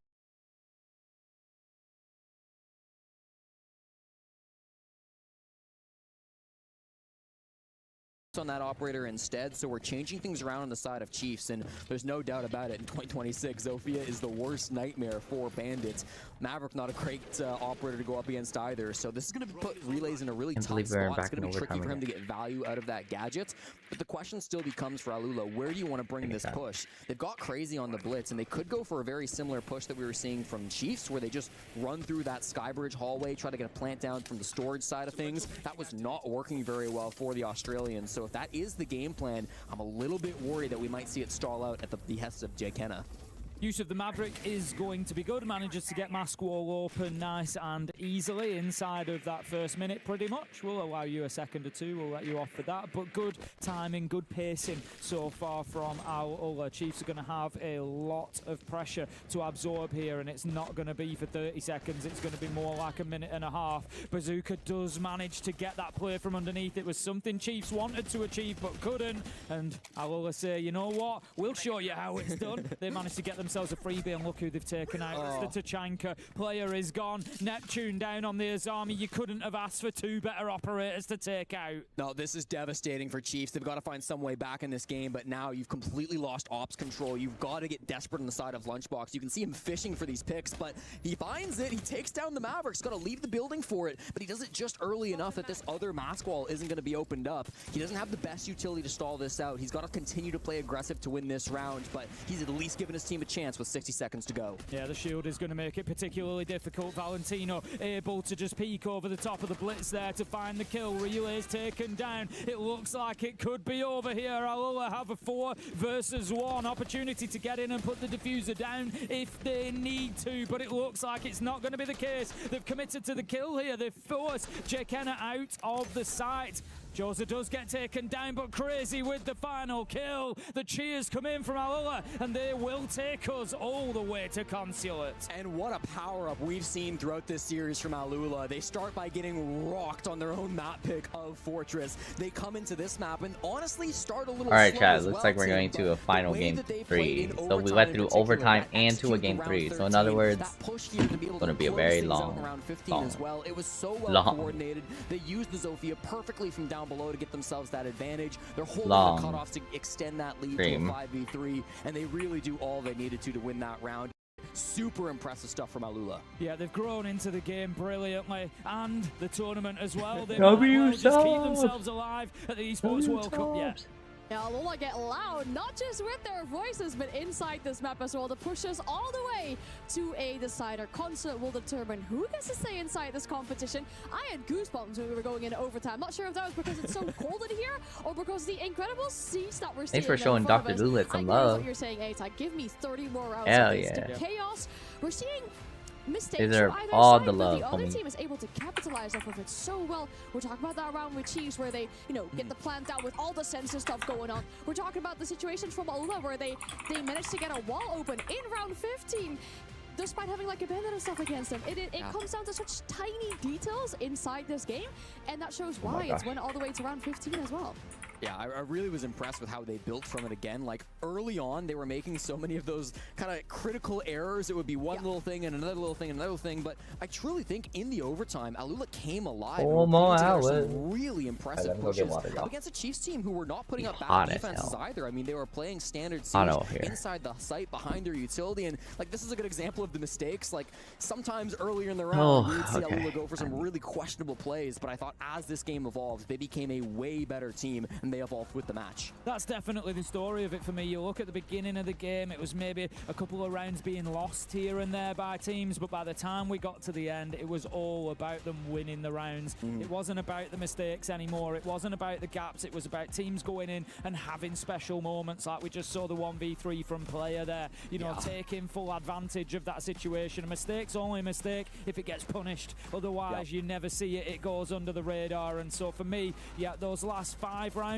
at least were just on the back of teams coming out and just having big moments, either with flawless executes or with superstar moments like Player, all sorts of stuff going on to enjoying that one. Yeah, and again, some cool strategies like that play on the mirror window, like so smart, so creative to be able to catch that. And like, it's a mistake from Chiefs, I guess, but who does that? Like those are mistakes that anybody would make. Here's the incredible 1v3 clutch from Player. I mean, I truly have no idea how he pulled this off.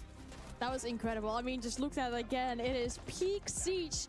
You think it's done there. You think we're going to about 3 there at that point, but then we get 3 more rounds of this action here as well. And one player that we need to talk about, we need to give him his flowers, Valentino. Absolutely popping off. You saw the confidence, I think, as well, in not just his eyes, but the way he was moving in those final few rounds as well. He was like, okay, either we get sent home here, but I'm going to force us all the way into a 3rd map. For sure. I think Valentino plays a really difficult role on this team, especially in the attack, where he's usually not surrounded by teammates. He's often off on his own, pushing a side angle, trying to get that pinch pressure in towards the execute. And it's a tough spot to play, because if he goes down, that really hurts the push, and they become a lot more one-dimensional. So his ability to play safe with his body, but also find value and get those kills was really cool to see. Yeah, very nearly a 20-kill game as well, by the way. 19 he finished on there on Lair. So I don't know what he is overall for the series. We'll have a check before we go into map 3, make sure we're not in record territory. I don't think we're quite there for Valentino. But look, who knows, with a big last map, it could go anywhere. I think obviously that has to come down to the 7-1 that she set on map 1 as well, which will make it difficult for him to come into like record territory.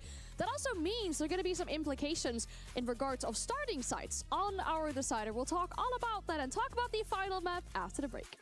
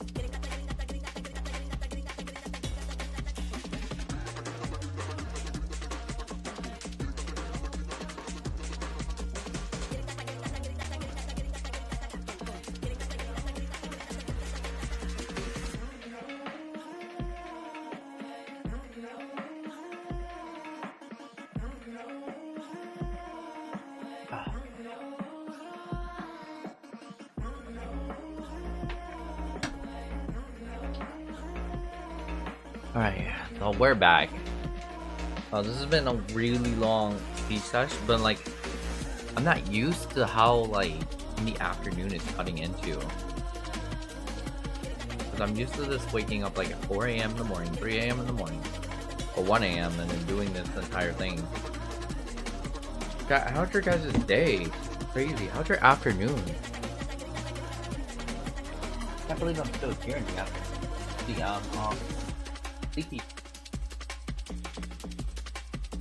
One of the best things about it is that I don't have to do in-person work right now. But this was going on yesterday, ooh, I would not have survived. Are y'all doing good? Are y'all having great days? Are y'all enjoying your days? If I have two different size tables and I connect together, would be better. Mouse above the keyboard or keyboard above the mouse? But if you are playing FPS,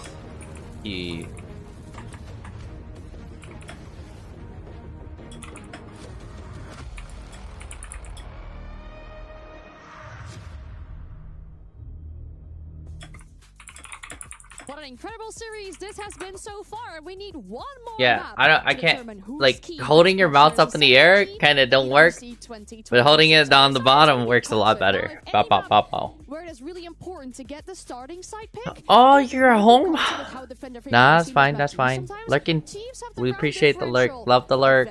Going into this one due to the 7-1 on map 1, and shock, horror, surprise, they pick defense. I would do keyboard above. Yeah, I mean, of yeah, course, keyboard above. Yeah. we have in the pool. Mouse below for more space. That's what it Especially with how is. good they've been on the defense today. Well, yes, I would agree. But looking at that last matchup, you know, we thought that it was going to be a bit more defender-sided than it was. It was 3-3 in the halves, and then they lost it on the defense in overtime. That's so, crazy. honestly, all bets are off. Who knows? Could go anywhere. Chiefs, you know, if we get to survive the first map, maybe 2-0 situation, but are we convinced by this Alula that we're seeing on map 2 that they might be able to pull off with the momentum here? I really liked Alula towards the end of that game, and you know, I just had to fix positioning of my armrest. Dude, that's funny. Map 1 and early in map 2, but if they come out and play the way they W did in the final 4 or Samaruko. 5 rounds of what we just saw on Lair, I don't think Chiefs can win it, to be honest. I'd agree. They're going to be very Twitch difficult streamer. to stop. I enjoyed what I saw. They were the more dynamic of the two teams, W particularly sub. towards the end. And it's a funny old thing when you've got that momentum we often talk about in the best of 3. Whoever wins map 2 often carries an advantage forward because they can just Welcome keep home, things Hannah. rolling. I genuinely think I still favour Chiefs because of the experience, but I just look at Alula and I think they could win this easily. Yep. It would be crazy to see our only MENA representation make it through In in the July. tournament over. Once again, we'll have to mention our Aussie boys. They'll be so upset to see one of their teams be knocked out from the tournament here. And to stop that from happening, what is it that Chiefs need to do? How do they need to overcome like this mental hurdle Alright, after losing this I'm map gonna here? go in the I feel like they've got to be able to find some way to strike back and time to go into distress mode. Alright, y'all. This is where in the afternoon you guys don't see this a lot. You have to disrupt the execute before it comes out. Don't let them push into you 5v5 or 4v4. Get scrappy in the early round. Force this team to adapt to the lower man count that they were expecting. If Chiefs can do that, it'll maybe force those pushes from Alula to be a little bit scrappier than they would have liked, and it might give the edge back over to Chiefs. I think entry is going to be wildly important. I didn't catch the last 2 rounds, but it was certainly 10-3 in favour of Alula after 13. I got a little bit too excited after that, and I'll have to check once we get into the map to see how 14 and 15 went. But Alula absolutely dominated them on the entry, and I feel like, yes, with a less experienced team, if you can get on top of them in those rounds early, force them to play the 4v5s. We haven't really seen. Do you ever just look up for your horoscope just for guidance? Because that's what I'm going to be doing. I'm going to be doing that right now. That is definitely the avenue for Chiefs here. Well, it all comes down to this map. Who gets to stay in the competition? Who will see their team get crushed here? We're supposed to make those redeems actually offline, but the problem is we ran into a 9-hour stream. Or another. It could be Alula, it could be Chiefs. Whoever wins this takes it all. We have seen 2 elimination games today, both of them heading into that 3rd map. Chiefs take the choice of side because they had the better round differential. Of course, that's 7-1 on Fortress. For success, maybe, here on Consulate, giving them the defensive start. It sets them up for success in that they have the easier side start, but it also sets them up with the highest risk to begin here, right, Tim? Because yeah, Chiefs are on defense. We expect them to walk away with a. Oh my gosh, it's Twitch. It's you guys. It's Twitch chat. Twitch. It's you. If this ends up being a 3-3 or if they can get more good attacks like what we just saw there, that blessing that they got choosing to start this first side might end up being a bit of a curse, because you could really screw yourself early in this game if you're not on point immediately in these first 3 or 4 rounds. This game can spiral out of control. You must follow my heart faster for Chiefs than it can for Alula. Yeah, it certainly does increase the pressure because you've put that expectation on yourself. You know, you think sometimes maybe if I come in and take the offside, I can look at it and think, well, a couple of first rounds haven't really gone my way, but as long as I get 2, I'm fine. And then you go from there. You know, if you do come out with a 3 or 4, then you're fantastic. And that's the position Alula find themselves in. I feel like they can come in here and play really freely. They've just had a really good 4 or 5 rounds on Lair at the end of things. The whole map was decent, but the last 4 or 5 rounds was fantastic. There's no expectation on them. Like I said, they're the mystery team coming into the tournament. We don't know a lot about them, and so, you know, if they get eliminated, nobody's really going to bat an eye at it. It's going to be like, okay, no problem. They've come in and played well, but yeah, I think there's a real opportunity for them, but that's not an ideal start to the opportunity. We're going to see the Zofia being taken down of all operators. Come on, Chiefs. Will very probably be collected to safety, but come on, my Aussie teams. They're going to have to learn a couple of those angles. Yeah, you could maybe commit a toxic babe to try to get the secure. It's not going to be possible at this point. Already so deep bazooka. He just walks up the Visa stairs, I imagine, to get into that gunfight. He finds a bit of a gap, but he gets hard punished for it. Lunchbox is ready for that play, so a little chaotic on that opening gunfight. Zofia does get picked up in the midst of this, but a chaotic first round, and it's really just gone all the way for Chiefs so far, Tim.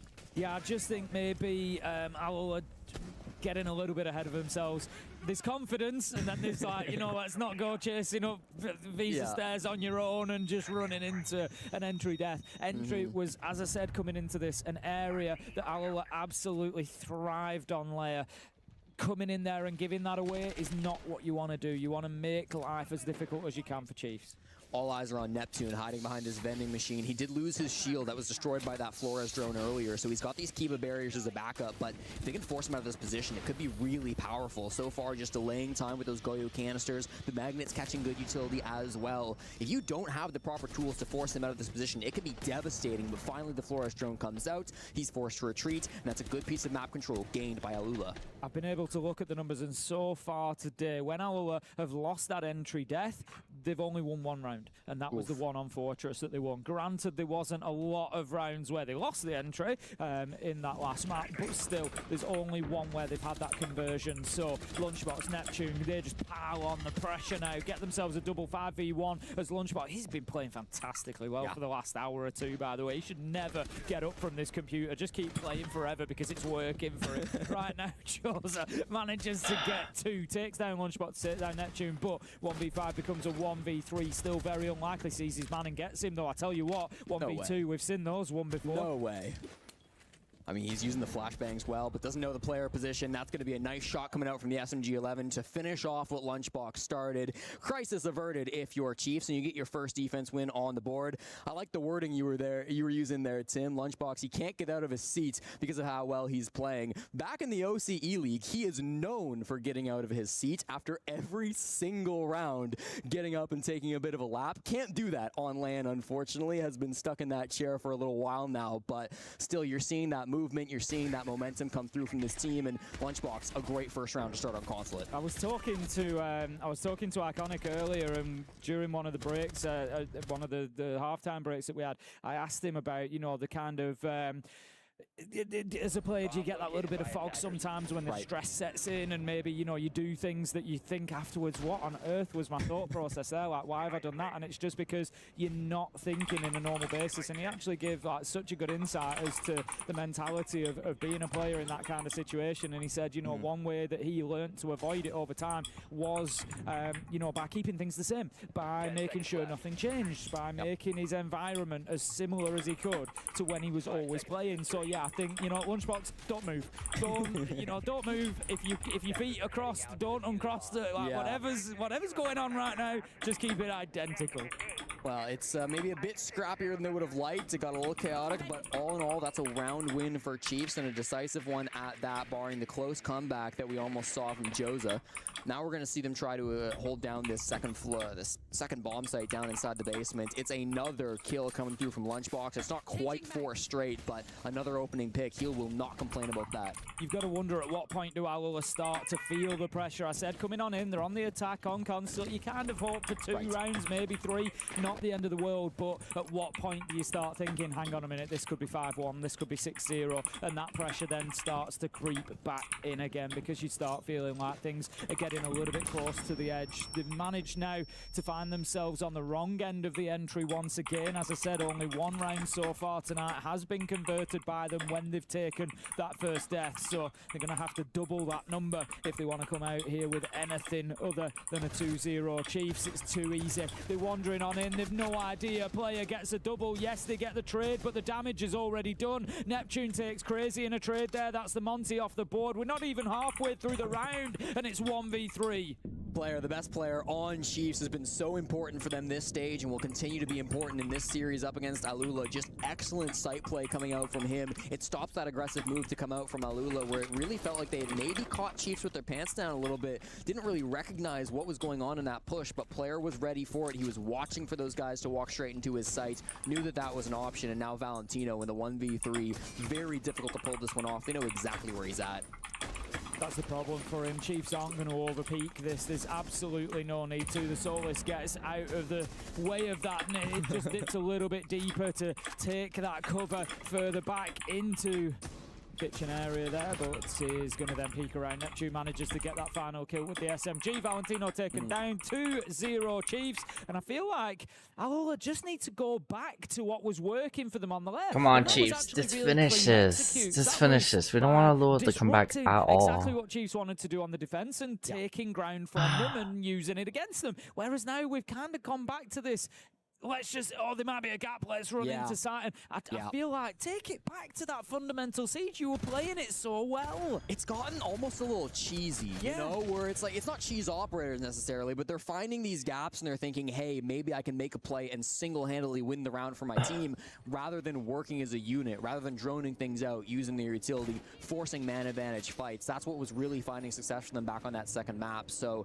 I agree with you 100%, Tim. It feels like Alula are getting a little bit loose with this. What absolutely cannot happen is we cannot see a return to Lair, where it was every opening duel favoring Chiefs. It was an early lead coming out from them on their stronger side, and then we just saw Alula fall apart. We saw them crumble. Their mental disappeared on that first map, and even after attack timeout from their coach, they weren't able to pull things together. So we can't see that happening again. They have to recognize that this is not a side where they're favored, even though they're down 0-2. If they let this mental slip away from them, they're going to be kicking themselves on the whole flight home. Yeah, they absolutely are, because I think it is one of those that you would look back and think that was winnable. Yeah. That was, you know, after the... Or at least we could have been more competitive if it continues in this vein. Player, again, comes out. You said he's such an important player for this team, and he continues to deliver. 4-1 so far. 2-0 Chiefs on the scoreboard. 5-4 in terms of the man count. They've got that entry again. That's now 3 in a row, and I will keep coming back to that start. Alula not good at converting the 4v5 rounds. Player's just been so critical. He's willing to play late round, but he's also so good on the aggressive moves as well. Like, no matter where you put him, he is going to find big value. Now, the push coming in from Alula, they might be pressuring in towards top spiral. Valentino gets his way in, but just hops on drone trying to get a bit of information. The bomb site, don't forget, is piano. So with that, Crazy's actually going to rotate over to the yellow stairs. They think they have another gap, Tim. Bazooka does manage to find something at least. Headshot onto player. You couldn't ask to take anybody better out of the round at the minute. Lunchbox does have similar stats though, so he's got to be the next target really. Crazy going to start to bully forward with the Monty. Do they know that there's one behind? Jkenna just needs to be careful here that he does getting bullied right now. To the peak from behind the shield. Neptune taking a ton of damage along the way. I will feel like they've just settled down a little bit. They've stopped the cheesiness. They're just now using the utility, they're using that shield, they're creating the space, and they're taking advantage of it as Valentino manages to pick up the castle. That's going to be the last of the HP removed from him. 1 minute 15 left to go, and Aloha looking much more comfortable than they have so far. Another one for Valentino. Damn, He's dude. one of the best solo players that we have here in the tournament. Does a really good job working these picks all by himself. Finally traded, but the damage is done, and there's the counter trade from Crazy on the pistol. Takes him down and can start working this plant. Jacob above. 2 toxic babes. 60 seconds on the clock. This should deny the plant, but there's going to be a lot more time to stall out. No way. Ah, dude. Those are up above. Manages to get the kill. As soon as I think that's absolutely the right play coming in from Owl with it. The catch is kind of crazy. 3v1 and they know that one's above, you send somebody upstairs. You know that you can do it. You send 2 upstairs, to be honest with you. You keep somebody planting. Send 2 up there just to guarantee the trade and win the fight. So really good from Owl. They've just doubled their ability to convert those 4v5 rounds when they've lost the entry. So that's really good. It gives them a benchmark. It gives them something to work from. I think if Chiefs get that round and go 3-0, I'm not going to say catastrophic, but it's a huge blow for Owl at that point. So I think that was, you know, really important. It's always important that you get one of those first 3 rounds. I agree. So let's just switch of sides now, at least. One behind, so. you're still in touching distance. Well, no, never mind. It's not switch of sides. You still got a little bit more time. You can change operators every round, which is great. I need to get Siege again. Stop that push from coming in, and the plants went down very successfully under the watchful lives of the Monty as well. So, I like the ban coming through from Chiefs. The Bandit also being taken out by Alula. Again, we kind of go back to some of this play style that we're seeing from Alula, and once they slow things down and start to play their game, they seem like a much more put-together team. Valentino, in particular, I think has to be the one to crack this game wide open on the attacking side for me. He's always playing by himself. He's not really pushing with the rest of his squad, so whether he wins or loses that gunfight can make a world of difference on how the push goes as a whole, because he is that entire second. I think it's crazy that they're still keeping it up. That's the thing. He gets a big double kill, and even when he dies, his death gets traded out immediately. So these are the kind of plays that we're watching out for on the side of Alula. If Chiefs can shut him down, they might have a good chance of winning this game, even with Alula slowing 10-hour stream. Playing his gap heavy. Valentino currently 24-17 across all 3 maps. So we don't need, I was getting carried away, we don't need to worry about record territory, but still an excellent performance, as you say. You know, some really great rounds from him that have, you know, got it over the line for his team and are exactly why they are still in the position they are. Out of interest player, 24-16. He's just 1 death better. He's always got to keep himself ahead. And we're going to get on into round 4. Extra bans come out, as you've said, Bandit and Monty. And we will have a nitro going out. Beautiful stuff. That's exactly what you want to see out of Neptune. A gift from the sea straight through the window, and you couldn't have cleaned up a better operator, right? Crazy on the Blackbeard. He was supposed to be that spearhead opening things up, but with him off the board now, it's going to be difficult for them to try to take that space. Neptune, I believe, does walk through a bit of a Goyo canister to get back to safety, back with his teammates, but that's okay. You'll take a half damage for a full damage any day of the week. You're still up with those 5 guns, so that's going to be what's important. And you really read this push from Alula as well. All of these players are trying to come in from the admin side. Relays below is reading all of this pressure as well. So the information is flowing on the side of Chiefs. Yeah, it really is. We know how valuable the pulse can be on Consulate. Just going to take a little peek around the corner. Nobody there to challenge him for the time being. And a little bit of a relocation for Joza coming in here as he decides to get himself around to main door instead. Open that one up. And just try and get something. I don't know too much what he's going to do from underneath. He's attacking up onto top floor. He's on the ace, so the verticality is going to be a little bit limited. I think it's more about chasing nice. down for the time being. But I that's love how Relays is playing this. He's just chasing shadows. Oh yeah, we love the heartbeat. Absolutely, they've committed a lot of bodies to try to hunt down this pulse and force him out of position. They know going for no way. Is he getting punished for the heartbeat sense? Dude, that's crazy. That took almost 2 full minutes, and they still really aren't in the top floor. And all it's done is level things up. It's not even got them the advantage yet. It brings it back to 4 versus 4, but like you say, there's so much utility for them yet to play through. There's Goyo canisters. If none of those have been detonated, that's the rest of the round that can be burnt out, depending where they're located. You've got Kiba barricades, you've got smoke canisters. There's so much to work their way through. That's the big problem. These Toxic Babes are now just being used by player, which is going to make it really awkward to get through this vending hallway. This is the goal, right, to be able to get in towards the site, but you're playing close with the shotgun. Instead, it's going to have to be this push in from the north side. And no way. Well with that first frag on come on, Chiefs. Really come on, Chiefs. Steps around and just come on, Chiefs. Space, there you go. One more. What? Double kill? Yeah. There was the Sen steps in. Big round from Haga, just so far to really keep his team in this, but he will be taken down now by J-Kenna. 15 seconds left to go. Nice job, J-Kenna. No way. Yes, thank gosh. Good job, Lunchbox. Take this home. Take this home for us. Almost. I cannot believe how that one turns out. Until the very last second, I couldn't have told you who wins that round. Usually you can tell it's a big advantage for this team, a big advantage for that team. Certainly it was a big advantage for Chiefs, but I love the way they used the sends on Alula to get deep in towards the site. They weren't just trying to cheese a plant in through the doorway inside of meeting to get that one down. There was a shotgun close from players, so they couldn't have gone for that play anyways. Instead, they split apart their players. They had one pushing the balcony, one pushing in from spiral, one getting deep with the sends wall, and then one playing close on that meeting wall. They took 4 different dimensions to that push, and even after it started off so poorly for them, they put themselves in a really good position. In the end, I think Jake made some really good moves. I cannot believe he won that second gunfight. Jake looked really good on that one, dude. He's such a goat. A couple of really tight fights. He honestly is carrying the Oceania team. So close to tying the game, but instead it's Chiefs 3-1. Yeah, I think you've called it there. The pistol Come on, Chiefs. We need you to win. We need you to complete this entire game. Wins the round effectively, and it is these marginal differences that will get you over the line. 3-1 then for Chiefs. They are going to be going back down to the basement. We saw it in round 2. We saw them get the win. How will Alula go about taking this without the Monty this time? Obviously, that's been the focal point for the first few rounds, particularly the second. They didn't get the win. They tried to get that space. If you remember, they walked in. There was a double kill from player on the mirror. They just tried to kind of opportunity spot. I'd like to see no way. Take it. I'm not going to say more seriously, because I was about to say, ain't no way. Serious, but I'd like to see that kind of you do damage? More of a strategic round of siege. You know, come in and do your basics, do your fundamentals, tick your checklist, and make sure that you're making life difficult for Chiefs. I want to see what their proper attack is here on basement. Well, again, it's tough to put together a proper attack when you instantly lose your Blackbeard like they did in the last round. I think for the cards they were dealt, that was probably the best they could have managed. But again, it's an opening duel coming favoring Chiefs. Instantly traded back. They get Neptune down for the 4v4, but still, you've lost such an important operator in that Deimos falling from Bazooka. Nitro's going to go out of the window. Oh, I thought it might find its mark. It does not. Got a little bit of damage on Joza on the ace. I'm not sure if that was done by Neptune on the Solus before dying, or whether it was indeed the Nitro that caused that. But 1 minute 10 into the round, and this has been action-packed so far. And absolutely trading blows backwards and forwards.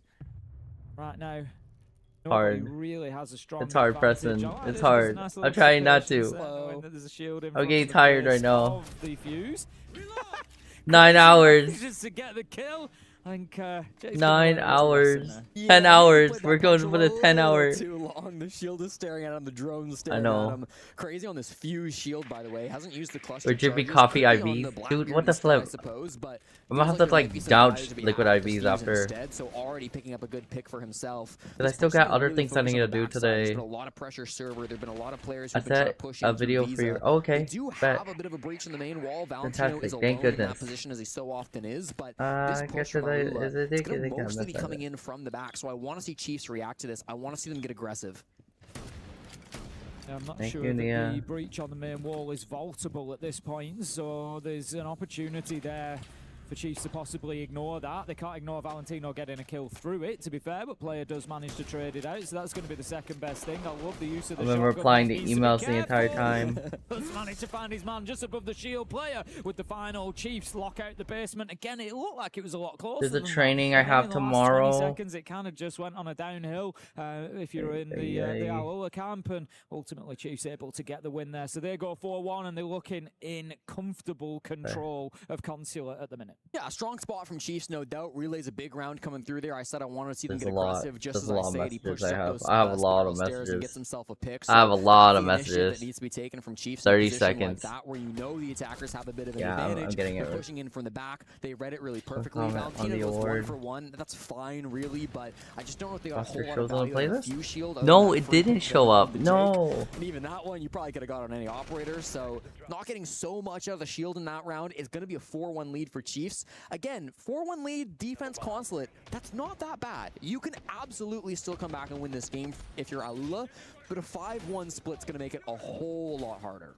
Yeah, I'd agree. I think round 6 just became particularly important. It's another one of them where I'd forgiven the end of round 5, beginning of round 6 tactical timeout had they chosen to take it. You know, it is that important around. I would agree with you. I think if Chiefs win this, you are looking at a serious problem if you're on the side of Alola. And just to remind everybody of the stakes here that we're playing for, you can see up at the top of your screen 2 of those little EWC keys, I guess they are almost up there at the top. You can see they're coloured in, 1 on each side, because we've got 1 map apiece here in a best of 3. So whoever loses this one will see their key being quite literally crushed in the key crusher after this game. And they will be eliminated. Oh, it's so fun, Tim. One of my favorite parts of the tournament. Do stick around after the game because we'll get to see all the crushing action here on the stream. So keep your eyes open. But for now, of course, we've got to figure out which of those keys will survive. And to do so, Chiefs, for their final defense, will move back over towards the piano bomb site. This was a site where they were able to find some success on the side of Alula. You'll recall that they had that really good push towards yellow back behind the Monty. It's been banned out now by Chiefs, though, so a different strategy has to come to play. Crazy again, running this fuse. I believe he's still on the shield as well. I don't know how much I love this when the Blackbeard is up on the board. If they get top floor control and they can use those cluster charges, great, but they weren't able to do so last time they went for this push, and I can't imagine it's going to be simple to take that control this time either. I love the effort from player there. 7 and 3 on the Solis, spots the man outside on the drone and doing everything he could to try and get an angle onto it, but will not be successful. Right now, top floor still very much in the possession of Chiefs, though. Alola need to get up there and start clearing it out. They've got Joza over on yellow. Stairs not really supported by anybody. Honestly, it's Alula Club. They're the ones getting their key crushed. So he's also going to have limited I sent the message, Preston. Check it. That comes along with it. Our Chiefs check it for this push. They want to remain in control of this top floor. You can see Chiefs making a ton of vert. They're not expecting it cleared on this top floor. They expect it to be a similar direct take from Alula, where they don't really go for the top floor clear and instead just try to sneak that plant down. That probably is still the game plan. Of course, there will be pressure on both floors of the map when they go for that execute, so they've got to be really careful on the side of Chiefs. They can both stop this plant from going down and win the fights on the top floor. Relays has just taken a ton of damage inside of Piano. Going to need to be especially careful for the remainder of this. The pressure starts mounting on that top floor. Flash comes in. The Warden will be able to at least use the glasses, but others will not. Oh, hell no. By Joza, he's been waiting the Dude, longest Chiefs, time come on. at the top of yellow stairs there and gets Oh, what? Neptune Bro. to get up on the top of that desk, though. Chiefs, what are we doing? Why are we going? Why are we rushing us? players. He's been low health for the longest time. 20 seconds left to go and the diffuser's going down, but they've gone below. They've got the angle, they've got the kill. That puts the diffuser down. Good kill. 3 versus 3 now. It's up to Chiefs to try and hold on. Bazooka has been able to grab that diffuser. He takes it to so a the new diffuser just falling off the ground. To put it down. The Solus is not in position to do anything about it, but they come off for some reason and then go back on. They've given them the opportunity to go in. They should have stuck it the first time around, but no! Full advantage taken by the Solus. Chiefs hold on, 5-1. Those are the shakes. Those are the mistakes. That's how you lose games at the highest level of Rainbow Six. He had the plant. He just had to hold F, but unfortunately, he doesn't commit to it. He gets a little bit scared, Tim, and rightfully so. I mean, player down below, that's a massive threat, but little did Bazooka know that player wasn't in position. He was going for a flank yellow stairs. By the time he realized it was another plant, it was too little too late, but bailed out by just pulling off that defuse kit. Player, an incredible round, boosts him to double digits, now 10-3 in this game. He has been a massive difference maker for the Chiefs, but you got to imagine if it's not that small mistake from Bazooka, he doesn't get those last 2 kills, and we're at a 4-2 half. All right. Exactly that, player. After the switch halves, Chiefs, you gotta take this away. You gotta take this home for us. Drag it over the line and make sure they get there. Don't get me wrong, there's a couple of supporting characters in that lineup that are certainly putting the work in as well. But he's just, you can see he's itching for it. Like I commented on the way he was looking out that window, just trying to get any sliver of an angle that he could do. Any opportunity that is there in front of it, he's looking to take it. They are going to use this half-time tactical timeout to try and turn things around here. It's 5-1 at the minute. They've got to at least return a 5-1. Yeah.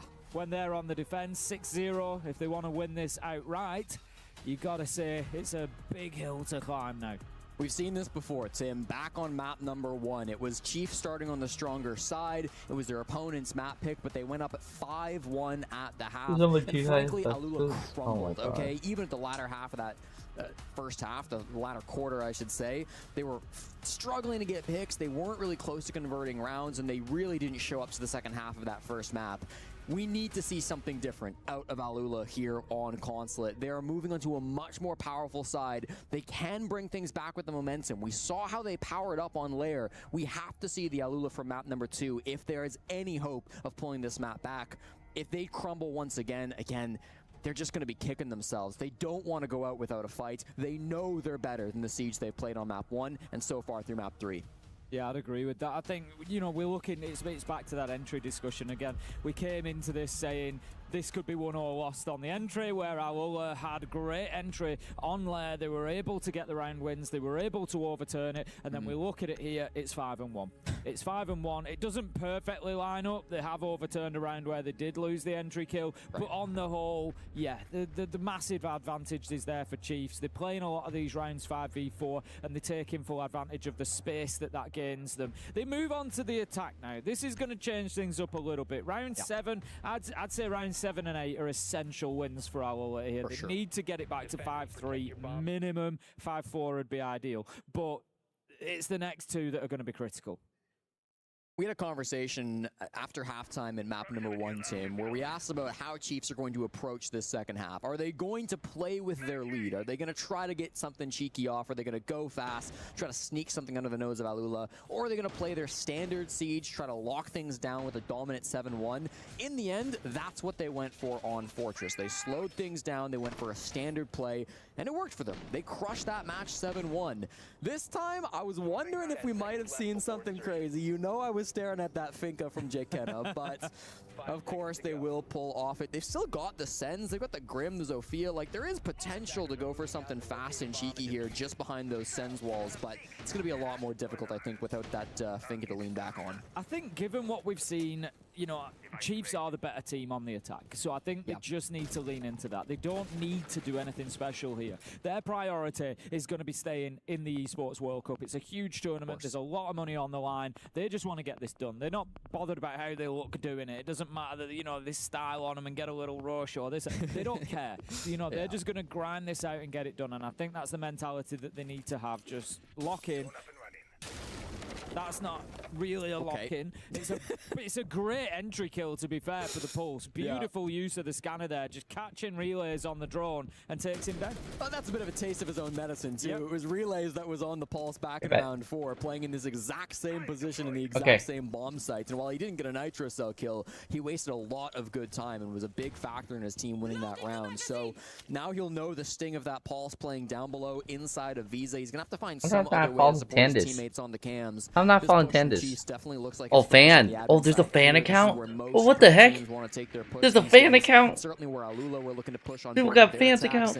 Certainly, it's a bit of a step-by-step process, but it's a good start. Happy birthday. This admin space, even after losing Relays. Master King. Plenty of bodies still to work through towards the site, though. You could be forgiven for thinking that the drone there was taken out with the trip connectors, but it wasn't. It was shot out just before it got to them, I think. So that actually kept them in position. They refreshed pretty quickly anyway, to be honest.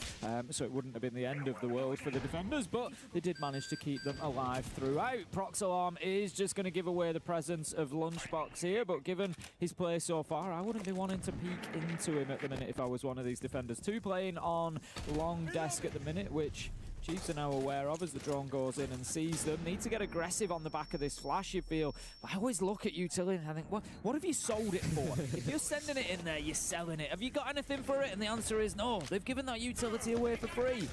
Player down. That's going to be a really big loss. Now it's just Lunchbox and JKenna. Just Lunchbox in a 1v4. This round has quickly devolved into chaos. He had good information on Bazooka's position when he hit that air jab earlier in the round, but after he escaped from it, it just felt like everything was falling apart for the Chiefs. Now desperate to swing into sight and get a pick.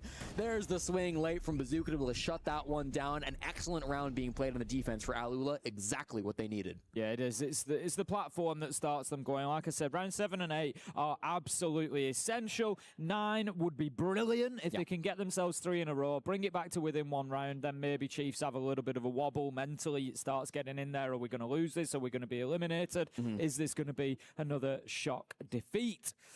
At the minute, though, I would still back Chiefs at this point. There's still a lot of work for Alula to do. I feel like they opened that up well. I'm not taking away from that kill, but you cannot rely on getting a Pulse Nitro Cell kill as an entry. An absolute freebie like that round after round after round. They're going to have to start winning gunfights at the beginning of the round. Sim, I think everything you're saying is smart and correct, but there's a part of me that just feels like Alula, they might have exactly what it takes. They're a team that power up as the map goes longer. They're on the stronger side. Chiefs, frankly, choked away that second map. They were in such a good position and couldn't win when the going got really tough. It came down to the final moments. I think Chiefs have played a great game of Siege here today, and I'd love to be proven wrong, but this is still a very difficult task. Dog, I wish I had TikTok.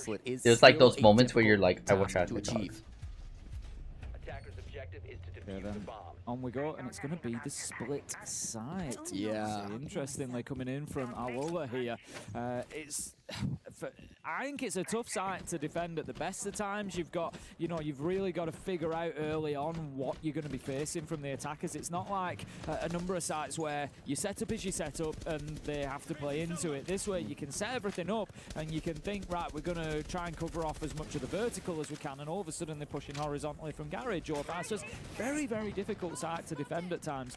So I think it's a bold move from Alula. It's one of those, if they come away with a win, they're going to be geniuses. Of course. If not, you're going to question the site choice. Yeah, I will say it's not one that they see much play down in OCE. Chiefs have yet to attack this site this stage, so it's obviously a map that a strat that they will be ready to have practiced, that they'll have played a couple of times in scrims, but it might not be something they have as many game day reps on. So that can make a difference at this level if you're not so prepared to push on some of these bomb sites. So far, the task is just get into the building, and that's been plenty difficult for Chiefs, as this admin hold has been really tough to break through. A lot of punch holes being played, lots of drones being shot so far, but Relays has a gap here onside the balcony. We've got pressure in towards admin as JKenna swings in too, so the map control is starting to be gained by Chiefs.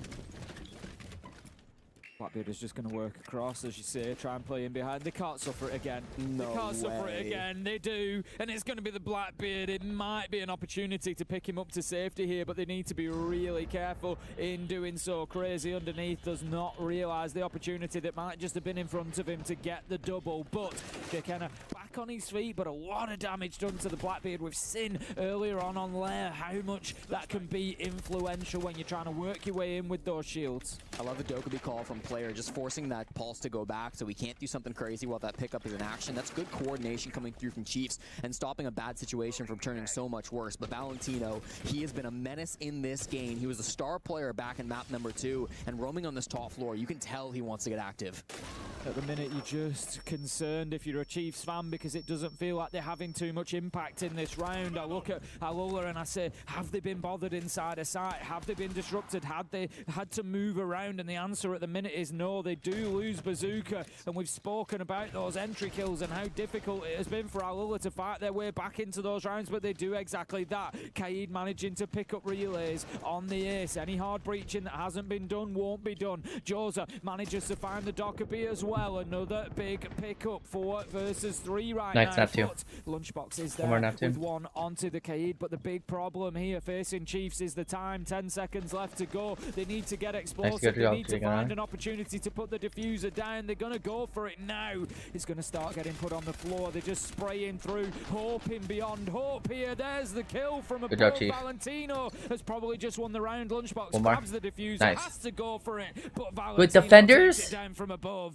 Really what? Bro, oh my gosh. What the flip, man? In the past, back here now with a very young squad, has found all the momentum in the world. He was such an important player I gotta number 2, and his persistence up on that top floor here in round 8 was the difference maker. Tim, I thought he was going to play aggressive. You know, I called it that, hey, he's looking to take some fights. There's some pressure from Chiefs up here, but instead, he just fell back to admin. I mean, he was really passive. He played over towards the CEO side, then came over towards admin, was always up above, and because Chiefs never managed to take that full control of the top floor, I think they thought he had maybe fallen back to site, so they all gave it up and went back down towards the executes. It just gets really messy in the end there. There's nothing they can do except press F and pray because they didn't have time to re-clear Valentino up above. It is perfect positioning coming out from the veteran on Alula, and because of it, they've done what you said they had to. 7 and 8 are in the books. Yeah, I think it's just such a smart play from Valentino. He's recognized that about the minute mark, I'd say there, he's recognized Chiefs have got nowhere near enough done so far in this round. So what does that mean? It means they're going to have to rush. And as soon as they have to rush, there's going to be an opportunity for me to move across on the top floor because they are not going to come and clear me out. So he's happy to sit up there because he knows if they do come and clear him out, they lose the round because they'll run out of time. If they don't, he's going to go across and have the impact that he thinks that he should have. Looking to get aggressive on the windows here. This is the Alula that we love to see. You said they might power up just like they did back on Lair, and power up they have. 2 rounds in a row, 7 and 8. I said 9 would be ideal. This would bring them back within touching distance, and it also really sense. I think if they lose this, we see Chiefs go for a tactical timeout. I 100% agree, Tim. It feels like things get out of control if they can't win this attack, but already we're seeing Alula get up to their old tricks. Crazy playing up to his name with that spawn peek here on the pulse. It doesn't really go his way, but he's not hard punished for it, so he will escape with the majority of his HP still intact and can go play down below the bomb site as well. That was what was really impressive from Player when they defended this site, Tim, where they had that vert down below that really foiled the plans of Alula going for the plant just inside. Yeah, this has been a long game. This long time match. around, it will be known. You saw the pulse really thank God early, Chiefs so Chiefs is winning. should be aware that We want Chiefs to win. One, because we love the Aussies, because they have a really strong They've got Jekena just outside of that spiral the stairs. They've Oceanic got scene, Neptune hunting but in 2, down below because we on want Zulu. to stand. Plenty of opportunities to try to work yourself in for a pick. Chiefs are just going to be praying a little bit. I think that they managed to get themselves the round here. The entry, of course, would be a great start. Just moving up with that scanner knows that they are close, but it's going to be Joza who manages to pick up the first, and what a loss of utility there with the Capitao going. That's going to be smoke bolts, asphyxiation arrows, all gone with him, but the plant could be on here. The Blitzer's got shield on the back and putting it down, but going to have to come off as players around him continue dying. 2 versus 3. I feel like Jekena maybe could have stuck that, Tim. I mean, there weren't players directly pressuring him. He could have maybe gotten that plant, forced to a post plant, but feels like he has to help his teammates, and I can respect that for sure. He's got player next to him trying to work their way in towards the site, but full top floor control still by Alula is going to make this plant really difficult to still pull off. Yeah, it's they're short of time again here at Chiefs. Again, Alula recognize that and is just confident that they can hold this from above. It's going to be about getting into a spot where they can't see you. Jekena thinks that he's managed to find something. The cover needs to be there from player. He actually takes the attention that's going to allow the plant to go down, gets a kill on the other side, but it's now all up to him. It's going to have to be a triple at the end. He manages to get one. Could be an ace to win this one. 30 seconds left for the last man to do something about it, and I love this rotation from Chiefs. Player getting up above. Has Bazooka moved quickly enough? He got hit by the air jab. He's going to go for the defuse. I'm not sure they're aware of this. Player's not moving quickly enough. Bazooka! Surely he should have stuck it. That's the second time we've seen him come off. Bazooka, what are you doing? Bazooka, what are you doing? Hold the fuse. Hold the fuse, Bazooka. Bro, Bazooka threw. He threw so badly. Dude, that's funny as hell, dude. He threw so badly. Player is finding success. Oh, man. How does he do it again and again and again in these positions where it should be so favorable for Alula? It should be so favorable for Bazooka to just stick on the disable, stick on the plant, and he can't seem to do it. Player is having these insane mind games. 21 years old, playing like a veteran here at the Esports World Cup. A massive statement to get Chiefs onto series point. I know how difficult it is from Bazooka's position there. Yeah. You don't know what's going on. There's not a clear readout for you. You're hearing noise. You're hearing those footsteps.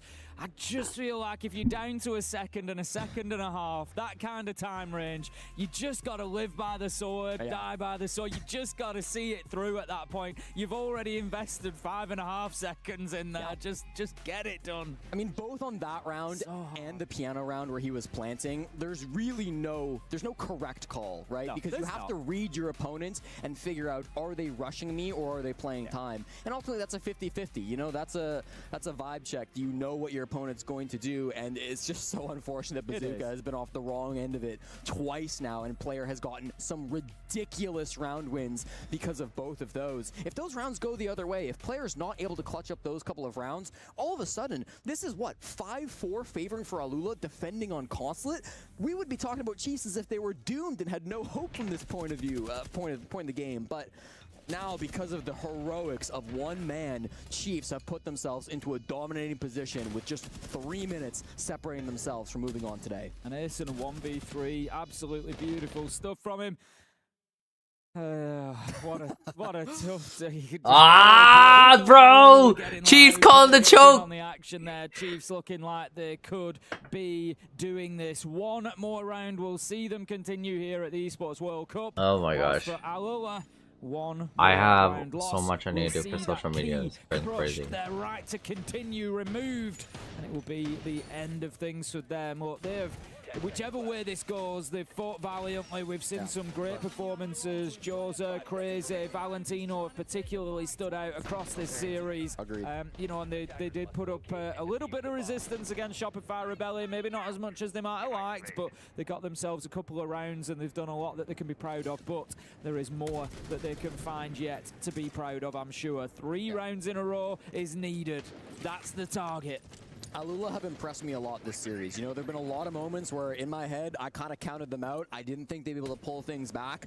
They've every time surprised me and be able to pull things back and kept themselves competitive in this game. If they do it again, if they come back from the 6-3 deficit after the round that they just lost, that will be the most impressive moment of all. This is where the tension gets the most dangerous. This is where the stakes are the highest. You've got to be perfect. There's no more second chances for Alula. 3 straight and then winning overtime is a very tall task, even when you're on the favorite side of the map. But one round at a time, Tim. They can't be thinking about the pressure. They can't be thinking about the odds. They just have to find a way to stop this push coming in admin side. And that way looks like it might be the clash that is going to be the point of this defense that they hope to sit behind and cause a problem. The Snake tries to work the way up Visa stairs, but now they can manage to find the trip connector, so that gives them a little bit of freedom there.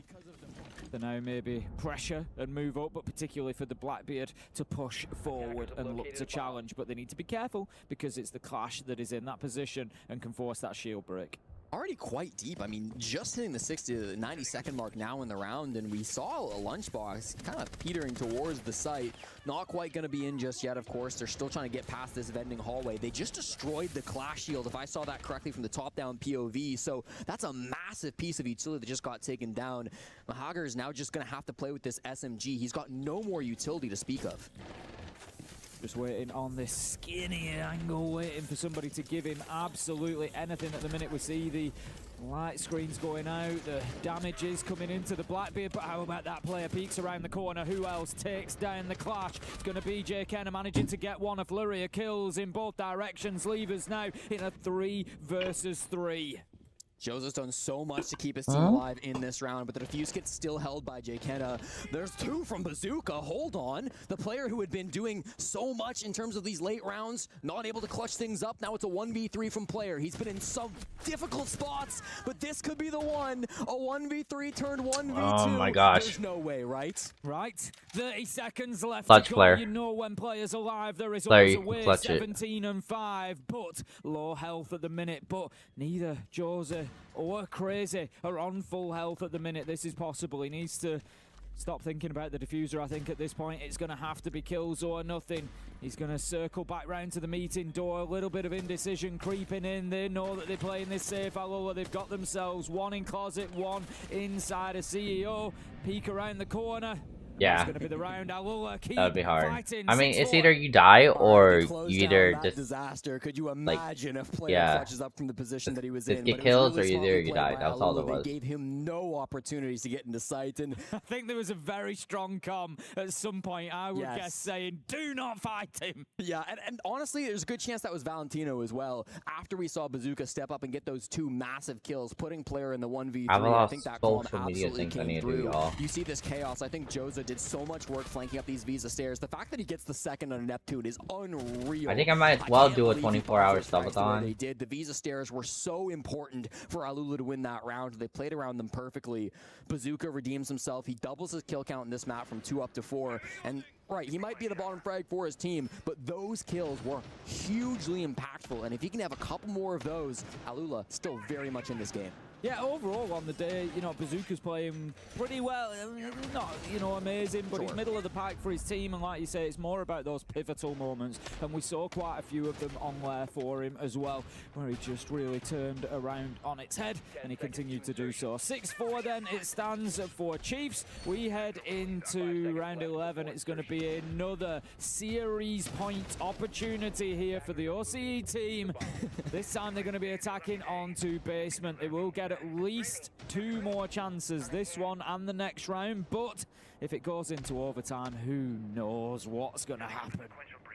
Starting to get scary. Dude, I have so much learning to do. Get real, but again, one round at a time has to be the mentality for both of these squads.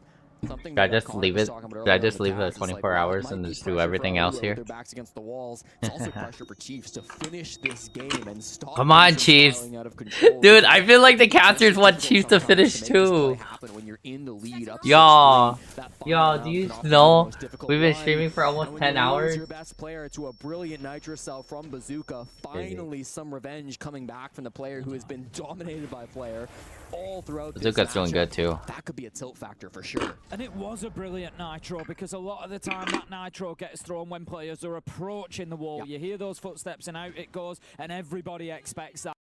By allowing them up to the breach, allowing them to get the breach, you just create that little bit of a sense of security there, and then bang, he hits him with it on the way back. Absolutely beautiful stuff from the Tubarão, and that gives them the end trait that they so desperately need in these rounds. We've seen them struggle when they are 4 versus 5, but 5 versus 4, they're actually very, very It's gonna be real interesting tomorrow to see Tyloo versus Chiefs. Be a lot of utility that goes with that opening kill with the striker. It's gonna be China versus Oceania, and then for Shopify Rebellion, they're gonna go probably against Fnatic.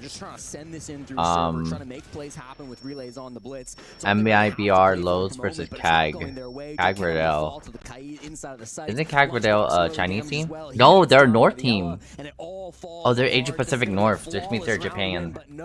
So Japanese versus MLBR. Oh my gosh, Made in BR is crazy. 6-5 seems to be the scoreline unless a miracle can come through from Neptune. I love Oh no, Shopify's not facing Fnatic. They can't face each other. They're gonna wait for whoever makes it qualified. And qualified qualifiers. Moments, and he continues to do so. Talking of pivotal, though, Neptune goes from a 1v5 to a 1v3, managing to get 2 kills. But Come on, Neptune. Let's go, Neptune. Let's go, Neptune. Show him your crack. Show him how cracked you are, Neptune. To give him a little bit of intel, and he will take it. Neptune, you got this. We've had some oh yeah, they're watching Diffuser. In this series, they're watching if Diffuser. Neptune wins the 1v5, Neptune, it's not 3. just clutch of the series, it'd be clutch of the tournament. Almost certainly. One more. Looking to push forward. Oh, Neptune! Oh, Neptune! Neptune! Oh, that's so crazy. It was just the elevation that's so that crazy. caught him off guard. Man, They managed to put the brakes on. They close that one out, and we get 12 rounds, which I think a lot of people at home will not have expected us to see. And you saw Valentino there in the player cam. One more. That's what he said to his teammates. One more to get it into overtime. He had a brilliant angle up on the desk to stop that potential clutch. Oh my gosh. See things getting away. I'm not gonna lie, Neptune. That was actually a hard one. A younger team, somewhat inexperienced. They have been tossing some of their bodies in these advantage states. They have been playing maybe a little bit more loose than they should be. But Valentino, the veteran, is the one to slow things down, to stop it for his team. It will be a tactical timeout called by Chiefs.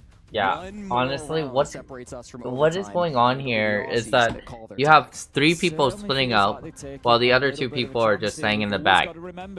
Can we just stay together as a group? 90% of the time, what I found out is that if you stay together as a group, there's a good possibility that you will win. That you can actually take over an entire map if you stay together as a group.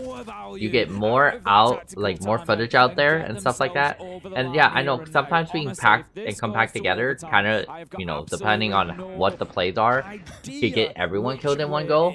But I'm guaranteeing you, the way that freaking how they're playing, Alula's actually playing, is they're just trying to pick up one by one. That's all they're doing. It's watching corners and picking off one by one. Some of them are even so aggressive they even come out. Like, stay in one group.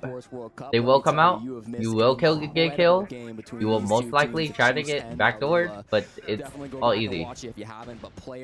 Crispy. Oh my gosh, thank you. It is the arm crest. Arm crest. I mean, the arm crest is very crisp. The other cam that I have on my vertical cam is Lumens. Unfortunately, don't tell him this, but the Lumens is not very oh, okay, yeah. My bad. Went down by a massive wow. round count. They have pulled this game back into the realm of possibility, and now they may even look likely this rush play could be fast from Chiefs.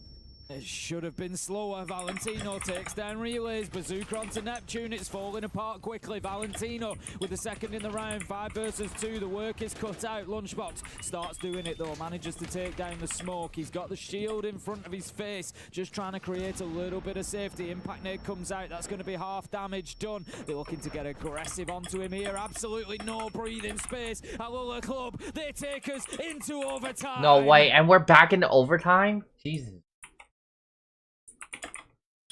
2 different vibes on the stage right now, Tim. On one side, you've got screams louder than you can imagine, and I just turned to look at the Chiefs players right when that round ended. Every single arm went up above the heads. They are stressed after they risk everything on a Finka blitz rush, and it gets slammed shut.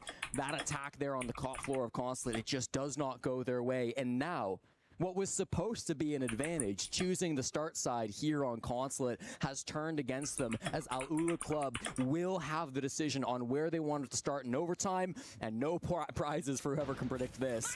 They have chosen to start on the defense. This is a bad spot for Chiefs. Yeah, it really is. This could be, you know, a serious upset on the day.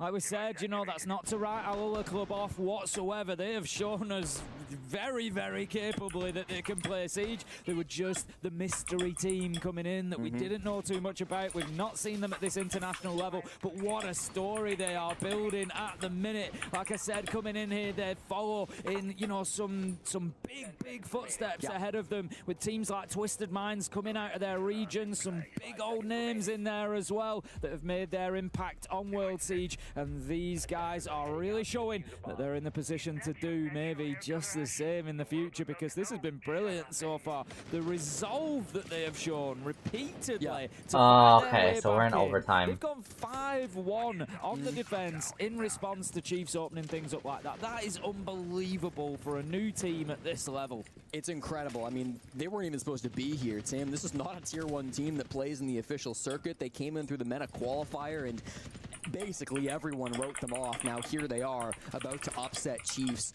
They still got to win in this overtime, but again, Consulate, we've seen 2 5-1 defense favored halves. Chiefs will have to attack twice here in OT. They'll have their first attempt now on the top floor. This bomb site has been a real menace for the attackers to try to break through so far in this game. Alula have had some really strong defenses. They played around the Clash. They played around the Denari, which is being brought here on this round as well. Chiefs will be slow. They'll start things off just as they have consistently on the admin side. There's no threats down below, no pulse roaming like there was previously, so I like seeing Alula not relying on the same tricks to win rounds, but instead they're going to have to find some other way to slow down this push on the admin side. Chiefs need to be careful that they don't start playing scared, though. They've, lost a lot of rounds there. They continue on the attack.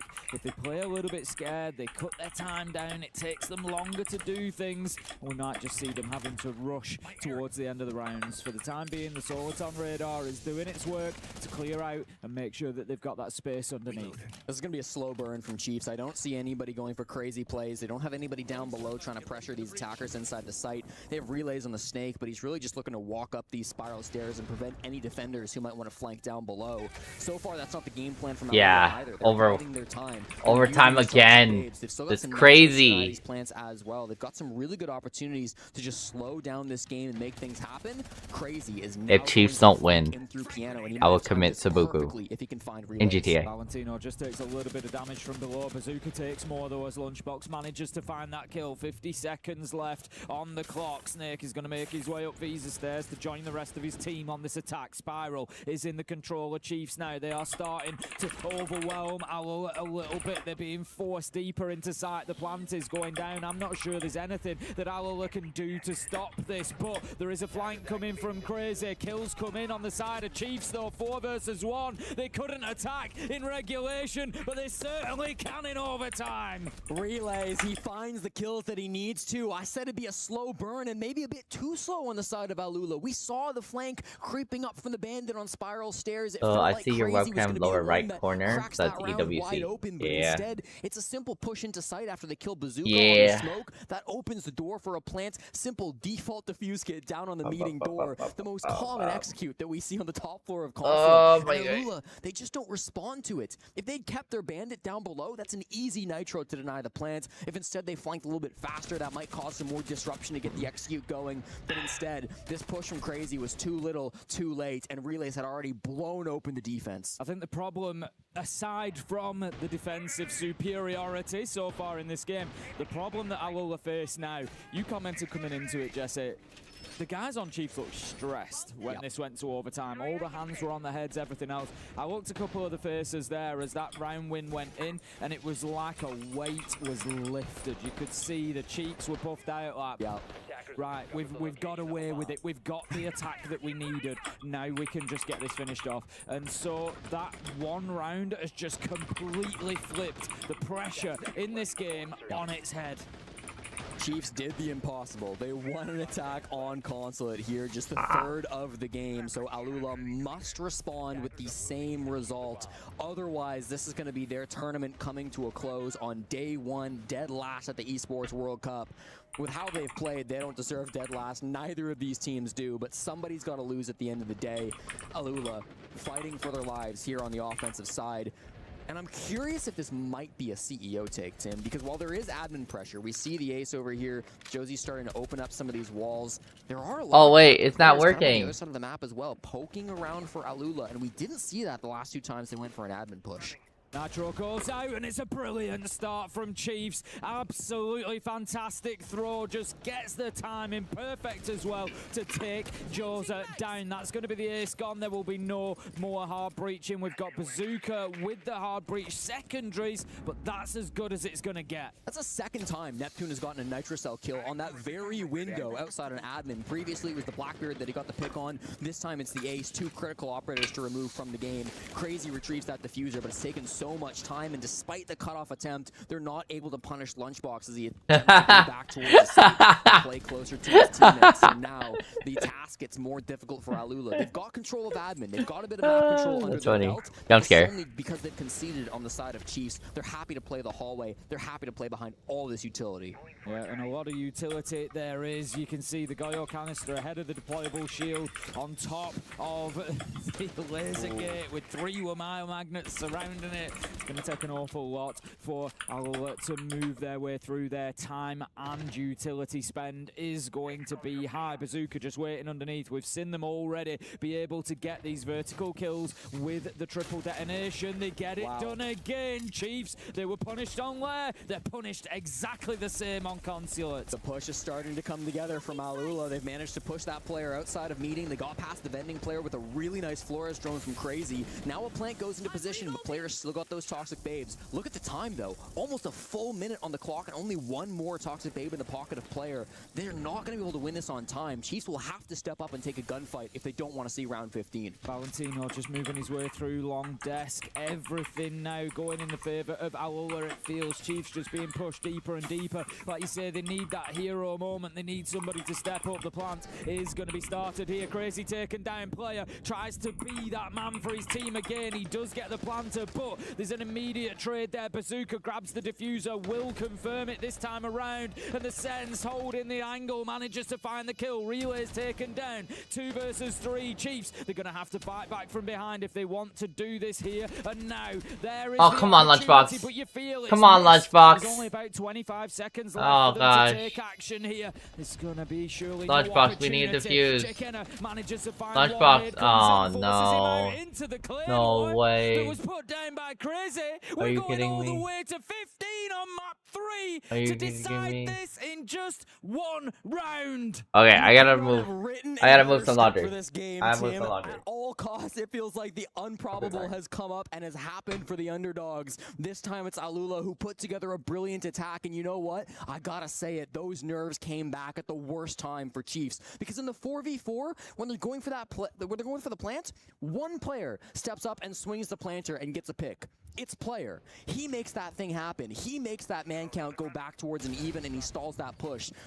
Then Chiefs, they kind of just stall. I mean, Alula get right back into a plant position. It's a 3v3, and everyone on Chiefs is just sitting, waiting as the plant goes down. They finally push up and start to pressure it, but it's being held on the angle. It's really calm, cool, collected push coming out from Alula, where they're ready for those swings to come forward.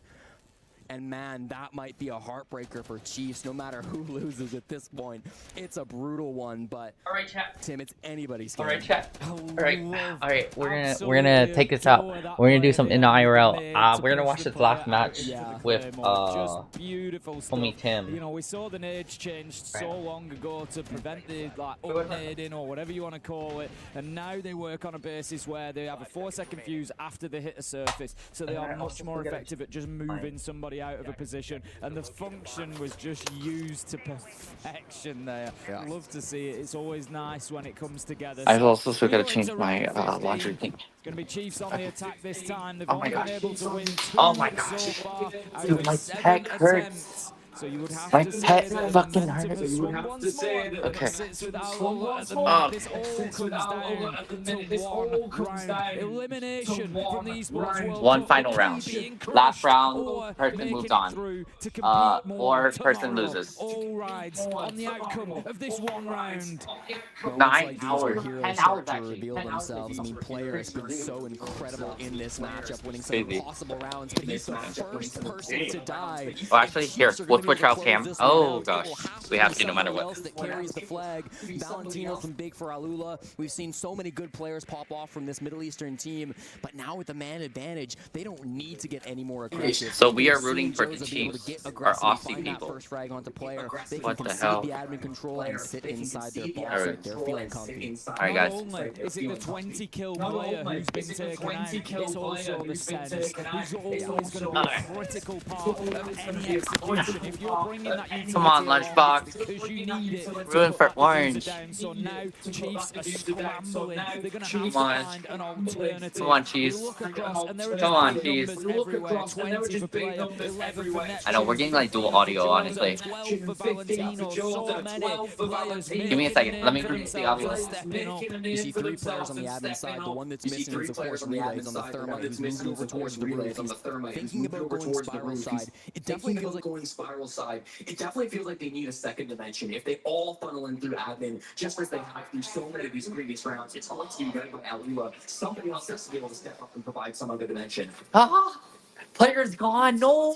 See the fire burning out as the nitro went over and detonated. Ah, dude, Neptune, no fuck.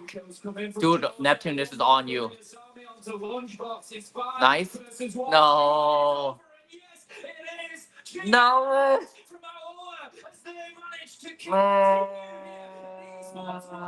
Representing the region, the Solo Mana team will continue. It's okay. It's fine. It's fine. Dude, they tried so hard. 7-1 on their own map pick to start But the series. that. It felt like this was going to be over in an hour and a half. It felt like this would be the fastest series of the day. And yet somehow That's crazy. This team was just made this year. to the highest. They just played, like, what the flip? Yeah, this Chiefs have been playing for years. They've been playing 16 for years. What happened? Why am I excited? You wanna know what's even so, like, Well, what a crazy game we have. that guy who's crying right there, his name's Player, he was doing this. He's like, you guys are choking. And then they're literally, they lost. They lost. No, man. Incredible stuff, though. Crazy.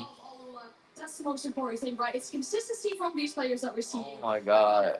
Structure as well, from being the only men representative and Chad, what the hell, dude? to pull through with the mental resilience That's as well. Throughout these all years after losing the first one. Yeah.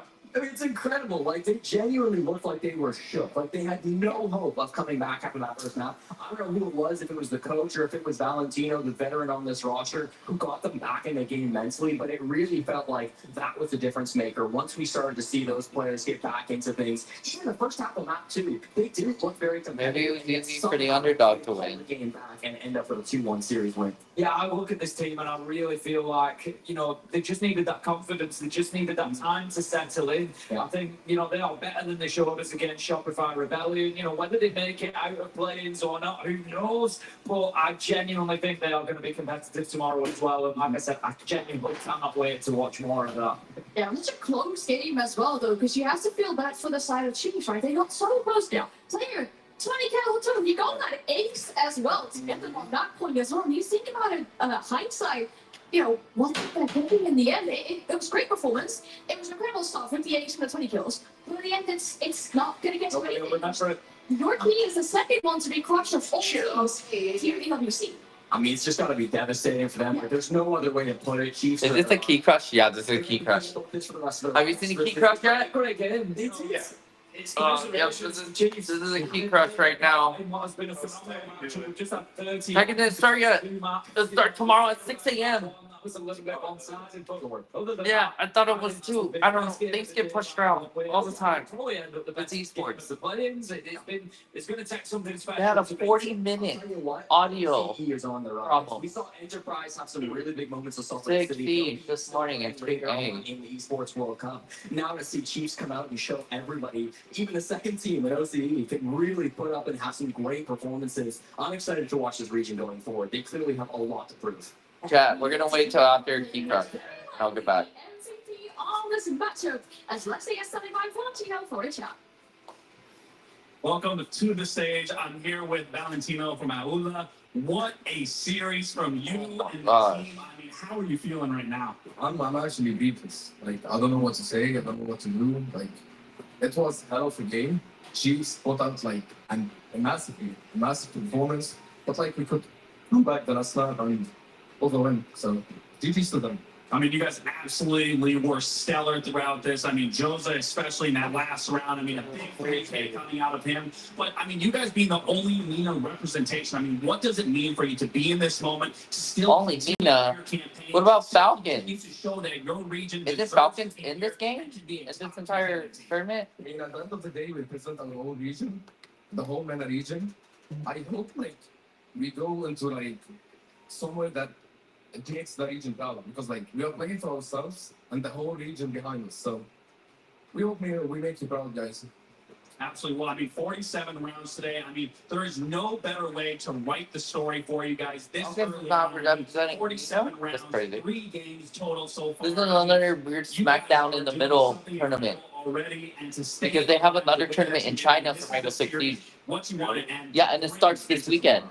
I mean, like what? The first month we played, I guess, kind of weird. We played really bad. Like we weren't in the mood. We weren't playing together. We know our mistakes. Like we weren't playing as a team. Yeah, we saw the entire round. You were not playing together. You guys were playing split. They're really trying to pick people off one by one. I mean, thankfully, we could close Fortress and. Dude, what the hell, man? Hopefully tomorrow we come with a. I don't get what happened. I really don't get what happened. I think they just got discombobulated. I think they were relying on each other, and then when one of them made a mistake, everyone else probably. What are your thoughts going into your match tomorrow? Yeah, it's probably accidental. And that sucks. I hope that the team wins. No, I'm going to say it again. Okay. All right. We missed it right there. That's it from Valentino and the boys from Alula. I mean, big commiserations to the Chiefs over there. I mean, hell of a performance from both these teams. But that ends it here for the night. I'll send you one last time to the desk to wrap things up, and then we got more action heading into tomorrow.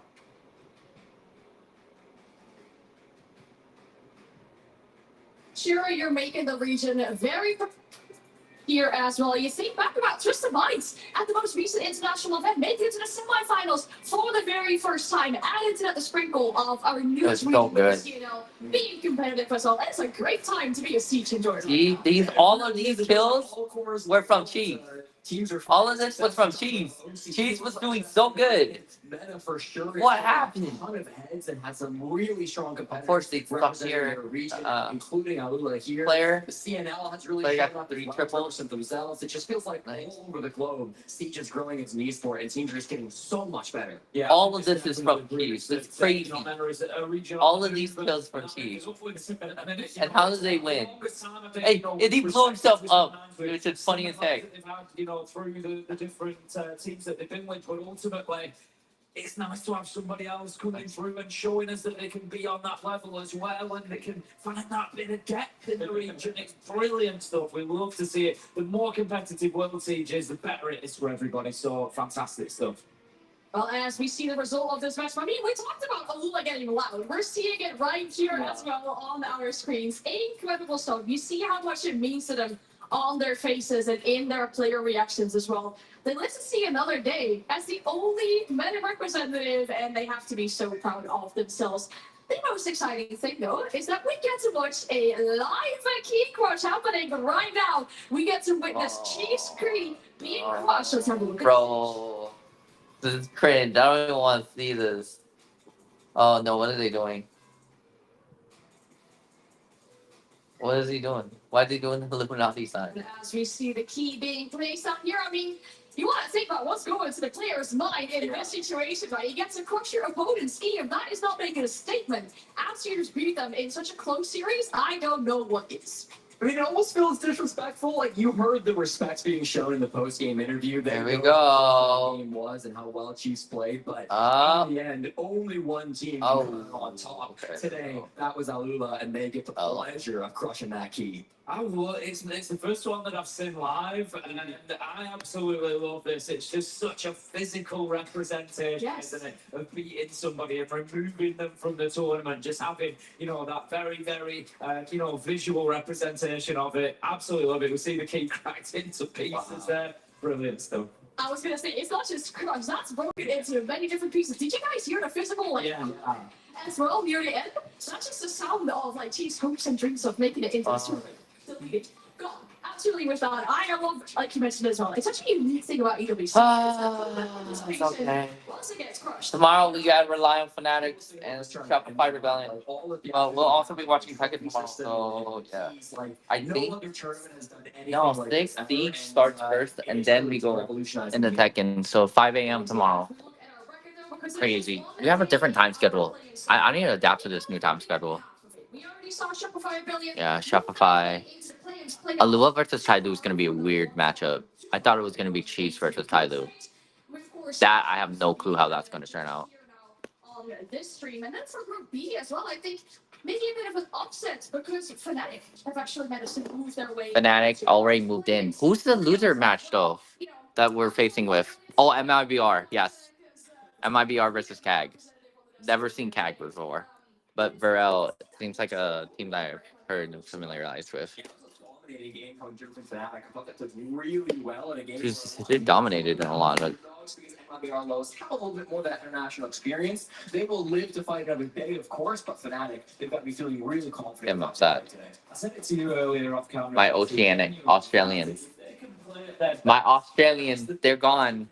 When they play at their best, I genuinely would put them at least in the top half of teams here at the tournament. So it doesn't surprise me to see them. All right, key clutch just happened. All right, thanks, Tim. That's the important thing for them. Yeah, because that's it. That was the final match. That's it for today. No, dude, that was 10 hours worth of Siege. It started at 5 a.m., that's why. And it's 2 a.m. or 2 p.m. Oh, dude, look at this. Look at this. Look at this one. All right, you got to watch this guy. You got to watch this guy. Look what happens. He's so happy.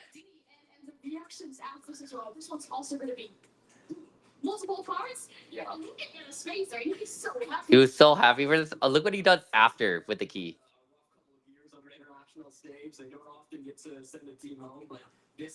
Yeah, look at this. Taking out King Zero, it's gonna feel so good for them to find that victory and send their opponents home. Yeah, you don't have to do much to it, right? Like you just let it get shown and stuff like that. But he has the audacity to take it.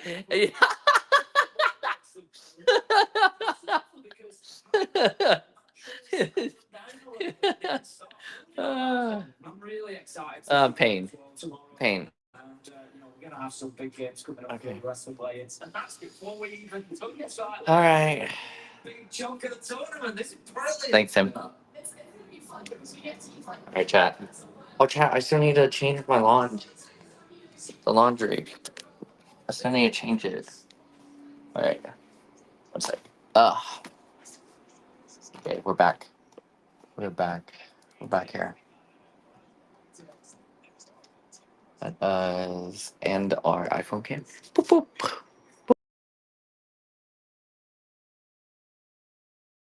Right, well, we did have a long day. All right, we're back here. Yeah, it was a long day, y'all. EWC. We're only just halfway there with our players. We got matches tomorrow. We got about 4 matches tomorrow, so it'll be fine. It's not even that long. But Tekken 8 does start tomorrow. I will be watching Tekken 8. Dr. Doolittle, are you going to do Tekken 8 as well tomorrow?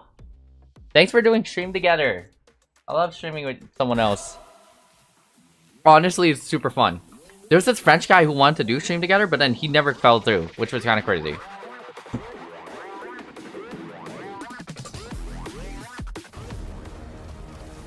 It's 3 p.m., y'all. Oh my gosh.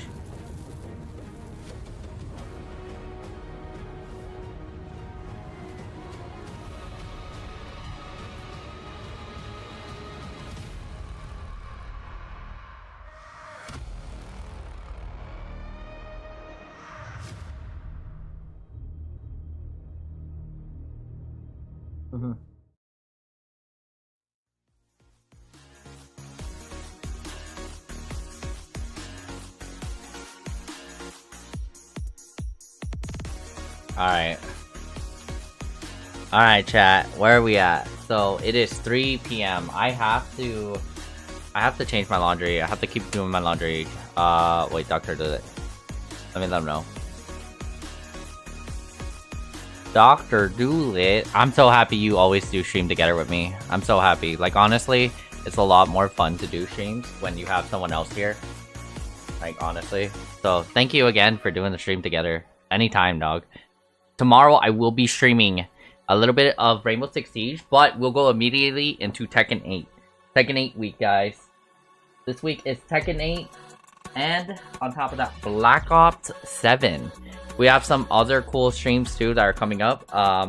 That isn't EWC, crazy enough. Depending on the time frames, I think this week we're going to do a lot of streaming.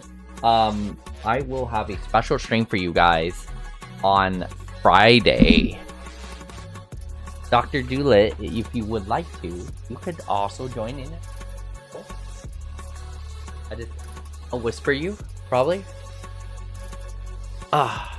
Wait, do I even have you on Discord? You want to add me on Discord? I think that would be the best way for what we're doing.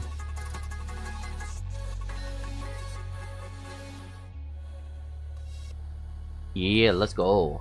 Hit me up on the Discords. I'm pasting my name right now. Okay, that's not my name.